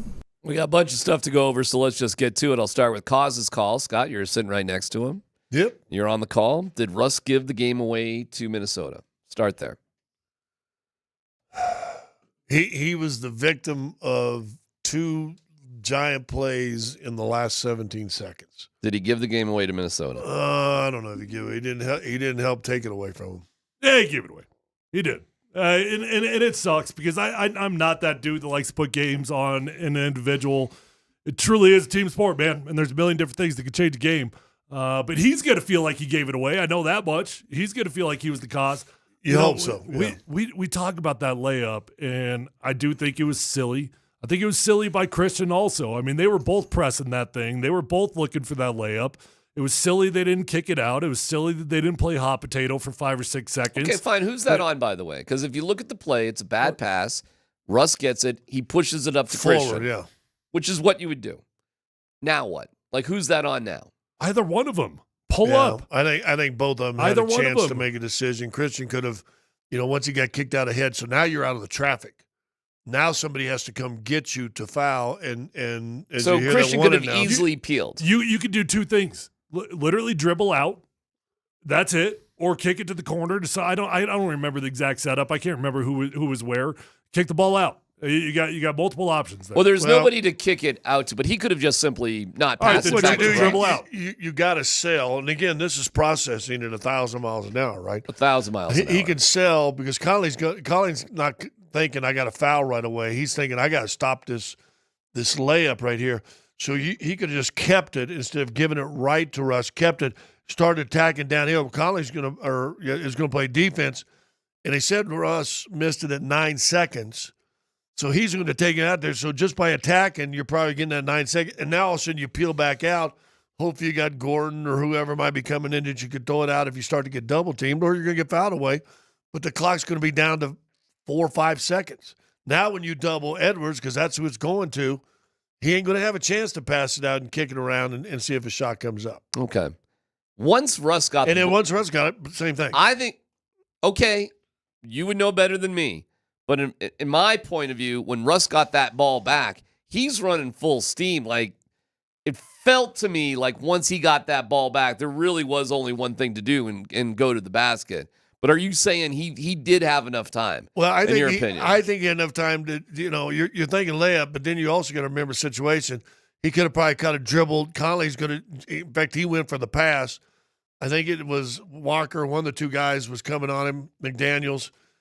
He's trying to block the shot, so you could dribble up underneath the thing, and again, you're going to clear out 3 or 4 seconds, 5 seconds maybe. That feels to me like a physical. There's mental involved in it, But the foul on the 3, fellas. Yeah, that was way worse. Yeah. Way worse than the missed layup, than not kicking it out, not dribbling it out. On a 3-pointer also. Mm-hmm. On a, oh my God, it's unforgivable. Scott? Yeah. I mean, it's not the first. You don't see that called very often with the game ending. Was it a foul? You see it in the first quarter. Was it a foul? Going back, yes, probably. Did not impact the shot. Shot's gone. Yeah, the shot's gone. I do think he kept that arm out there so Russ would run into it. God, can I ask you a really dumb question on this? What? They went back and looked, and they put 1/10 of a second left on the clock. If that happened while the red light went off, like just 1/10 of a second later, and you hit him, but the game's over, is that still a foul? Ooh, you know what? I just looked to see if he got it off in time. If the clock is out before the contact, is it a foul? Correct. Ooh, we'd have to go back and look now. It's got to be no, right? Well, I know he got the shot off in time, but the ball's in the air when the clock goes off. Does he hit him before the clock goes off? They said yes. I didn't follow that. And I'll tell you why. Then I bet they're just going to say it was the act of the motion. Well, I don't know. know. Whatever fancy words they got. Well, I'll tell you this. You realize when he took those foul shots, it wasn't zeros on the clock. It was 1/10 of a second. Which the only thing you can score on that is a tip in. Well, did you see what actually happened? Yeah. Jokic, our guy. Did you pick up what happened there, Tyler? I guess not. He missed the 3rd free throw, I think, on purpose. Jokic let the ball bounce and swatted at it because he knew he couldn't pick it up. Jokic literally tried to make a shot with 1/10 of a second. I mean, the ball only kind of got over to mid-court, but go back and watch it. Jokic was still trying, even at that desperation point. And I think he missed that shot on purpose.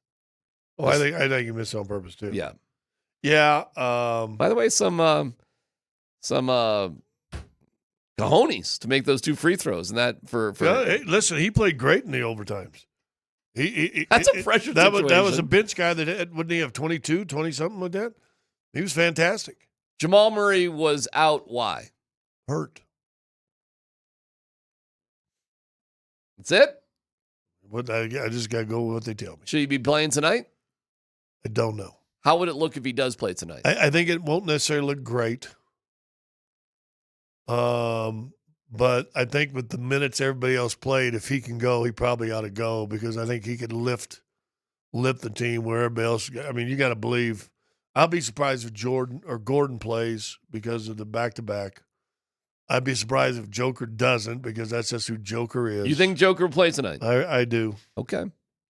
But I think if Murray could play, it might look bad to some. But I think you got, as you just said earlier in the show, you got to put numbers up on the right side, the left side of that column, right? One game, you can't. Sterling, shiny diamond high on a hill. Tonight's game, Done. turd in a bucket. Yeah.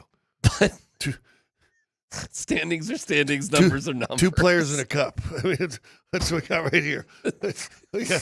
I mean, right? But listen, they got to win, and if he can play, I think he has to play because I think everybody else can be dog tired. Okay. Did Malone extend Jokic too much? No. You had to win that game. You had to get that monkey off your back. That game was huge. That game was enormous for multiple reasons. Just the current reality and also the future reality of needing to know that you can beat this basketball team. Mm-hmm. Okay. Did they get enough to show that they could beat that basketball team, even though they didn't? I get it. I get what the result was. But it was also quirky. You realize 99 out of 100 times, Russell Westbrook and, frankly, every other player on the Nuggets makes that layup. Right. And in all honesty, 99 out of 100 times, the Nuggets do not foul the guy taking the 3. I mean, those were 2 plays that don't hardly ever happen. So, sneakily, I get it. On paper, it's a loss. But did you get enough out of that game to prove that we can beat these guys? Well, I very similar to the Broncos and the Chiefs, by the way, with the field goal thing. That's a similar play, isn't it? I thought there was more intensity in this game than I saw in the middle 2. Now, the first one I don't even hardly remember. except it was like the third game of the year. This definitely would be and they had a glass, chance to glass win it. half full approach of that game last night. Like, I got it. We lost. But in all honesty, we needed to see something against that team, and we did see it. Yeah. I mean, listen, going into the fourth quarter, I told you a while ago, Edwards was 3 of 11 and 1 of 6, or 1 of 6 or 1 of 7. They had done a job on him. Now, the fourth quarter and overtimes, I mean, he just blew up and took over. But they were doing a good job. And then I thought they did a good job taking the ball out of his hands. Turns out they had other guys making things happen. I mean, Joker had 10 assists, but I keep the record. He probably should have had 7 or 8 more. More dangerous player, SGA or Anthony Edwards? Oh, I think Anthony Edwards. Yes. I didn't even bring up John Morant. I thought John Morant was going to be that guy, but See, John Morant did the gun sign again. oh my god, what's wrong with this dude? What's wrong with this dude? He can't help himself, man. It's gonna limit his success. in his NBA Draymond career. saw it immediately, and he goes up to the refs. He's like, "Really? We're gonna let him do that?" No. Okay. Biggest takeaway out of last night, then. Are you looking at last night, and the fellas, like, I mean, Vic was just beside himself. I couldn't sleep, but this, that, the other thing, the whole thing. Time heals You know what? wounds a little bit. His takes that you hear from him. Are you more surprised that I watch the Hallmark movies or that he should be watching them? Well, you both might. I don't know. Who knows? Listen. First of all, I love the fact that grown-ass men can be so emotionally invested in a game that you care that much. Just ask Wave starting guy. Same thing. Invested into the game. He's not into the game. He's into himself. Wave starting guy is a idiot. By the way, sneaky. What about Russ going back into fan at the very end of the game? Did you guys catch that? Someone called me and told me. I didn't see it, but someone told me. TNT cut away. He was running off, and you saw him go back. And I'm going to guess that's a season ticket holder, man, because those tickets right there on the tunnel, those are some nice seats. And he went back. I don't know what happened, and then TNT cut away from it. All right. Probably a very sensitive time in his life at that moment. I will say that. Right. For the record, if you're that fan yelling something derogatory to a player, you probably have the right to do it. You bought a ticket. It's free speech. Here we are in America. You're just kind of a jerk. Yeah. I'm not saying you don't have the right to do it, but you really should look in a mirror about, like, what compelled you to verbally yell. You don't think Because Russ felt bad about it? Yeah. By the way, you guys got any beefs with Aaron Gordon kind of leaving the game before it was done? Just, I'm getting in the tunnel. This thing is over. Whatever. I'll see you later. Is that what he did? Mm-hmm. Do you care? Well, once he made the 2 free throws, he probably did. I think he might have. When did that happen? Oh, it was before the game was over. How far? There's Russ at the end of the game. Oh, he ran right off. He's trying to be consoled by a couple of teammates. Here's something. Look at that. Where's he going? Ooh, this is good. I haven't actually seen this. Wow. It might have been a Minnesota guy. Oh, you think so? Well, look at the shirt he's wearing. Boy, he is like 3 rows under the basket. See the white? It's a is it white Minnesota? jacket. Oh, that's a Nuggets guy. No. That's a Nuggets dude. He's got like 3 rows behind the basket on the floor. Those are good seats. Yeah, that's too sensitive. Just keep Russ going. is too sensitive. Yeah, that's too sensitive. Russ is too sensitive. Okay. I agree. Just get off. Generally speaking, Okay. I know Okay. I know what you're saying about Okay. fans. They should be held accountable sometimes. Players got to go, man. Okay. You got to let it go. Okay. Yeah, it's unfortunate. Dan Issel should have just let it go. Oh, that's for sure. And in his coaching. Well, it doesn't matter what you said, just even going back. Okay. But he's got to let it go. You know, what he said becomes even worse, and he's done. But, I mean, he's just got to let it go. We'll get to other aspects of the game, and, all praise in Jokic, of course, and what tonight presents. We'll get to all of it. Let's football go, Dan. Bud Squid Tanner, got that next.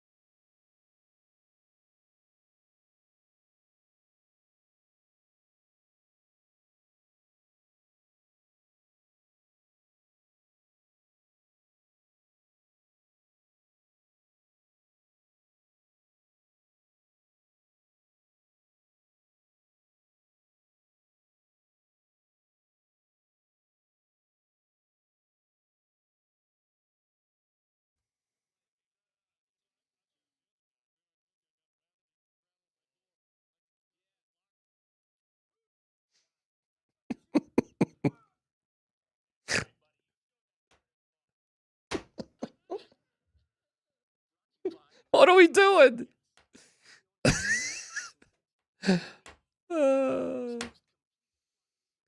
What is that from? Help me out, Dan. That's hysterical. Oh, come on. I don't know. What is it from? Austin Powers. Oh, okay. Thank you, Mountain High Appliance, mountainhighappliance.com. We'll get back to the Nuggets here in a second, but a breather with football. Dan, Bud, Squints, Tanner. Let's football go. All right, so there's a lot going on here with this NFL draft, and specifically surrounding former Buffs quarterback Shedeur Sanders. Uh-oh. I think that's probably the biggest unknown of this draft is where will Shedeur Sanders be drafted. So in Field Yates' mock draft today, he does have him going 3rd overall to the Giants. However, Adam Schefter was on the Pat McAfee show today and was talking about he's hearing potentially that Shedeur could be sliding in the draft. And it certainly feels like the Cleveland Browns are inclined to look elsewhere aside from quarterback. And it's starting to feel like the New York Giants at number 3 are starting to look elsewhere other than quarterback. So if the Browns don't take Shedeur Sanders at 2, and if the Giants don't take Shedeur Sanders at 3, and that is the feel that I'm getting recently, where is Shedeur Sanders going? Okay, so there is Adam Schefter. Now, before you guys react to this, let's hear from former Buff Joel Klatt on his evaluation of Shedeur Sanders. So what's the point? We'll wait to the second round. I think Shedeur is an incredible player. I think he is and should be a top 5 or 6 pick in the draft. The draft media or certain individuals within the league who are never going to draft this player to begin with start perpetuating these myths and these untruths about players stemming out of the combine about like, we didn't like this guy. This guy is falling. And to be honest with you, I think that this type of storyline is lazy. It's rinse and repeat every year. You take the guy that is the most controversial in the draft, and then we end up having to talk about this exact subject because of lazy journalism and a big mouth scout. That's what happens every single year. But when you actually watch Shedeur, guy is excellent, man. Guys, where is Shedeur Sanders going? Your gut. What is your gut telling you? 2 to the Browns. 3 to the Giants. 6 to the Raiders. So not falling past 6. No. Shefty thinks he could slide. And if he doesn't go 6 to the Raiders, 7 to the Jets, he ain't going out of the top 10. And I like Joel. I doubt he goes later than the top 5. Look, could something crazy happen? The Browns don't take a quarterback. The Giants don't take a quarterback. Yeah, I guess so. And maybe you could get this vibe. The value of the quarterback hasn't changed. And if both those teams decide they're not taking a quarterback, guess what's happening? The Saints are sniffing it. The Jets are sniffing it. Steelers. The Steelers are sniffing it. Yeah. You know, somebody is firing up to go get this dude in one of those 2 spots. No. Next story, Dan. All right, fellas. NFL Commissioner Roger Goodell, yesterday, he spoke at the owners' meetings in Palm Beach, Florida, said the idea of NFL players competing in flag football in the 2028 Los Angeles Olympic Games has been a popular topic among the league's players and suggested it will likely happen. He said, I've heard directly from a lot of players who want to participate and represent their country, whether it's United States or the country they are from, as he wrapped up the NFL's annual meetings. What do you think about flag football in the Olympics? And could other countries really formulate a competitive team? Like, what are we doing here? Are you kidding me? You put actual real-life NFL football players into this thing? What are we talking about? It would be fun to watch. Yeah, I mean, just like watch beatdown after beatdown. Hell no. Now, there are various like players. There's 7-on-7 stuff, right? Like which 7-on-7 really is flag football. You know, so there are ways to trick it up. But if you gave a 7 or a flag football coach NFL players, oh my gosh, give me a freaking break. I saw some on video, and it was might have been retired, but he played NFL football. Looked like he was probably at one time a linebacker, had a little speed, playing rugby. Dude, They get and his whole play, they'd get him to the outside, and he was just busting to an arm tackle and then sprinting like, running a 40 speed, just blowing by people. Give me your starting 7 for Team USA, and let's see how that would compare. Where are we going? Put Mahomes as quarterback? It's for what the hell, right? Okay, let's go Mahomes, let's go Tyreek, let's go Justin Jefferson, Jamar Chase. What else we need? We need 3 more guys? Whatever. Do we need some sort of and then get like either a bunch of athletic probably need a tight ends. It's Kittle. Let's put Kittle out there. I don't think you need a tight end. No, I don't know. What do you need? You can if you want to, but you certainly don't need a tight end to play that. Athletic tight ends, D ends, linebackers, and you fill out the line and everything else. Well, there is no line, but because I'm not. Well, that you got familiar. 7. You got 3 wide receivers. In 7 on 7, do your offensive guys also have to play defense? No. Yeah. Oh, really? You can have your own independent defense? Absolutely. Well, I've never seen that. Oh, my Lord. 100%. You bring in the best of the best. We got Pat Surtain out there. How's Team Canada shaping up? That's the question. Who would be the second best team in flag football if that was the case? Team Canada. There's no other Name country. 3 Canadian NFL players. Brian Adams. They're probably all Rush. punters. Justin Bieber. I don't know. There probably are guys out there that are from Canada. SGA? Jamal Murray? I don't know. That is kind of ridiculous. You really can't do that. You can't have team. You can't do that. That's ridiculous. They got rid of softball in the Olympics for the same reason. It wasn't competitive anymore. Right. Baseball was the same sort of thing, but did you know that there's no softball in the Olympics? I thought where are we going next year? I thought one of the years they were trying to bring it back. Though. It's been in and out over the years, but most recently it's been out because it's not competitive. There's just, they got like 2 teams in the world that are any good at softball. Next story, Dan. All right, lastly, fellas, we touched on this a little bit yesterday, but the NFL will have a Christmas Day triple header. Christmas falls on a Thursday this year, so it'll be just like the Thanksgiving schedule. There will be an 11 a.m. game, a 2:30 game, and a 6:25 Thursday night game. The first 2 games will be on Netflix streamed. They're actually all 3 of them are going to be streamed. The night game will be on Amazon. However, if you didn't need a reason to hate the Chiefs more, apparently, according to The Athletic, the Kansas City Chiefs have asked and reached out to the NFL to make them the staple of the Christmas Day schedule. Well, like the Cowboys and Lions on Thanksgiving. Fine. What do we care? I don't care. I don't need to give the Chiefs anything. Whatever. You want to see the Broncos play on Christmas? No. That would be amazing. No. Yeah. I like how it is now. I promise the owners would want that. Well, probably, but I'd say no.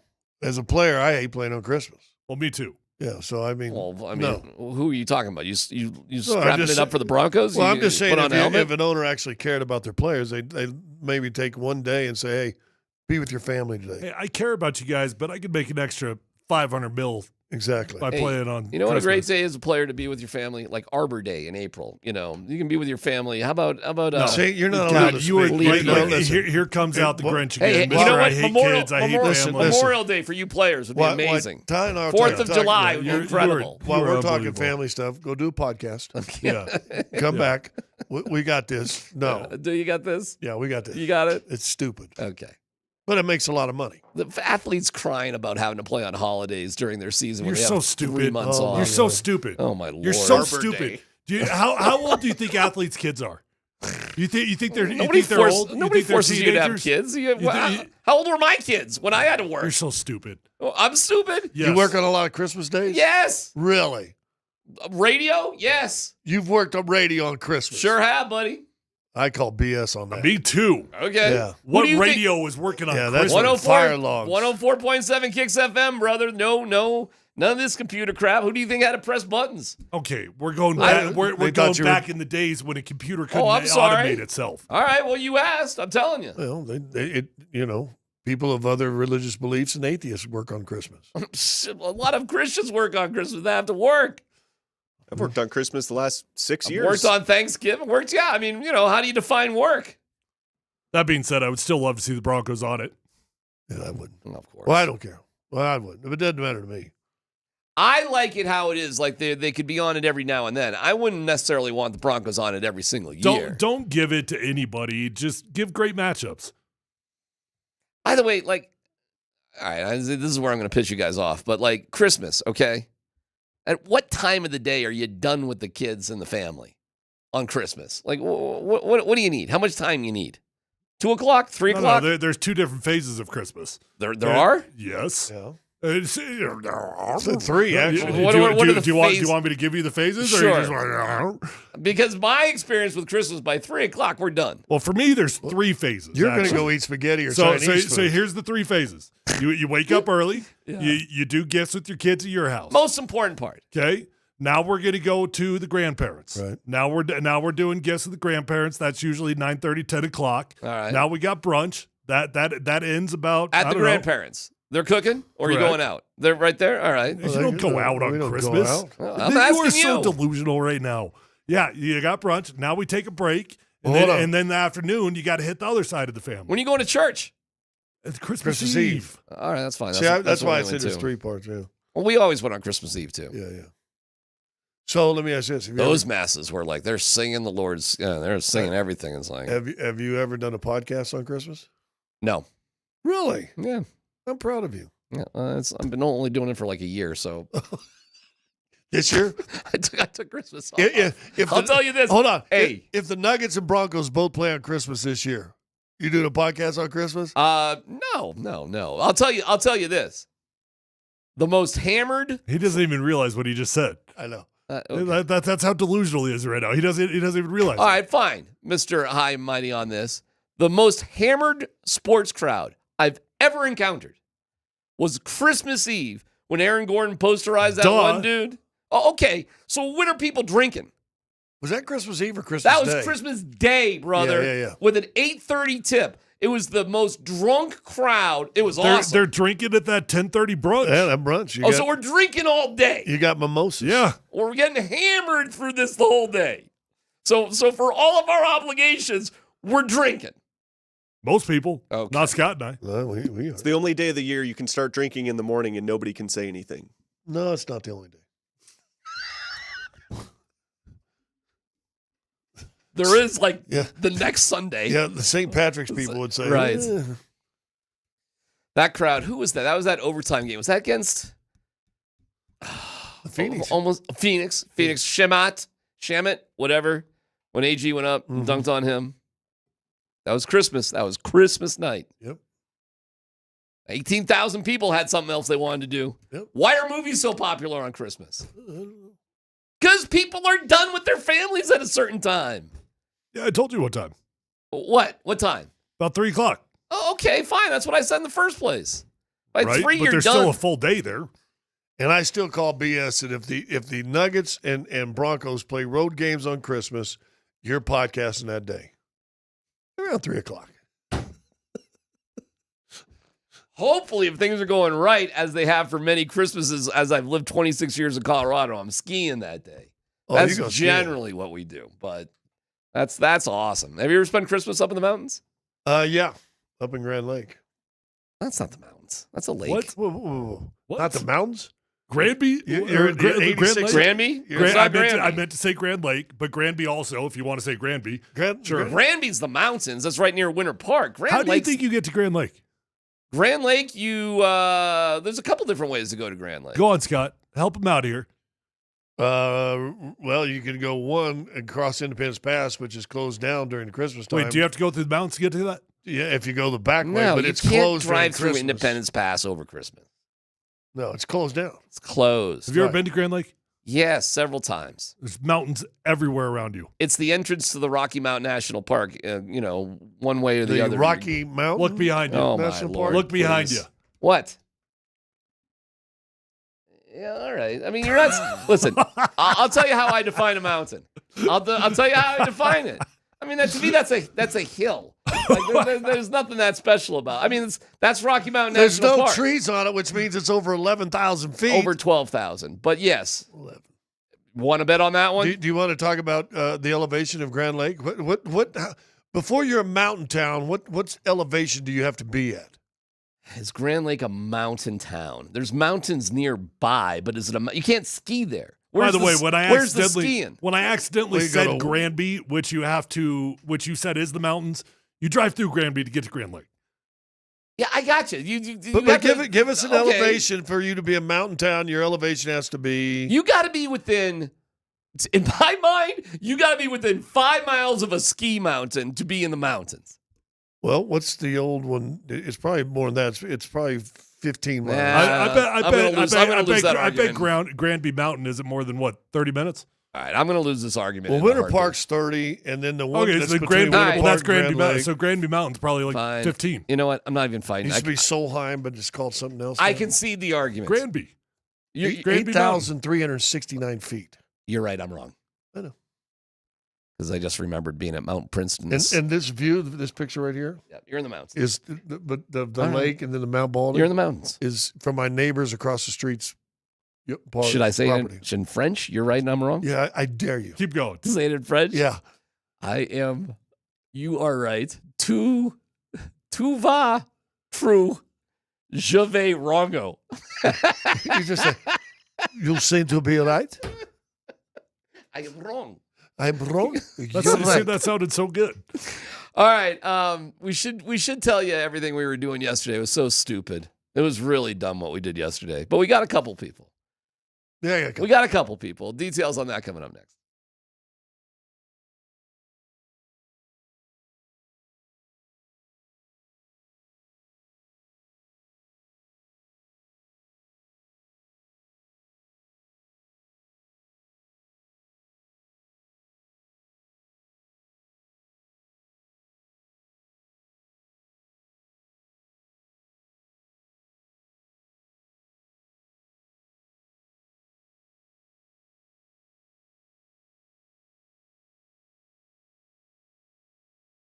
All right, guys, gals, if you've noticed you're starting to lose your hair, I know that's a bad day. It's a bad feeling. If you're anything like me, you might have already gone online and you bought the lotions, the pills, the creams, the potions.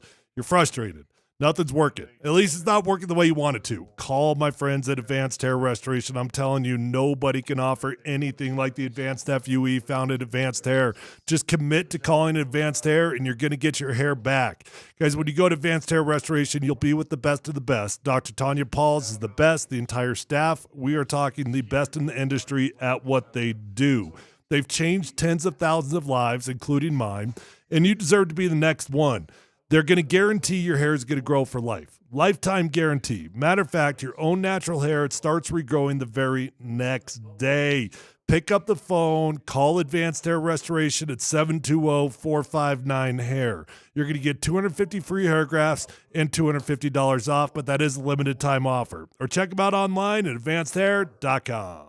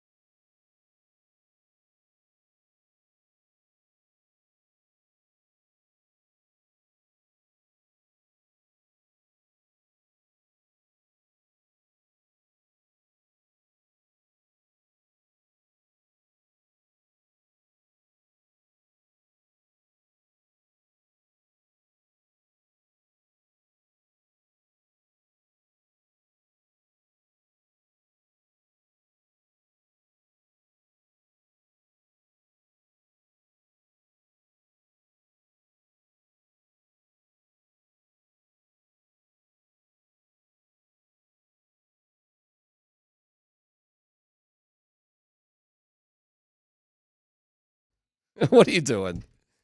Hey, don't get me wrong. I love it, man. We got a little taste of winter kind of today, didn't we? With the weather. Had a little caught your snow on the attention. ground. Yeah.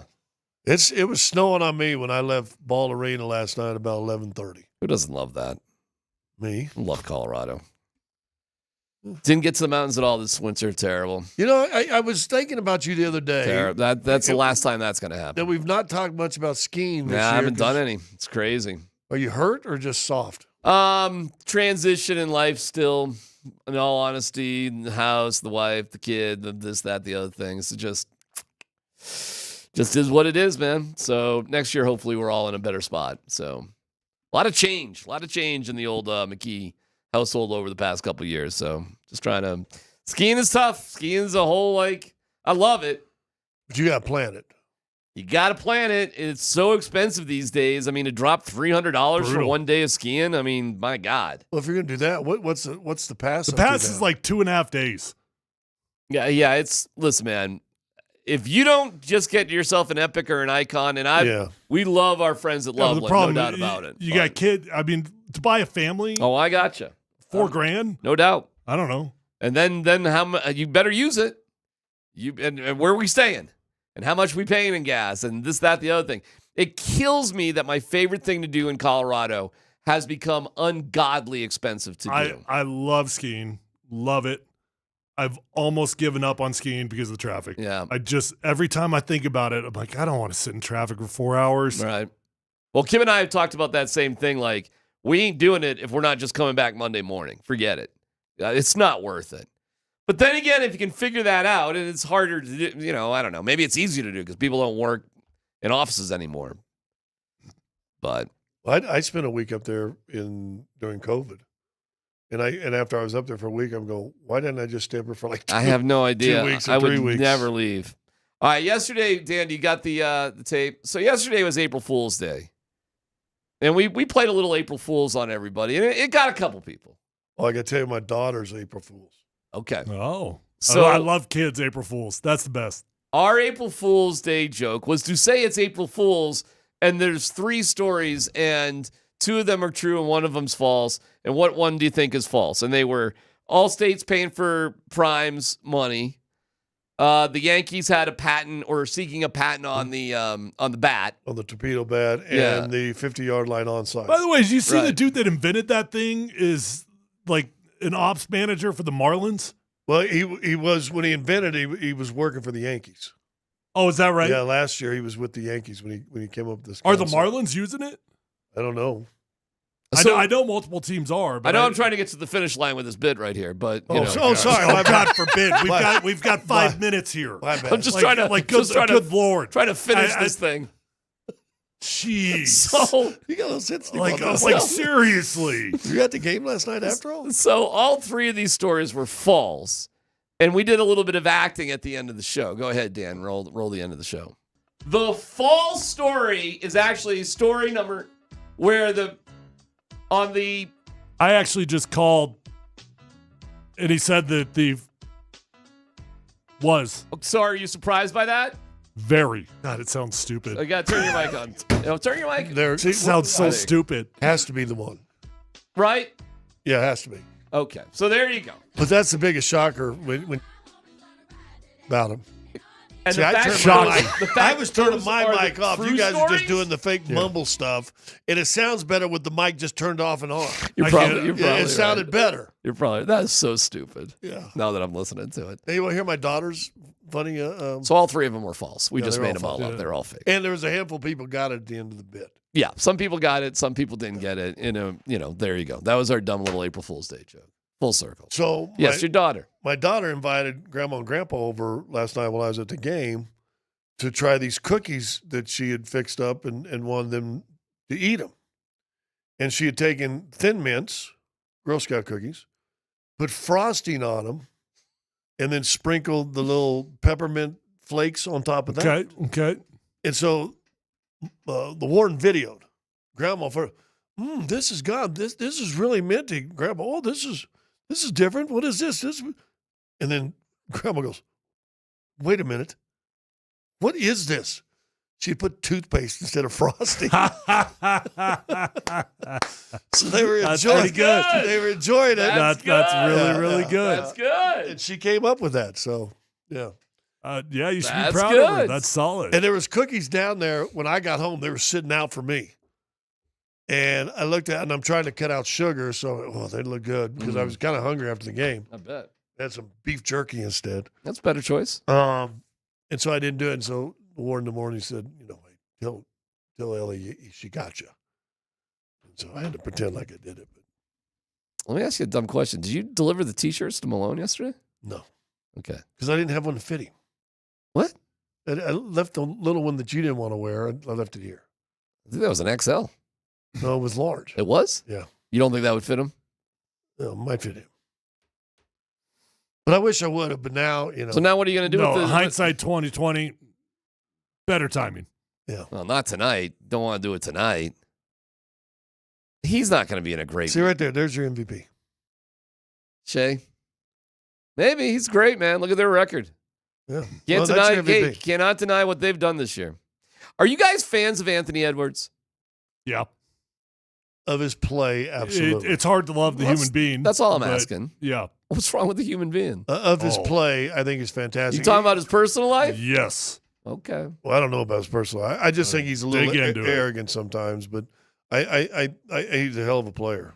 Just as a basketball player, you feel? Yeah, he's incredibly fun to watch. So now you're going to make me go down a rabbit hole, aren't you? Oh, yeah. He's got some drama. Really? Oh, yeah. Tyler's good for all the the TMZ stuff sometimes. He's got families and stuff. Is that what you're referring to? Mm-hmm. Oh, okay.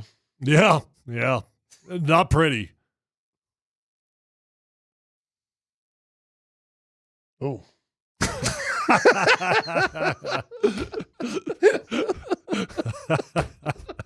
Oh, yeah.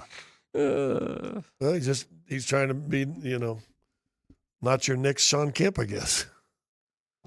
There you go. Best of luck to him. All right, last thought here. Biggest takeaway from last night is what? Going into tonight, there's another game tonight. Some way, somehow, dear Lord, don't let us play Minnesota in the playoffs. That's how I feel, Scott. I know you're not going to feel the same way. I got it.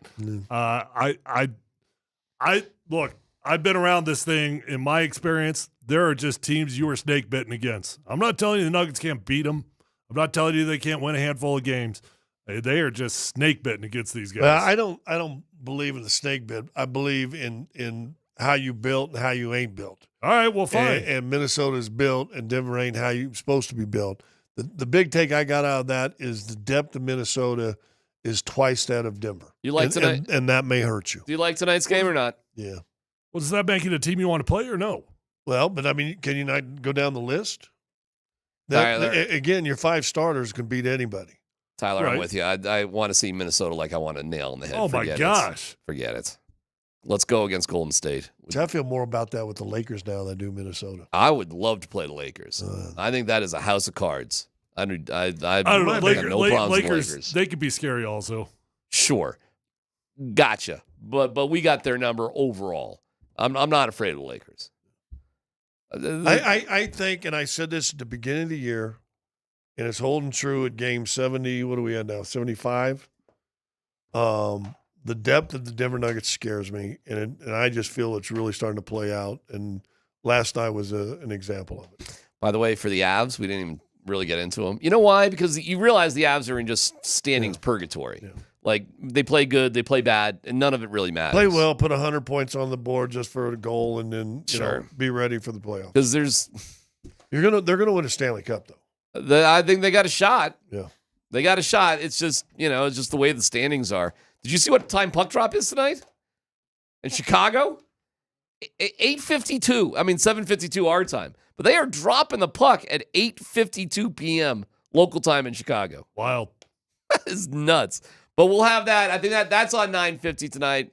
We'll have the Nuggets on here at 7 o'clock. No dumb question. In Chicago night, when the Avs are going there, will they have Serbian Heritage Night? Nate Andy coming up next here on Altitude Sports Radio.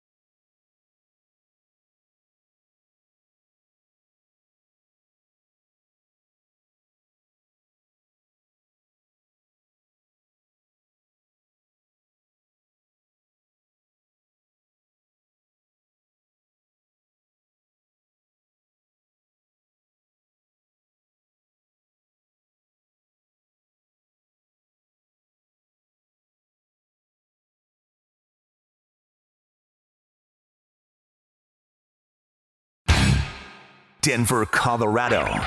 Altitude Sports Radio 92.5. It's Kreckman and Lindahl.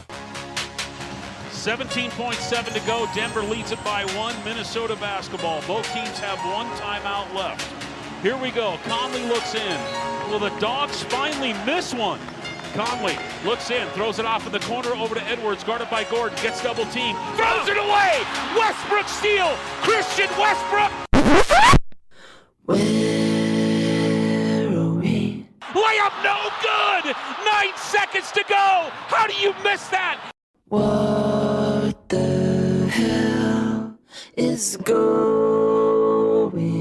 on? In the front court, Conley over to Edwards. 4 seconds to go for the winner. Missed it into hard. Walker. They called a foul on Westbrook.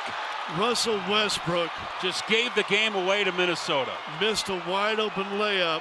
Wide open layup. You could have dribbled it out. You didn't even need to shoot the layup. What did she say? Here's Nate and Andy, driven by Colorado.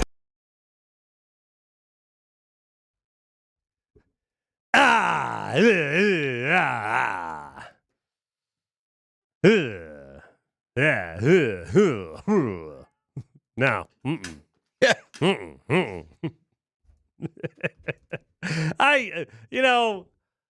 I probably rewatched that closing segment of the game. Why? I probably watched it a dozen times today.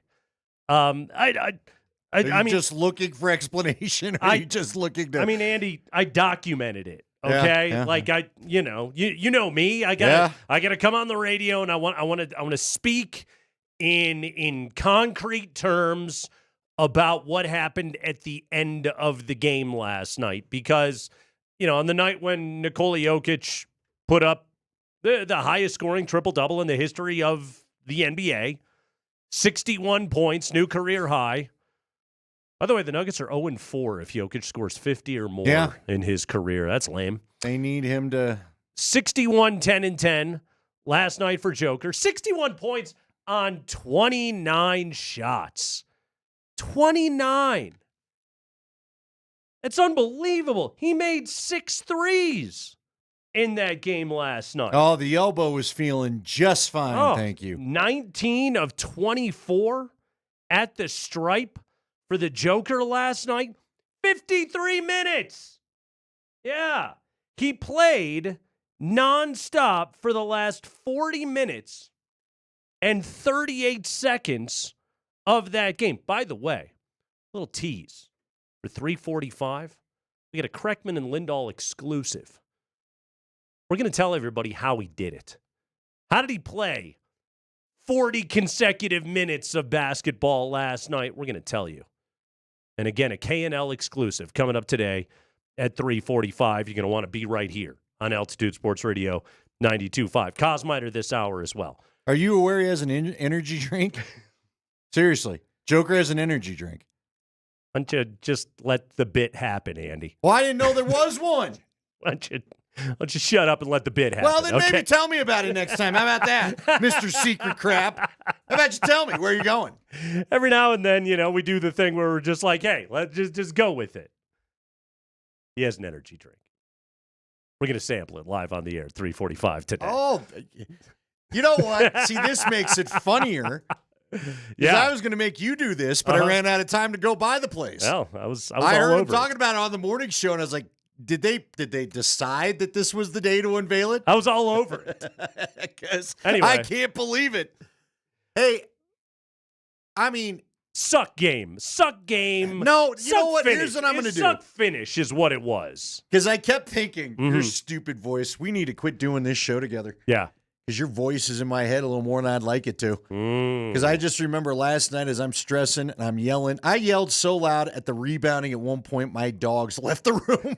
My dog, Toby, my boxer, is not happy unless he's got half of his body on my lap somehow. I mean, there is no personal space at all with a boxer.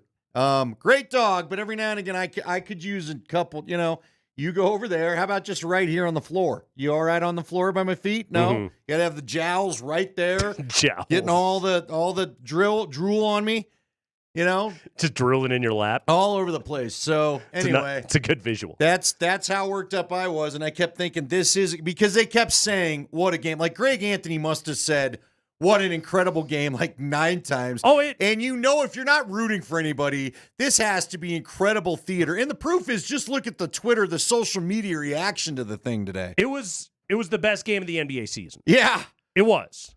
And it had it all. Okay? It had 2 transcendent stars at the very top of the game in Nikola Jokic and Anthony Edwards last night. It had double overtime. It had rivalry stakes to it. It had Kevin Harlan. I know. Thank God he was the guy, right? Just, again. There is nobody else I'd want calling that game than him. It's big. It's either him or Breen. That's it for me. That's right there, giving that game all of the justice that it deserved. And then it had Russell Westbrook. And you know what? Maybe that even added something to it for everybody else. Certainly not for us. I think it detracted more than anything else, but it probably added something for a lot of people out there. Yes, Russell Westbrook. All right. Now, I'm not here to offer a lot of defense of Russ, but I do want to offer this thought, okay? Okay. I don't know. Now, did I think it was an incredibly weak call on the three-point play ultimately at the end? Yeah, I thought it was a classic NBA flop, but Russ, you can't go jumping into the guy. You can't risk it. You can't get near him. You got to know better. Andy, hold on. You got to go jumping at a different angle. Hold on.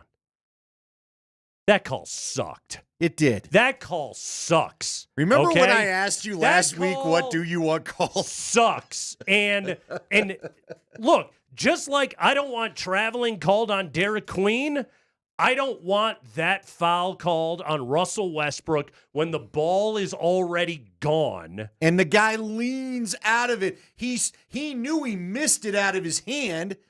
It was Alexander, right? Yes. He knew he'd missed it, so he starts falling like you cannot reward the guy for turning his body angle after the shot in the air. That call sucks.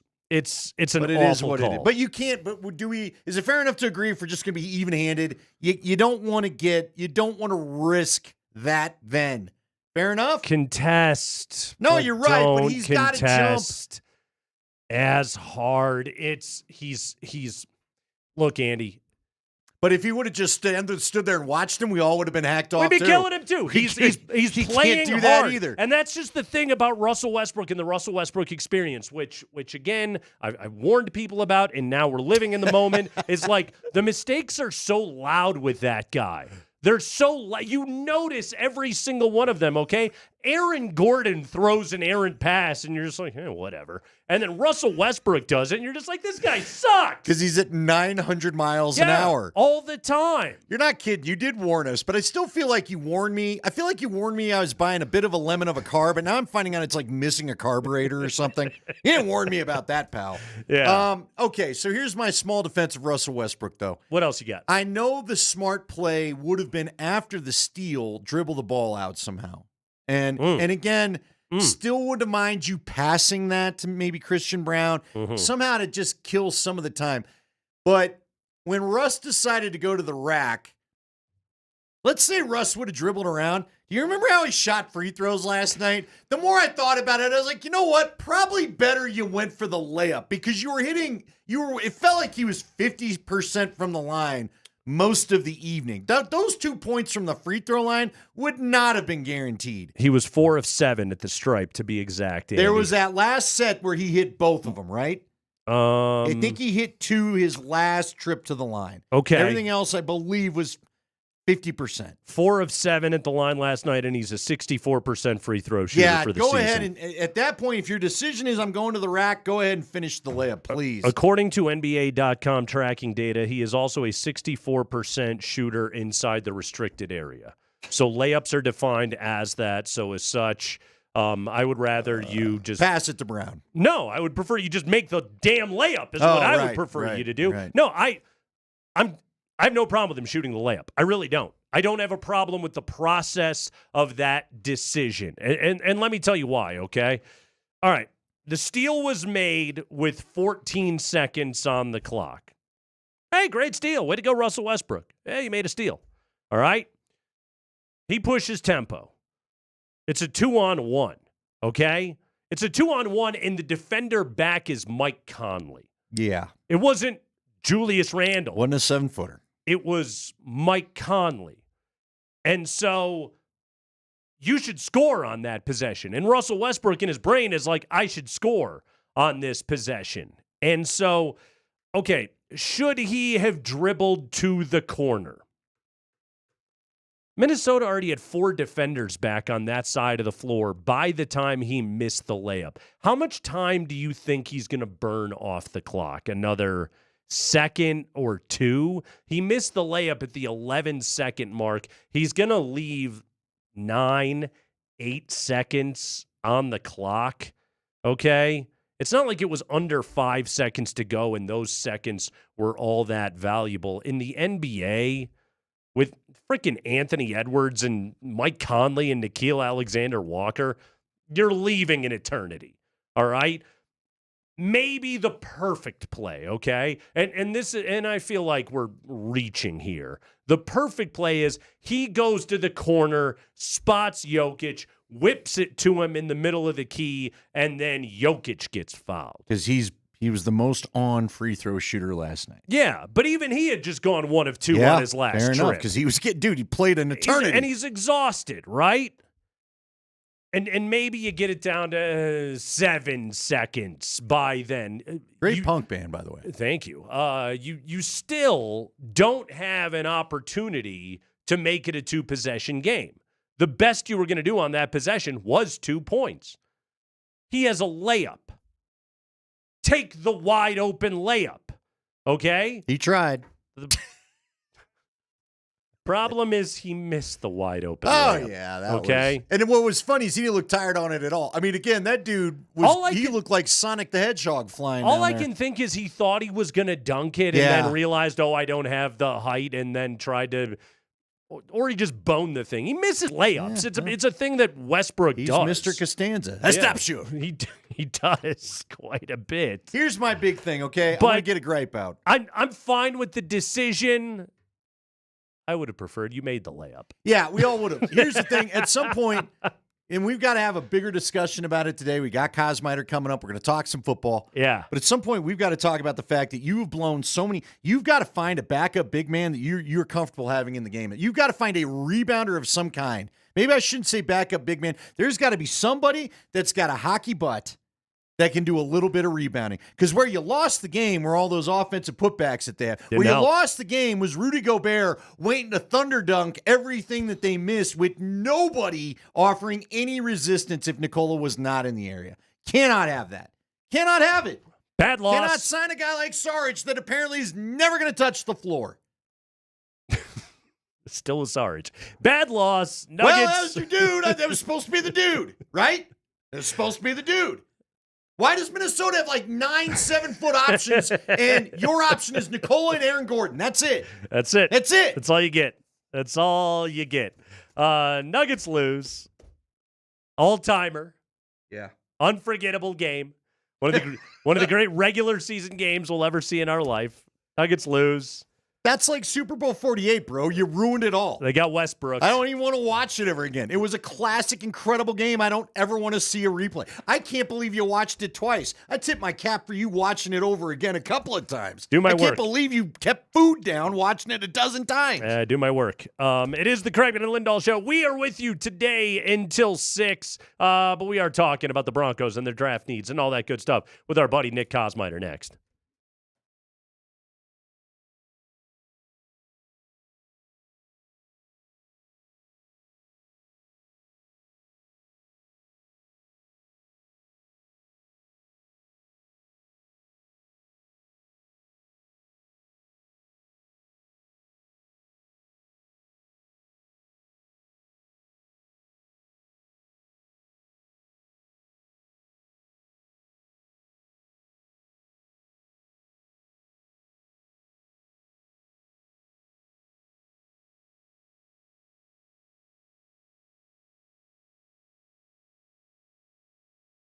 All right. Well, if you like flirting, you can't flirt if you're dealing with the erectile dysfunction in your life. It doesn't work.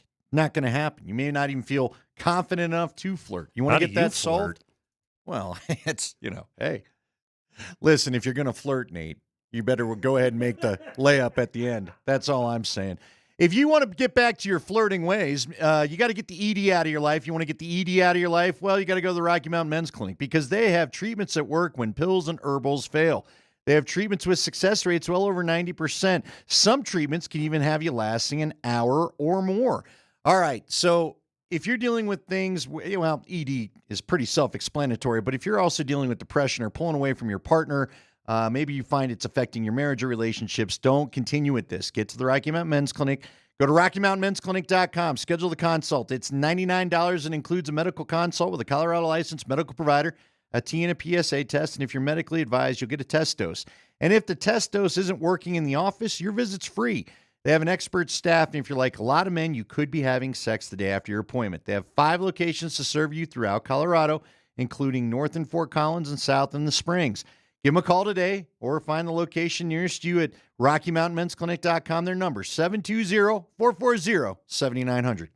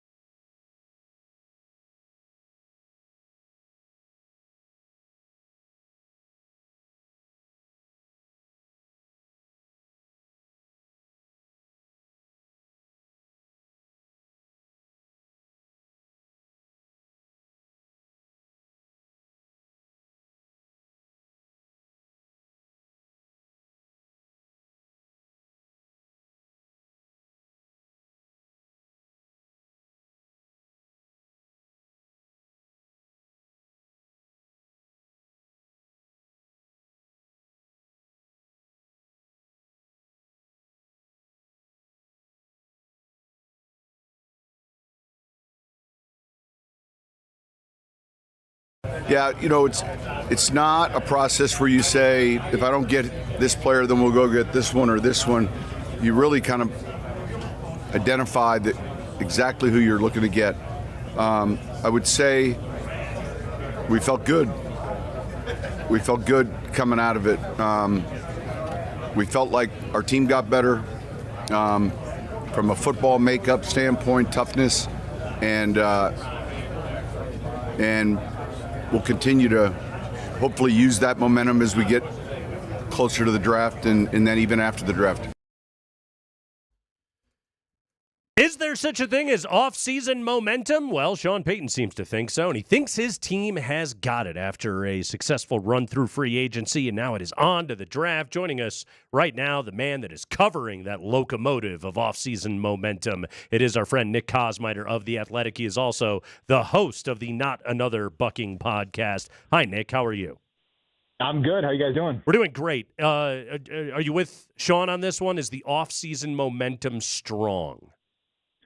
The off-season momentum strong. Well, it's funny because he has said that, like, you certainly can't carry over what you did in one season to the next, right? Like, making the playoffs doesn't guarantee you anything. And so he's gone to great lengths to talk about how we really have to be cognizant of the fact that we're kind of starting all over.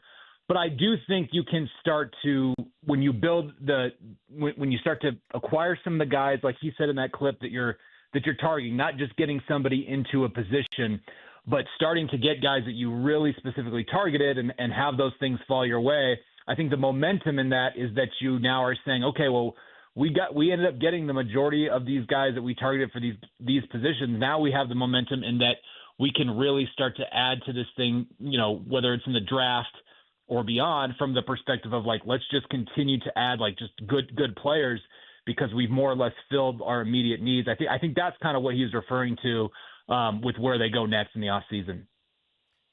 All right, you and I, we had a chance to talk a little bit last week, and the running back thing. I'm looking at another mock draft. There's another running back. Who we got this Field time? Yates. No, it's Hampton. Omarion Hampton, Field Yates. It seems to be the group think right now, though maybe we'll get Field on and let him talk about why he likes his pick so much. Did you learn anything more? Obviously, George Payton made the comment about we are going to get a running back in this draft, but it didn't sound like he meant right away. Did you learn anything more or get a better feel for maybe what their draft plans could include after snooping around this weekend? Well, yeah, I had kind of asked him about, like, where they currently stand, having gone through that particular position. One thing I think is clear is that Sean Payton, he talks a lot about what he calls the NFL train, where if you're not, like, cognizant of it, you can get kind of caught up in just what the general talk or the general narratives are about, something to do with the draft. But I think in this case, he and George both seem to agree with, like, kind of those outside experts that this really is a talented draft for running backs. And, look, it might have been nothing when he said you can get it back anywhere from the second to the sixth, right? Like, that could be like a bit of, experienced subterfuge coming from Mr. GM.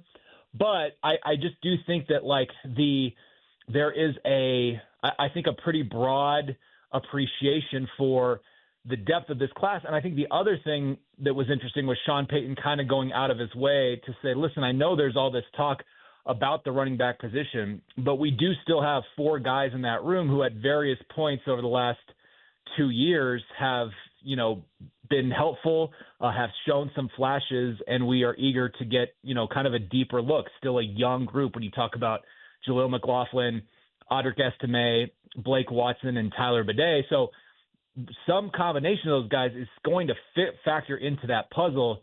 And depending on who that is, that could affect what you're ultimately looking for specifically in the back that you draft. So I came away, honestly, to kind of sum that all up, thinking that they're maybe more likely to look at the second and the third for a running back as opposed to the first, where, Daniel Jeremiah, the well-regarded NFL.com analyst, former scout, put out his list of the top 50 prospects in the draft.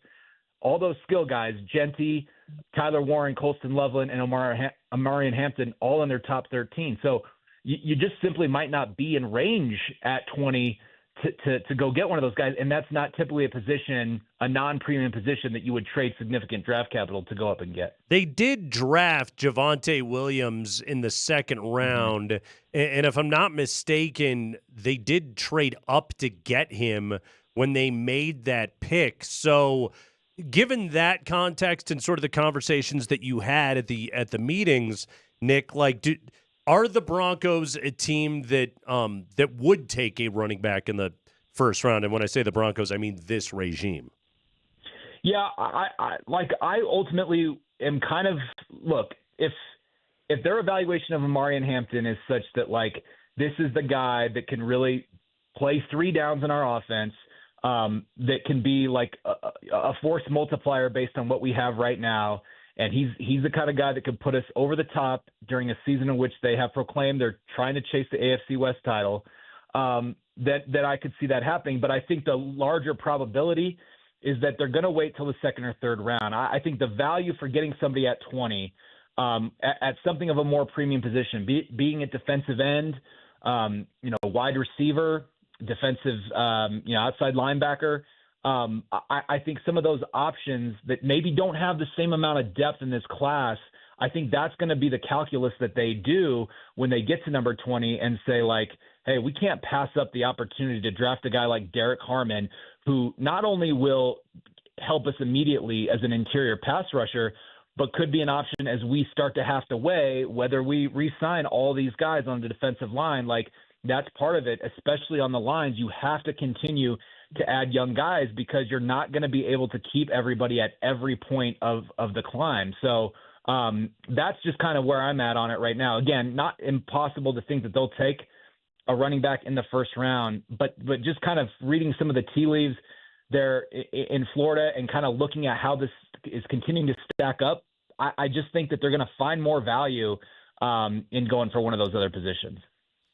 A lot of talk about the stadium there. I'm sure you're there to hear Penner talk about it. How high a priority do you think that is? I know it's getting a lot of airtime, but I also thought they were smart to point out, and I think the president, Damani Leach, said the same thing too, that, look, the lease still does run through 2030, right? So it's not like this lease ends in the next year or two. How high a priority do you get from them, the impression you get from them is a new stadium, or is that more a fan thing? Well, it is kind of interesting because it seems like every time that we talk to, Greg Penner or Damani Leach, it's always kind of like the first thing you're talking about.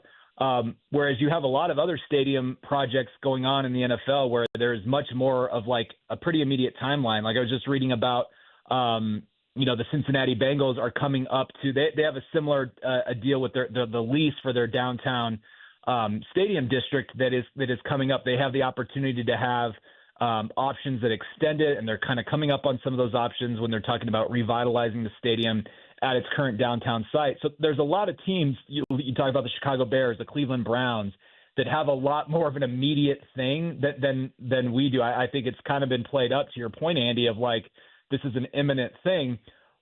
And it's not quite that to the degree that other teams have it right now or other organizations have it. But I do think when you're talking about, again, Damani Leach sort of referenced this of when you're ultimately going to decide, hey, we're building a new stadium, you have to build a calendar that is 4 years long. And so when you're talking about a lease that does run out in 2030 or 2030, early 2031, that is quicker than you think when you're talking about, okay, hey, this is going to take 4 years or more to kind of go from, implementation of design to construction to all those other things. So it's all a long-winded way of saying I think that the urgency is probably greater, obviously, than when they first took over and were really just kind of having a very 10,000-foot view of the things. I think they're probably getting into more specifics now. That's why you're starting to hear about municipalities and all that. But my guess would be that they're still, months away from having any kind of firm decisions, if not longer than that. Do you guys remember that scene from Hard Knocks last year with Kevin Warren, the old Big Ten commissioner, who's now the president of the Bears, and they were sitting there and they were having the meeting, and it was about high top tables, and they were figuring out what tables they were going to have at the little field side bar and all of that. And as you're watching it, you're going, You don't even have a stadium deal yet. What the hell are you doing right now? But you're picking out You don't even know a what town couch it's for a gonna house be you don't in. own. Yeah. It's just I don't know. I mean, the other part of it that I just sometimes feel gets lost in this is, look, I get the sense that they have decided. Now, again, they have not said this officially, that they have This not is given you any kind of talking, those not indications. them. This is me talking. Like, I think it's pretty clear that they're going to build one. Like, the way that they're talking about, again, having talked to government entities in Aurora and Lone Tree and in the city of Denver, exploring options, going to all these other stadiums, like, they're gonna build one. But again, it's just like, when do we have the conversation of, is that really necessary? They just put $100 million into a stadium that was open in 2001, and still is, by all accounts, in good shape. Again, they don't have the palatial modern amenities that, SoFi has or Allegiant Stadium. But it's a pretty darn good stadium. And, yeah, but Nick, that thing you just said right there, though, of like, it does not have every single palatial amenity of a SoFi, of Allegiant. Like, they're worth $65 billion. Like, they are at least 3 times richer than any other pro sports owners in North America. Like, they paid a fortune for the team. They're pouring money into it. They're changing uniforms. They're redoing the practice facility. Yeah. Like, let's just follow the trail. Of course they're going to try and build the most ostentatious football stadium humanly possible, because otherwise, what the hell was the point of even doing this? Yeah, I mean, and that's ultimately where it falls, Nate. I mean, you're right about it. I just and Damani Leach was talking about, the idea that you could build something that is transformational, like you change a city's sort of makeup when you build something like a stadium. They're not going to let that opportunity go by. But it's just. What Coors Field's been there since 1995, and I know baseball and football, it's a different deal. But again, this is just me. This is just a dude talking about, going down there and watching crowds in there and kind of the soul that it has. But, like you said, it truly doesn't matter what anyone else thinks. They're going to want their place. That's going to be part of the legacy that they have of the team. And it's just a matter of when at this point. All right, let's shift gears really quickly. What did you learn about the Broncos' pursuit of, and kind of in the same vein, the 49ers' pursuit of keeping Dre Greenlaw when you were at the meetings? Well, to me, my biggest takeaway from that was, I think it's a good sign if you're a Broncos fan of where Dre Greenlaw is, because the San Francisco 49ers have had obviously the closest view of his progress since he tore his Achilles tendon in the Super Bowl, which still is only, it seems like that was forever ago. That's still only 14 or 15 months ago that happened. And so if their sort of indication of who he is going to be was such that they felt like they needed to get on a plane after he had already agreed to terms and really try to talk him into staying there and being a part of what they were doing, then I think that's a good sign about who he's expected to be this year. That was kind of my big takeaway. I also think that it says something. Look, we know that teams, that they just changed this, by the way. Like, next year, you're going to be allowed to talk to prospective recruits for your team on Zoom, free agents on Zoom, before the actual start of free agency opens. Right now, it's just agents and the team and their representatives of the players. But one way or another, I think Denver's pitch to Greenlaw, that's the other part of this, right? Like, what they are able to sell right now to guys who have been, marquee players on a Super Bowl level team.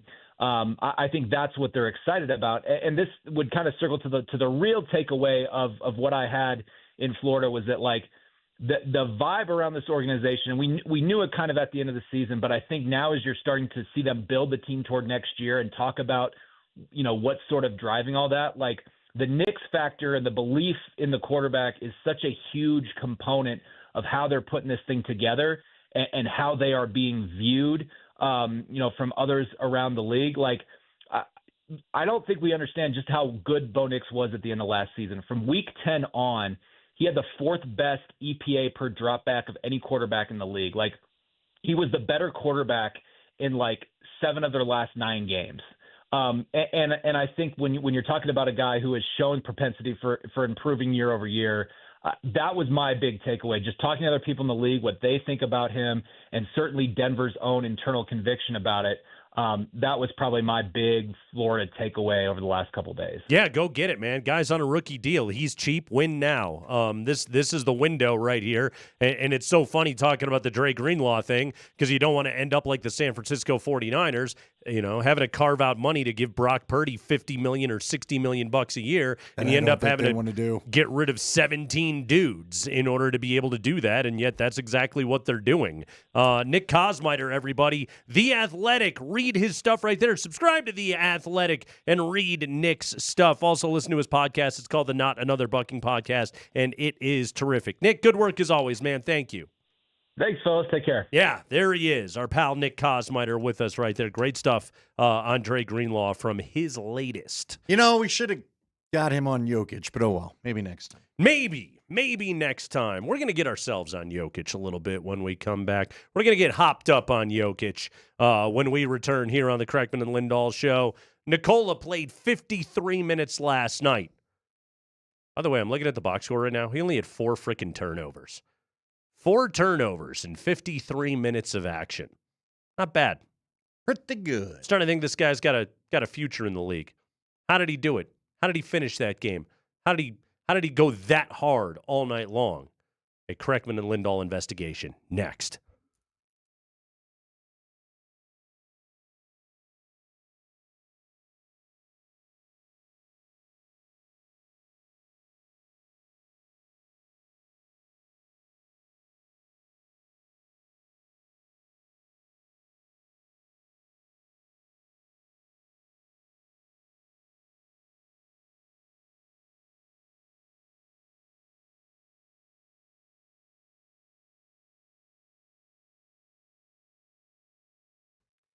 It is here. Bidding is now available on Roller Auctions April 2025 government fleet vehicles and equipment auction. Go to roller.bid right now to view all of the auction items. They are available to bid until April 9th. That is 1 week from today at 9 a.m. SUVs, sedans, vans, police interceptors, cool, pickups, utility trucks, plow trucks, flatbed trucks, bucket trucks, dump trucks, box trucks. Did I mention trucks? Tractors, buses, trailers, storage containers, and so much more. I love perusing through these auction items available to bid right now at roller.bid. I mean, right now, I'm looking at some trimmers.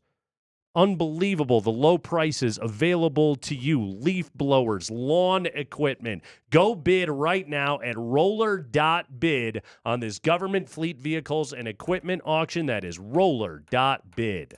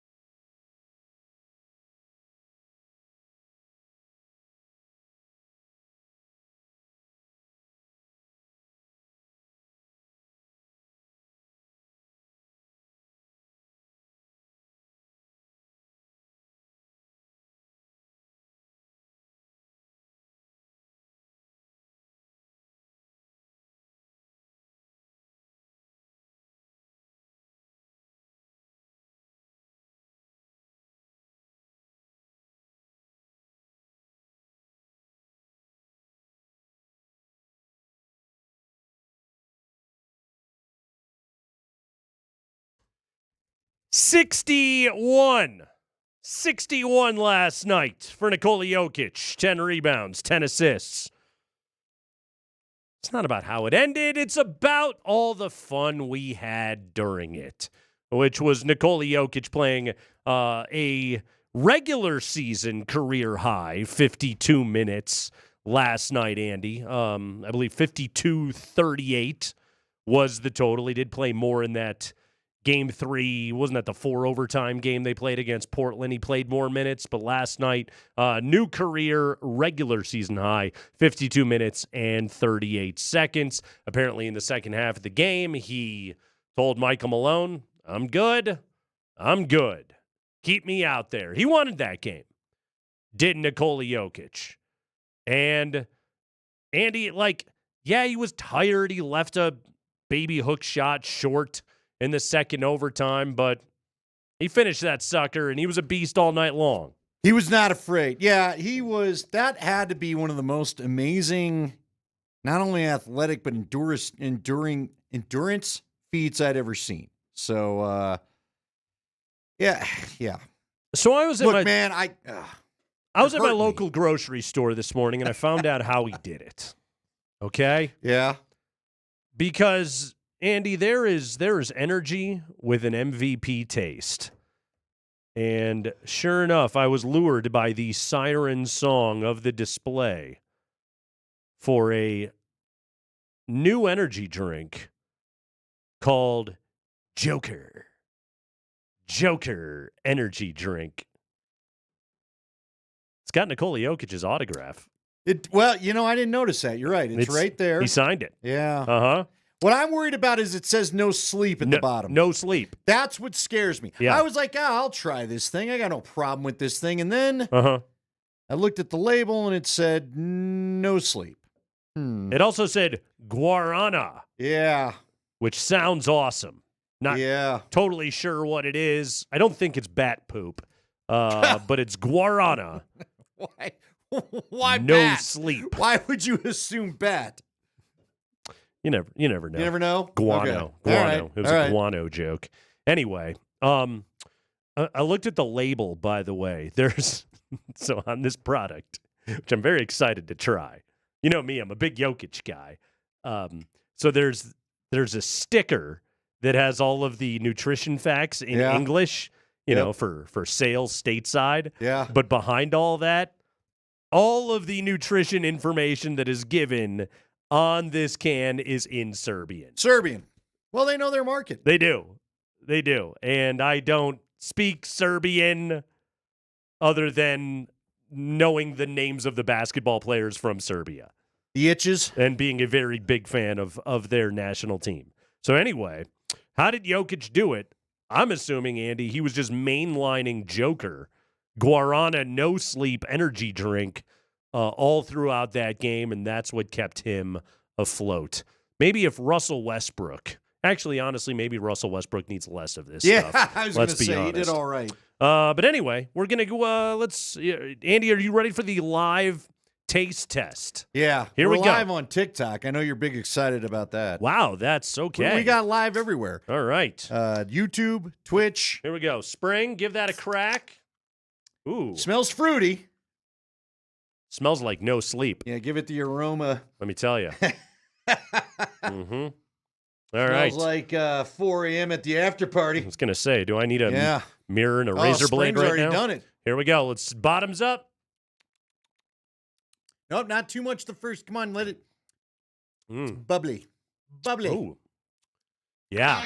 Yeah, sits on the top. Yeah. Oh, man. Woo! Woo! I feel like going all night on the strip. Yeah, bro. Yeah. You're damn right I feel like Axl Rose. Hell my yeah. little 5-foot body hopping out of the bus. I'm not sure how my dentist would feel about this, but I know that I'm effing pumped, bro. Yeah. It's got almost a touch of bubble yum taste to it, a little bit of bubble yum. It does a little bit. Yeah. Andy, you know what I'm ready for right now? To fight. Go get a couple of rebounds. Do cool karate kicks down the hallway here. Ready to make up some bad band names all night long with my buddies. Yeah. Go to Vegas. Yeah, exactly. I'm ready for triple overtime right now. That's what I'm ready for. You could have done Hell one more. Yeah. Boy, you're really going. Aren't you a little worried about that thing hitting your stomach wrong? No. Andy, Joker only hits your stomach right. Sure. Okay. Sure. This product Okay. right here. Yeah. Mhm. Yeah. All right. Yeah. I like it. What's with the owl face that's on there? Not totally clear. Night owl. You're that's a what it night is. owl. Ah, I see. You stay up all I night. see. You That's- drink Joker, you become nocturnal. Will I be up and you hunt small rodents until the show tomorrow? Yeah. because You'll of be this in here stuff. tomorrow, fresh off your Joker. I mean, this is what I'm saying. Like I was up late last night watching that game. At all the post game adrenaline was still coursing through me. I had a hell of a time getting to sleep last night, so I'm a little groggy to start today. But Not anymore. No, not anymore. Fresh as a daisy. Yeah, I'm just going to be doing crane kicks. Yeah. For the rest of this show today. You'll pull a little, I'm all jacked up on Mountain Dew. yeah, a little vodka in there. Is that going to be the next thing? Mountain Give me Dew a can't hang. vodka Joker. No vodka Red Bull. I need me a vodka Joker. Is that what you give Russ to calm him down a bit? Just a vodka Joker? Balance it all out? We need a lot of other stuff to chill Russ out. That's pretty good. Yeah. Yeah. I'm feeling, I'm loose. There I'm it is. limber. So we feel like it's okay? I'm jacked, bro. Okay. Yeah. Yeah. You know what that tastes like? An MVP. It does. That's what that tastes like right there. It does. Yeah. Yeah. 61 points last night. What most valuable thing are you going to most valuable host a radio show? That's what I What are you am. going to do the rest of the day? What's going to be so impressive people tweet about you in the morning? I am going to with not just some value, Andy, Sure. but with the most value. Okay. I'm going to host the Okay. rest of this radio show. It's about all you can offer. Here today. What Just about making guacamole at home tonight? Could you do that? simply the most. Yeah, so it's this. Yeah. Joker. Well, when I was at that same grocery store, I bought avocados, but they're not. It's going to be a couple of days. Do you not want to say King Supers? Are we worried about that? Well, you know, they owe you the money. We're Safeway people over here. You know, we're big Safeway people here on the Kreckman and Lindahl show. Mm-hmm. All right. Well, good. Yeah. Good. Okay. All right. Joker. Buy some today. Guarana, no sleep. You know what? They're not even paying me. Has my full endorsement. Right there. The owl screech I didn't hear coming, but there you go. I didn't see that coming. Yeah. Yeah. Joker and the owl. Was that an owl screech or was that my kidneys? Either way. Hey, that's how it's going to sound when you try to go and relieve yourself of some Joker with all the caffeine and sugar in there. Yow! Yeah. Woo! Take a tinkle. Yes. Thank you, Giannis. That is not going to feel good. Does Giannis, does he take this stuff before he gets intimate or whatever he talks about all the time? Maybe. Does he? Hell yeah. Maybe. Should he get all hopped up on Joker before you go to the Rocky Mountain Men's Clinic? Well. I don't. Yeah. Why not? Christian Brown played 53 like minutes he was on the last Joker? night. He played 53 with Joker? He did. Yeah. CB 53-10. In fact, CB played more than Jokic did last night. Wow. He did. I did not know that. Yeah, you probably didn't realize that. He was great again last night. God, Peyton Watson. There were some good Peyton Watson things happening in that game last night. There was, I thought, 32 quality minutes of Jalen Pickett that I got to watch last night. AG, the great Aaron Gordon, finished a plus 16 on the night. Again, if you just don't talk about the ending, if you don't talk about Nuggets Voldemort for the rest of the show today, then we're fine. Sure. Yeah. Yeah. All is well. If you don't like winning, that game was awesome. Fortunately, I like winning. Yeah. So that game was not awesome. Well, you know why I'm winning? Because I'm drinking Joker, Guarana, no sleep whatsoever. Till Brooklyn. Ever. Let's go! Again. It is the Kreckman and Lindahl show. Pickett did start last night. Yes. And Russ did close. He did. Why did they do that? We'll discuss next.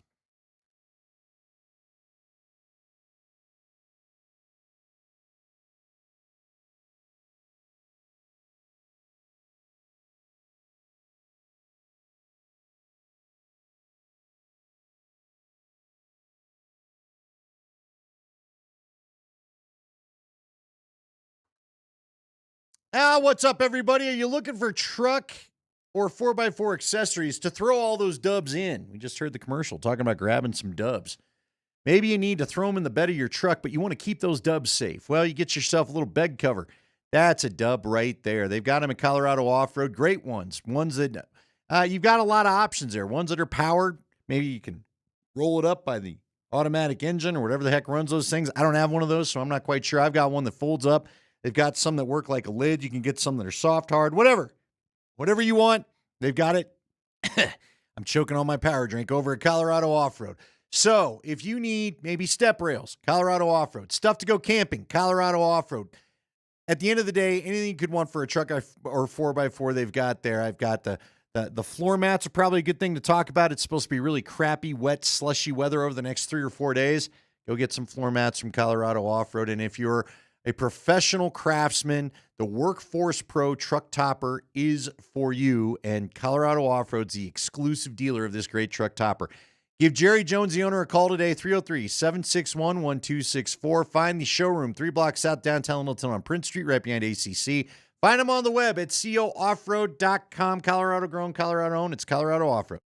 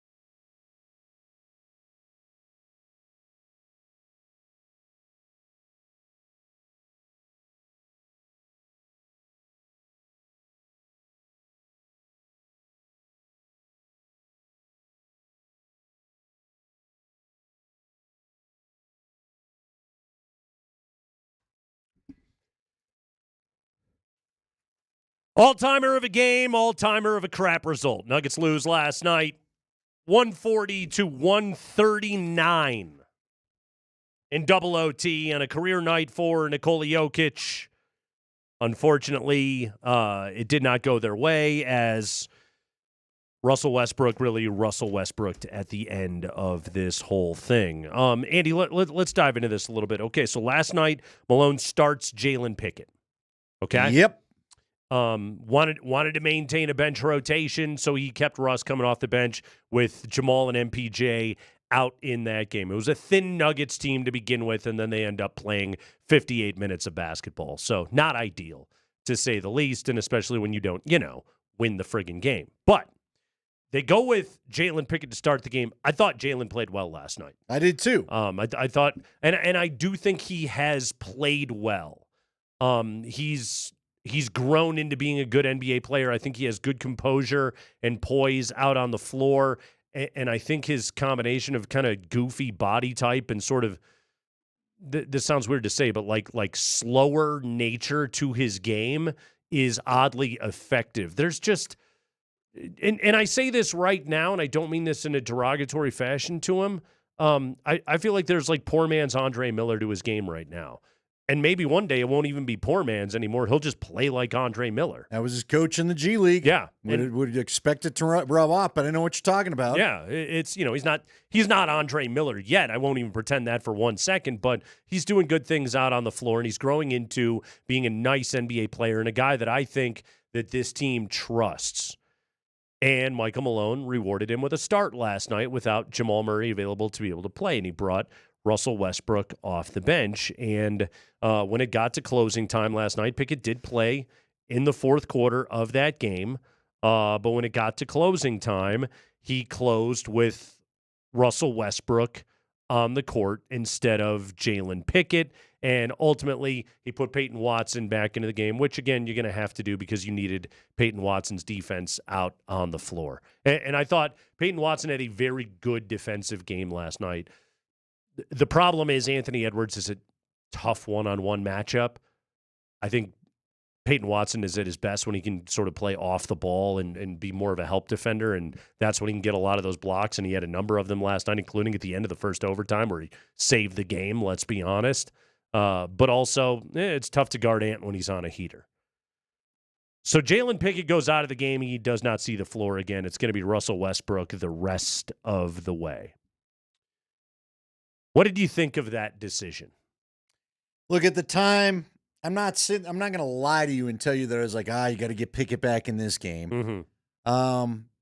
You brought it up. The conundrum became that Ant went from a non-factor most of the game to all of a sudden, fourth quarter and overtimes, he had found his shot. He was his usual self. He was causing problems getting in the lane. 24 of his 34 points came in the fourth quarter in the two overtimes. Yeah, because it was time to answer the bell. And you knew he wasn't probably going to stay quiet the whole night, and he did not. He's special. And they just don't have a defensive answer for him, as you brought up. Mm-hmm. So I was all right giving Russ a chance at it. They had a lot. Look, they had a lot going on. I would also say this.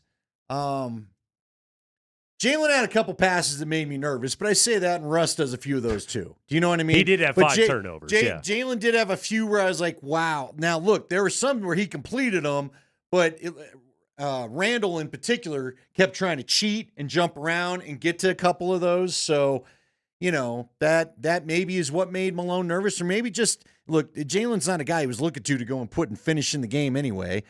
Maybe this just showed you Malone knew he was going to need Westbrook at the end, so he decided to go with Jalen at the beginning. But Jalen is a classic point guard. That's a lot of what I like about him. Yeah. I don't think it was a coincidence that he was out there playing tough, playing well, and they got off to the great start. Last night, he had defensive possessions against bigger players, against Rudy Gobert, against Julius Randle, where I thought he handled himself pretty well. He's kind of a weird defender, even though he's smaller than those guys. He's got booty. Yeah.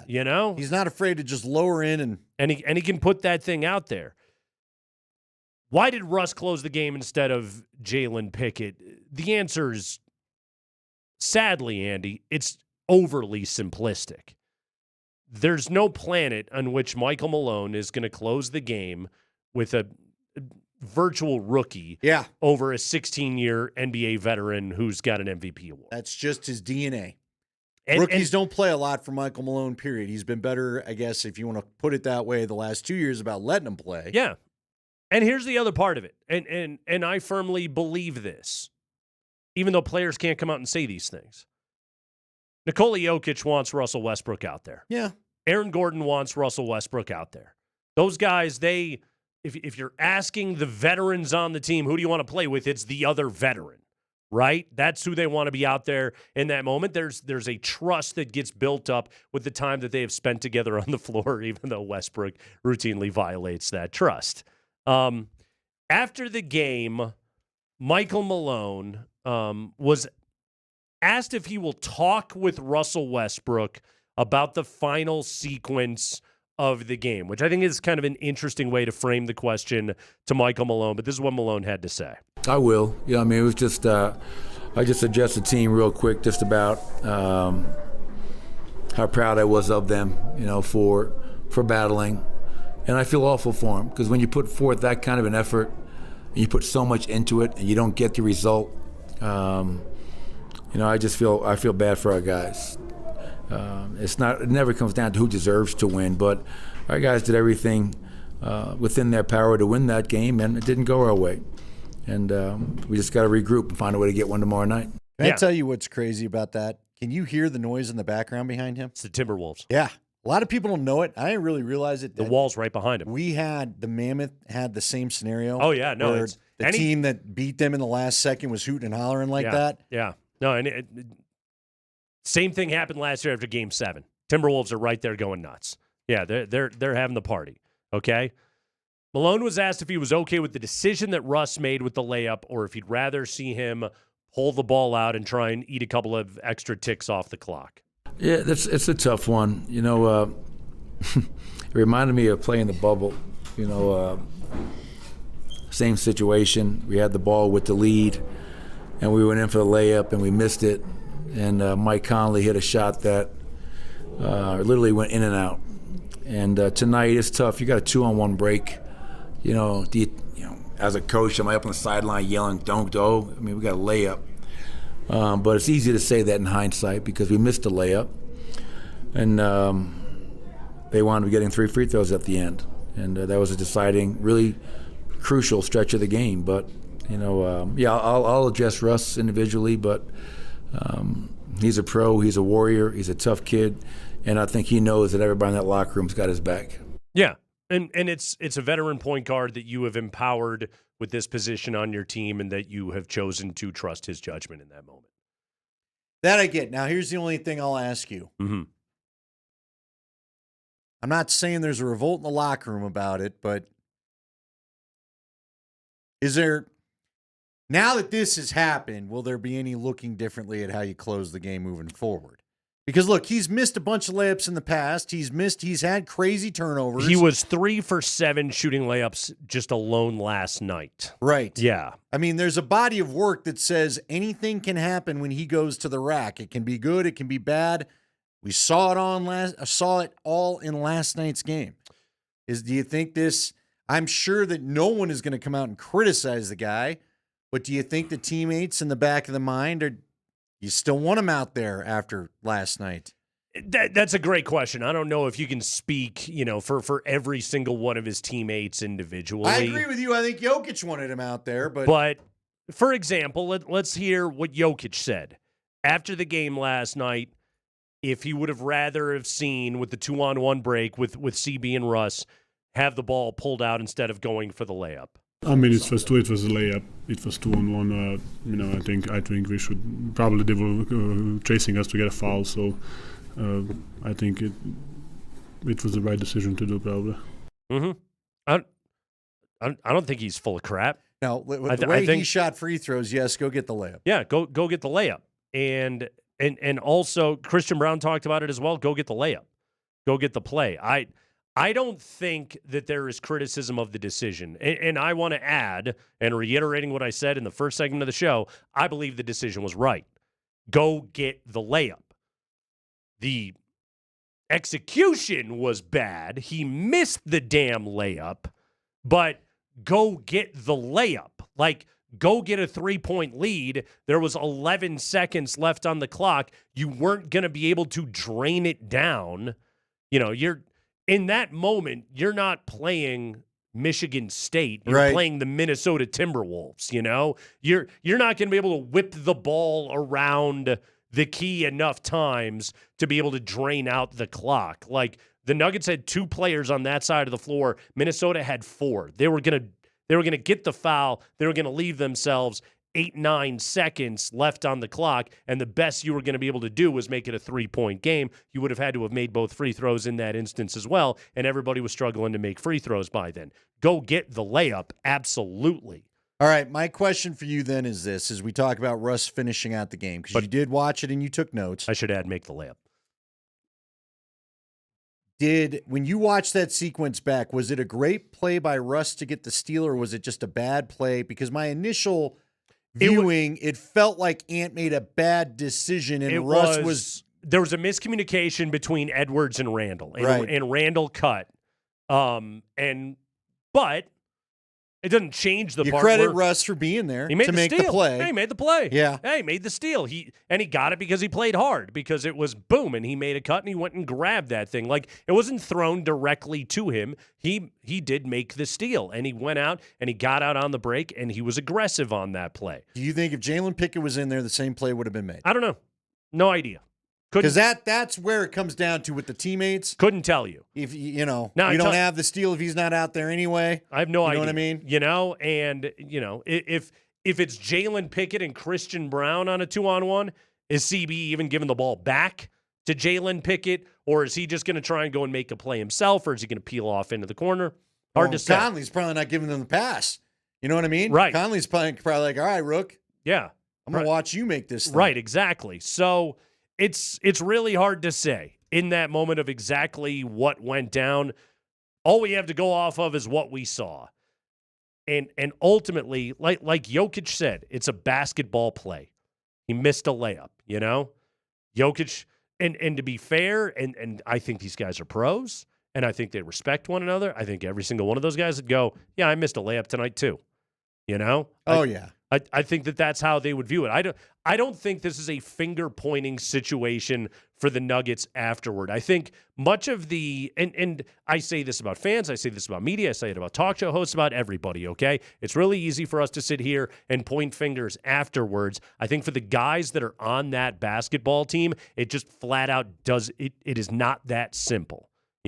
Those guys are teammates. They have a bond. They believe in one another. And this is something that I can tell you for sure about Russell Westbrook. As much as he may drive you insane, he is massively respected both in that locker room and all over that league. The reality is, whether you like it or not, and nobody's going to like it because you lost, when you give up 140 points and lose by 1, it's never one guy's fault. Yeah, and, it's so amplified because he did do 2 things in a row you that led could to the just thing swinging the other way. Mm-hmm. But again, don't find yourself only up 1 in your building in the second overtime. They also had a foul to give, and they didn't use it. Right. Once Minnesota went back down the floor.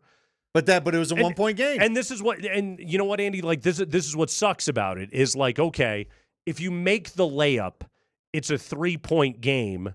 You both have the foul to give and another foul before they shoot free throws. So like right there, you can commit the foul to give as soon as they get by half court. They inbound, you foul immediately, you play the free throw game, and you just shrink that thing down. This sounds intuitive, and I may be hopped up on Joker no sleep right now, but it's a lot easier to win that game if you just make that layup. It would have been good. Yeah, that would have helped. I'm not saying that, yeah. But again, you also look at the rebounding differential, especially with how they did not rebound. Rebounding, all the things that we have complained about with this team showed up at points last night that contributed to the loss, including some erratic play out of Russell Westbrook. Yeah, it did. And what's so funny about it is like people will look at it and they'll go like, oh man, Russell Westbrook was 4 of 11 for 12 points and he had 5 turnovers. And my response to that is like, yeah, it's a Russell Westbrook game. That's what he's been doing every time out. What did you think he was going to give you? Again, It's so magnified because he made 2 horrible mistakes in a 12-second span to finish out the game. And it, and it's amplified because it's the Timberwolves, right? Because it's the 6th time in a row that you've lost to those guys. Because it's nationally televised, and because the country was glued to this thing. Because people go on social media and everyone's like, "Holy crap! Are you watching this Denver-Minnesota game?" And suddenly the nation is watching that thing, right? And it's amplified for that. And then it's amplified because Jokic went for 61, 10, and 10 and has a career night. It's amplified because you almost stole a win against Minnesota without Jamal Murray and Michael Porter out on the floor. Like all of those things put together, and Westbrook just has to Westbrook. Now, there's other aspects to all of this. Does Denver walk out of that game last night being like, "Oh, we know we can beat these guys"? No. You don't think so? No. You think they're defeated after that? I think it continues to show you the size. The problem is I don't think you have the matchups you need to beat them in a 7-game series. I mean, Jokic. You came out there, you threw down the gauntlet. The coach made the big speech at the podium, talked about the emotion. We got to match the emotion. It's a rivalry. Yeah. You jumped out to get another big lead, and they reeled you right back in by halftime. I mean, Jokic went for 61 last night against the 4-time Defensive Player of the Year. But he usually does. You were missing you were missing 2 starters. They were missing 2 key people too. Hey, bench rotation guys to be sure. Nas Reed is a pain in the Nuggets behind. Without a doubt, but you're missing your second leading scorer. You're missing your second leading rebounder in that game last night between Murray and Porter. Like if I'm Denver right now, and Jokic talked about it last night, like, hey, we know they're a good team, but we think we're a good team too, and we believe we can beat these guys. I don't think he's blowing smoke. I think they're a good team, and I'm sure Jokic thinks he can beat anybody. He's that awesome. Yeah. But the 2 guys that didn't play are also the 2 guys that Minnesota's gotten the most physical with and have kind of cowered to it. That's very true. So I don't know how else to put it. That part of it is very true. It's funny. I came out of that game encouraged last night.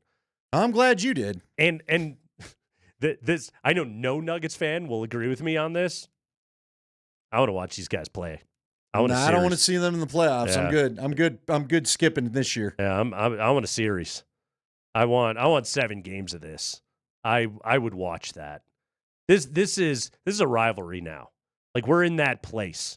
And I don't want to shy away from it. And I'm not trying to sound like a sports meatball or anything like that. I'm like, let's go get him, that whole thing. But, like, in all seriousness, like, this is a rivalry now. Let's have it, okay? Let's feast on this. I feel like what you've said continues to be shown, what Scotty talks about all the time. Oh, it's a bad matchup. They have been built to beat the Nuggets. Yeah, bad matchup. They don't seem to beat other teams for whatever reason. I don't know why a roster built to be the Nuggets doesn't always compete with a lot of other teams. Yeah. But I'm okay not dealing with it this year. I'm good taking a little time off. Yeah. Bring it on. That's what I say. Could be the Joker talking. It's Kreckman and Lindahl.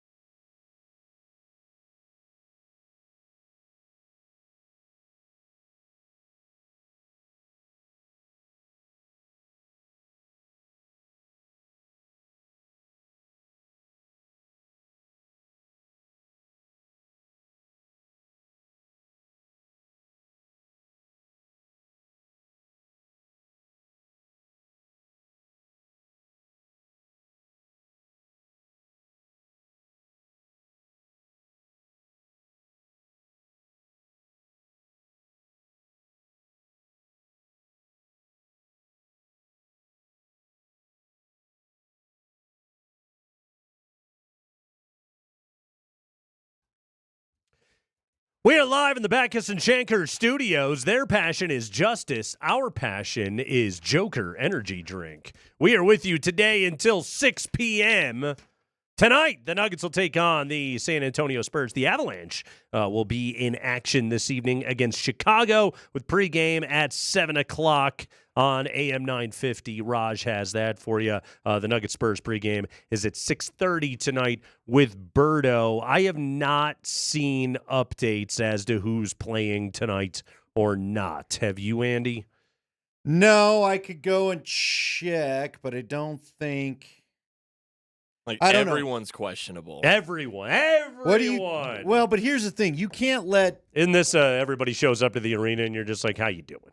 Well, how you feel? But you can't let one loss become two, especially with San Antonio. I laugh because everyone says they're tanking, which they are. They're in trouble. The Jazz have got like half the wins that they've got. Yeah. So they've got a lot of tanking to do, my friend. There ain't enough tanking left to do. Yeah. Well, you want this. It comes down to you get the second least or second most amount of ping pong balls. So it's a tankathon right now for the Spurs without Wemby, as probably they should, because it's a stupid sport that rewards losing at the end of the season, but they do it. Utah is tanking. Everyone's tanking it up as hard as they possibly can. So. You have to win this game this evening. You do have to win. That's the other thing that sucks about last night is that would have helped to win. Like really in the standings, besides just the psychological part of like beating Minnesota, it also would have really helped in the standings to win that game. Well, you know why you might want to hold on to the 3? Have you seen what's going on now? I'm worried that the fall is not done yet. But the Grizzlies, all of a sudden, are the 6th seed. They lost last night with some shenanigans going on from Ja Morant, but they lose to the Warriors, and all of a sudden the Grizzlies are the 6th seed. That would be your opponent if you can hold on to the 3. Great. Get them. You want to play those dudes. But the T-Wolves are basically tied with them in record. Yeah. Mm-hmm. So if you can get Memphis, that really would be in terms of like ease, because the Grizzlies are a mess. They're firing their coach. They can't beat any winning teams. They're a complete and total disaster right now. John may be suspended soon. Finger guns. Yeah, I mean, come on, bro. I get it. You have an amendment and all of that, but like, why don't you chill on the gun juggling? On the thing that you've been busted for. Yes. Like, I'm not sure the league would care if anybody else did it, quite honestly. Can we listen to Anthony Edwards after the game last night? I want to listen to Ant. This is what he had to say about Joker after last night's game. That might have been the best game of my life, like, that I've been a part of. Nikola Jokic, bro. Oh, my God. He might be the best basketball player I've ever seen, like, close up, besides myself, to myself. Bro, he's incredible, bro. The MVP race is tough, man. I don't know. He had 60. That was crazy. How did you guys manage just the ups and the downs of it, like, and how crazy it was? We was just hoping he missed. It was at one point we was just like, bro, we hope you missed, bro. Just, because trapping him, he wasn't trapping. Like, he good. Hats off to him, man. For sure. Yeah. By the way, I love how Ant drops in there, like, besides myself, to myself. Yeah, that was funny, because even he had to kind of laugh about that a little bit, Yeah, I don't want to be a traitor to this town or anything like that. I like that guy. I think he's an entertaining basketball player. I think he leans into the villain role. I think he's funny when he's in front of a microphone. I get a kick out of Anthony Edwards, and I love the rivalry. I think it's a great rivalry. Julius Randle, after the game last night, after he went head-to-head against Joker all night. How do you feel after 47 out of 50 minutes against Jokic? I feel terrible. Absolutely awful. My body is in shock. But, that's why you train, that's why you live. So you put the extra hours in to be able to play through games like this. You know what I mean? So I'm just happy we came out with the win. If we came out 50 minutes in a loss, I'll probably feel a little bit worse. Yeah. That guy's good, by the way. He also had a great cut about Joker. I don't pull it up, Spring, because there's some background talking going on, and I don't think we can bleep it all Yeah. Where a few words we don't want played on the radio. I've is loved all that I'll dude say, since he so. was at Kentucky, man. But And he Randall just said had the leg injury early on, but damn, what a good player. he said the same thing Ant did, though. He goes, the guy's amazing. Yeah. He was talking about he's jumping off the wrong foot and scoring. Couldn't stop him. Couldn't stop him. Fadeaways, you know. Our pal Vic Lombardi is calling in right now. Vic, how hopped up on Joker are you right now? Yeah, one of those, and I'm good for a month on Hype Machine. Trust me. No So, sleep, baby. Hey, I needed a call, and I come in peace, and I come with respect and a little bit of envy, to be honest with you guys, because I read Springer this morning sends a tweet saying how he slept well, and he felt good about the game and the Nuggets afterwards, and didn't like the result, but felt good. I heard you, Nate, said you felt good, you like it. And I guess my initial response is, what the hell is wrong with you guys? How the hell do you feel good? So I mean, what is going on here? Good? You feel good? It's funny because, and you know, Vic, I did the thing that I do, which is I woke up, I rewatched the fourth quarter and overtime today. And when you don't, you know, I'm assuming, Vic, that you watched the game once and then you showed up this morning and you did your show. And when I woke up this morning, I mean, after the game last night, I'm just buzzing, you know, the adrenaline's pumping, all that. How the hell did that just happen? My God. If you were asking Twitter last night, it sounded like Russell Westbrook killed Val Kilmer. Okay. It just, it was bad out there. And then, you know, I got up today and I rewatched the end of that game, and I watched an exhausted Denver team, an exhausted, shorthanded Denver team go toe-to-toe with the guy that has essentially been their bully. And I thought the Nuggets, again, they didn't win, and I know we're all results-oriented. I thought they played well. I thought Jokic completely dominated that game, both in terms of, you know, the tempo and the flow of everything that was happening out there. I thought Aaron Gordon was magnificent. Really, like, outside of Russ, I thought pretty much everybody played pretty well in that game. It's, you know, you're out of sorts because you don't have Jamal Murray available to you, and, you know, they're a little out of sorts because they don't have Porter. But I watched that game last night, and number one, and I said this to Andy last segment, Vic, I don't know if you heard it, and he thinks I'm crazy. I want this series. Like, I want to watch these teams play each other 7 more times, because I think this is, you know, chef's kiss, A+ level basketball, and I think it's a great rivalry, and I love rivalries, and we barely get them in pro sports anymore, and so I'm here to watch that. But also, like, I came out of that game last night looking at it as, yeah, I think Denver can beat these guys. I don't think you're crazy, Nate. I think you should be banned from Denver Talk Radio for that comment, to be honest with you. I mean, what nutso looks at this series and says, yeah, give me 7 more of those, when here's the way I look at it. I would take on any other Western Conference foe right now with much more confidence than the Minnesota Timberwolves, because the Minnesota Timberwolves have proven one thing: they don't fear you. Oh, they respect you. I have said over and over again, hell out of Nikola Jokic. I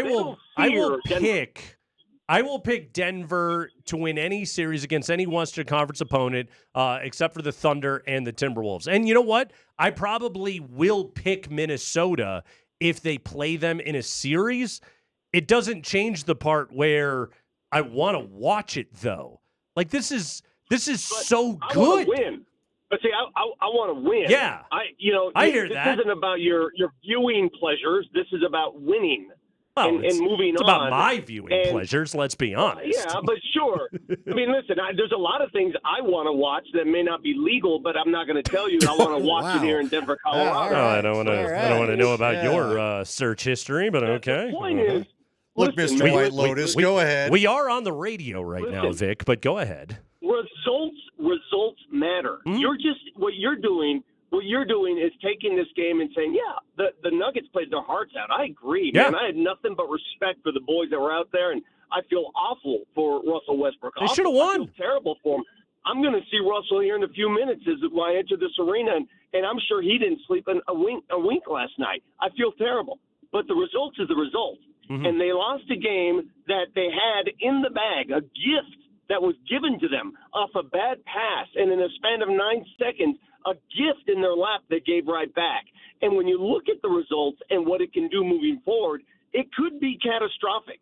If you lose tonight and lose again Friday night, Nate, just consider this for a second. You could be looking at a possible 5 or 6 seed, the way other teams are performing. Yeah. And that would be no bueno. That would be catastrophic. So to say, yeah, fun game, great. It was. No, it was a terrible result. It wasn't fun. It was. No, you're There was right about nothing that. fun about it. It was was fun. It was a terrible result. That's a piss poor ending to that basketball game last night. I can't push back on that. And we were talking about this. You needed that game in the standings. You needed to go and get that game last night. At the same time, though, I believe in my dude.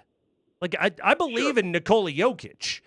I believe the Nuggets have. You just said the you best. just said that you take the T-Wolves in the series. How much do you really believe in them if you would take the Timberwolves in the series?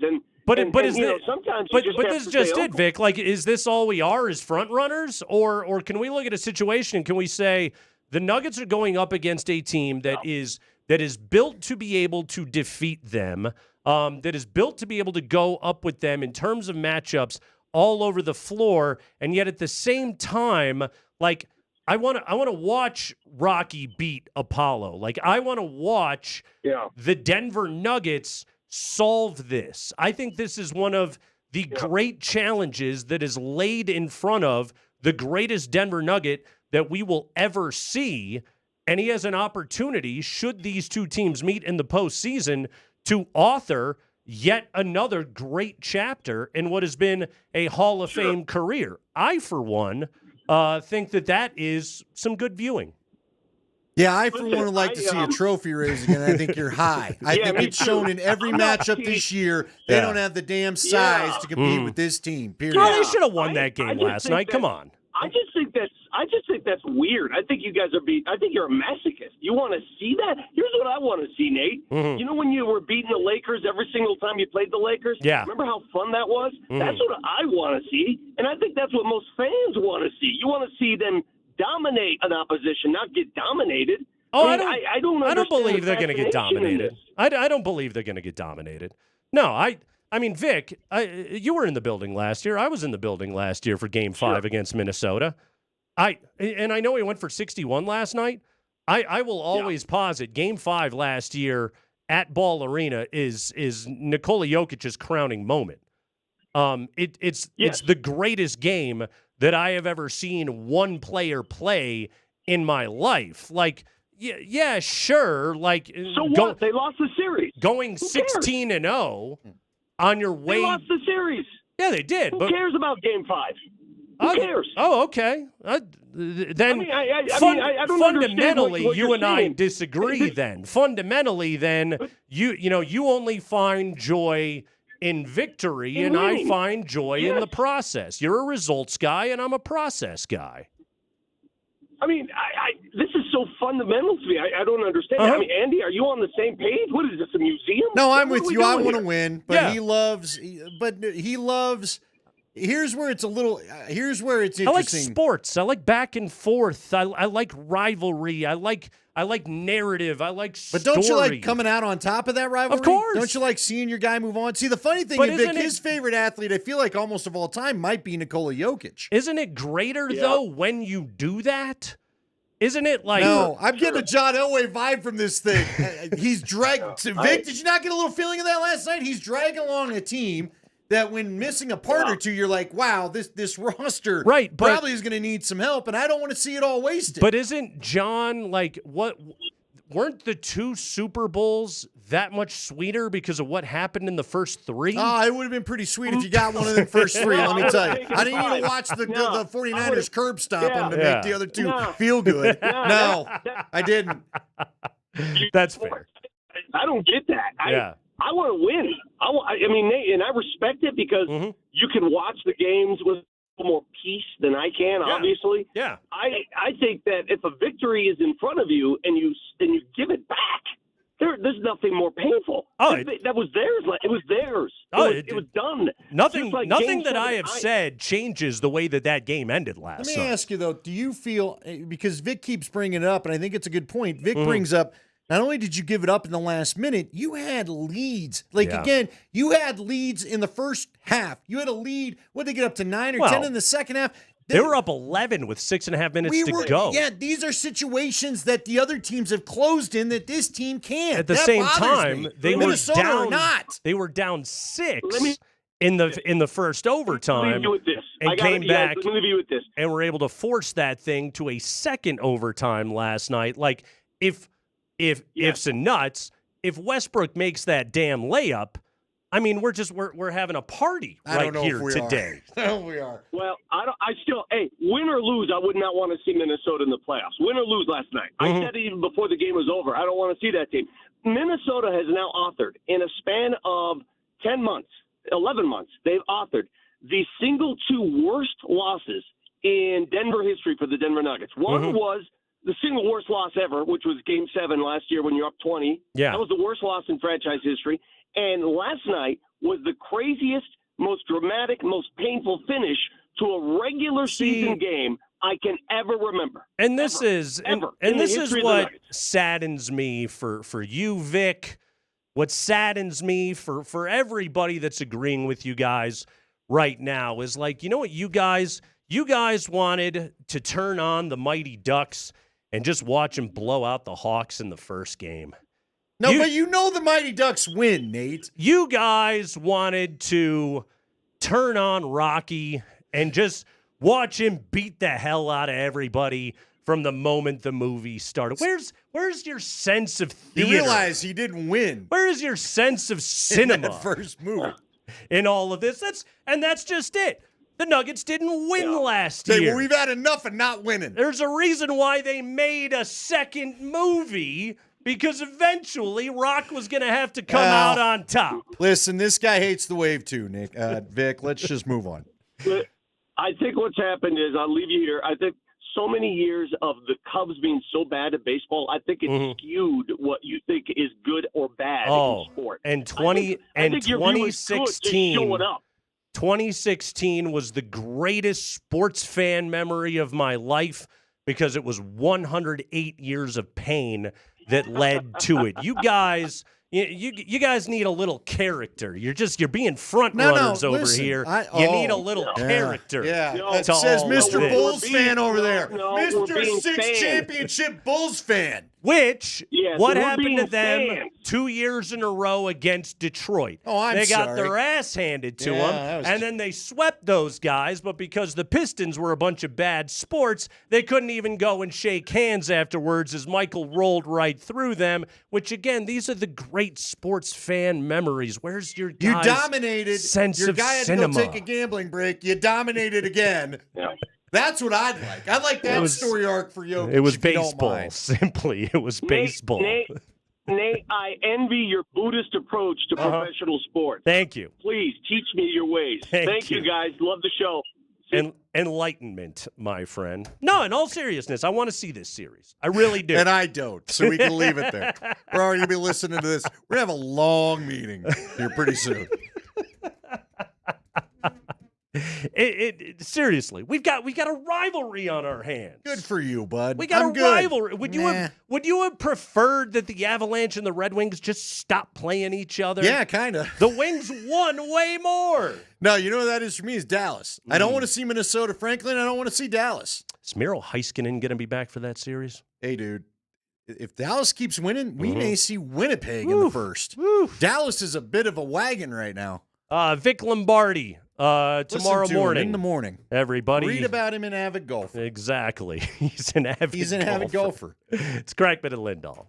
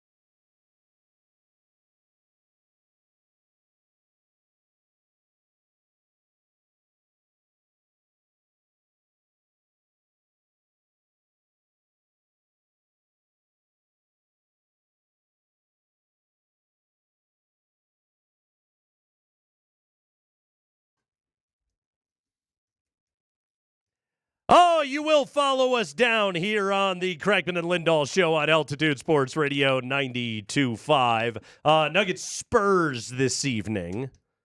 All right, you know what? We got to get this car back on the road. So I'm just going to ask you. Okay. Because you mentioned it. Mm-hmm. Little Val Kilmer. Yeah. Favorite role for Val Kilmer. Here's why I ask you this. I mean, obviously it's an easy question when a famous actor like that passes away.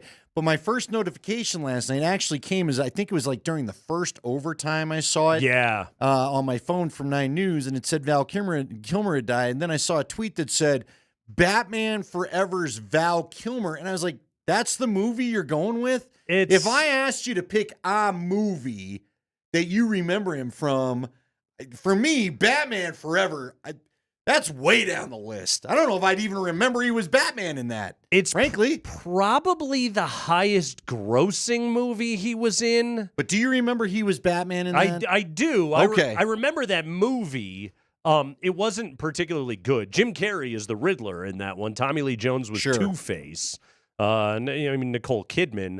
But yeah, I've noticed much the same thing. Like in some of the stories about it, they keep bringing up the Batman role. I definitely do remember that movie, but also it's kind of like one of the more forgettable Batman movies. It wasn't. I would agree. Between that and then they did Clooney with the bat nipples in the next one. Yeah. And that was the one when Arnold was in it. Yeah, like the franchise was a little off kilter, and then they darkened it up and made it a little more real with the whole Christian Bale thing, and it got back on track a little. Or actually, no, didn't they make the Affleck ones next, and then they got to Christian Bale? Whatever the order was, Batman's are hit or miss. Val Kilmer, to me, I thought his best role was Doc Holliday in Tombstone. Tombstone's a great one. What about Jim Morrison in The Doors? He was so good in that movie. Or Heat. Yeah. That like the Doors would have been a better band with Val Kilmer as the lead singer playing the part of. That's like if you see like old footage of the Doors, you're just like, it's not as good as Val Kilmer. Yeah, it's funny because I feel that way about Joaquin Phoenix and Walk the Line. Yeah, playing Johnny Cash, quite honestly. Yeah, I mean, Kilmer was unreal in that one.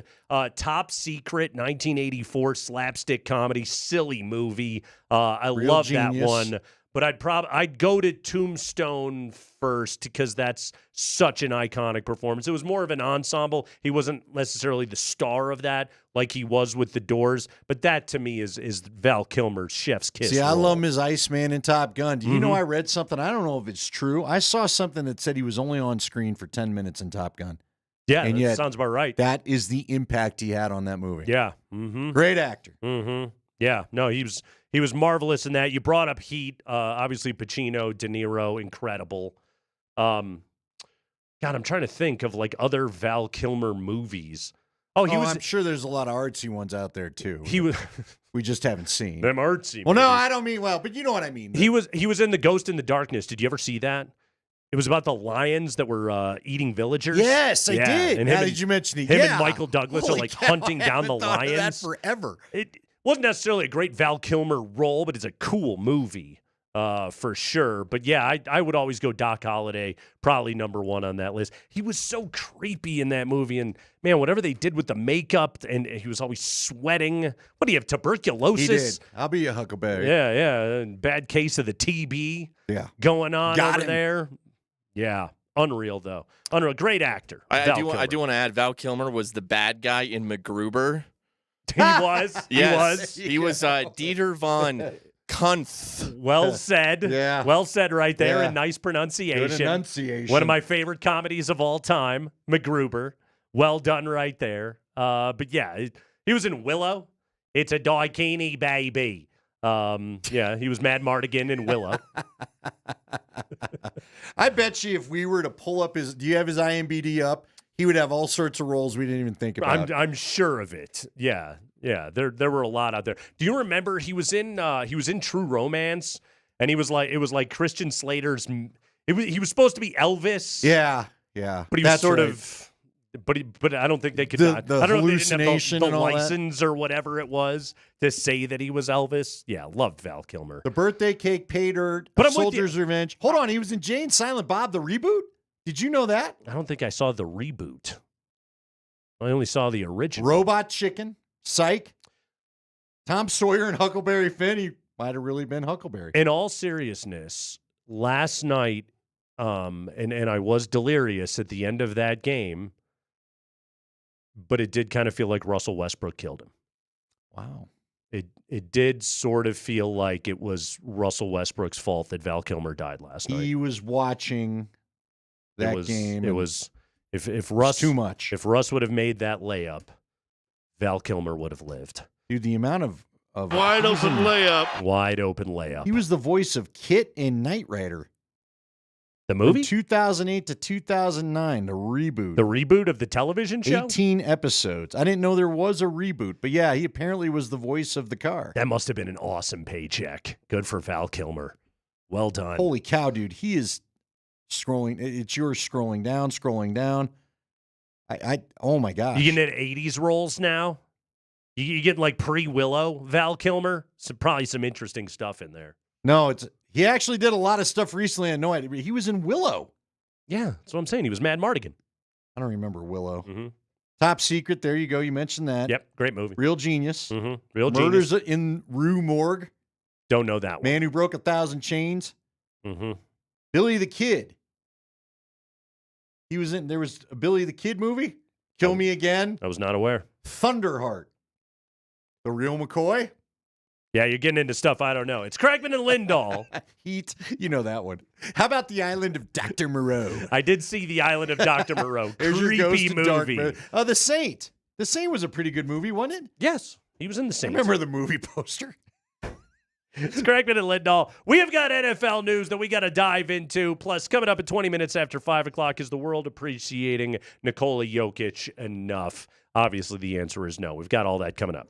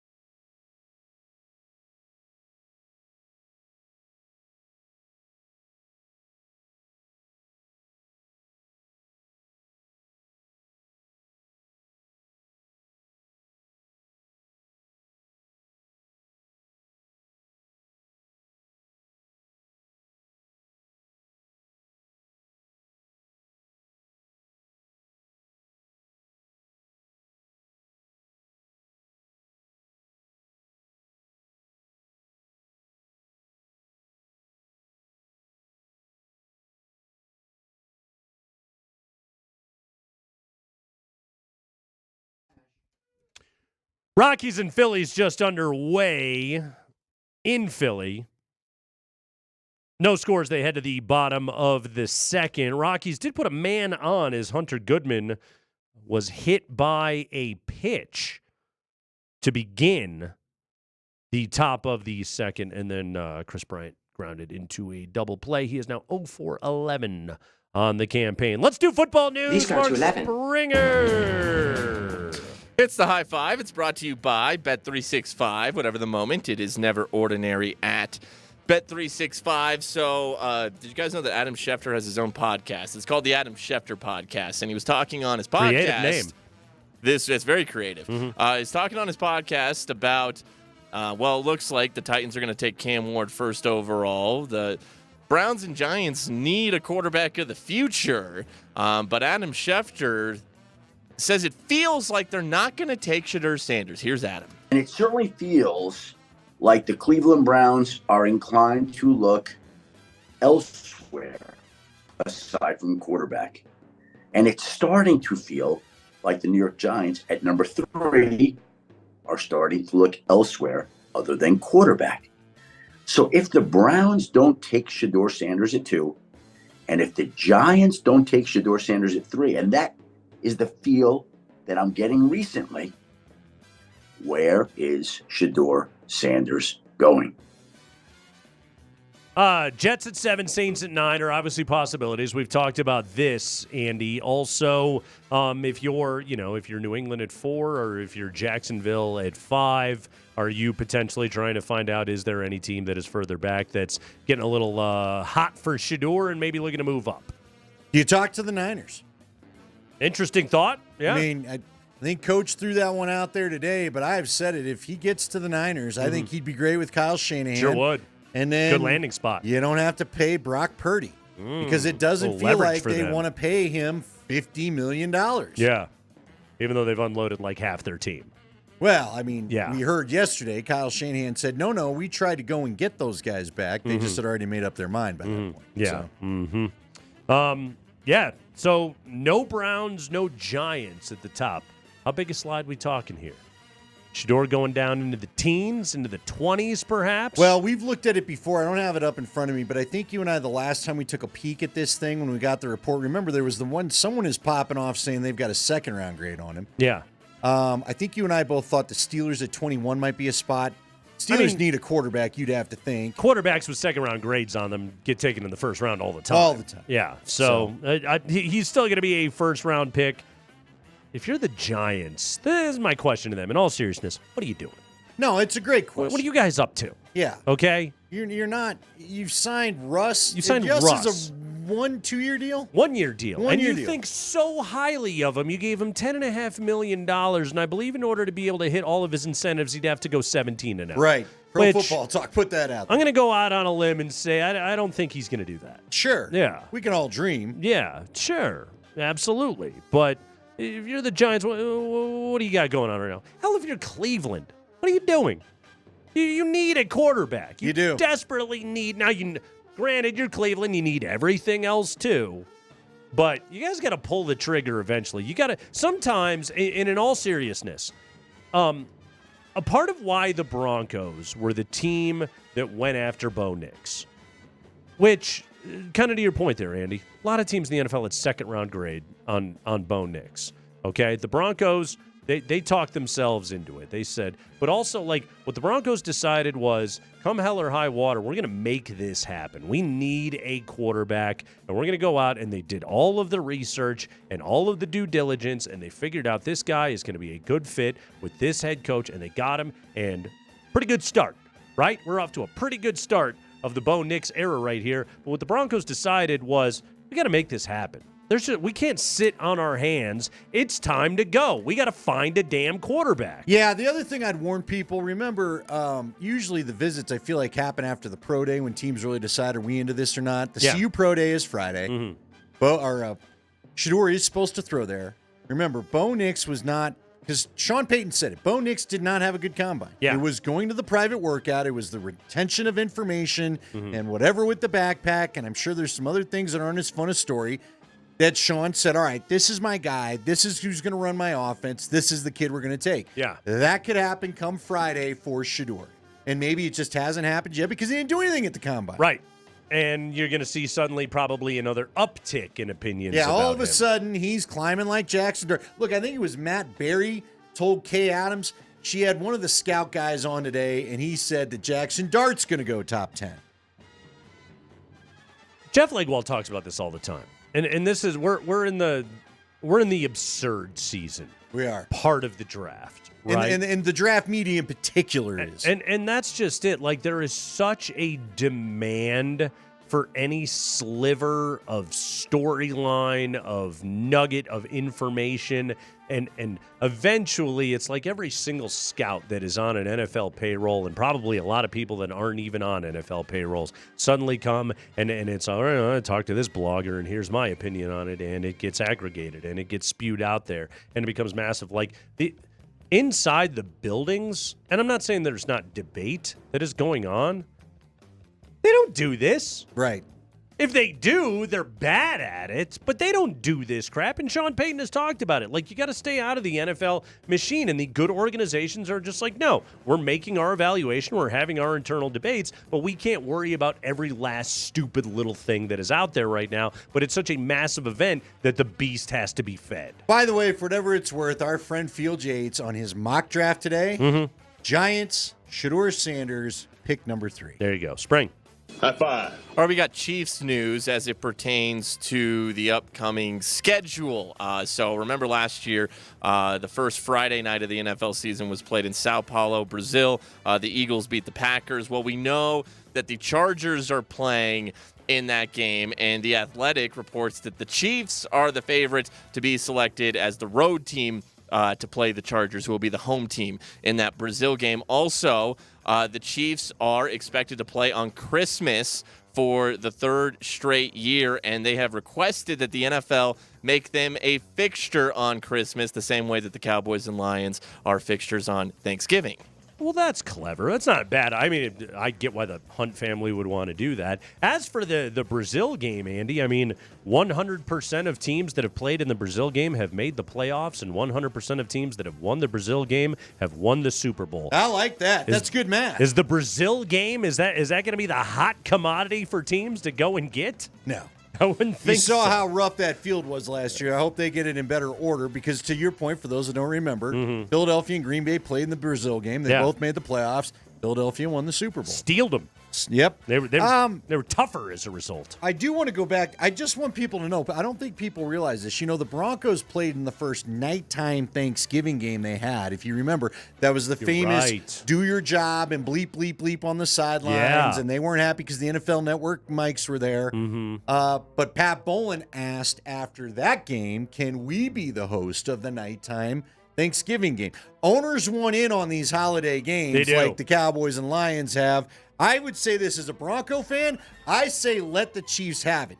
Because unlike knowing every Thanksgiving falls on a Thursday, Christmas is all over the place, and you're going to have all sorts of whack weeks at the end of the year if you're the team that plays on Christmas. That's a great point. And also, if you're the NFL, you're just like, well, we know at least the next 10 of them will have Mahomes. Right. So why the hell wouldn't we just do that? To avoid what you had with Detroit forever. And finally, Spring.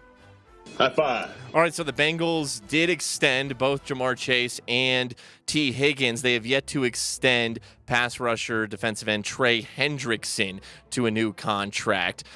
This week, Bengals Vice President Katie Blackburn was talking to an outlet in Cincinnati, and she said that at some point it is on Trey Hendrickson himself to be happy, and that he should be happy at certain rates, and that maybe he doesn't think he would be happy at. Okay, so Trey Hendrickson went on the Pat McAfee show today, and he responded to those comments from Katie Blackburn.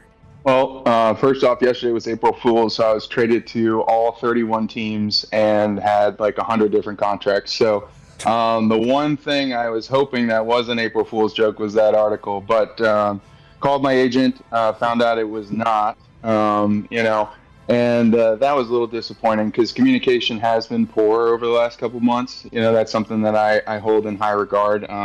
They have not communicated with my agent directly. It's been something that's been a little bit frustrating, but again, this is the business of it.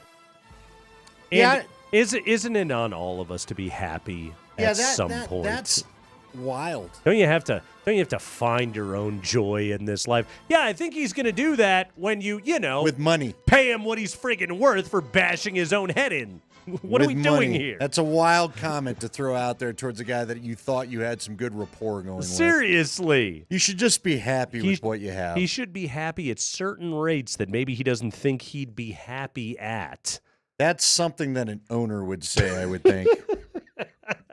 Not the GM or whatever. You should be grateful that I even give you a job. Yeah. That won't play well. Yeah, that might not go over great with Trey Hendrickson right there. Yeah.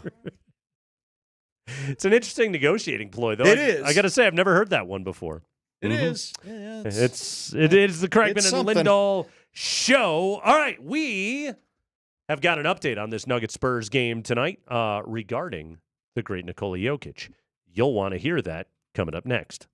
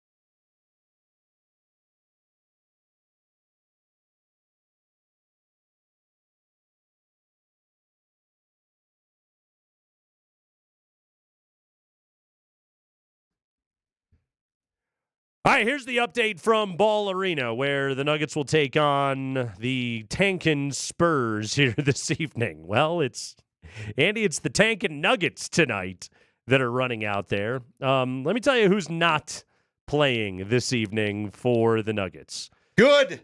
No Nikola Jokic. No Aaron Gordon. No Jamal Murray. Oh. No Christian Brown. And no Michael Porter Jr. Good.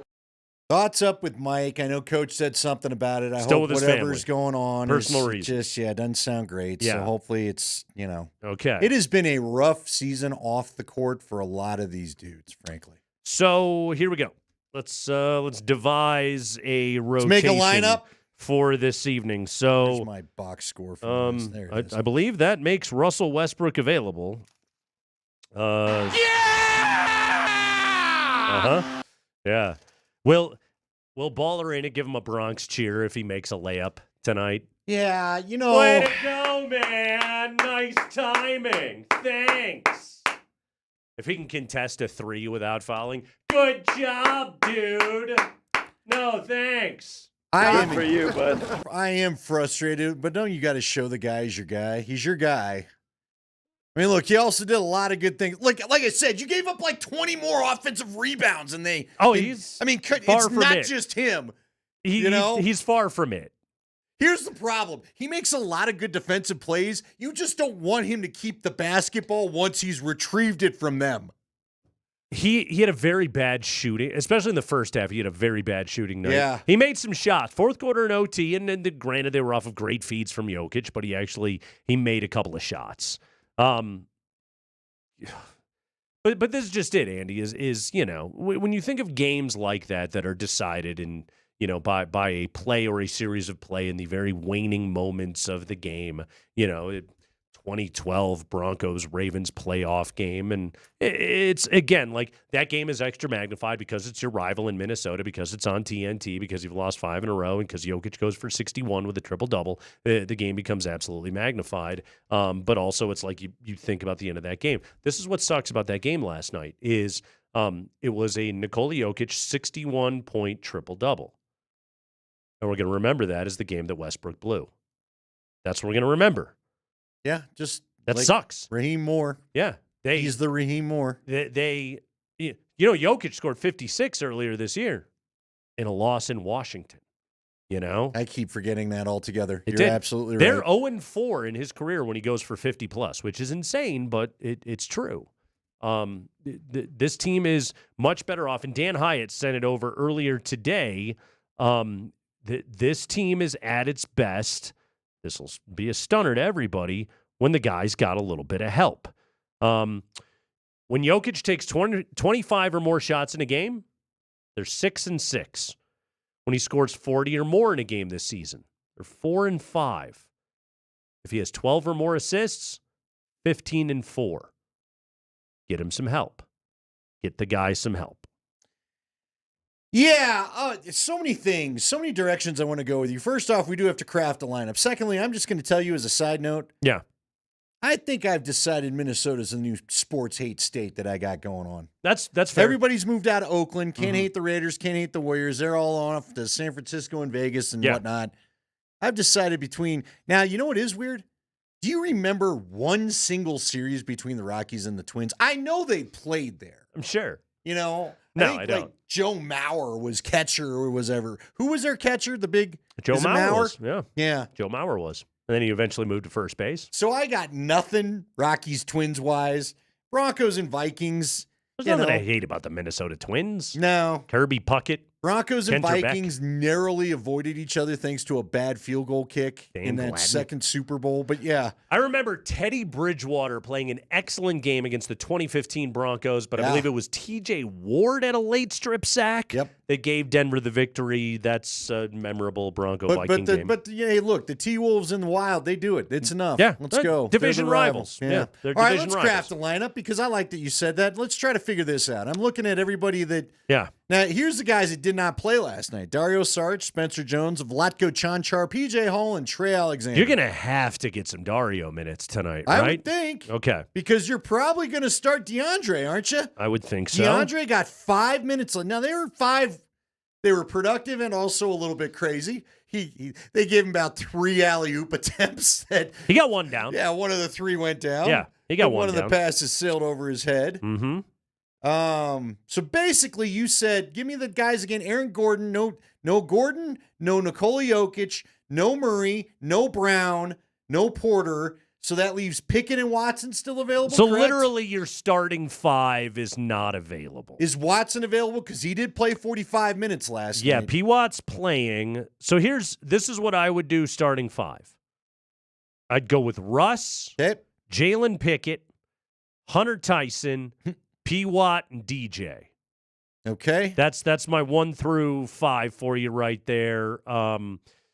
Maybe I could see Malone putting P. Watt at the 3, starting Zeke at the 4 with DJ. DJ's going to have to do the 30-plus minute, maybe even close to 40-minute thing tonight, probably. You can't give Dario 10 minutes. Oh, he's going to play. Yeah. Are you sure? Spencer Jones and Vlatko in there. They may small ball it. You know what, Who do though? the Spurs have left, though? De'Aaron Fox, is out. is out. Wemby is out. Wemby's out. Yeah, I mean, obviously. They got Sohan, short-handed. right? They still got Sohan. They got who else do they got? Bruce Bowen, is he available for the Spurs tonight? Bruce Bowen? I don't know. Yeah. Should we name some Spurs? Sean Elliott. Can he play in this game tonight? Let's go way back. Let's go to the Admiral days for you right there. But no, it's that's. By the way, have you seen Tim Duncan lately? No. Got a long beard and dreads. Cool. Like the anti-Tim Duncan of his playing days. He looks like your buddy that went to college and discovered pot. I don't know what to tell you. Maybe he did. He looked like he went to Jamaica, came back with the braids you get in the hair. Uh-huh. Yeah. Like Michael Scott. Got the puka shell necklace. Yeah, he went to Sandals, Jamaica. By the way, okay. Quick TV recommendation. We'll get right back to the Nuggets. Right now on Apple Plus, there's a show called The Studio with Seth Rogen. Seth Rogen is playing the part of a guy that has landed the role of being the head of this massive Hollywood studio. The second episode of this show is the plot essentially is Seth Rogen has decided as the studio head he needs to visit the set of this movie. They are making they're doing a huge one shot, a big tracking shot, and it's supposed to be like the peak of the movie. And they've only got this certain amount of time to get the shot in with the setting sun and the light and everything else like that. And it is Michael Scott level cringe like you cannot believe. And honestly, as I watched Russell Westbrook go full Michael Scott on the end of that game last night, I was just like, it was kind of like Seth Rogen. Great episode of television, but also if anybody has seen it, I got massive Russell Westbrook vibes at the end of that game last night, just like Seth Rogen on The Studio. It was that bad what he did at the end of that game last night. He just couldn't help himself. That's the thing about Russ. He can't help himself, right? Well, he doesn't mean to. He has all the best intentions after that steal. He does. Of going in and putting that thing home. But not even just that play. Like it's just, they left me wide open. I should definitely shoot this 3. Dude, they left you wide open because they want you to shoot that 3. But here's one thing I do wish. Russell Westbrook's the only person in the world that wants Russell Westbrook taking jump shots. No, you're right. Fair enough.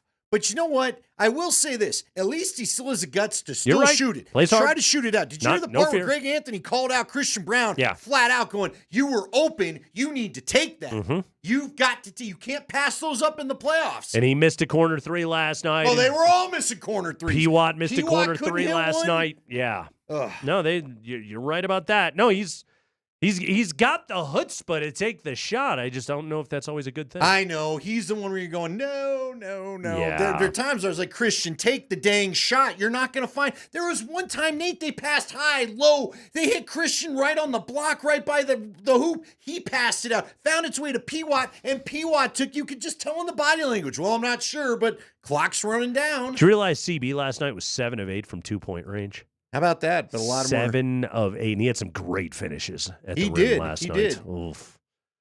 Oof. They cannot fall into this we're all too afraid to take the shot thing. That's where you really miss Porter and Jamal. And Jamal especially, yeah, because there's no fear out of those dudes.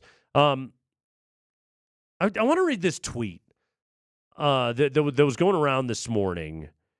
And, Andy, you sent it over immediately on the show thread, and several people sent this to me. And it's about Nikola Jokic, and it's about Nikola Jokic coverage. People love to talk about Nikola Jokic coverage, especially. Jay Williams, who's on ESPN, who I think is a good basketball yacker. I got no problems with Jay Williams. But he writes this. He says, the truth about Nikola Jokic. If LeBron or Steph dropped 61, 10, and 10 in a game this year, we shut down the internet and ESPN would talk about it for 2 days straight. But when Jokic does it, it's just another night. Why? Because he doesn't look the part. He's not flashy, not loud, but make no mistake, skill for skill, he's already outpacing Shaq, Hakeem, even Kareem. We're just afraid to say it. Jokic isn't just the best player in the world. He's quietly building up one of the greatest legacies we've ever seen, and media is still acting like it's a fluke. And then he went on Get Up today and basically said the same thing to everybody on the panel on Get Up. Yeah. And Mike Greenberg got a very uncomfortable look on his face because he flat out called out ESPN again. Yeah. He said if LeBron or Steph would have did what Jokic did last night, we would have led every single show on this network with that performance, and we haven't. Well, Steph hit 12 threes last night and scored 52. Right, it's a wild night for a couple of greats, but it was insane. I'm going to talk out of both sides of my mouth here for a moment. Don't worry, I do it all the time. I appreciate his sentiment. I think his heart's in the right place with this comment, right? And I like the fact that he's talking about where Jokic stands in the pantheon of the all-time great bigs, okay? I think he belongs in the pantheon of all-time great players. Yeah. You know? I think he's a top 10 player that has ever lived. But also, like, I don't want to talk about how nobody talks about Jokic. I just want to talk about Jokic. Does that make sense? No, you're right. Yes. Like, I make this comment behind the scenes and then build a whole package of how great he was last night and do that on the show. Right. And instead of talking about how it's, talk about LeBron and we talk about Steph. Like, okay, but also you're an ESPN personality.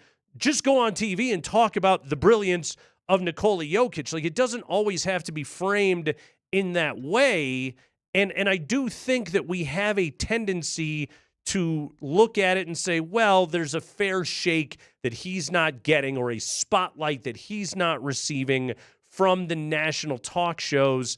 And my response to it is like, fine, but also I don't have to consume that stuff. For example, today I read Bennett Durando's story about Jokic's game last night. I read Troy Rank's column about Westbrook last night, but also was very much about Jokic. I listened to Matt Moore's podcast about the Nuggets game last night on Locked On Nuggets, and it was terrific. Like, I'm reading Mike Singer's Nikola Jokic book right now.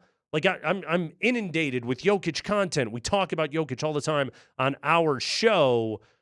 What do I need ESPN for? Here's the only reason where I will back his argument for this. I agree with you. Go ahead and tell the producers what you want. Make it, because if they'll give you the video you're asking for, right? Yeah. I want, hey, Greenberg, my segment on Get Up today is about the greatness of Nikola Jokic. Here's my take. Here are my highlights. I think he's better than Kareem. Yeah. Boom, tell Monica McNutt and the go. other guy, this is what we're talking about today. Yeah. So I agree with you there. But I do think the reason why I think it's important, because here's what I don't like, you saw we got the straw poll, right? The straw poll says it's SGA's Shay's MVP. Now, none of us are shocked by that. And for the most part, I tend not to care because I don't think Jokic cares. Shay's team's going to win 70. That's great. And he's unreal. I get it. He's having a great season. Fine. Yeah.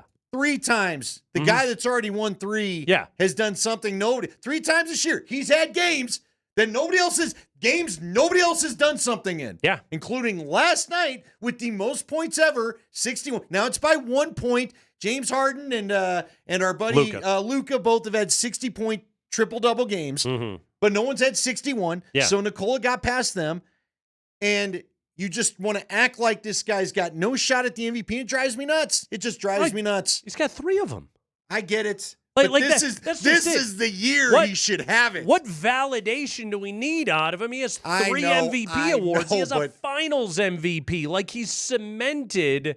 And here's another aspect to this is, and I'm not pointing the finger at him. This is his choice. You're right. He doesn't play the game. He doesn't want it. The game of the media game that gets you these awards. Right. He's not going on the interview tour. When Nikola Jokic, I don't remember the last time he sat down for an extended one-on-one interview with the network. I think it was after the finals, and that was it. Yeah. I don't – when he sits in front of the media, it is now, he always handles his responsibility. I don't want anybody mishearing part of his job. He shows up every night to talk about things. Better than Westbrook, by the way, who should have talked last night. Or Murray or anybody else on that team. But he answers his questions. He does the duty. He does the post-game interview, all of that. But he doesn't want any of it. You know, we were drinking the Joker energy drink earlier. Like, okay, you got that. You got the Hotels.com thing. You got the shoes that are made by a company that's, you know, not even really all that recognized here in this country. The moment the season ends, he's off to Serbia, and that's what he wants to do, and that's his life, and he wants to spend his time with his wife and with his children and with his brothers and with his family and with his Serbian people, and that's what he loves to do. Like, you know, there's no reality show about he and his wife the way there is with Steph Curry. There is no massive media machine behind him like there is with LeBron James. And again, for better or for worse, if you feed the machine will reward you for all of that. Jokic just wants to play basketball. And win. And that's what he cares about. He wants to do his job, and then he wants to go home at the end of the day. And so, again, like, if Joker was out there doing interviews all the time and just being a quippy quote machine all over the place and not just, again, feeding our local media, he'd be a bigger deal. And also, let's be honest about this. He plays in Denver, Colorado. Sure. Okay? No matter what, LeBron and Luka, as members of the Lakers, are always going to get way more attention. Steph Curry out on the coast. The Boston Sun. We know how it all works. And Nikola Jokic doesn't fit any of those narratives, but also he doesn't feed any of those narratives, and we should add, by his own desire. Well, and we should be happy with that, because if he did want to feed those narratives, he could be like Dikembe and look for a bigger market to be a bigger star. Would he be would he be all the things that we love about Nikola Jokic? Right. The part where he just wants to show up, do his job, not be in the limelight all the time, and then, you know, just go home at the end of the day. I'm with you. Look, for the most part, I don't care about the MVPs. I've told you that all throughout this discussion this year, because he doesn't care. He's had them. We all want to see him get another trophy, things like that. I also think he should be But he's the MVP also this having year. a kind of season where you start to go, all right, really, we're just going to all ignore this because it's another guy's turn?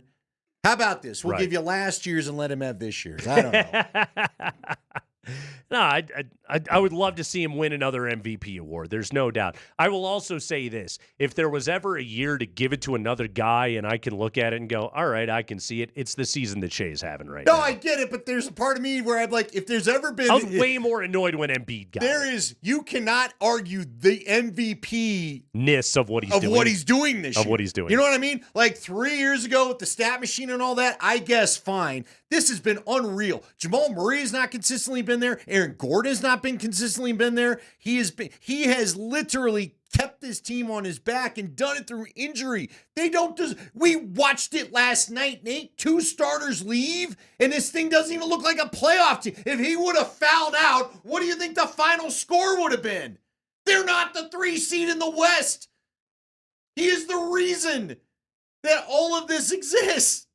Period.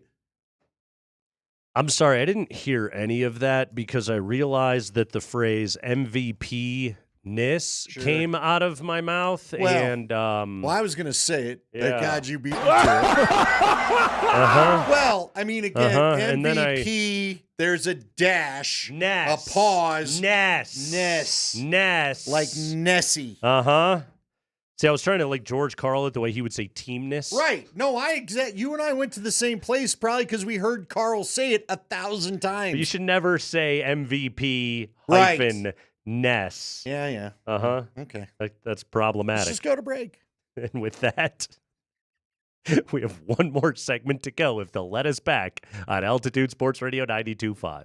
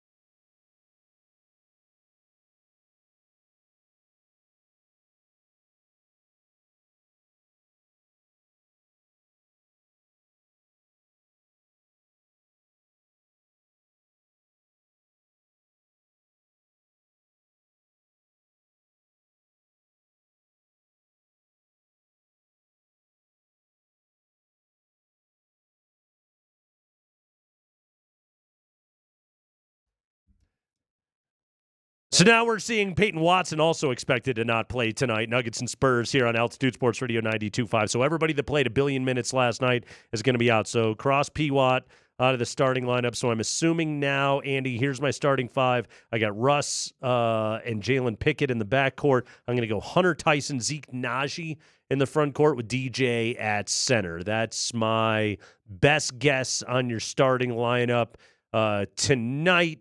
And then you're looking at, let's see, a lot of Spencer Jones, some high-leverage P.J. Hall minutes tonight. And you know what?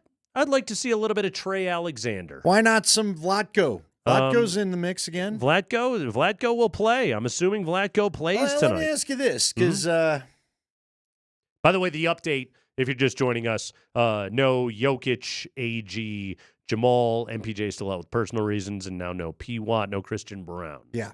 Tonight for the Nuggets. Line is down to Denver -2.5 against the tanking Spurs. Brown played 53 minutes, Jokic 53 minutes, Watson 45 minutes, Gordon 47 minutes, Jamal's dealing with a hamstring thing, and MPJ's with his family dealing with a personal matter. Yeah. So there you go. Yeah. All right. You and I both talked about it. Not exactly thrilled with Zeke Najee last night. He played very poorly. Would you throw Spencer Jones in at that power forward spot just to mix something up?